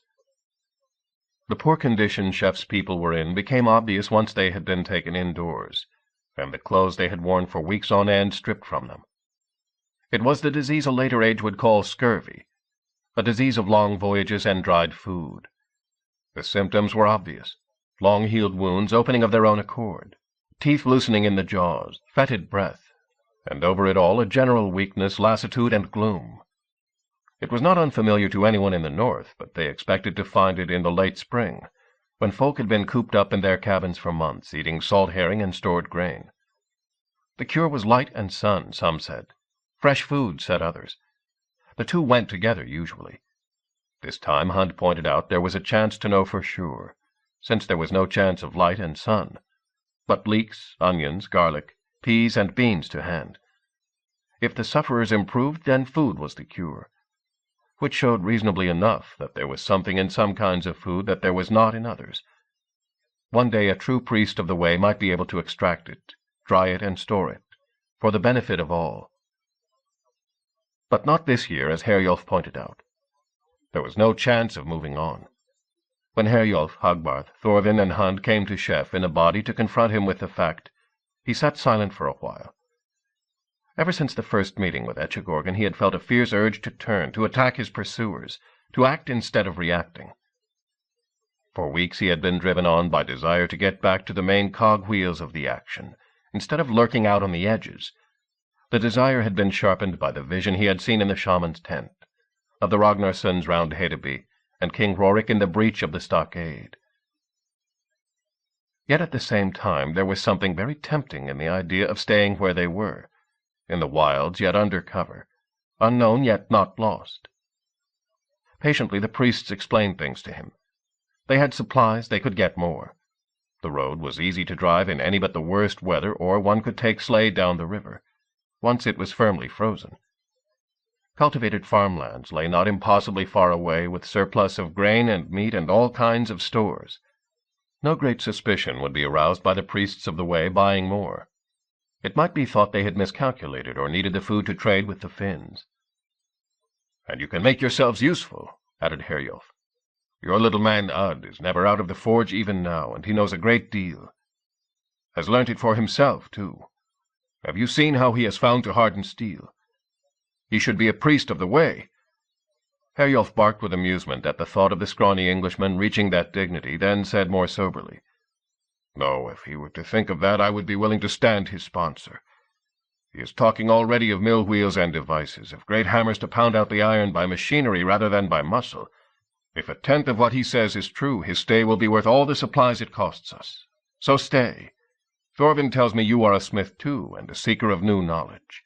You and Ud can think, the rest can burn charcoal or blow the bellows. In the spring, then, you can seek your destiny. Hogbarth's ship is laid up here in the boathouse till spring. It will take you on your way faster than any other." Chef nodded. Beneath the relief, a kind of excitement was growing. Time to think. Time to try things out without the frantic, driving, battle-in-the-morning haste that had always been his fate so far. Time to plan. A chance to move when he was ready and the other side was not, instead of the other way round. Of course they would have a winter to prepare and grow strong too. But then they might not know he was coming. He remembered the words of Svipdag the prisoner. What were they?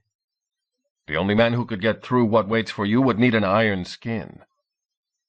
They had been spoken in malice and to frighten him, he knew, but there was a proverb in Norse that Thorvin often quoted. The words of fate will be spoken by someone. Maybe Svipdag had been the emissary of fate. An iron skin. He would see. Chewing carefully with loose teeth on the whole green pea pods that Hund had forced upon him, Chef swallowed, nodded again. "We will stay, Herjolf, and I thank you for your offer, and I promise you no one here will be idle. Many things will be different in the spring." Soon chimneys smoked, clangor rang out over the snow, men skied out to cut wood and raise new huts, sledged out iron to pay for food and beer. The passing Finns, wandering, saw unceasing activity when the Norsefolk usually slept. Far in the south, the Ragnarssons, with the head of King Rorik on a pole as a reminder, marched their army from kingdom to kingdom, demanding the surrender of all the little kings of Denmark, Gamli of Finn, and Arnod of Aalborg, Kolfin of Sjælland, and Kari of Skåne. In Sweden, King Tjalak the Strong, brought to the throne by discontent with his peaceful predecessor Orm, consulted with his priests, and heard continual reports of the insolence of the German missionaries and their protectors. "We cannot defeat them," said village after village. "What do we pay our herring tax for? Come and defend us." And Tjalak agreed, but found it hard to pick a champion who was prepared to meet the Germans' awe-inspiring leader. The time would come to crush them in battle, and also in the spirit, so he told the impatient priests of the great temple at Uppsala. And in Hamburg the fierce and saintly Archbishop Rimbert heard the same reports with pleasure, and circulated them to his brother prelates, the archbishops of the German lands, sure that destiny lay in the west, not as the fool Pope Adrian thought through some accommodation with the Greekling emperor and his popelet. In all the German lands the stories of the bold Ritters of the Lanzenorden spread among the landless younger sons of aristocratic families, and the recruiting tables were never free of applicants. In Norway, King Olaf Elf of Gerstad, whom men were now beginning to call the Victorious, as they had never done all the days his brother was alive, looked at his retinue of underkings, of Ringerike and Ranrike, Hedemark and Uppland and Agdir, and at the newly cautious embassies from the west, the fierce Rogalanders and the men of the fjords, and wondered where the man was whose luck had so changed his own. And Godive, now swollen with child, wondered occasionally what had become of the boy she had once known, her first man and her foster brother. But far in the north, the land lay hidden and peaceful under snow. Chapter 28. The scurvy lifted quickly as Hunt forced his patients to eat onions and leeks, peas and beans, some dried, some still relatively fresh from the recent harvest. Hunt made careful notes in runic script, saying that he would give the answers to other Idun priests. Certainly the answer to this disease lay in food, not in air or light. With the disappearance of the scurvy went the feelings of gloom and weariness which had beset so many of the party, replaced as if by contrast by a mood of energy and excitement, all necessarily turned inwards, for the wind and the cold increasingly contrived to isolate the little community, except for the muffled sleigh drivers trading for supplies or bringing back wood from the forest. When he looked back on the events and the progress of that winter, Chef sometimes found it hard to believe, sometimes easy. He had noticed already during his brief term of office as Jarl of Norfolk, and even briefer term as co-king with Alfred, how little of a busy person's time was spent doing what that person wanted to do. Most time for most people was wasted on irrelevancies, on trivialities, on confusion and conflict, all seemingly inseparable from daily life. "It is like," Chef had said to Hogbarth, the seaman priest, "it is like sailing along with a sail tied to the back of the boat, in the water, dragging you back."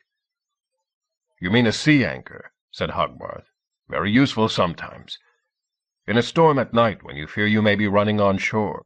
"I dare say," said Chef impatiently. "But think, Hogbarth, think what it's like when you cast the drag off." In the little community of perhaps 40 souls, the drag was removed. Many of them were simply glad to be alive.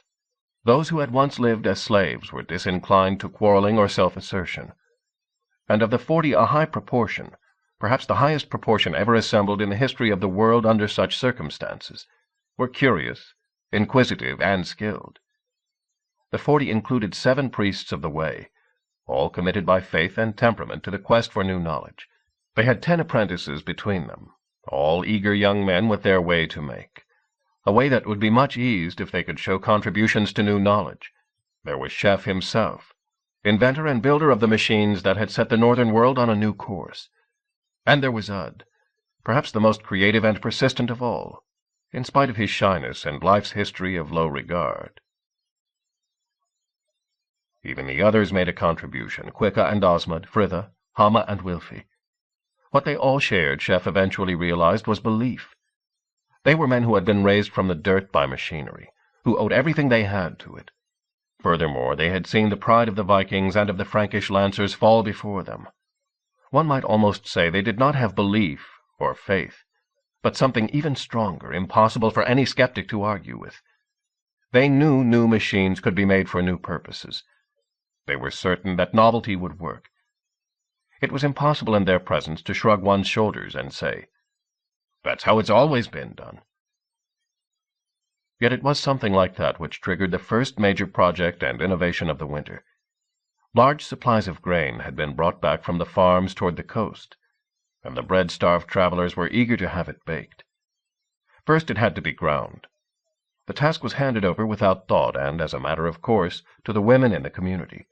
Women ground flour. Many slave women did nothing else.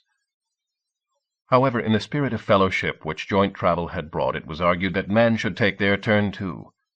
In the end, Ud was given a pestle, mortar, and sack of grain, and told to take his turn at grinding. He ground ineffectively for half an hour, stared at the sack remaining, put his pestle down, and went to find Chef. "Why isn't there a mill to do this?" he protested. Chef jerked a thumb out at the frozen ground beyond the wooden shutters. "Because the river's frozen, Ud. There are other ways to run a mill." "I know," said Chef carefully. "But are you going to suggest it to Cuthred? Maybe he'd like to take a turn at his old trade. If we had an ox, I'd say we could use that for power. But we only have the cows for milking, and no one will let you use those." "I told you," said Ud. "We could make a windmill." In other circumstances, a busy ruler would have been distracted from the detailed consideration needed by some task or other. In the winter waste, there was nothing else to do. Chef and Ud walked across to the water-mill which the way priests had set up and which they used for half the year, to see what could be done. Much of what was needed was there already. The two great stone wheels that did the grinding, the thick axle that turned the upper stone, and the system of cog wheels that transmitted power from the river to the wheels, that changed it from horizontal to vertical rotation following the very latest developments. All that was needed was a new motive force. "Like a big sail on 4 arms," said Ud. "There's sailcloth in the boathouse." "It won't work," said Herjolf, listening. "The river always flows in the same place. Wind can come from anywhere. I grant you here it comes mostly from the mountains, the northwest. But if you set it up and the wind changed, it could tear your wheel off its supports." "I know how to fix that," said Ud with the confidence that came to him when faced with a technical problem. "Think of the way we made the catapults rotate. We put them on small wheels and turned those on a larger wheel. We can do the same thing here. Make the whole mill rotate. It can be trained round by a beam as we turn the trail of the new mules." In other circumstances, again, some scoffer would have laughed the matter off. There were no scoffers here. Herjolf hesitated, then said, "Well, let's try it." Soon most of the community was outside dismantling the old mill, helping to build the shell of the new one, sent off to the main forge to make the heavy nails and bolts that were needed. Chef, thinking back over the event in later times, noted again how many valuable skills were present among the people there. Many were perfectly familiar with heavy weights, not daunted at all by the process of lifting the mill wheels and taking them to the new site. Hogbarth, who had lifted and laid many a ship's keel made all of one timber, directed operations. For several days all energies were directed to the mill, even the grinding of the grain put aside by common consent, till there was a better way of doing it. Finally all was in place, and Ud was allowed to slip the retainer catch that had held the wheels from turning. He did so. The wind blew, filled the sails. They turned the vertical wheel that was to turn the horizontal one, that was to turn the mill wheel. Nothing happened except a great straining of timber. Ud slipped the catch back again. "We need bigger sails," he said. A day later the process was in full stream, Herjolf rubbing his hands as he thought of the profits that might be made by setting up mills of this kind all over Scandinavia. Nearly all of it country unsuited to water power, but a ready market for a mill that would grind all year. Priests of the way, it was their boast, supported themselves by working rather than by claiming tithes and land holdings, like the priests and monks of the Christians.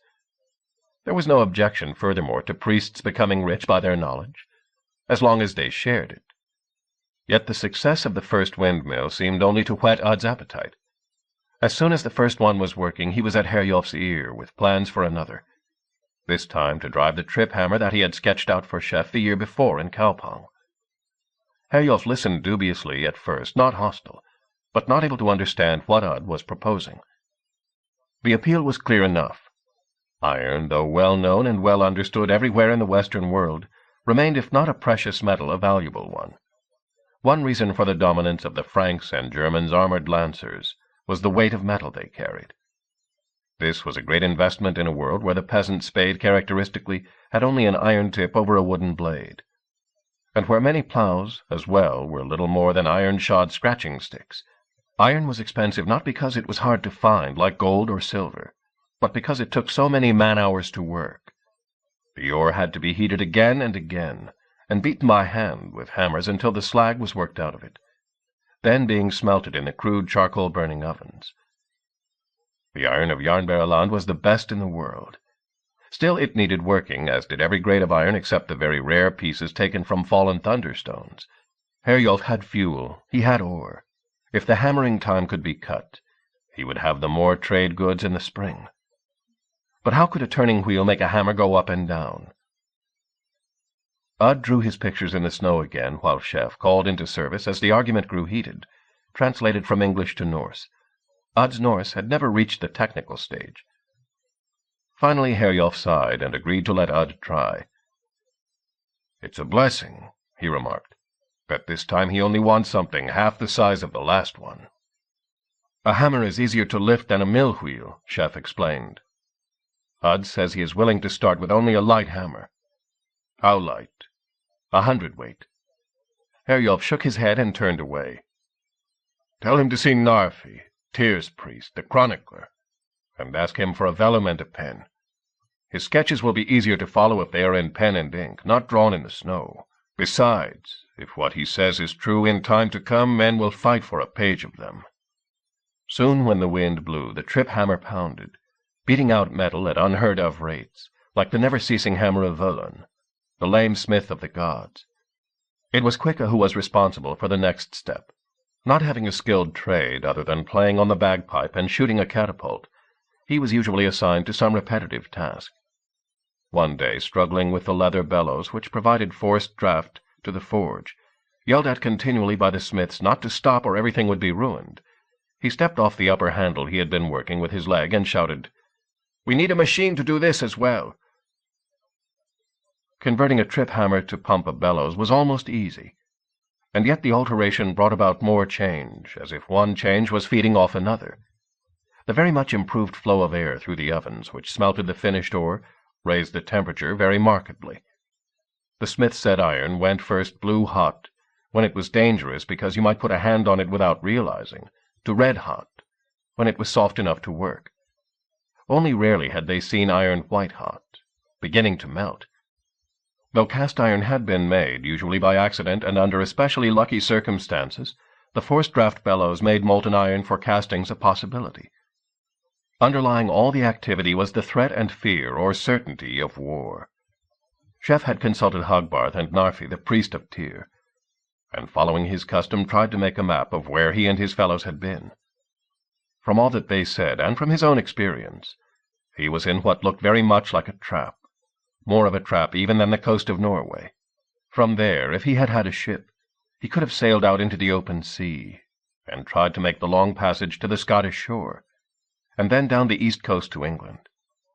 Where he was, even if he had free passage in Hogbarth's Arvandil, he would have to make his way out of the gulf between Sweden and the far shore of the eastern sea, where the Balts lived, then round Skåne and through the narrows between it and Danish Sjælland to make his way home.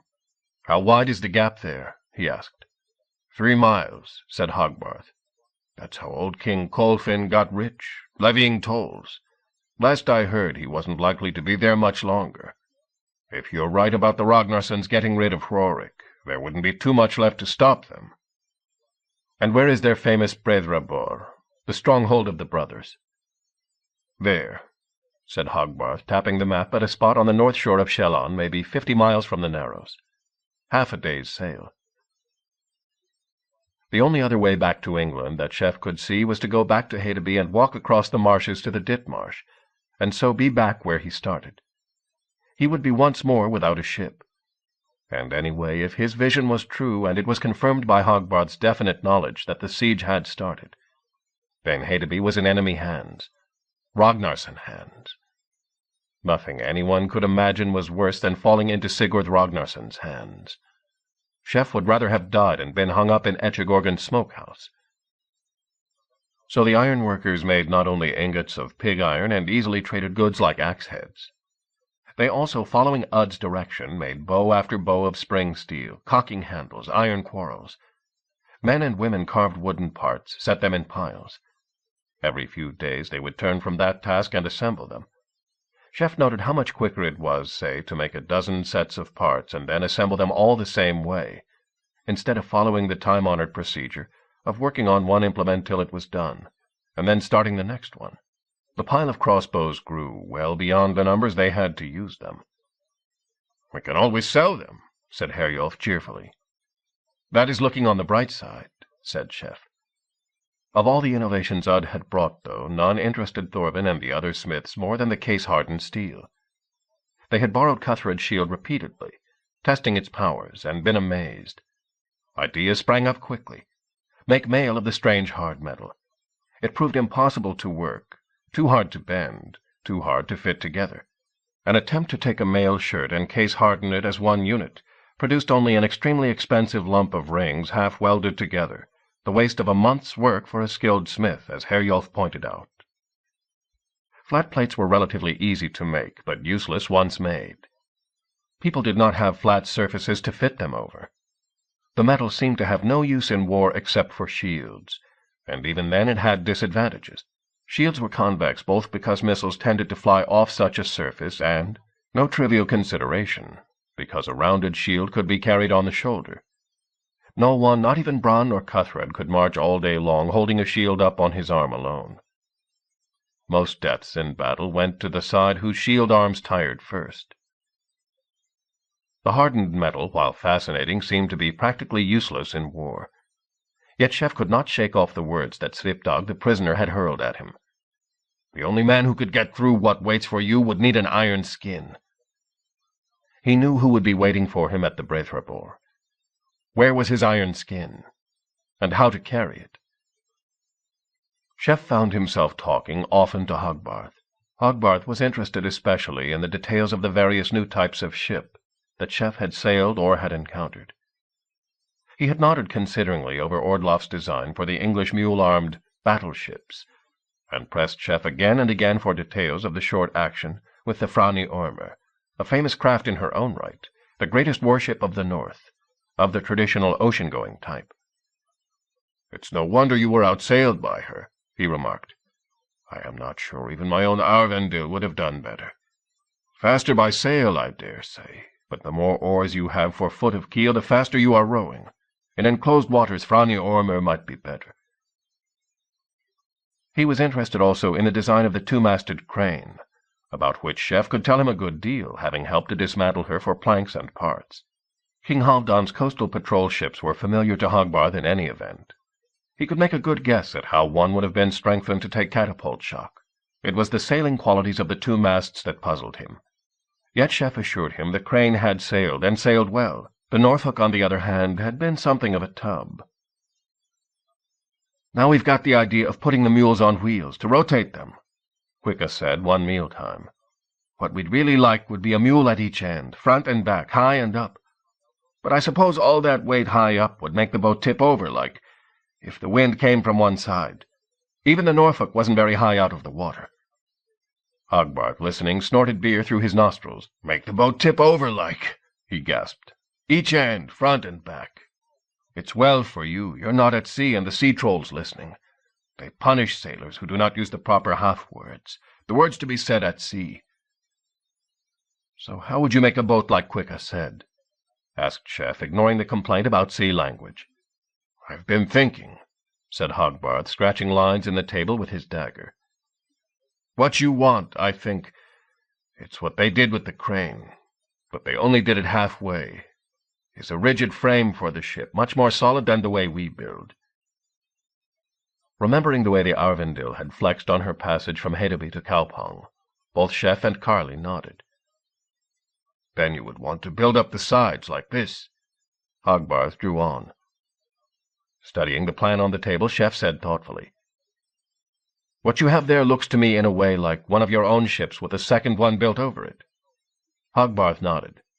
"Yes, you could do that. A conversion.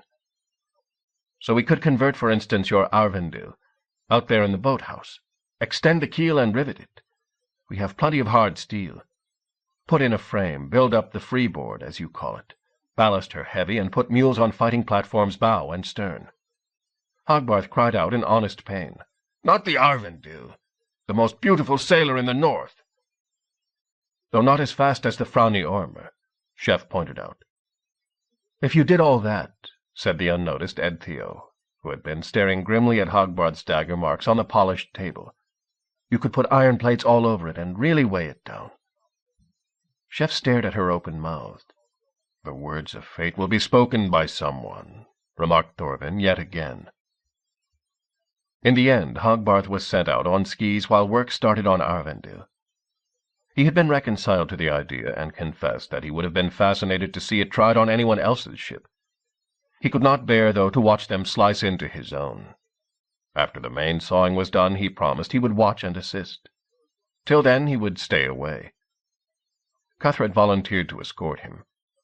Of all the men and women there, he had played the least part. Refusing even to look at the mills being erected, taking little interest in the forge, he lay abed a long time with his leg wound open, as if his body were taking revenge for the way he had overridden its demands during the berserk fit. When it healed, he took to skiing alone, quickly becoming expert, often staying out all day. When Chef asked him once whether he felt hungry or thirsty out in the waste, he replied, "There is food out there, if you know how to get it." Chef wondered. Etchegorgan had trailed them across the mountains to Pirosy's camp. Could he have followed further? The hidden folk seemed to be able to go where they pleased in the wastelands. Cuthred had said once that there were more of them than true people realized. Maybe he was meeting Etchegorgan, or even Miltastarai, in the wasteland. The hidden folk liked him. Hardly anyone else did, though some among the women were sorry for him. At least he was a good protector for Hogbarth, and Hogbarth was not one of the men who were likeliest to offend him, unlike Carly, now paired with Edith, or Ceolwulf, who seemed to remind Cuthred of what he had once been. Yule came with roast pork and blood sausage to add to their usual fare, with tale-telling and songs from the way-priests of their mythical stories. The deep winter came after it, with such howling winds that the mill sails had to be taken down and stored for a while, and thick snow drifting. The small community, with ample food and fuel, blankets and down-lined bags, ignored it. Chef wondered again at the good cheer on every face, but not for long. "It's cold up here right enough," said Quicka. "But if you think what it was like back in Crowland, in the fens, slaving for the black monks, lucky to have a blanket at all, no food but porridge and not much of that, living in a hut with an earth floor and that soaked through from Michaelmas to Easter, and nothing to look forward to but Lent. No, I've never passed a happier winter." One thing that added to the gaiety was yet another of Udd's experiments. He had never forgotten the total failure of his attempt to make winter ale by steaming water off rather than freezing it off. Winter ale could be had now for the trouble of putting a bucket outside, but Udd persevered. If the strength in the drink was not left in the heated ale, he reasoned, it must have flown off with the steam. Slowly he experimented, catching the steam, enclosing the heated pot, running a pipe, a copper pipe for its ductility, out from the heat into the cold, to liquefy the steam more quickly, catching the end product, repeating the process with ever tighter seals and more careful catchment. In the end, Udd had something which he was prepared to offer to the others. They tasted gingerly, curiously, appreciatively. "A good drink for a cold day," said Osmond. "Not as good as mulled winter ale, I reckon, but that's more natural, isn't it? This has still some of the reek of the forge about it. Burnt ale, we'll call it." "It might be better to use wine," said Udd, though he had tasted wine no more than twice in his life. Cuthred said nothing, but took a flask with him next time he skied alone into the snow. The day came at last when they were ready to roll the remade Arvandil out of the boathouse into a backwater of the river, now beginning to flow stronger under the ice and to show signs of break-up. "Should we not put something on the rollers for luck?" asked Chef. Hogbarth looked at him sharply. "There are some who do that," he said. "Blood, usually, a sacrifice to Ran, the troll goddess in the deeps." "I don't mean that. Udd, have you a small keg of burnt ale? Put that under the keel. As she rolls forward, she'll crush it." Hogbarth nodded. "And then you must give her a new name." He patted the stem post. "She is my Arvandil no longer. That is a star, you know, made from the frostbitten toe of a giant which Thor flung into the sky. A good name for a fast ship. She is that no more. What will you call her?" Chef said nothing till the men were at the drag ropes ready to pull her out of the shed in which they had worked for so long. Then, as they heaved together and the strong brown liquid splashed on the keel, he called out, "I name you Fear Not." Fear Not slid slowly down the runway and crunched through the thinning ice, to lie at rest on her ropes. She seemed a strange craft. They had cut, spliced, and riveted her keel with the stoutest wood and steel they could contrive. On the extended keel they had fitted frames every few yards, and to these frames, against the usual practice, which was to use sinew, they had nailed the planking. The Arvandil's original planks now formed only the upper part of her sides. Stouter ones, split from pine trunks, held her lower down. At prow and stern, fighting platforms disfigured her previously clean lines, copies of the ones Chef had seen on Hedeby walls. 2 new-built mules squatted on each. To balance their cumbrous weight, the Fear Not was built deep and round, with heavy ballast in what was now a capacious hold. The fighting platforms had been extended to half-decking, giving some shelter for the crew underneath them, more than the skin awnings which were all Viking crews normally had, even for the Atlantic. On two matters Hogbarth had had his way. The Fear Not remained a one-master, but with her greater bulk the sail had been extended outwards, though not upwards, giving her almost half as much sail area again. And the iron plates that were to armor her sides and the rotating mules were stored in the hold, to be fitted only as needed. "I wouldn't like to try the long open sea passage to England in her," said Hogbarth, careful to speak well away from the ship in case his words brought bad luck. "She makes the tubbiest nor look graceful, and once you put the plates on, she's worse." "She's not designed to reach England," said Chef. "If she gets us through the Narrows and round to the Frisian shore, she'll have done her job." Just past the Brethrabor will do, thought Hogbarth, but did not say the words. He himself had no intention of risking that dangerous passage. He had a draft on Chef and Alfred's treasury for the price of the Arvandil, and hoped only to collect it. Chef wondered indeed who he had the right to ask to share his dangers. The English men and women who had come so far with him would continue, hoping to reach home, as would Carly, eager to tell his tales of travel in the Ditmarsh. So would Hund. Thorvin, too, insisted on going. Hogbarth and his small crew would travel as far as Småland in the south of Sweden, showing the landlubbers how to sail the boat as they did so. As the snow melted and people thought of departure, Cuthred came to see his master. "Do you want me to travel south with you?" he asked. Chef stared at him. "I thought we would take you home, to Northumbria." "There's no one in Northumbria for me. My king is dead. I do not know if my wife is alive, but even if she is, I am no good to her now. I would rather live here in the waste. There are people here who would take me as I am, people who do not measure a man in only one way." The terrible bitterness was in his voice again, Chef heard, and yet he did not dare to let Cuthred go. He was worth a catapult on his own, or a case-hardened breastplate. He would be needed before they won south, of that Chef was sure. "Do you remember the mill?" he asked. "When I released you from that, you said you were my man." Cuthred had been a king's champion for much of his life. He understood loyalty and service, and accepted both as lasting to the death. "See me through the Skagerrak, and I will free you to return, to live in the waste, however you wish," said Chef. Cuthred stared down at the slush.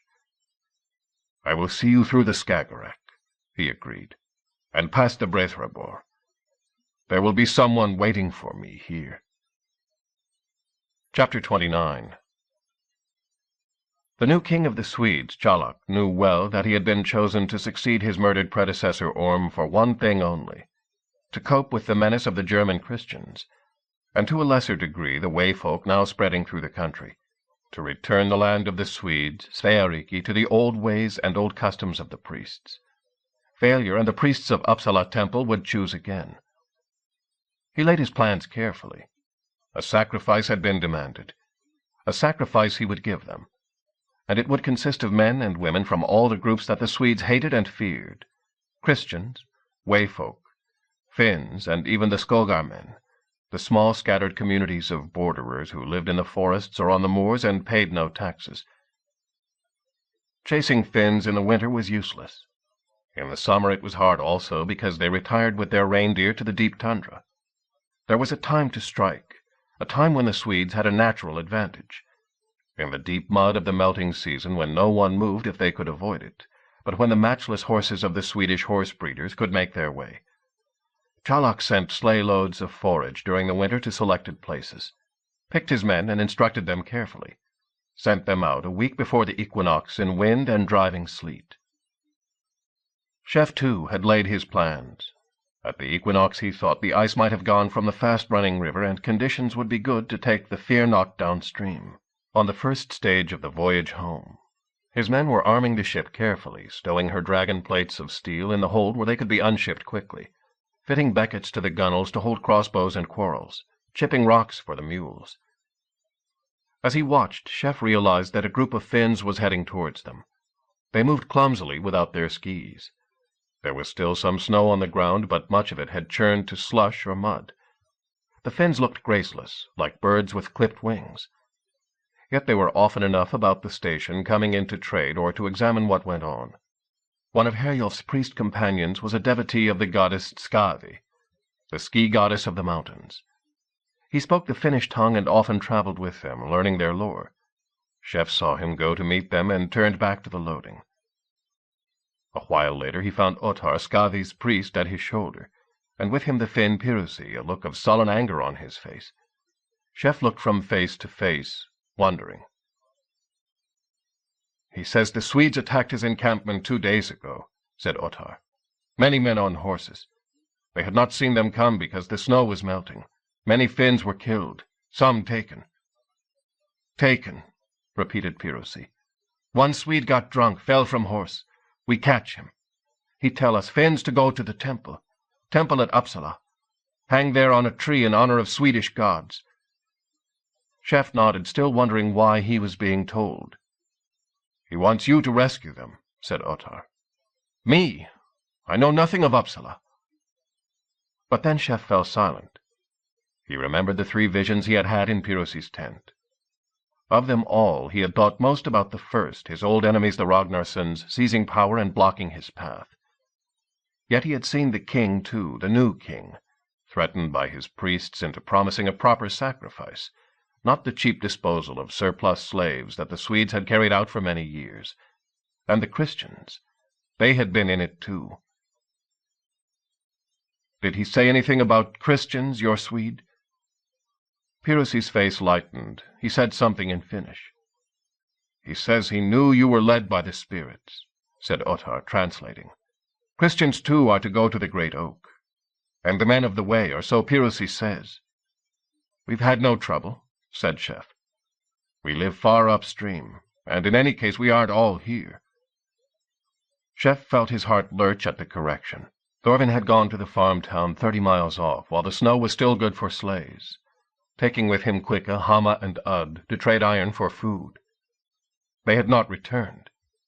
If they had been taken too, Chef realized with surprise that of them all, Quicka, who had saved his life by pulling him from Ivar's drowning embrace, Thorvin, who had taken him in as a wandering nobody, of them all, the one whose fate most concerned him was Udd. If he went, no one could replace him. Many plans would die at birth without his inspiration. "Do you think the Swedes might have got them?" he asked. Ottar waved at the road from the east, from downstream. Riders were visible on it, spurring as fast as they could through the heavy mud. "I think someone is coming to tell us," he said grimly. The news was as they had expected. The town lay in ashes, surprised at dawn and burnt to the ground. The raiders had killed every man, woman, or child they met, but seized some to herd away with them on spare horses. For capture they had selected those with the pendants of the way, or youths or maidens. In the confusion little had been made out as to why the Swedes had attacked the town. But some said they had called out, "Skogarmen! Skogarmen!" as they had killed. Woodmen, men of the forest, outlaws. All the same thing. Thorvin the priest had certainly been taken, been seen led away. A gap-toothed man had also been recognized, who must be Quicka. No one could remember seeing anyone who might have been Udd. But that was entirely probable, Chef reflected. Even people in the same room as Udd often did not see him. Till it came to iron and steel, to metal and contrivances, the little man was made to be ignored. "What is the day of the sacrifice?" Chef asked. Gnawing his beard, Herjolf replied, "The day the holy oak, the kingdom oak as they call it, the day its buds first show green. In 10 days, maybe 12. "Well," said Chef, "we shall have to get our men back, or try at least." "I agree with you," said Herjolf, "and so would every priest of the way, even Valgrim if he were still alive. What the Swedes have sent us is a challenge. If they hang up our priests in their sacred clothes, with the rowan berries at their belts and the pendants round their necks, then we will lose every convert we have ever made among the Swedes, and further afield when the news spreads. Ask Pirusi what he will do," Chef said to Ottar. "All that a man can," came the reply. The Swedes had taken his youngest and favorite wife. Pirusi's account of her charms was vivid, made it plain that he found her, like Ud, irreplaceable. Good. I need Hogbarth, too. Tell him, Herjolf. This is way business now. And another thing. I am going to fly a banner. With what device? Chef hesitated. He had seen many banners now, and knew the power they had on the imagination.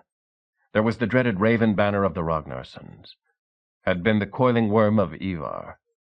Alfred flew the gold dragon of Wessex, left over from the Rome folk. Ragnhild's device had been the gripping beast. He himself had marched to Hastings under the hammer and cross, to unite Wayfolk and English Christians against the army of the Pope. What should he choose this time? The device of Rig? The ladder he wore round his neck? No one would recognize it. A hammer and a broken shackle for freedom? This time he was not coming to free slaves, but to rally border people and outlaws. You will fly the hammer, surely, pressed Herjolf. Not the hammer and cross as you once did. There are no Christians here. Only the Germans and their converts, no friends of ours. Chef decided. He still held the lance he had taken from Echegorgon, the lance that the Trollman had taken from Jarl Boli of the Trons. I will have an upright lance as my own device, he said, with a hammer across it, for the way. Herjolf pursed his lips. That will look too much like a cross for my liking. Chef stared at him. If I am to fight a king, he said, I will be a king. You heard the king's order. Send me all our needlewomen, and do it at once. As Herjolf walked away, Chef spoke quietly to Cuthred. We will not leave till tomorrow morning. Go out tonight. No chance of help from the Huldu folk at Uppsala, I suppose. Too far from the moors and mountains. Just the same, word can be passed. Maybe there are other half-troll families in the north besides Brons. See to it. Make your farewells. Chef thought to add, and see you return, but curbed the words. If Cuthred wanted to desert, he would. All that held him now was pride, and that was not to be insulted. Cuthred stood unspeaking in the prow of the Fear Not next morning in full mail, with sword, shield, spear, and helmet. He looked like a king's champion again, except for his eyes, weary, red-rimmed. The ship was crowded with men and women, too. Only half a dozen had been left at the mining station. Priests, apprentices, Englishmen, Englishwomen, and Finns were all crowded in together, 50 and more. They could never have managed to do so if the ship had needed to be rowed or sailed. But the snowmelt whirled her away without human effort, fast as a racing horse. Hogbarth at the tiller had only a lookout on the yard for ice, and men at the prow with oars to boom off floating debris. All the way down the stream they saw the signs of devastation, burnt farms, burnt villages. Men called from the banks as they saw the standard flying, were hailed, told to rig their boats and follow. By the time the Fear Not reached the sea, a small armada of 4- and 6-oared boats trailed in her wake.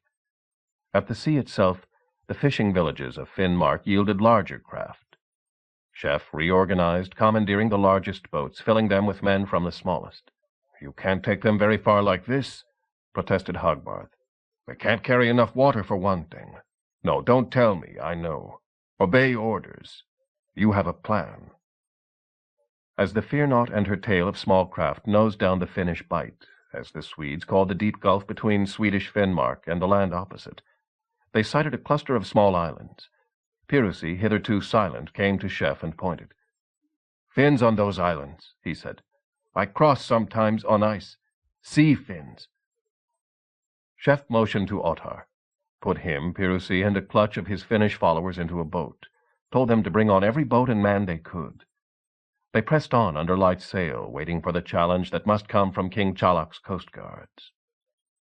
Ali the Red, skipper of the Sea Bear, patrolling the seas towards the Finnish Åland Isles, saw the strange sail bearing down on him and approached cautiously. He had heard tales of strange and strangely armed vessels and had no mind to take needless risks. The ragtag of sails behind he scanned and dismissed. Fishing boats of the broken men, scavengers only. In any case, as they saw his striped sail and that of his consort, he saw them wear in unison and scud away. But what were they doing on the strange ship? The Norn miscegenated with a Frankish cog? Trying to flee as well? She's in range for a long shot, snarled Osmond. The former captain of halberdiers was in a state of barely controlled rage, had been ever since he realized his longtime friend and comrade Quicka was facing a Swedish noose, as sacrifice to Frey and Odin. "Stand away from the mule," Chef ordered. "Get down in the hold, all of you. Hogbarth, you too. Now, Osmond, you're in charge. Turn this ship around and sail away, in flight." Osmond gaped. "But I can't sail a ship." "Yes, you can. You've seen them do it often enough. Now you do it. Carly, Wilfie, and me, we're your sail crew. Cuthred, take the steering oar." "Well," said Osmond uncertainly, "which way's the wind?" "Cuthred, turn the front bit away from the wind, to the left. Carly, you take that end of the yard, and Wilfie that end, and turn it round so the wind is behind it." "Christ, door, I mean. What happens next?" While Hogbarth held his hands over his eyes, the Fear Naught lumbered into flight, the very image of an undermanned trader on a maiden voyage. Watching Ali grinned into his red beard and brought his two ships slanting expertly across to intercept. "Get your heads down," ordered Chef. "Forget the mules. One crossbow each and another to hand." He waited till the Sea Bear was almost alongside, her gunwales lined with fierce bearded faces, spears poised to board, before he gave the word to rise. Anyone can wind a crossbow, as Ud had said 2 years before. Even easier when they had only to be cocked. At 10 yards range, even the most inexpert could not miss.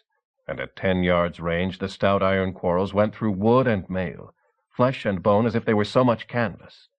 As Chef's archers dropped their first crossbows and reached for the second, it was already clear there would be no need for another volley. Hogbarth stepped from ship to ship trailing a rope, looked at the few instantly demoralized survivors, and ordered them to make fast alongside. "Now the mule," said Chef, looking at the desperately turning consort vessel. "One rock over their heads, Osmond, and tell them to throw their weapons overboard." A short time later, his fleet now consisting of 3 strongly manned large craft with dinghies and pinnaces in tow, Chef's armada moved on for the Swedish shore. Behind them, in small boats, so loaded their gunwales were within inches of the water, the disconsolate Coast Guard surviving argued whether to try for the Åland Islands and the Finns, or the Swedish shore, to face their king's vengeance. The men of the Lansenorden, for all their prowess, had made few converts among the Swedes, at least among the men and the native-born. The congregations they protected had mostly been drawn from the slaves, Christians when they were brought to the land. Some were Germans, some Frisians or Franks, the majority English and Irish. The Ritters felt little kinship with them. They enjoyed the experience of imposing their will on the Norse who had persecuted them for so long, enjoyed realizing that power was largely a matter of concentration. When a Viking army 1,000 strong came down on some town or village in the west, of course they seemed superior. When 50 armed and trained Germans appeared in the middle of a Swedish village with a population of 200, it was the same story. If the natives ever concentrated against them, it would be a different matter. But there was no loot to be won. It was no one's responsibility. The Lansenorden wintered in peace, but not in content. The rank and file were bored, forbidden to get drunk or lord it over the handsome Swedish women. Erkenbert the deacon feared his chances of promotion were vanishing, stuck here far from the center of affairs. Bruno the leader fretted alone in his quarters. He had not found the lance of Charlemagne.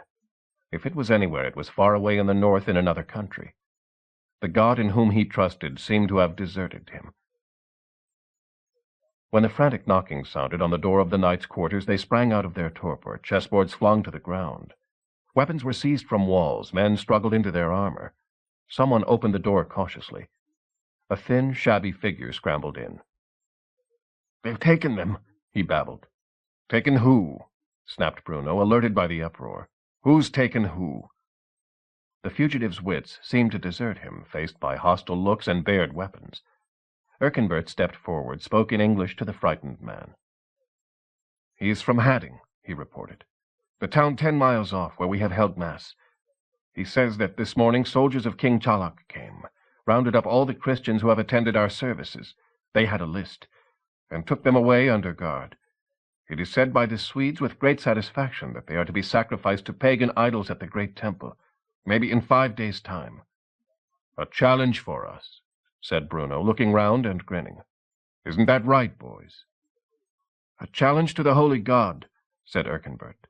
"We shall meet it as did the holy Boniface, who smote the great pillar Irminsul of the Saxons unharmed, and converted the pagan Saxons from their unbelief." "I heard a different story," muttered one of the knights. "I'm a Saxon myself. But anyway, how are 50 of us going to get a bunch of sacrifices away from the whole assembly of the Swedes? There'll be thousands of them there. And the king with his housecarls." Bruno slapped him violently across the back. "That's why it's a challenge," he shouted. More soberly, he added, "And don't forget, they believe that things must be done in certain ways. A challenge must be answered. If I challenge the king, he'll have to fight, or put in a champion. This isn't going to be a battle. It will be a show of our strength, of God's will. We'll face them down, like we've done before." His men looked uncertain, but discipline was strong, and faith in their leader even stronger. They began to collect their weapons, packs, and bedrolls and horses, working out the march in their heads. 5 days, 50 miles to pagan Uppsala. No trouble, even over muddy roads. But it would be difficult to come at the assembly of the Swedes with any element of surprise. Suspicious, too, that they had been left unharmed, when one might have expected firebrands in the thatch and men outside at dawn. Maybe King Tjalak of the Swedes had thought ahead of them, was expecting their coming, had prepared a welcome. The 2 priests of the mission found a queue at their doors of men waiting to make a confession, and ask for shrift. Chapter 30. As they drew nearer and nearer to Uppsala, Chef felt a mood of foreboding come over him. It should not have. Everything was going as well as anyone could possibly have expected. No resistance on the shore. The fighting men of the Swedes already marched for the assembly and the sacrifice, or so they were told. Guided by boats with lanterns sent out offshore, Pirosi had appeared with a heavy reinforcement of Finns, eager to strike a blow for once at the stronghold of their hereditary enemies. Scores of spare crossbows had been distributed, and every man who received one given a short course of instruction and 5 practice shots. All that were needed to enable a man to load and fire a crossbow of the newest pattern, and hit his target at 50 yards range. With the Finnish bowmen as a screen and 200 crossbows behind them, Chef knew he had a force which was at least to be reckoned with, one that would defeat any casual or careless attack. He had had to detach only a dozen men and women to guard the boats and moor the Fear Not, especially beyond casual reach. Morale was high, too, borne up by resentment. Also by the cautious welcome they received as they pressed forward, too much of a straggle to be called a march, through the villages of heathen Sweden. Those who were left behind in the villages were women and slaves and the lowborn. Many of those, seeing the banner with lance and hammer, took it for some kind of a cross, as Herjolf had feared, and if they were of Christian origin, saw it as a liberation. Others saw the Wayman pendants and cautiously joined the party or volunteered information. Yet others had had friends or relatives snatched for the great sacrifice and willingly asked for weapons to help free them. There was a sense of support, of the army growing, not shrinking, as so many did on approach to battle. So why did he feel the foreboding, Chef asked himself. It was because of Cuthred. Chef had some inner presentiment that this matter was not to be decided by pitched battle, that in the end it would come down to a test of champions. Till this time he had relied implicitly on Cuthred, on his strength and skill, but most especially on his uncompromising spirit. Cuthred never had to be encouraged, always restrained. Never till now. But now he was silent, gloomy, without the aura of lurking menace that had always surrounded him. Jogging along on a commandeered pony, Chef found Hund riding alongside him. As usual, he did not bother to speak, merely waited for Chef's opening. Speaking quietly, Chef glanced at Cuthred's back 10 yards away and muttered, "I fear I have lost my berserk." Hund nodded. "I had thought so too.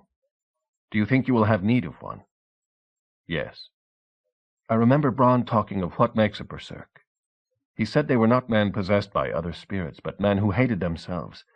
Maybe our berserk—" Hund avoided using his name in case Cuthred heard it. Maybe he has been given some reason not to hate himself. Chef thought of Miltastari and the strange remarks Etchegorgan had made about the hidden folk, their disabilities, and their rare matings. He could see that Cuthred, if he did not think himself a man again, might have been able to think himself a troll. "I don't want to give him that reason back," he said, "but I would prefer him a bit more like his older self." Hunt produced something from under the long cloak most of the men were now wearing against the wind and squalls of rain. "It came to me that there might be another thing that makes the berserk. Just as your visions might be caused by something in you, or something in the grain, or something in the Finn's drink, so the berserker gang could be caused by something in the soul, or something in the body. I have talked to the Finns with Ottar's help. The fly-killer mushroom is not the only one they use. There is this potion, too." He showed Chef a flask. "What is in it?" "A decoction. Boiling water poured onto another mushroom. Not the red one with the white spots this time. The one that makes the seeing drink. Nor the other one I know of, the death-cap mushroom.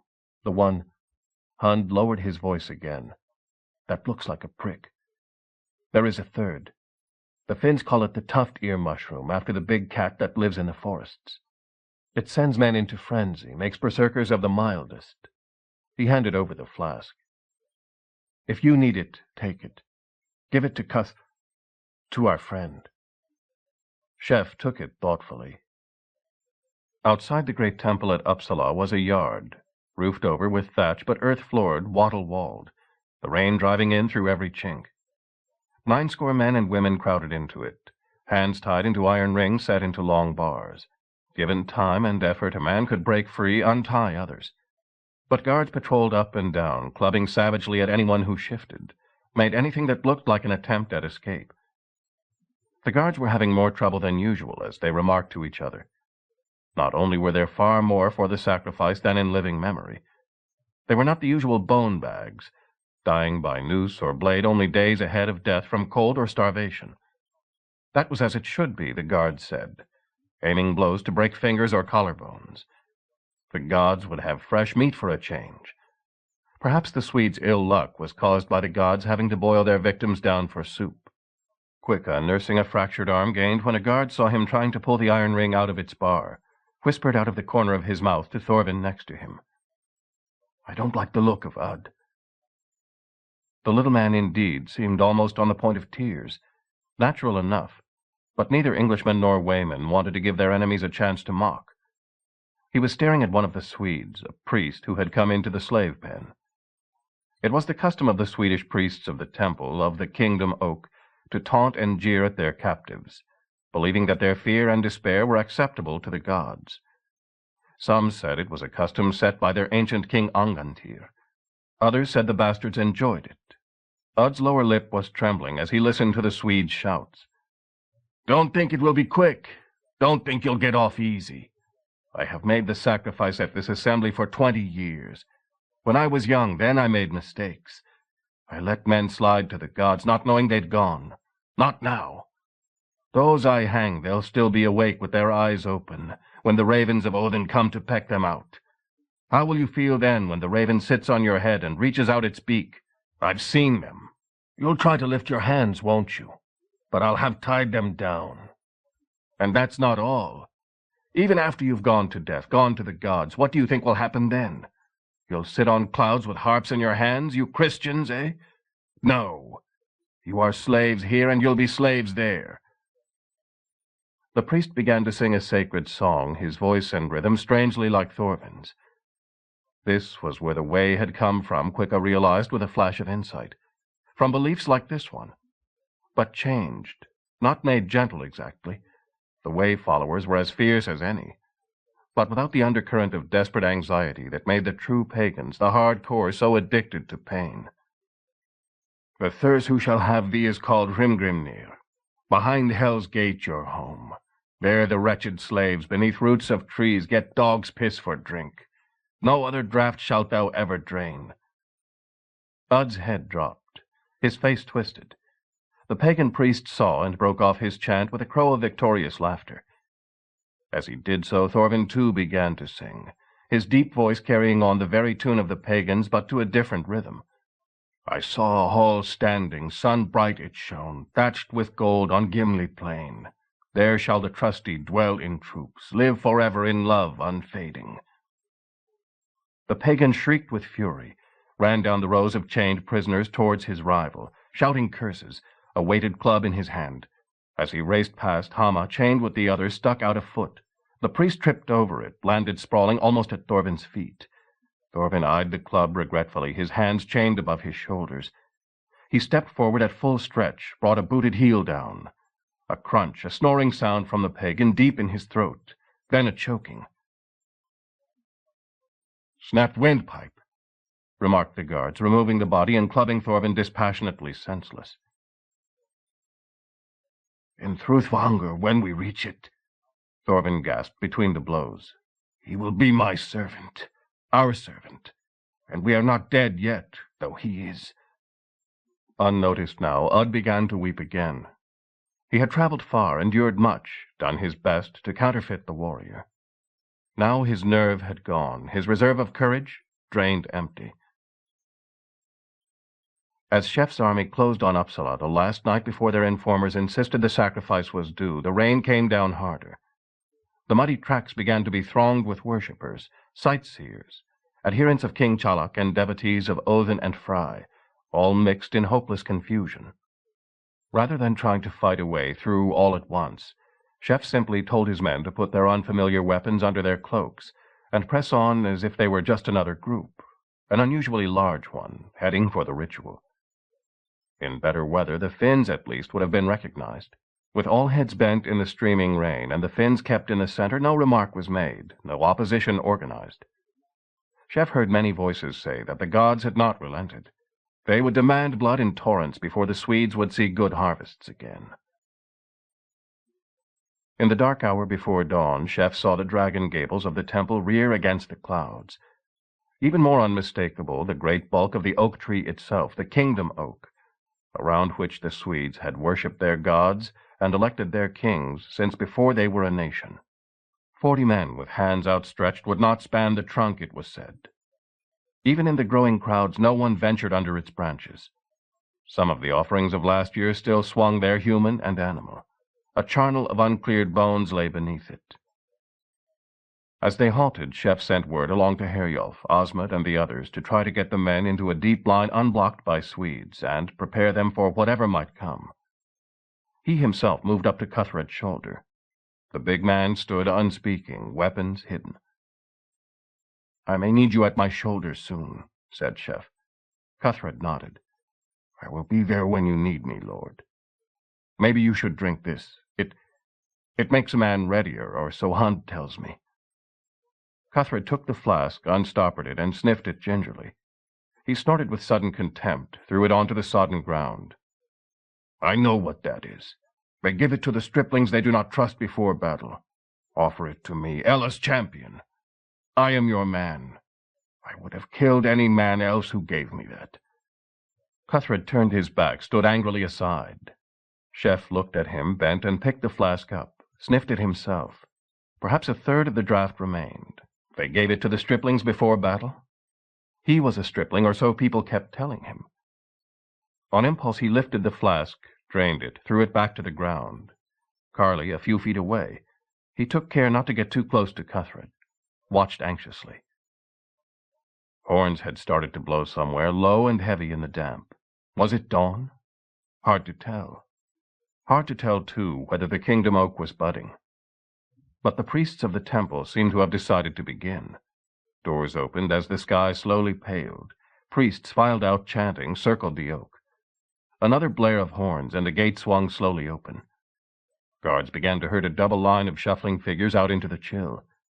Shef undid his cloak, let it fall into the mud, stood breathing heavily and deeply. He was ready now to act. He waited only for his target.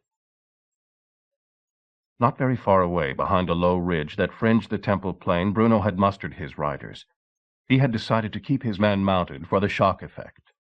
It was true that the mounts were only Swedish horses, not the highly trained chargers of Frankland or Germany. But his men were all horsemen, true ritters. They would squeeze a charge out of any animal. "I think they're getting ready to start," said Bruno to Erkenbert. The little deacon could hardly ride at all, but refused, like the mission's priests, to be left behind. Bruno had swung him up onto his own saddle-bow. Erkenbert was shivering with cold. Bruno refused to consider that it might be fear. Perhaps it was excitement at the thought of striking a blow for the faith. Erkenbert had read to them all the day before the legends of the holy saints, the holy English saints Willibald and Winfrith, who had taken the name Boniface. They had attacked the pagan Saxons in their own sanctuaries, cut down their holy pillars, gained eternal salvation in heaven, and also everlasting glory among men. Martyrdom, Erkenbert had said, was nothing in comparison. It was certainly true that the little Englishman was eager himself to be the hero of story. Bruno had other intentions, not involving martyrdom. "There," said the deacon. "They are leading out the martyrs to their doom. When will you strike? Ride forward now in the strength of the Lord." Bruno tensed, rose in his stirrups to give the order, settled slowly back. "I think someone is there before us," he said in surprise. As the captives were led slowly forward, Chef realized that someone had come to take charge. The growing light revealed a block of gray stone in the center of the plain between the temple and the oak, a flat square platform maybe 4 feet high and 10 across. A man stepped out from the group near the temple doors, swinging a spear. He vaulted suddenly and powerfully onto the platform, heaving himself up on the spear, and raised his hands high. A concerted shout came from his supporters, drowning out the buzz of comment from the rest of the crowd. "Chalak!" they shouted. "Chalak King, favored of the gods!" Chef began to walk forward, lance in hand. He knew but did not care that Cuthred was behind him. His body seemed buoyed up on a cushion of air, as if something inside him were lifting him, as if his breath were too great for his lungs. "Chalak!" he called out harshly. "You have my men there. I want them back." The king stared down at him, a warrior in his prime, 35 years old, veteran of many wars and many single combats. "Who are you, manling, that disturbs the assembly of the Swedes?" he asked. Chef, within range, swung the lance butt at his legs. Chalak leapt nimbly over it, came down on wet stone, slipped and fell. Chef vaulted onto the stone to stand over him. His voice lifted and rang across the plain, shouting out words he had never thought to say. "You are no king. A king is to guard his people, not hang them on trees for a crowd of old tricksters. Get off the stone. I am the king of the Swedes." Weapons clashed in the background, but Chef ignored them. Half a dozen of Chalak's men had run forward as soon as their king was threatened. 3 met crossbow quarrels humming from the crowd. Cuthred, stepping forward, coldly cut the legs from under one, slashed furiously at the others, driving them back. "Is this a challenge?" called Chalak. "This is not the place or the time for it." Chef responded with a kick that caught Chalak rising to his feet, tumbled him off the stone. A groan rose from the watchers. Chalak got to his feet again, face paling. "Whatever place or time, I will kill you for that," he said. "I will make a hemnar of you and give what is left to the priests. You are the first sacrifice to the gods this day. But you have neither sword nor shield. How can you fight me with that old pig sticker?" Chef looked round. He had not planned this. It was the recklessness born from Hun's potion that had done this, left him facing a fully armed hero himself, instead of sending forward his champion Cuthred. Impossible to ask for a substitution. The day was up now, he saw, and by some chance the rain had stopped. All eyes were on him, up there on the stone, at the center of a natural amphitheater. The priests of the temple had ceased their chanting, stood there in a grisly group, next to their herded captives. Round him in a great ring of spears stood the assembly of the Swedish nation. But they made no move to interfere. They stood waiting for the judgment of the gods. He could never expect a better chance than this, and the potion was still strong within him. Chef threw his head back and laughed, lifted the lance and threw it point first into the wet turf. He raised his voice so that it would carry not to Chalak but to the rearmost row of the spectators. "I have no sword and shield," he shouted, "but I have this." He pulled from his belt the long single-edged knife he carried. "I will fight you Rogalan style. We need no bull's hide. We have the holy stone. I will fight you here, wrist tied to wrist. And he who steps down from the stone, he is king of the Swedes." A slow rumble came from the crowd as they caught the words, and Sherlock, hearing it, tightened his lips. He had seen duels like that before. They took away the advantage of skill. But the crowd would not let anyone back out now. He still had strength and reach. He reached down, unbuckled his sword belt, threw it from the stone, hearing the Swedes begin to cheer and clash spear on shield as they realized he had taken the dare. "Dunghill cock," he said, keeping his voice low. "You should have stuck to your own midden." Quicka, holding his broken arm up by the sleeve, muttered to the battered and bleeding Thorvin, "There's something funny going on. He would never have planned this. Nor he hasn't been levered into it either. This isn't like him. Maybe the gods have taken control of him," said Thorvin. "Let's hope they keep it up," said Hama. Bruno, still watching the arrangements being made from his unnoticed vantage point, looked round thoughtfully. All eyes were on the center, where men were helping Sherlock out of his mail, as Chef stripped to his tunic as well. A rope had appeared, cut from the hangman's coil, and they were preparing to lash the two men together, each man with 2 seconds now to see fair play. One of the temple priests had insisted on singing an invocation to Odin, and Herjolf, pushing out of the crowd, had begun a counter to it. "We can't even get at them now," said Bruno. "The crowd's too close-packed. See here, what we'll do is this." He pointed out to his men a circuit they could make. To the right, round behind the temple and the slave yard, to appear between the temple and the oak, where a gap had been left for the prisoners. "Come out there behind them," he concluded. "Ride forward and make a wedge. That way we'll get our people away, at least." "What's that banner they've broken out down there?" asked one of his men. "It is a cross," cried the weak-eyed Erkenbert. "God has sent a sign." "Not a cross," said Bruno slowly. "It is a lance, like the one the young man just threw down. A lance with something I can't see across it. I don't deny it may be a sign for all that." Breathing deeply and slowly, Chef waited for the signal to begin. He wore only his breeches, shoes kicked off as well for a surer grip on the wet stone. He had no idea what to do. It did not seem to matter. Hun's potion filled him with rage and ecstasy. The calculating part of him that lived on somewhere below the potion had given up its protests, was telling him instead to keep his eye on his enemy, not just luxuriate in feelings of power. A sudden silence as the rival chanting stopped, a blare of horns, and Sherlock stepped forward over the stone platform like a panther and slashed. Chef leapt away almost too late, felt a line of fire across his ribs, heard from some far distance the roar of acclaim. He began to move, pulling with one hand on the rope both men held, feinting to thrust with the other. Sherlock ignored the feints, waited for the real stab. When it came, the one eye would have to step close. When he missed, Sherlock would strike again for the body. He circled always to the right, crowding the knife hand, making his opponent back away to keep him off his blind side.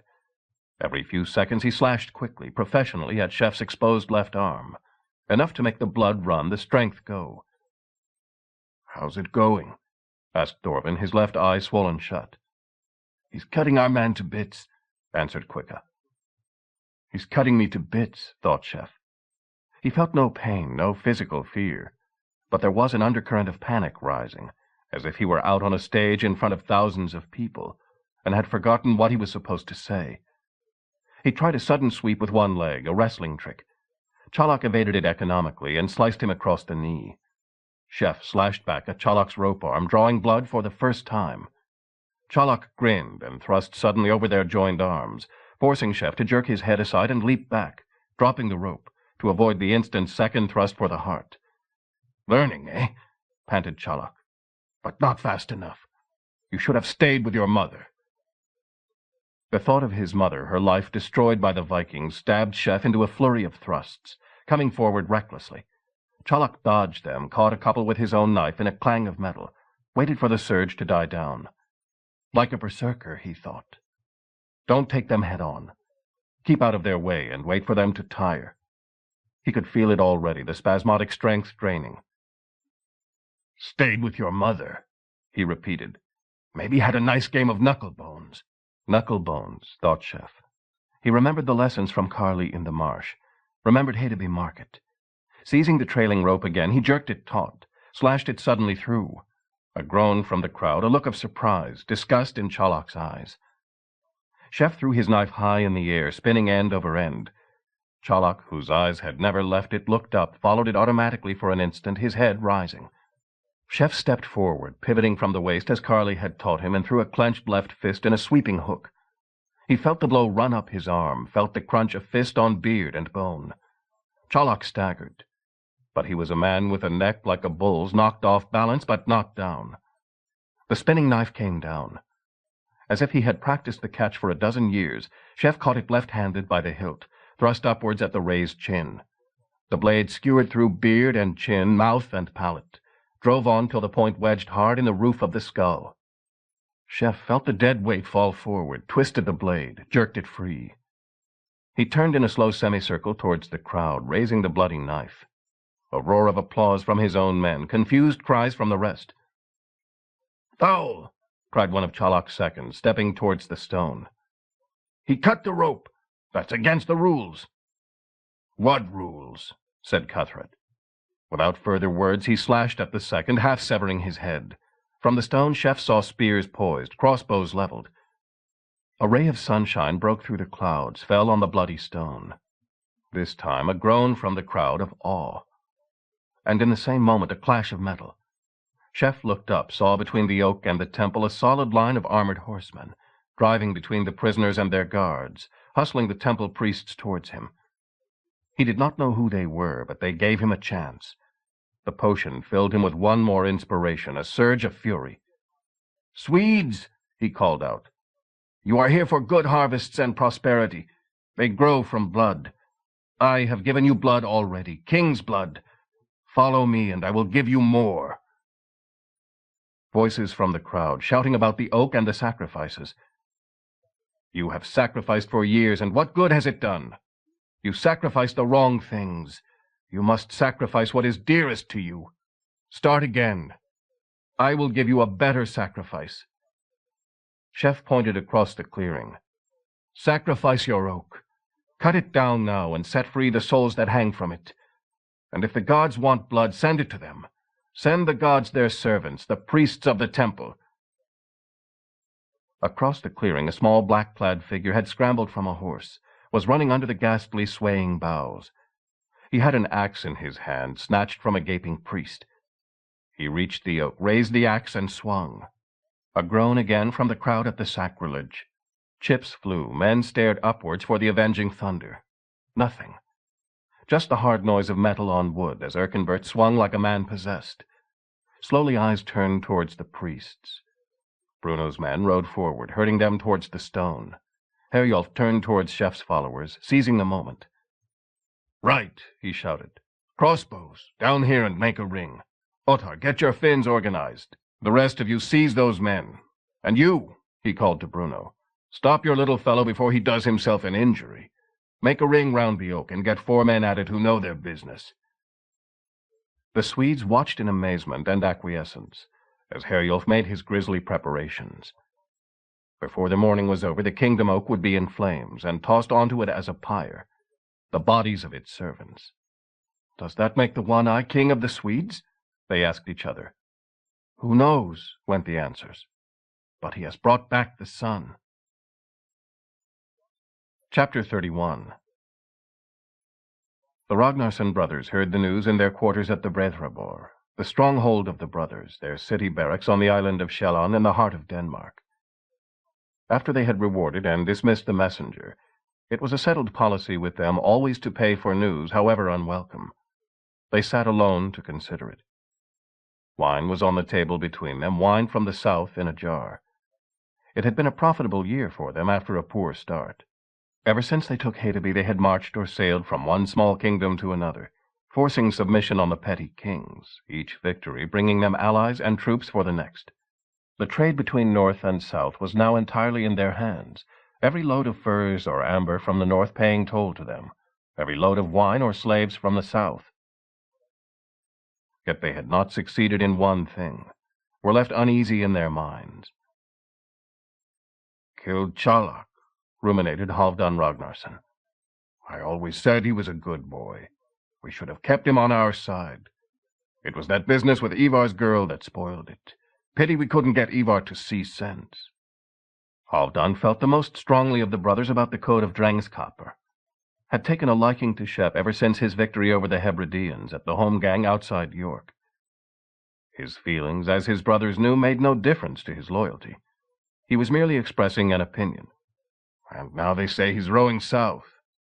There's only one place he could be aiming at, said Ubi Ragnarsson. That's here. I wonder what force he can raise. The reports say he has not raised anything like the full force of the Swedes, said their brother Sigurd the Snake-Eye. That's a good thing.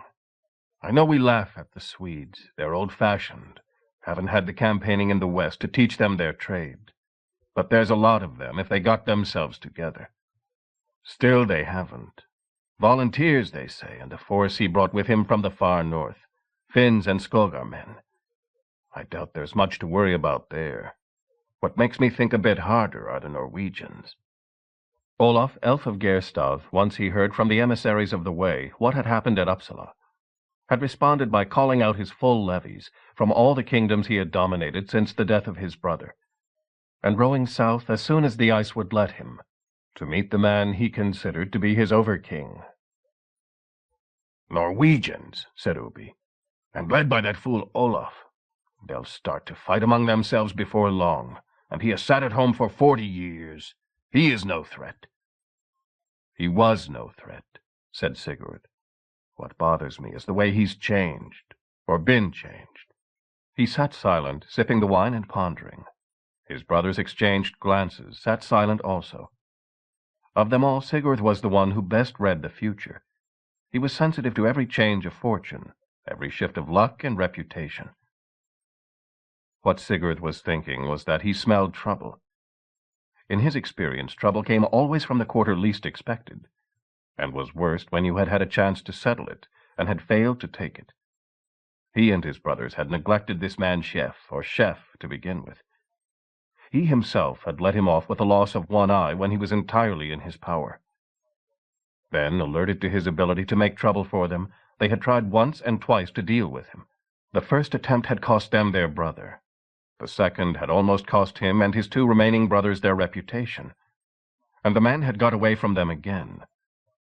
Maybe he should not have restrained Halfdan when he wanted to plunge through the water and attack him. He might have lost another brother. If it had finished their enemy off once and for all, it might have been worth it. Behind it all, Sigurd wondered, was there some suggestion, some hint of a shift of favor from the gods? Sigurd was a skeptic in most ways, not above frightening priests or buying good omens. Yet beneath it all there had always been a bedrock certainty that the old gods did exist, and that he was their favorite, the favorite of Odin especially. Had he not sent him thousands of victims? Yet Odin might turn against a favorite in the end. "We will send out the war arrow," he said, "to every land we control, to turn out with full force or feel our retribution.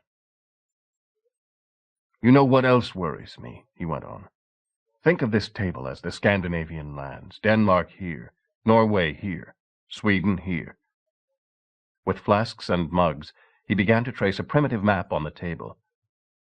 "Look at the way he's been traveling round. Here in the south, where we met his fleet at sea, then up at Hedeby, then off to Kaupang, then up to the far north, and then he reappears where no one would expect him, on the other side of the Kiel Mountains. He's making a circle, or should I say a circuit." The circuit was the road the king rode on to collect his taxes, expose himself to challenge, impose his authority. The Eriksgata in Sweden was one. Chef's road could be seen as a greater one, a circuit of all the circuits. "Well," said Halfdan, looking at the pattern of the mugs, "he has one step yet to take before he has completed the circuit, or the circle, and that is here, at the Breiðabor." Very far away, 4 others met in conclave. Not 3 brothers this time, but 3 brothers and their father. If he was their father, if they were really brothers. Such things become uncertain among the gods. They stood at the Hlidskjalf, the lookout place of Asgard, stronghold of the gods. To their eyes nothing was invisible, nothing at least on Middle-earth, centermost of the 9 worlds.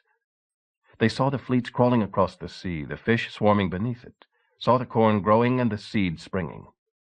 "I have held him in my hand," said Odin Allfather, "and let him go. And he has denied me, refused me sacrifice, slain my followers. I sent the snow and the Finns to kill him, and he escaped me. And what saved him? A troll, a Jotun, one of the brood of Loki the accursed." The others exchanged looks. Heimdall, watchman of the gods, his great horn slung round his neck, ready to blow on the day that the Jotnar should rise to bring Ragnarok to gods and men, spoke carefully. "One of the Huldu folk saved him, Allfather. We do not know that such are the brood of Loki. But something stirred up the whales, the killers who obey nothing but their sport and their hunger. It was not I, it was not you. If it was the Chained One, as I believe, then he is the Chained One's enemy. And the enemy of our enemy is our friend. He burned the great oak. He burned the temple. He released those dedicated to me and to your brother Frey. Even now he sails with Christians at his side." This time Thor tried his skills of persuasion, never very great. "The ones dedicated to you were a poor lot. He sent you others, your own priests. They were a poor lot too, but it was a fair exchange. He has Christians with him, but he has done more to weaken them than any of your favorites. What did Hermoth do against them, or Ivar, whom this man killed? Kill a few, I dare say, but that only encourages the rest. This one has taken kingdoms away from them. They fear him more than you do." A careless word and a glare of Odin's one eye shot like a dagger at the red-bearded god, who looked down and fingered his hammer awkwardly. "Not fear, of course," he went on. "He is a smith, though, and a friend of smiths. He is that first and last. I am for him." "If what you say is true," said Odin eventually, "then maybe I could find a place for him in my army at Valhalla. Place him among the Einherjar. Is that not reward and honor enough for any mortal?" "Only for the crazy ones," thought the god who had not spoken. Heimdall looked at him in warning, for Heimdall could hear the thoughts in a man's head or a god's. It was true, though. Only the crazy ones saw reward in fighting to the death every day, and then coming to life to talk it over every evening. "The Einherjar are there," said the silent god, "to win the day at Ragnarok." "Of course," said Odin. He glared at Rig with his one eye. Rig was crafty, skilled with words beyond any of his other sons. Sometimes wondered if Rig might not be a son. Certainly Rig had cuckolded many husbands, made many men bring up cuckoos. Could he do the same to gods? And the purpose of Ragnarok is to destroy evil and make the world anew? To repair the great maim that we and it suffered when Baldur died? When the accursed one did his greatest evil and became for us the Chained One? The other gods stiffened a little. The name of Baldur was no longer spoken among them, or not in Odin's hearing. It was ill to stir old wounds. Rig went on, his voice cool and ironic, as always. "But are we sure that Ragnarok will be a victory? No. That is why Odin strengthens always his army in Valhalla. If it is a victory, are we sure that there will be a better world on the other side? No. For there are prophecies to say that all of us, or all of you, will perish on that day. You, Thor, from the poison of Jörmungand, the world serpent. You, Heimdall, facing your brother Loki. For me, I have heard no prophecy. But Odin Allfather, it is said that for him the jaws of Fenris Wolf lie ever in wait. So why are we so eager to run to Ragnarok? Why has none of us asked himself, what if the world could be made anew without the destruction?" Odin's fingers tightened on the shaft of his spear, and the knuckles showed white. "One last question. We know that we tried to have Baldur return from the dead, and Odin sent his hero Hermoth to try to bring him back. It failed. Yet there are stories that men have been released from hell, though not by us." "Christian stories," growled Thor. "Even they may bring some hope. I know Allfather shares that hope. Those who were there, they may remember. When Balder lay on his pyre, and we prepared to light it, to push it out into the shoreless sea, to send him down to hell. Then at that last moment Odin Allfather bent and whispered words in Balder's ear. Words none heard, not even you, Heimdall. What did Odin whisper in dead Balder's ear? It comes to me that I know. May I speak those words, Allfather? If you have thought them, Heimdall has heard them now. Two may keep a secret, but not once it is known to three. Speak, then. What did I whisper in my dead son's ear? You whispered, "Would that some god would send you back to me, my son." After a long silence, Odin spoke again. It is true. I confessed my own weakness then, as I have never done before or since. Confess it again. Let this play itself out without your intervention. Let my son have his chance. Let me see if I can use him to bring about a better world, without the fire of Ragnarok, to cure the maim of Balder dead. Odin stared once more at the crawling fleets below. Very well, he said in the end. But I will find recruits still for my Einherjar. Soon my daughters will be busy, the Valkyriar, choosers of the slain. Rig made no answer, his thoughts veiled even from Heimdall. The battle council chef called on the deck of the Fear Not looked as if the battle had already taken place. Quicka, there as captain of the catapult squads, had an arm splinted and bandaged. Thorvin's face was still covered in bruises, one eye swollen shut and just beginning to work its way open. Chef himself looked white, propped up with cushions in a chair. The gashes on his arm and leg had received more than 100 stitches from Hund, and according to the leech, what blood he had left at the end of the duel would barely have filled a wine-glass. Others looked more warlike. At the foot of the long table Chef had commissioned sat Olaf Elf of Gerstad, newly and respectfully called by his Norwegian subjects the Victorious. Flanking him was Bronn, who had made his way south at the end of the winter to buy a new walrus. Looking at him, Chef thought the troll blood more and more obvious. His eyebrows beetled out like ledges over a cliff. His hands and knuckles seemed even too large for the rest of him. Gudmund sat next to him, newly named on Chef's authority Jarl of Södermanland, in succession to the dead Chalak. The other Swedish Jarls had taken the designation better on learning that the new Jarl was indeed a countryman and even a kinsman. They had also listened with deep interest to Gudmund's emphatic opinions on the potential wealth to be gained in the new king's service. Herjolf too was at the council, and Ottar to carry its decisions to Pirusi and the Finns. So, too, lounging back in his seat with an air of unconcern, was the broad-shouldered figure of the German Bruno. His men's intervention at Uppsala had won him a place at the table. There was no doubt, at least, of his opposition to the Ragnarssons now that they controlled Hedeby and had abandoned Rorik's trade for all policy, a standing threat to the northern borders of Germany. Bronn, who 3 years ago had carried the news of Ragnar Lothbrok's death into the Brethrabor itself, a story now continually retold, had been asked to describe its defenses to the commanders of Chef's allied fleet, more than 100 warships. He had drawn the shape of the bay it stood in a great tray of sand on the table, and was now sticking pieces of wood into the sand to show the position of the main buildings. "A tough nut to crack," he concluded. "When I went in, there was a standing patrol of 6 warships of the largest size. We hear that has been doubled, since the Ragnarssons know we are close. Each ship must hold at least a long 100 of men, 60, proven champions, and they stand higher out of the water than any of our vessels, except for the coastal patrol ships brought down by King Olaf, of which we have only 4. Of course, since the Ragnarsson ships never leave the bay, they have no problems with water storage, and can remain fully manned at all times, returning for rest and food one at a time.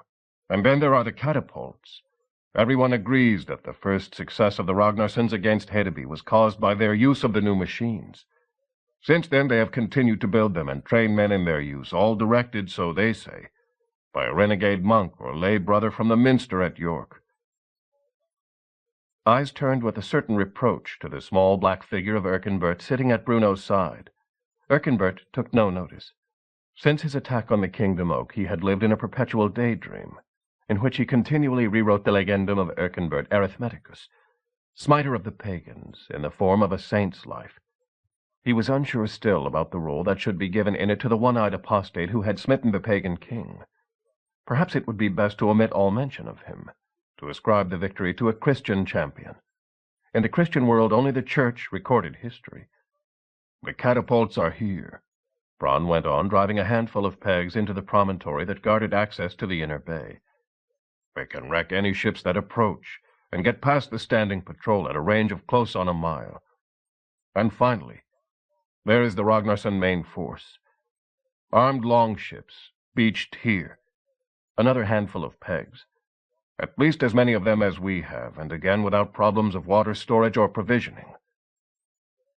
"Tell us, Bronn," said Chef. "Is there any good news?"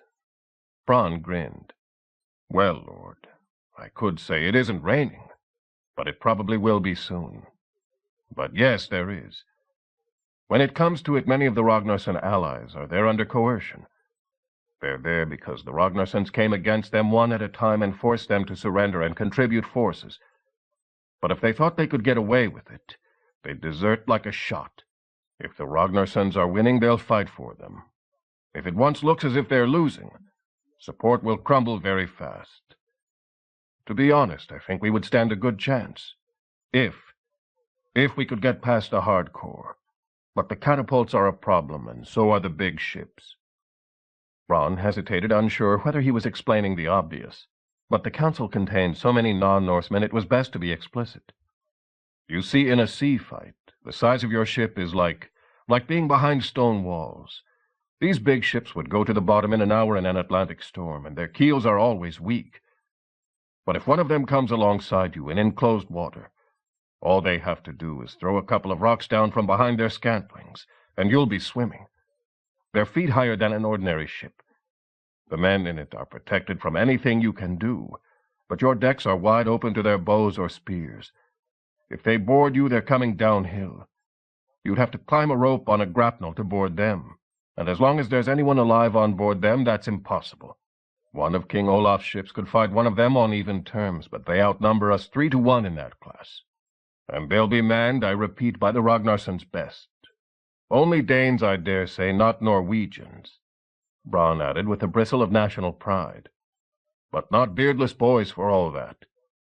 "Alas," said Bruno in the silence, his Norse strongly accented, "I fear we shall all have to go home."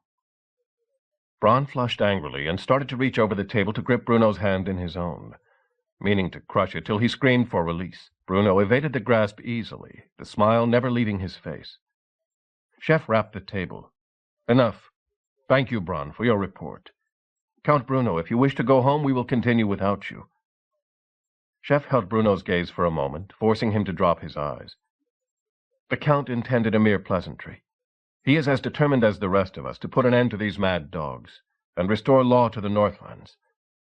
"Yes," said Herjolf, "but how are we to do it?" Chef held a hand out, palm flat. "That is paper." He made it into a fist. "That is stone." He extended 2 fingers only. "Those are scissors. Now who will play this game with me? Count Bruno. You." Chef's voice was strong and certain, coming strangely from the pallid face. He was sure that he could carry them with him, sure even that he could read his man's mind well enough to win the game. What would Bruno do? He would not choose paper, that was sure. Stone or scissors. His own nature would be for the sharp cut. So he would choose stone, thinking others like himself. 1, 2, 3, Chef counted. Both men thrust their hands out together, Bruno's a fist, Chef's a flat palm. "Paper wraps stone. I win." Again, and this time Bruno would reject the scissors, which would have won last time, reject the stone which he had tried last. 1, 2, 3. Bruno's flat palm met Chef's 2 fingers. "Scissors cut paper. I win again." "But enough." Bruno's face was beginning to darken at the guffaws from Bronn. "You see my point. They have big ships and catapults and ordinary ships, and big ships beat ordinary ships, as Bronn has told us. Now what beats big ships? Catapults. And what beats catapults? Our plan must be always to oppose our strength to their weakness. Listen while I explain." As the council broke up, Chef sat back, hoarse from talking and tired still from loss of blood. Bruno, rising, performed a courteous bow in the direction of the scowling Bronn, and then made his way to the head of the table. "You have come a long way since they tried to sell you as a slave in Hedeby," he remarked. He nodded to Carly behind Chef's chair. "I see you still have your young Ditmarsher with you. But the weapon you have, that is not the one you were carrying then. May I examine it?" Oddly reluctant, Chef reached behind him, took the lance from its place against the gunwale, passed it over. Bruno turned it over in his hands, examining its head. "May I ask where you found this strange piece?" Chef laughed. "It would take too long to tell the full story. In a smokehouse. I am told it belonged once to a Jarl of the Trons, one Bolli, but I never met him. Or not to speak to," he added, remembering the long row of swinging carcasses. "You can see that at one time it was in the hands of Christians. Look, there are crosses on the cheek pieces, inlaid once with gold. But that had been scraped out long before I came by it." Bruno turned the weapon in his hands, staring at the cross marks on the blade. He handled it gently, reverently. After a moment he said, his voice quiet, "May I ask how the weapon came to you if you never met its owner? This Jarl Bolli of the Trons. You found it somewhere. You took it from someone?" Chef remembered the scene in Echegorgen's smokehouse, how he had laid the weapon down, how Cuthred had picked it up and pressed it on him.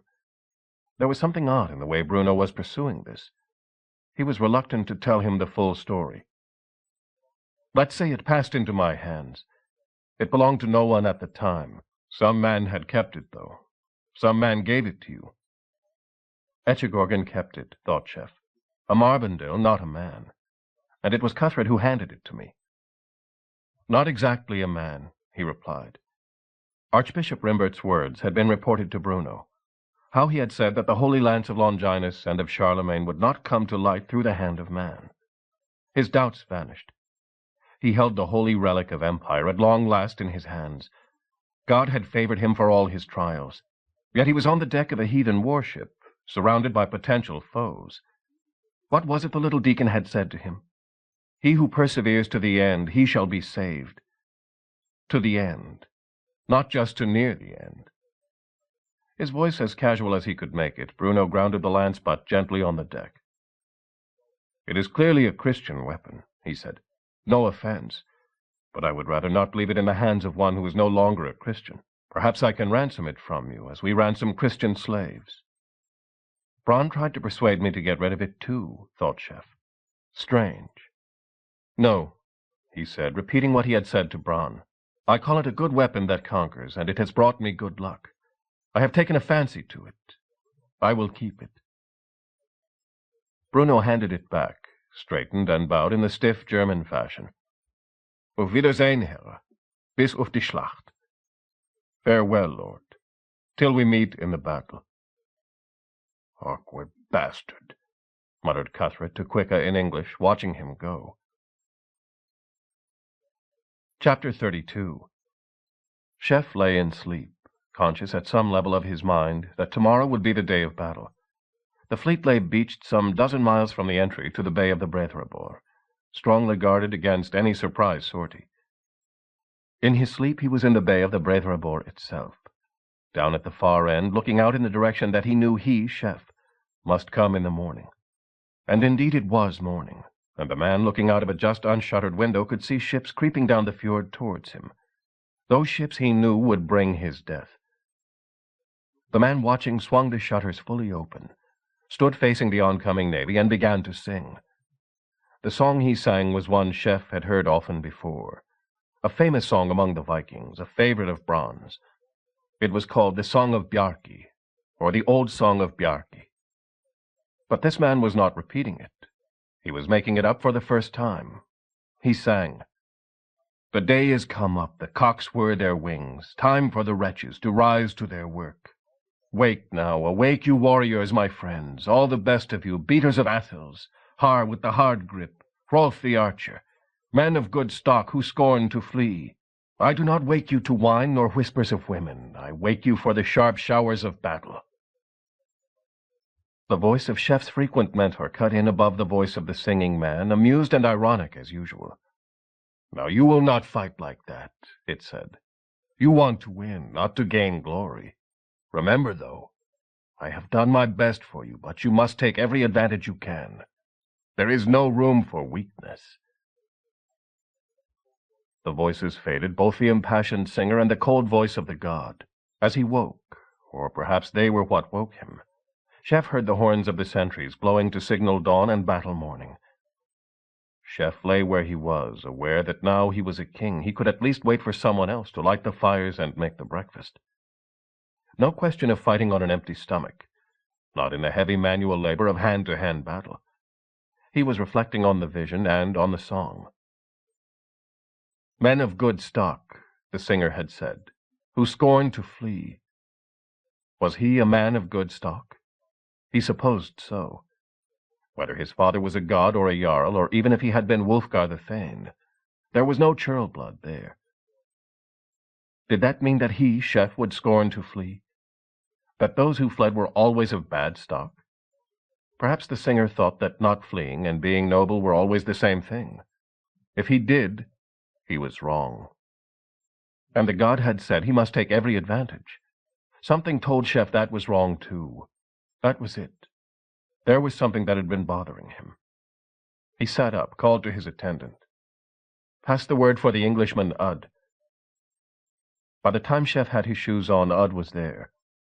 Chef looked at him critically. He was trying to hold himself together, but his face was white and strained. He had been looking like that for days. No wonder. He had spent weeks waiting for a painful death, and been rescued only at the last moment. Before that, he had gone through more danger and hardship than he would have done in 6 lifetimes as a smith's helper, which is what he had been once. He had been overtaxed, yet he would not wish to desert now. "Ud," Chef said, "I have a special assignment for you."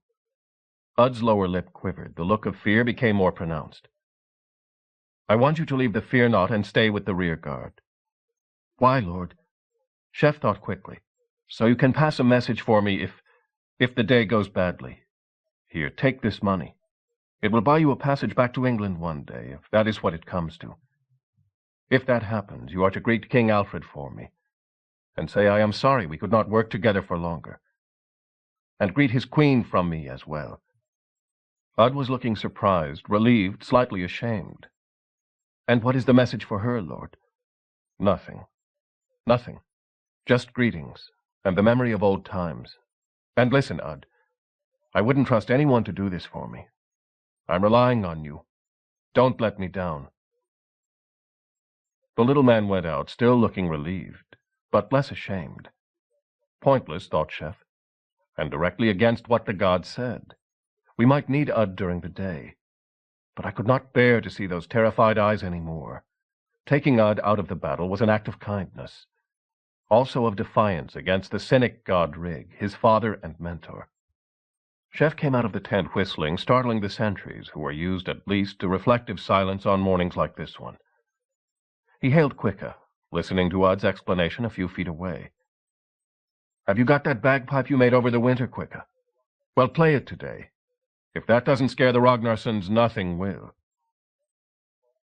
Hours later, on a calm sea, the fleet crawled towards the bay behind which lay the long inviolate Brethrabor. To the left of it, as the fleet approached from the north, a spit of land jutted out. On it, just visible, the hulks of the Ragnarsons' 4-mule catapult battery, flanked by the twist shooters or torsion dart throwers, and flanked again by the cheap, simple, inaccurate stone lobbers. Out from the spit, almost blocking the entrance to the bay, lay the dozen shapes of the Ragnarsons' largest warships, the coastal patrol that never put out to sea. Behind them clustered the mass of conventional longships, the main body of their fleet, headed by Chef's old enemy, the Frani Ormer. In the Fear Not, Chef could hear the rowers grunting as they heaved on the oars, less oars now than sweeps. They were twice the size of ordinary oars, and manned by 2 men each, the strongest in the fleet, carefully selected by Bronn and Hogbarth. They had made their approach under sail to save the rowers' strength, but now the time had come to strike the mast and yard. Close by, on the same course as the Fear Not, King Olaf's 4 large craft, each the size of the wrecked crane, kept pace easily at a paddling stroke, the rowers looking sideways at the strange ship they convoyed. Chef had finally given orders to fit the plates of case-hardened steel. The 2 fighting platforms with the rotating mules on them were armored up to waist height, the plates slanting outwards. It would have been impossible to armor the rest of the ship and still have her float and move, but Chef had rigged a frame that bolted onto each gunwale. On this plates were fitted, overlapping like the shingles on a roof or like dragon scales. They too sloped from bottom to top, beginning just above the height of the oarsmen's heads and running up till they almost met 6 feet above. "You keep your shield up in battle," Chef had explained to a doubtful Hogbarth. "At least if you're expecting spears and arrows from a distance. And you keep it slanted so they'll skid off. That's what we're going to try."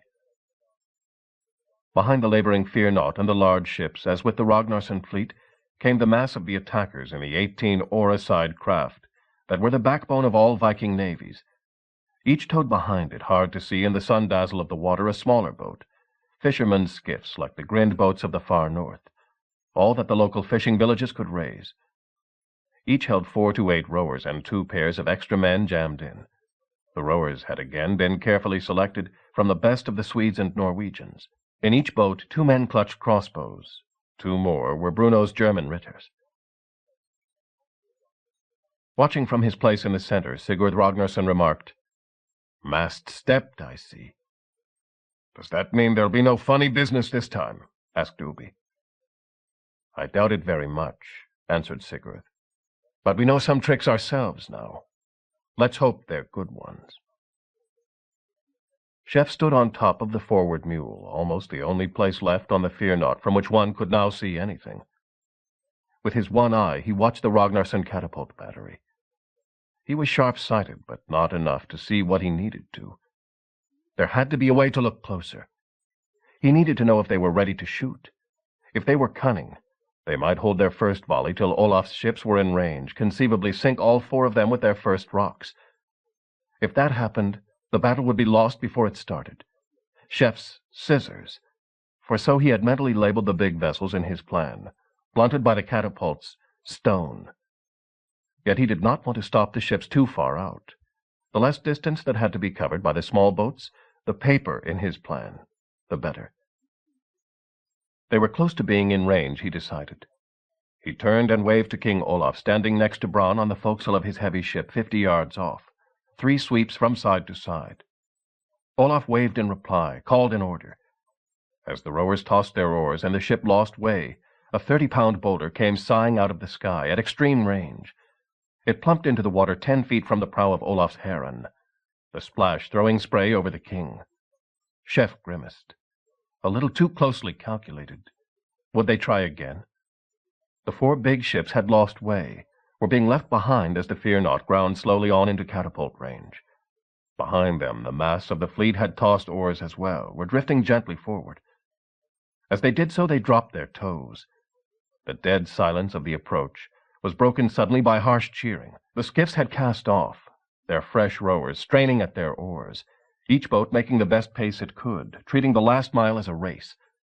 As they swept past first their tow ships and then the leading line of large craft, the oarsmen lined the side, cheering in unison as their boatswains called the time. The first of the skiffs shot past the Fear Not, its helmsman, one of Bronn's Hålogalanders. Chef could hear him shouting, "Put your backs into it, will you, before some Swedish prick gets past us." Chef waved to him, to the 2 Skogar men crossbows crouched on the rear thwart, to Bruno in one of the pursuing boats, and to the rest of them pouring past, 60 of them spread out like hounds on the scent of a stag. His oarsmen were breathing too deep to cheer, driving their immensely heavy ship on at a quarter the speed of the racing skiffs. How would the catapults take that? Chef saw spouts of water rise suddenly, 2 of them, then a third, and felt his heart leap. Every plume was a miss. Every miss was 1 fewer chance to shoot, and a minute gained before they could rewind their clumsy machines. Yet there must have been a hit, yes, there, near the leading skiffs, men struggling in the water by shattered planks. No one was stopping or slowing to pick them up. Chef had rubbed that in hard. No survivors will be rescued. Keep rowing and leave them. Some of the mailed men would drown, some, he hoped, keep themselves afloat on planks and swim to the nearer shore. The skiffs swept on like so many water beetles, oars skimming. The Fear-Not was perhaps a furlong closer to the grim, banner-waving line of the Ragnarsson fleet. "Give me 100 strokes," shouted Chef to the rowers. 100 strokes and you can rest easy. Hogbarth, call the time. Quicker, play them along." The big men began to heave harder, using up the last of their hoarded strength, something they would never do at the start of a normal battle, to be decided by hard hand strokes. The screeching music urged them on. Cuthred, grinning sourly, looked up from under the shadow of the armor plating. "Ogvind here says he'll row harder without the bagpipe. Can you shut him up?" Chef waved back and shouted something no one heard. As the count ran down, Chef looked again at the scene in front of him, estimating distances, looking at the enemy catapults, the racing skiffs, the Ragnarsson front line, suddenly seeming much nearer. Lucky that at least had not moved. If they had broken their formation instantly, their scissors might have cut his paper, large ships riding down small ones. But now his paper would wrap their stone, his stone blunt their scissors. 10 last strokes," Chef shouted, "and steer to starboard. Put us broadside on. Quicker. Shoot for the one with the raven banner. Osmond." He raised his voice even more to reach the aft catapult. "Shoot for the one to the left of the raven and then work left. Left, you hear?" The ship swung with a final gasp. The rowers completed the stroke, slumped sweating over their oars. Chef jumped from his place and ran to another vantage point clear of the catapults. As the Fear-Not drifted to a stop, Quicka and Osmond stared along the trails of their mules, through the gaps left in the plating. Quicka dropped his hand. Hama pulled the retainer bolt. The whole ship shuddered to the thwack of the throwing arm striking its padded bar. Shuddered again a moment later as Osmond followed suit. Chef watched the skimming black dots of boulders tensely. Quicka and Osmond had had to train most of their crews. They had missed the crane at a critical moment. Would they do better this time? Both dots came to an abrupt end in the center of the Ragnarsson line. Chef was almost sure he could see splinters fly.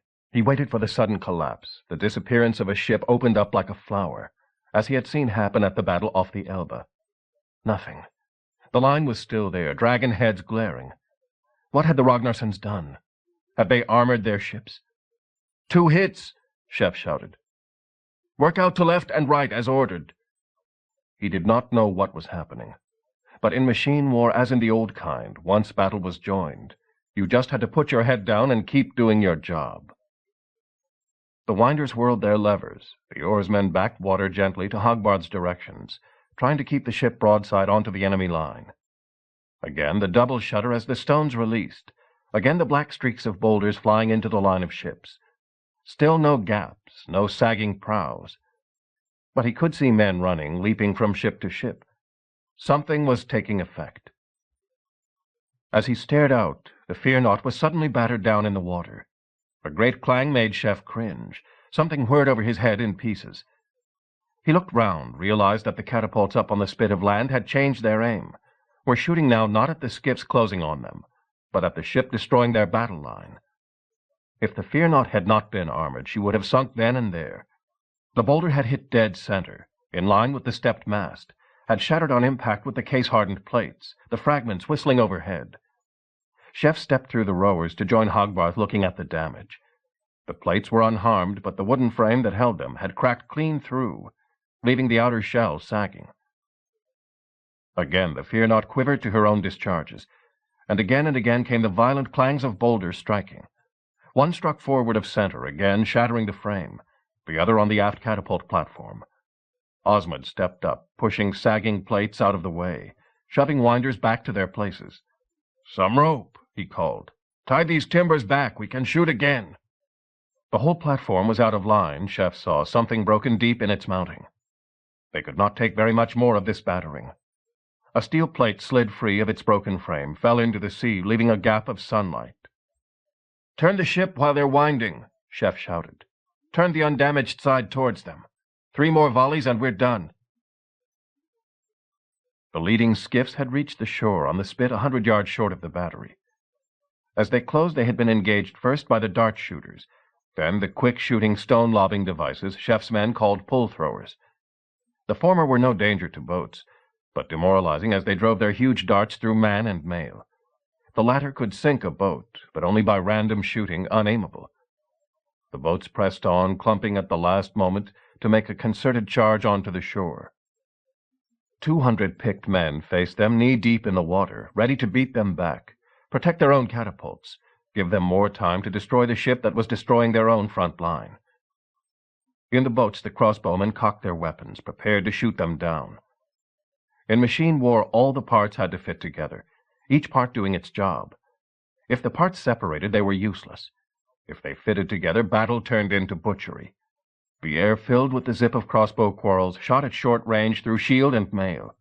As the Ragnarsson champions fell, shot down by unarmored Skolgarmen, the heavily armed Germans stumbled from the boats, formed a line in the water, locked shields, and marched forward, Bruno in the center. The Swedish and Norwegian oarsmen grabbed swords and axes and followed. For a few moments there was the traditional melee of battle, the clang of blade on blade. Then the Ragnarsson line, already shot full of holes, disintegrated completely, became a scatter of men fighting back to back or trying to struggle to safety. Bruno called his men together, dressed their ranks, took them up the slope at a steady trot. Some catapulteers ran at once, others tried for a last shot or groped for sword and shield. How the Ragnarsson ship stayed afloat, Chef could not tell, but someone seemed to have had enough. Behind the front line, he could see their smaller craft beginning to sweep out, to come forward in a charge. And the front line might not be sinking, but they were lower in the water. He could see a dragon head tip sideways. The Fear Not had almost done her duty. She had battered the Ragnarsson's 12 largest into unmaneuverable hulks, though they were grapnelled together so that the one held the other up. Now the smaller craft would have to take over. But as they swept forward, King Olaf, also reading the battle from half a mile behind, ordered his horns to blow and his rowers to pull. The Heron and her 3 consorts drove forward to engage the enemy, horns blaring relentlessly across the shivering water. Paper had wrapped stone. Small boats against catapults. Stone had blunted scissors. The Fear Not's catapults against the large craft. Now, as King Olaf's giant warships swept towards the Ragnarsson's conventional longships, it was scissors to cut paper. Chef watched as the Heron swept past, seeing Olaf and Bronn on the forecastle directing the course, watching the 2 leading Ragnarsson ships boldly steer to take her on each side, like mastiffs trying to pull down a bull. They were met by a volley of crossbows, a shower of javelins hurled downwards. Great rocks, as heavy as a man could lift, flung over the side to shatter the bottom boards. One smaller ship hurled grapnels, managed to pull herself alongside, though already starting to sink. Her crew scrambled up the sides of the larger ship, met spear thrusts and sword blows before they could free a hand. The Heron brushed them aside, steered to run down another. Behind her and her consorts, the main body of Chef's fleet poured on, aiming for gaps in the enemy ranks, picking their targets. Chef leaned on the gunwale, looking round. That was it, he thought. The battle was over, except for finishing off. He could see the Ragnarsson catapults had been captured, could see the row of abandoned skiffs drawn up on the shore. King Olaf's late but well-timed charge had broken the back of the enemy fleet. The biggest Ragnarsson ships had never come into action at all, been battered down by the Fear Not. How easily it could have gone the other way. Without the crossbows, the skiffs might not have made their landing. Then the Fear Not would have been battered to pieces, and King Olaf's ships as soon as they moved forward.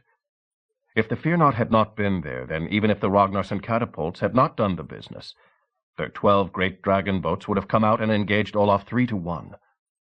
But paper wraps stone, stone blunts scissors, scissors cut paper. Every time. That is how it is with machine war. She's going to the bottom, Hagbarth said briefly. I think one of those boulders broke her back finally. Look. He pointed to the water swilling round the open hold. Quicker, Osmond, shouted Chef. Get your crews bailing. All right, Hagbarth, see if you can breach her. Over there on the spit below the catapults. The crippled Fear Not crept across the water while the battle, both in the bay and on land, moved rapidly away from her, leaving her limping across an empty sea dotted with wreckage and the heads of exhausted swimmers. Chapter 33. The Fear Not beached or sank, but either way touched bottom a few yards from the sandy shore. Dead and wounded men lay stretched out in a scatter not far away. Here and there in the water, hands waved feebly for rescue. Chef pointed them out to Hagbarth. Get a couple of men into the rowboat and pick up as many as you can. Send some more along the shore to do what they can for the wounded. Hund will direct them. Hogbarth nodded. I'll get the rest working to shed the plates and lighten the ship. I think we can refloat her in the end. All right. Chef looked up the slope to where the Ragnarssons had mounted their catapults. No one there.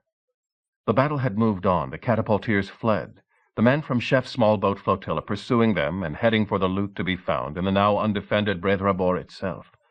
Chef felt weariness descending on him with the relief of tension, felt he could bear to make no more decisions. Now that the noise of battle had gone by, a lark was singing high in the air above the grassy slope, reminding him of days in the Emnef meadows years ago. Maybe those days would come back, days of peace. He decided to walk up the gentle slope to look over the other side into the bay, see the end of the battle and what must follow it, the sack of the Breiðabor. As he started off up the slope, lance in hand, Cuthred followed him. Carly followed also a few paces behind. Hogbarth watched them go, felt a moment's concern. On any battlefield there were likely to be men who had feigned death, enemies who might suddenly get to their feet again. It was Viking routine to police a battlefield before ceasing precautions, going over it in teams to strip bodies, finish enemy wounded, and look for those worth ransom. This time it had not been done.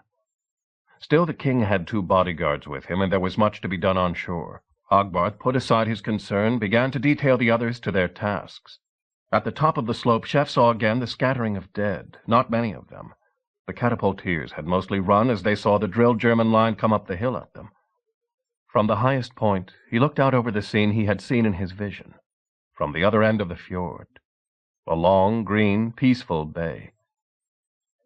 Clustered together, maybe a mile off, the row on row of long houses, barracks, shipyards, slipways, slave pens that had been for so long the center of the Ragnarssons' power, the most feared place in the north.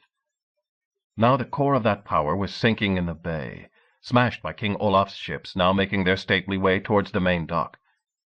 The survivors were being hunted down by the smaller craft following up.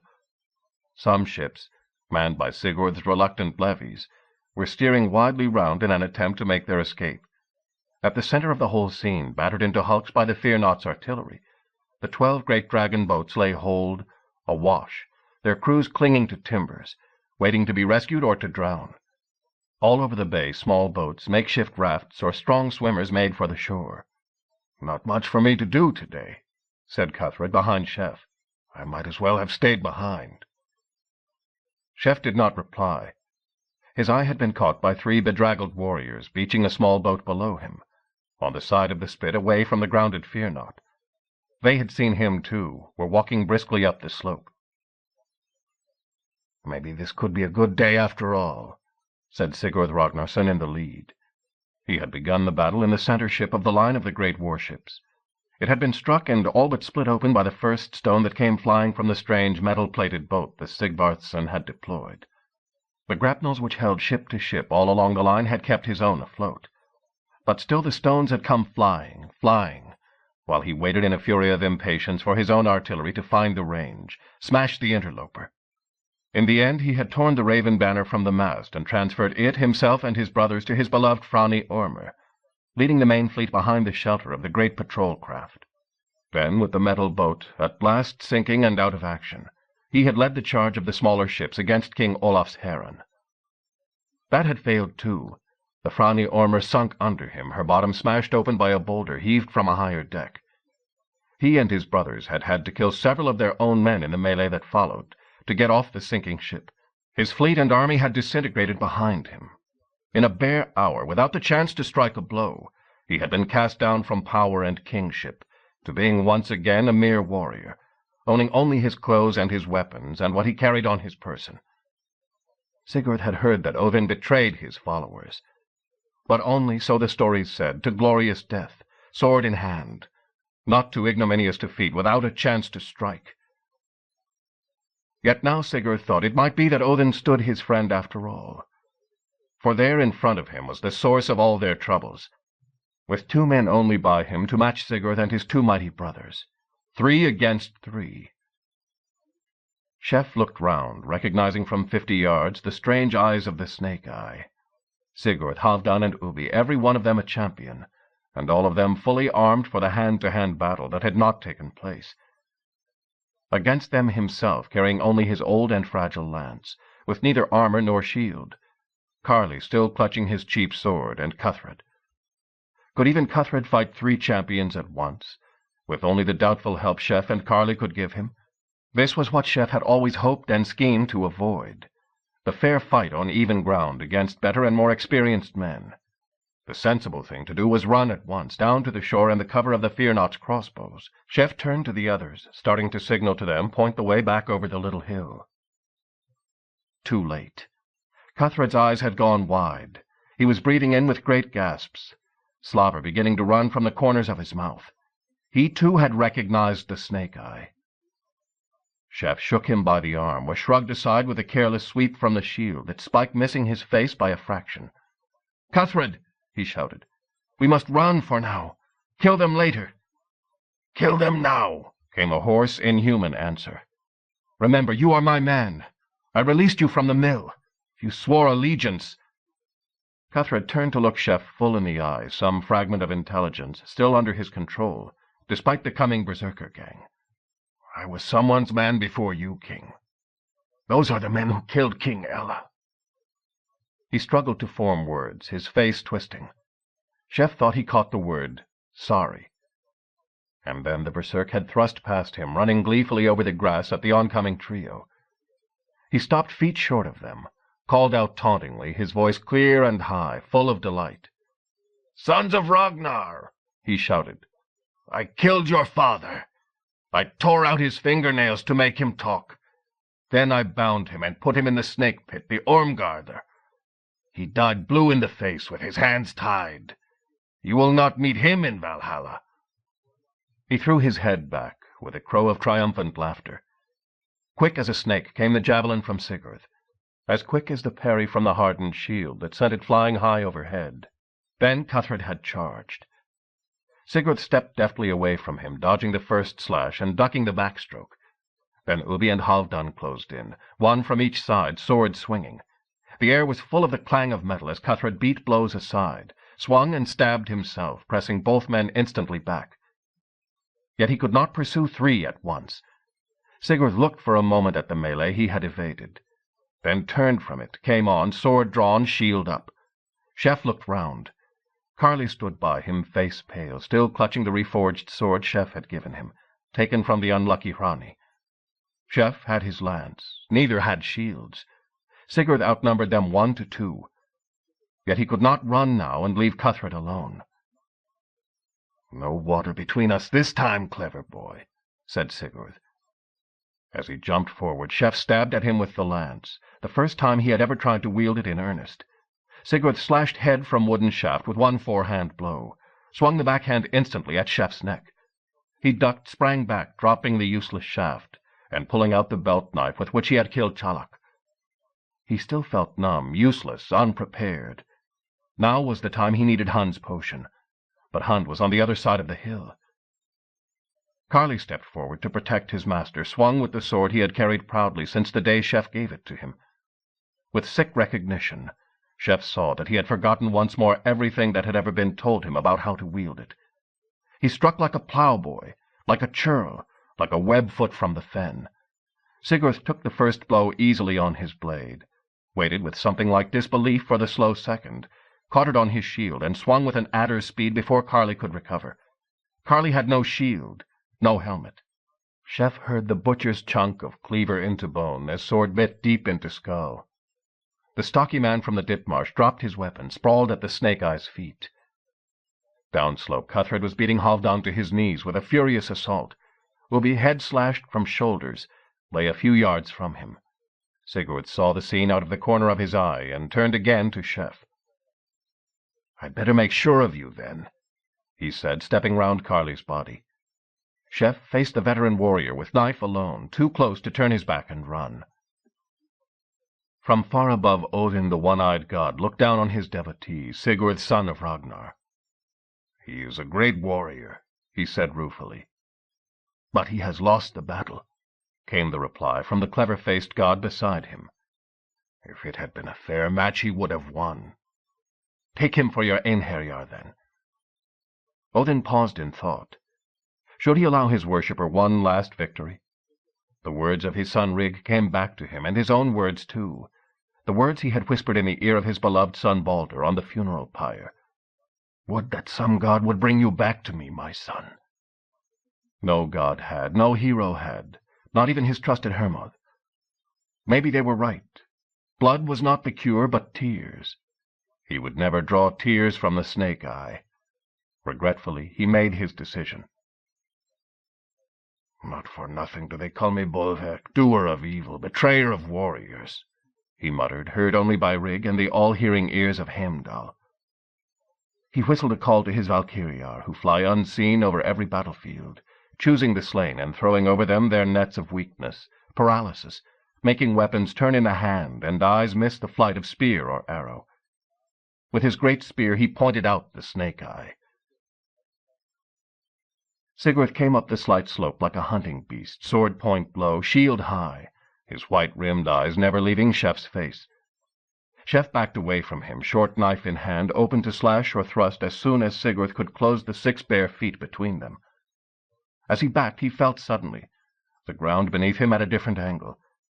They had reached the top of the slope, were starting to cross it. In a few moments they would be among the abandoned catapults, in sight from the Fear-Knot. If he could delay 100 heartbeats longer. The same thought came to Sigurd. He came on faster, determined to make sure work before anyone could intervene. All day the lace on his rawhide shoe had worked looser and looser. Now it trailed in the short grass. As he took the pace forward that would set up the killing thrust, Sigurd trod on the lace, tried to step forward with the foot that was trapped, slipped and stumbled off balance. He dropped his shield arm, bracing himself for a moment with his left hand on the grass. Shef, backing away, stepped forward on pure reflex and stabbed forward with the Rogaland knife. It drove home through the beard and under the chin, exactly as it had done with Chalak. For an instant Sigurd stared up at him, the strange eyes widening in shock. Then they seemed to see something behind Shef's back. A look of mingled recognition and disgust crossed the dying face. The sword lifted as if to stab at some shape, some betrayer in the sky. Shef twisted the knife savagely once and leaped back as Sigurd fell face down. Cuthred was limping up the slope towards him. His face was gashed open, a long, unbleeding split, like the wound a butcher makes in long-dead meat. His mail was hacked and torn in a dozen places. It seemed impossible that he could walk, one thigh seemingly half-severed again, the one slashed open by Vigdjarf. "You got one, I got 2, he remarked. "I avenged King Ella. I will speak well of you to him." As he stood swaying, the crazy light died in his eyes. In a more normal voice he added, "I wish you could bury me whole. Send word to the trolls for me, to Miltastarai. I would have been her man." Suddenly blood began to flow from his wounds as the strange auto-control of Berserker Gang left him. He sank down, rolled onto his back. When Shef felt for a pulse, there was none. He walked across the blood-stained grass to look to Carly, but without hope. Warriors like the Snake Eye did not miss their stroke, not unless they were prevented. His guess was right. Carly was stone-dead as well, brains mixed with the blood around him. His cheerful expression faded forever to one of surprise and dismay. Bad news for Edith and a score of others. Bad news for Miltastarai. Shef mechanically retrieved Cuthred's sword, started to trudge back to the ship, shoulders bowed. As he reached the abandoned catapults, to his surprise he saw Bruno the German standing in front of him. Behind him Shef saw that Hogbarth had noticed as well, was calling men from their work on the Fear-Knot and directing them over the side. But for the moment they were alone. "I saw your duel," said Bruno. "Now you have killed 2 Ragnarsons, but I don't know how you do it. It seemed that he should kill you easily. Any one of my men could have done it. I doubt you would be any match for me." "Why should we be a match?" "You have something I want. Where is your lance?" Shef waved over one shoulder. "Back there. What is it to you?" As if in answer, Bruno aimed a blow at him with his long horseman's sword. Chef parried automatically with the sword he had taken from Cuthred, parried again and again, found the sword spinning from his hand and the point of Bruno's resting in the hollow of his throat, exactly where he had stabbed Sigurd the Snake-Eye. "What is it to me?" repeated Bruno. "It is the holy lance with which Jesus Christ was slain, by a German centurion, the lance that shed the holy blood." Chef remembered the vision he had seen of a crucifixion, the man in the red-crested helmet speaking German words. "Yes," he said, speaking carefully with the cold point pricking his skin. "I believe you. He who holds it will be the Emperor, true Emperor of the West, successor of Charlemagne, uniter once more of the Roman Empire, the German Roman Empire." Chef felt immense pressure bearing down on him, pressure greater than the fear of the sharp steel point at his throat. Twice men had tried to make him release the lance. Twice he had resisted them. If he handed it over now, he might be condemning the whole world to a new domination, a new tyranny from a new Rome, stronger than the old Rome and the old Pope. If he refused, he would die. Had he the right to save his life at such a price, with Carly and Cuthred dead in the grass beside him? And yet the lance was not his. So much was clear. It belonged to the Christians. What they would do with it, only their God knew. But they had the right to follow their vision, as he and the Way, he and Thorvin and Viglake and all the others had the right to follow theirs. Remembering his own vision of the dying Christ, remembering King Edmund of the East Angles and the old woman he and Alfred had met lamenting in the forest clearing, he felt there was something yet to come from the cross, if not from the church. Yet Bruno was no churchman. "If the lance is to make a German empire," said Chef stiffly, "it had better be a German who holds it, then. You will find the lance head by my companion's body there, where Sigurd cut it from its shaft. Only the head is ancient work. The shaft has been many times renewed." Bruno seemed for a moment nonplussed. "You are prepared to give it up?" "I would not do so, even with a point at my throat." He thought a moment longer, ignoring the men now running up the hill towards them. "It is true. Your emblem is not the spear, whether of Odin or of the centurion Longinus. What you wear round your neck, as I have told you, is the graduale. It is your destiny to pursue that, as mine was to retrieve the lance." He twitched his blade back, raised it in salute. "I ought to kill you just the same," he said. "I fear you are a dangerous man, though no swordsman. But it would not be knightly, in cold blood. Farewell, then, King of the North. Remember, I was the first to hail you so." He ran down the slope, picked something from the bloody grass, kissed it, and sped away towards a line of horses being led towards him from the Brethrabor corrals. Chef took a crossbow from one of the lightly armed Skolgar men who came panting up the hill, cocked it, dropped in a quarrel, looked at the broad-back running away 60, 80, 100 yards off. "I ought to kill you too," he reflected. "But it would not be knightly, in cold blood, to return ill for good. Farewell, then, Emperor-to-be. Or, as you say, auf Wiedersehen." End of One King's Way, The Hammer and the Cross, Book 2, by Harry Harrison and John Holme. Read by Bruce Huntey, in the studios of the American Printing House for the Blind, Louisville, Kentucky, for the Library of Congress, August 1996. For special distribution as authorized by Act of Congress under Public Law 89-522, with the permission of the copyright holder and the publisher, a Tor book, published by Tom Doherty Associates, Incorporated, 175 Fifth Avenue, New York, New York, 10010. End of book.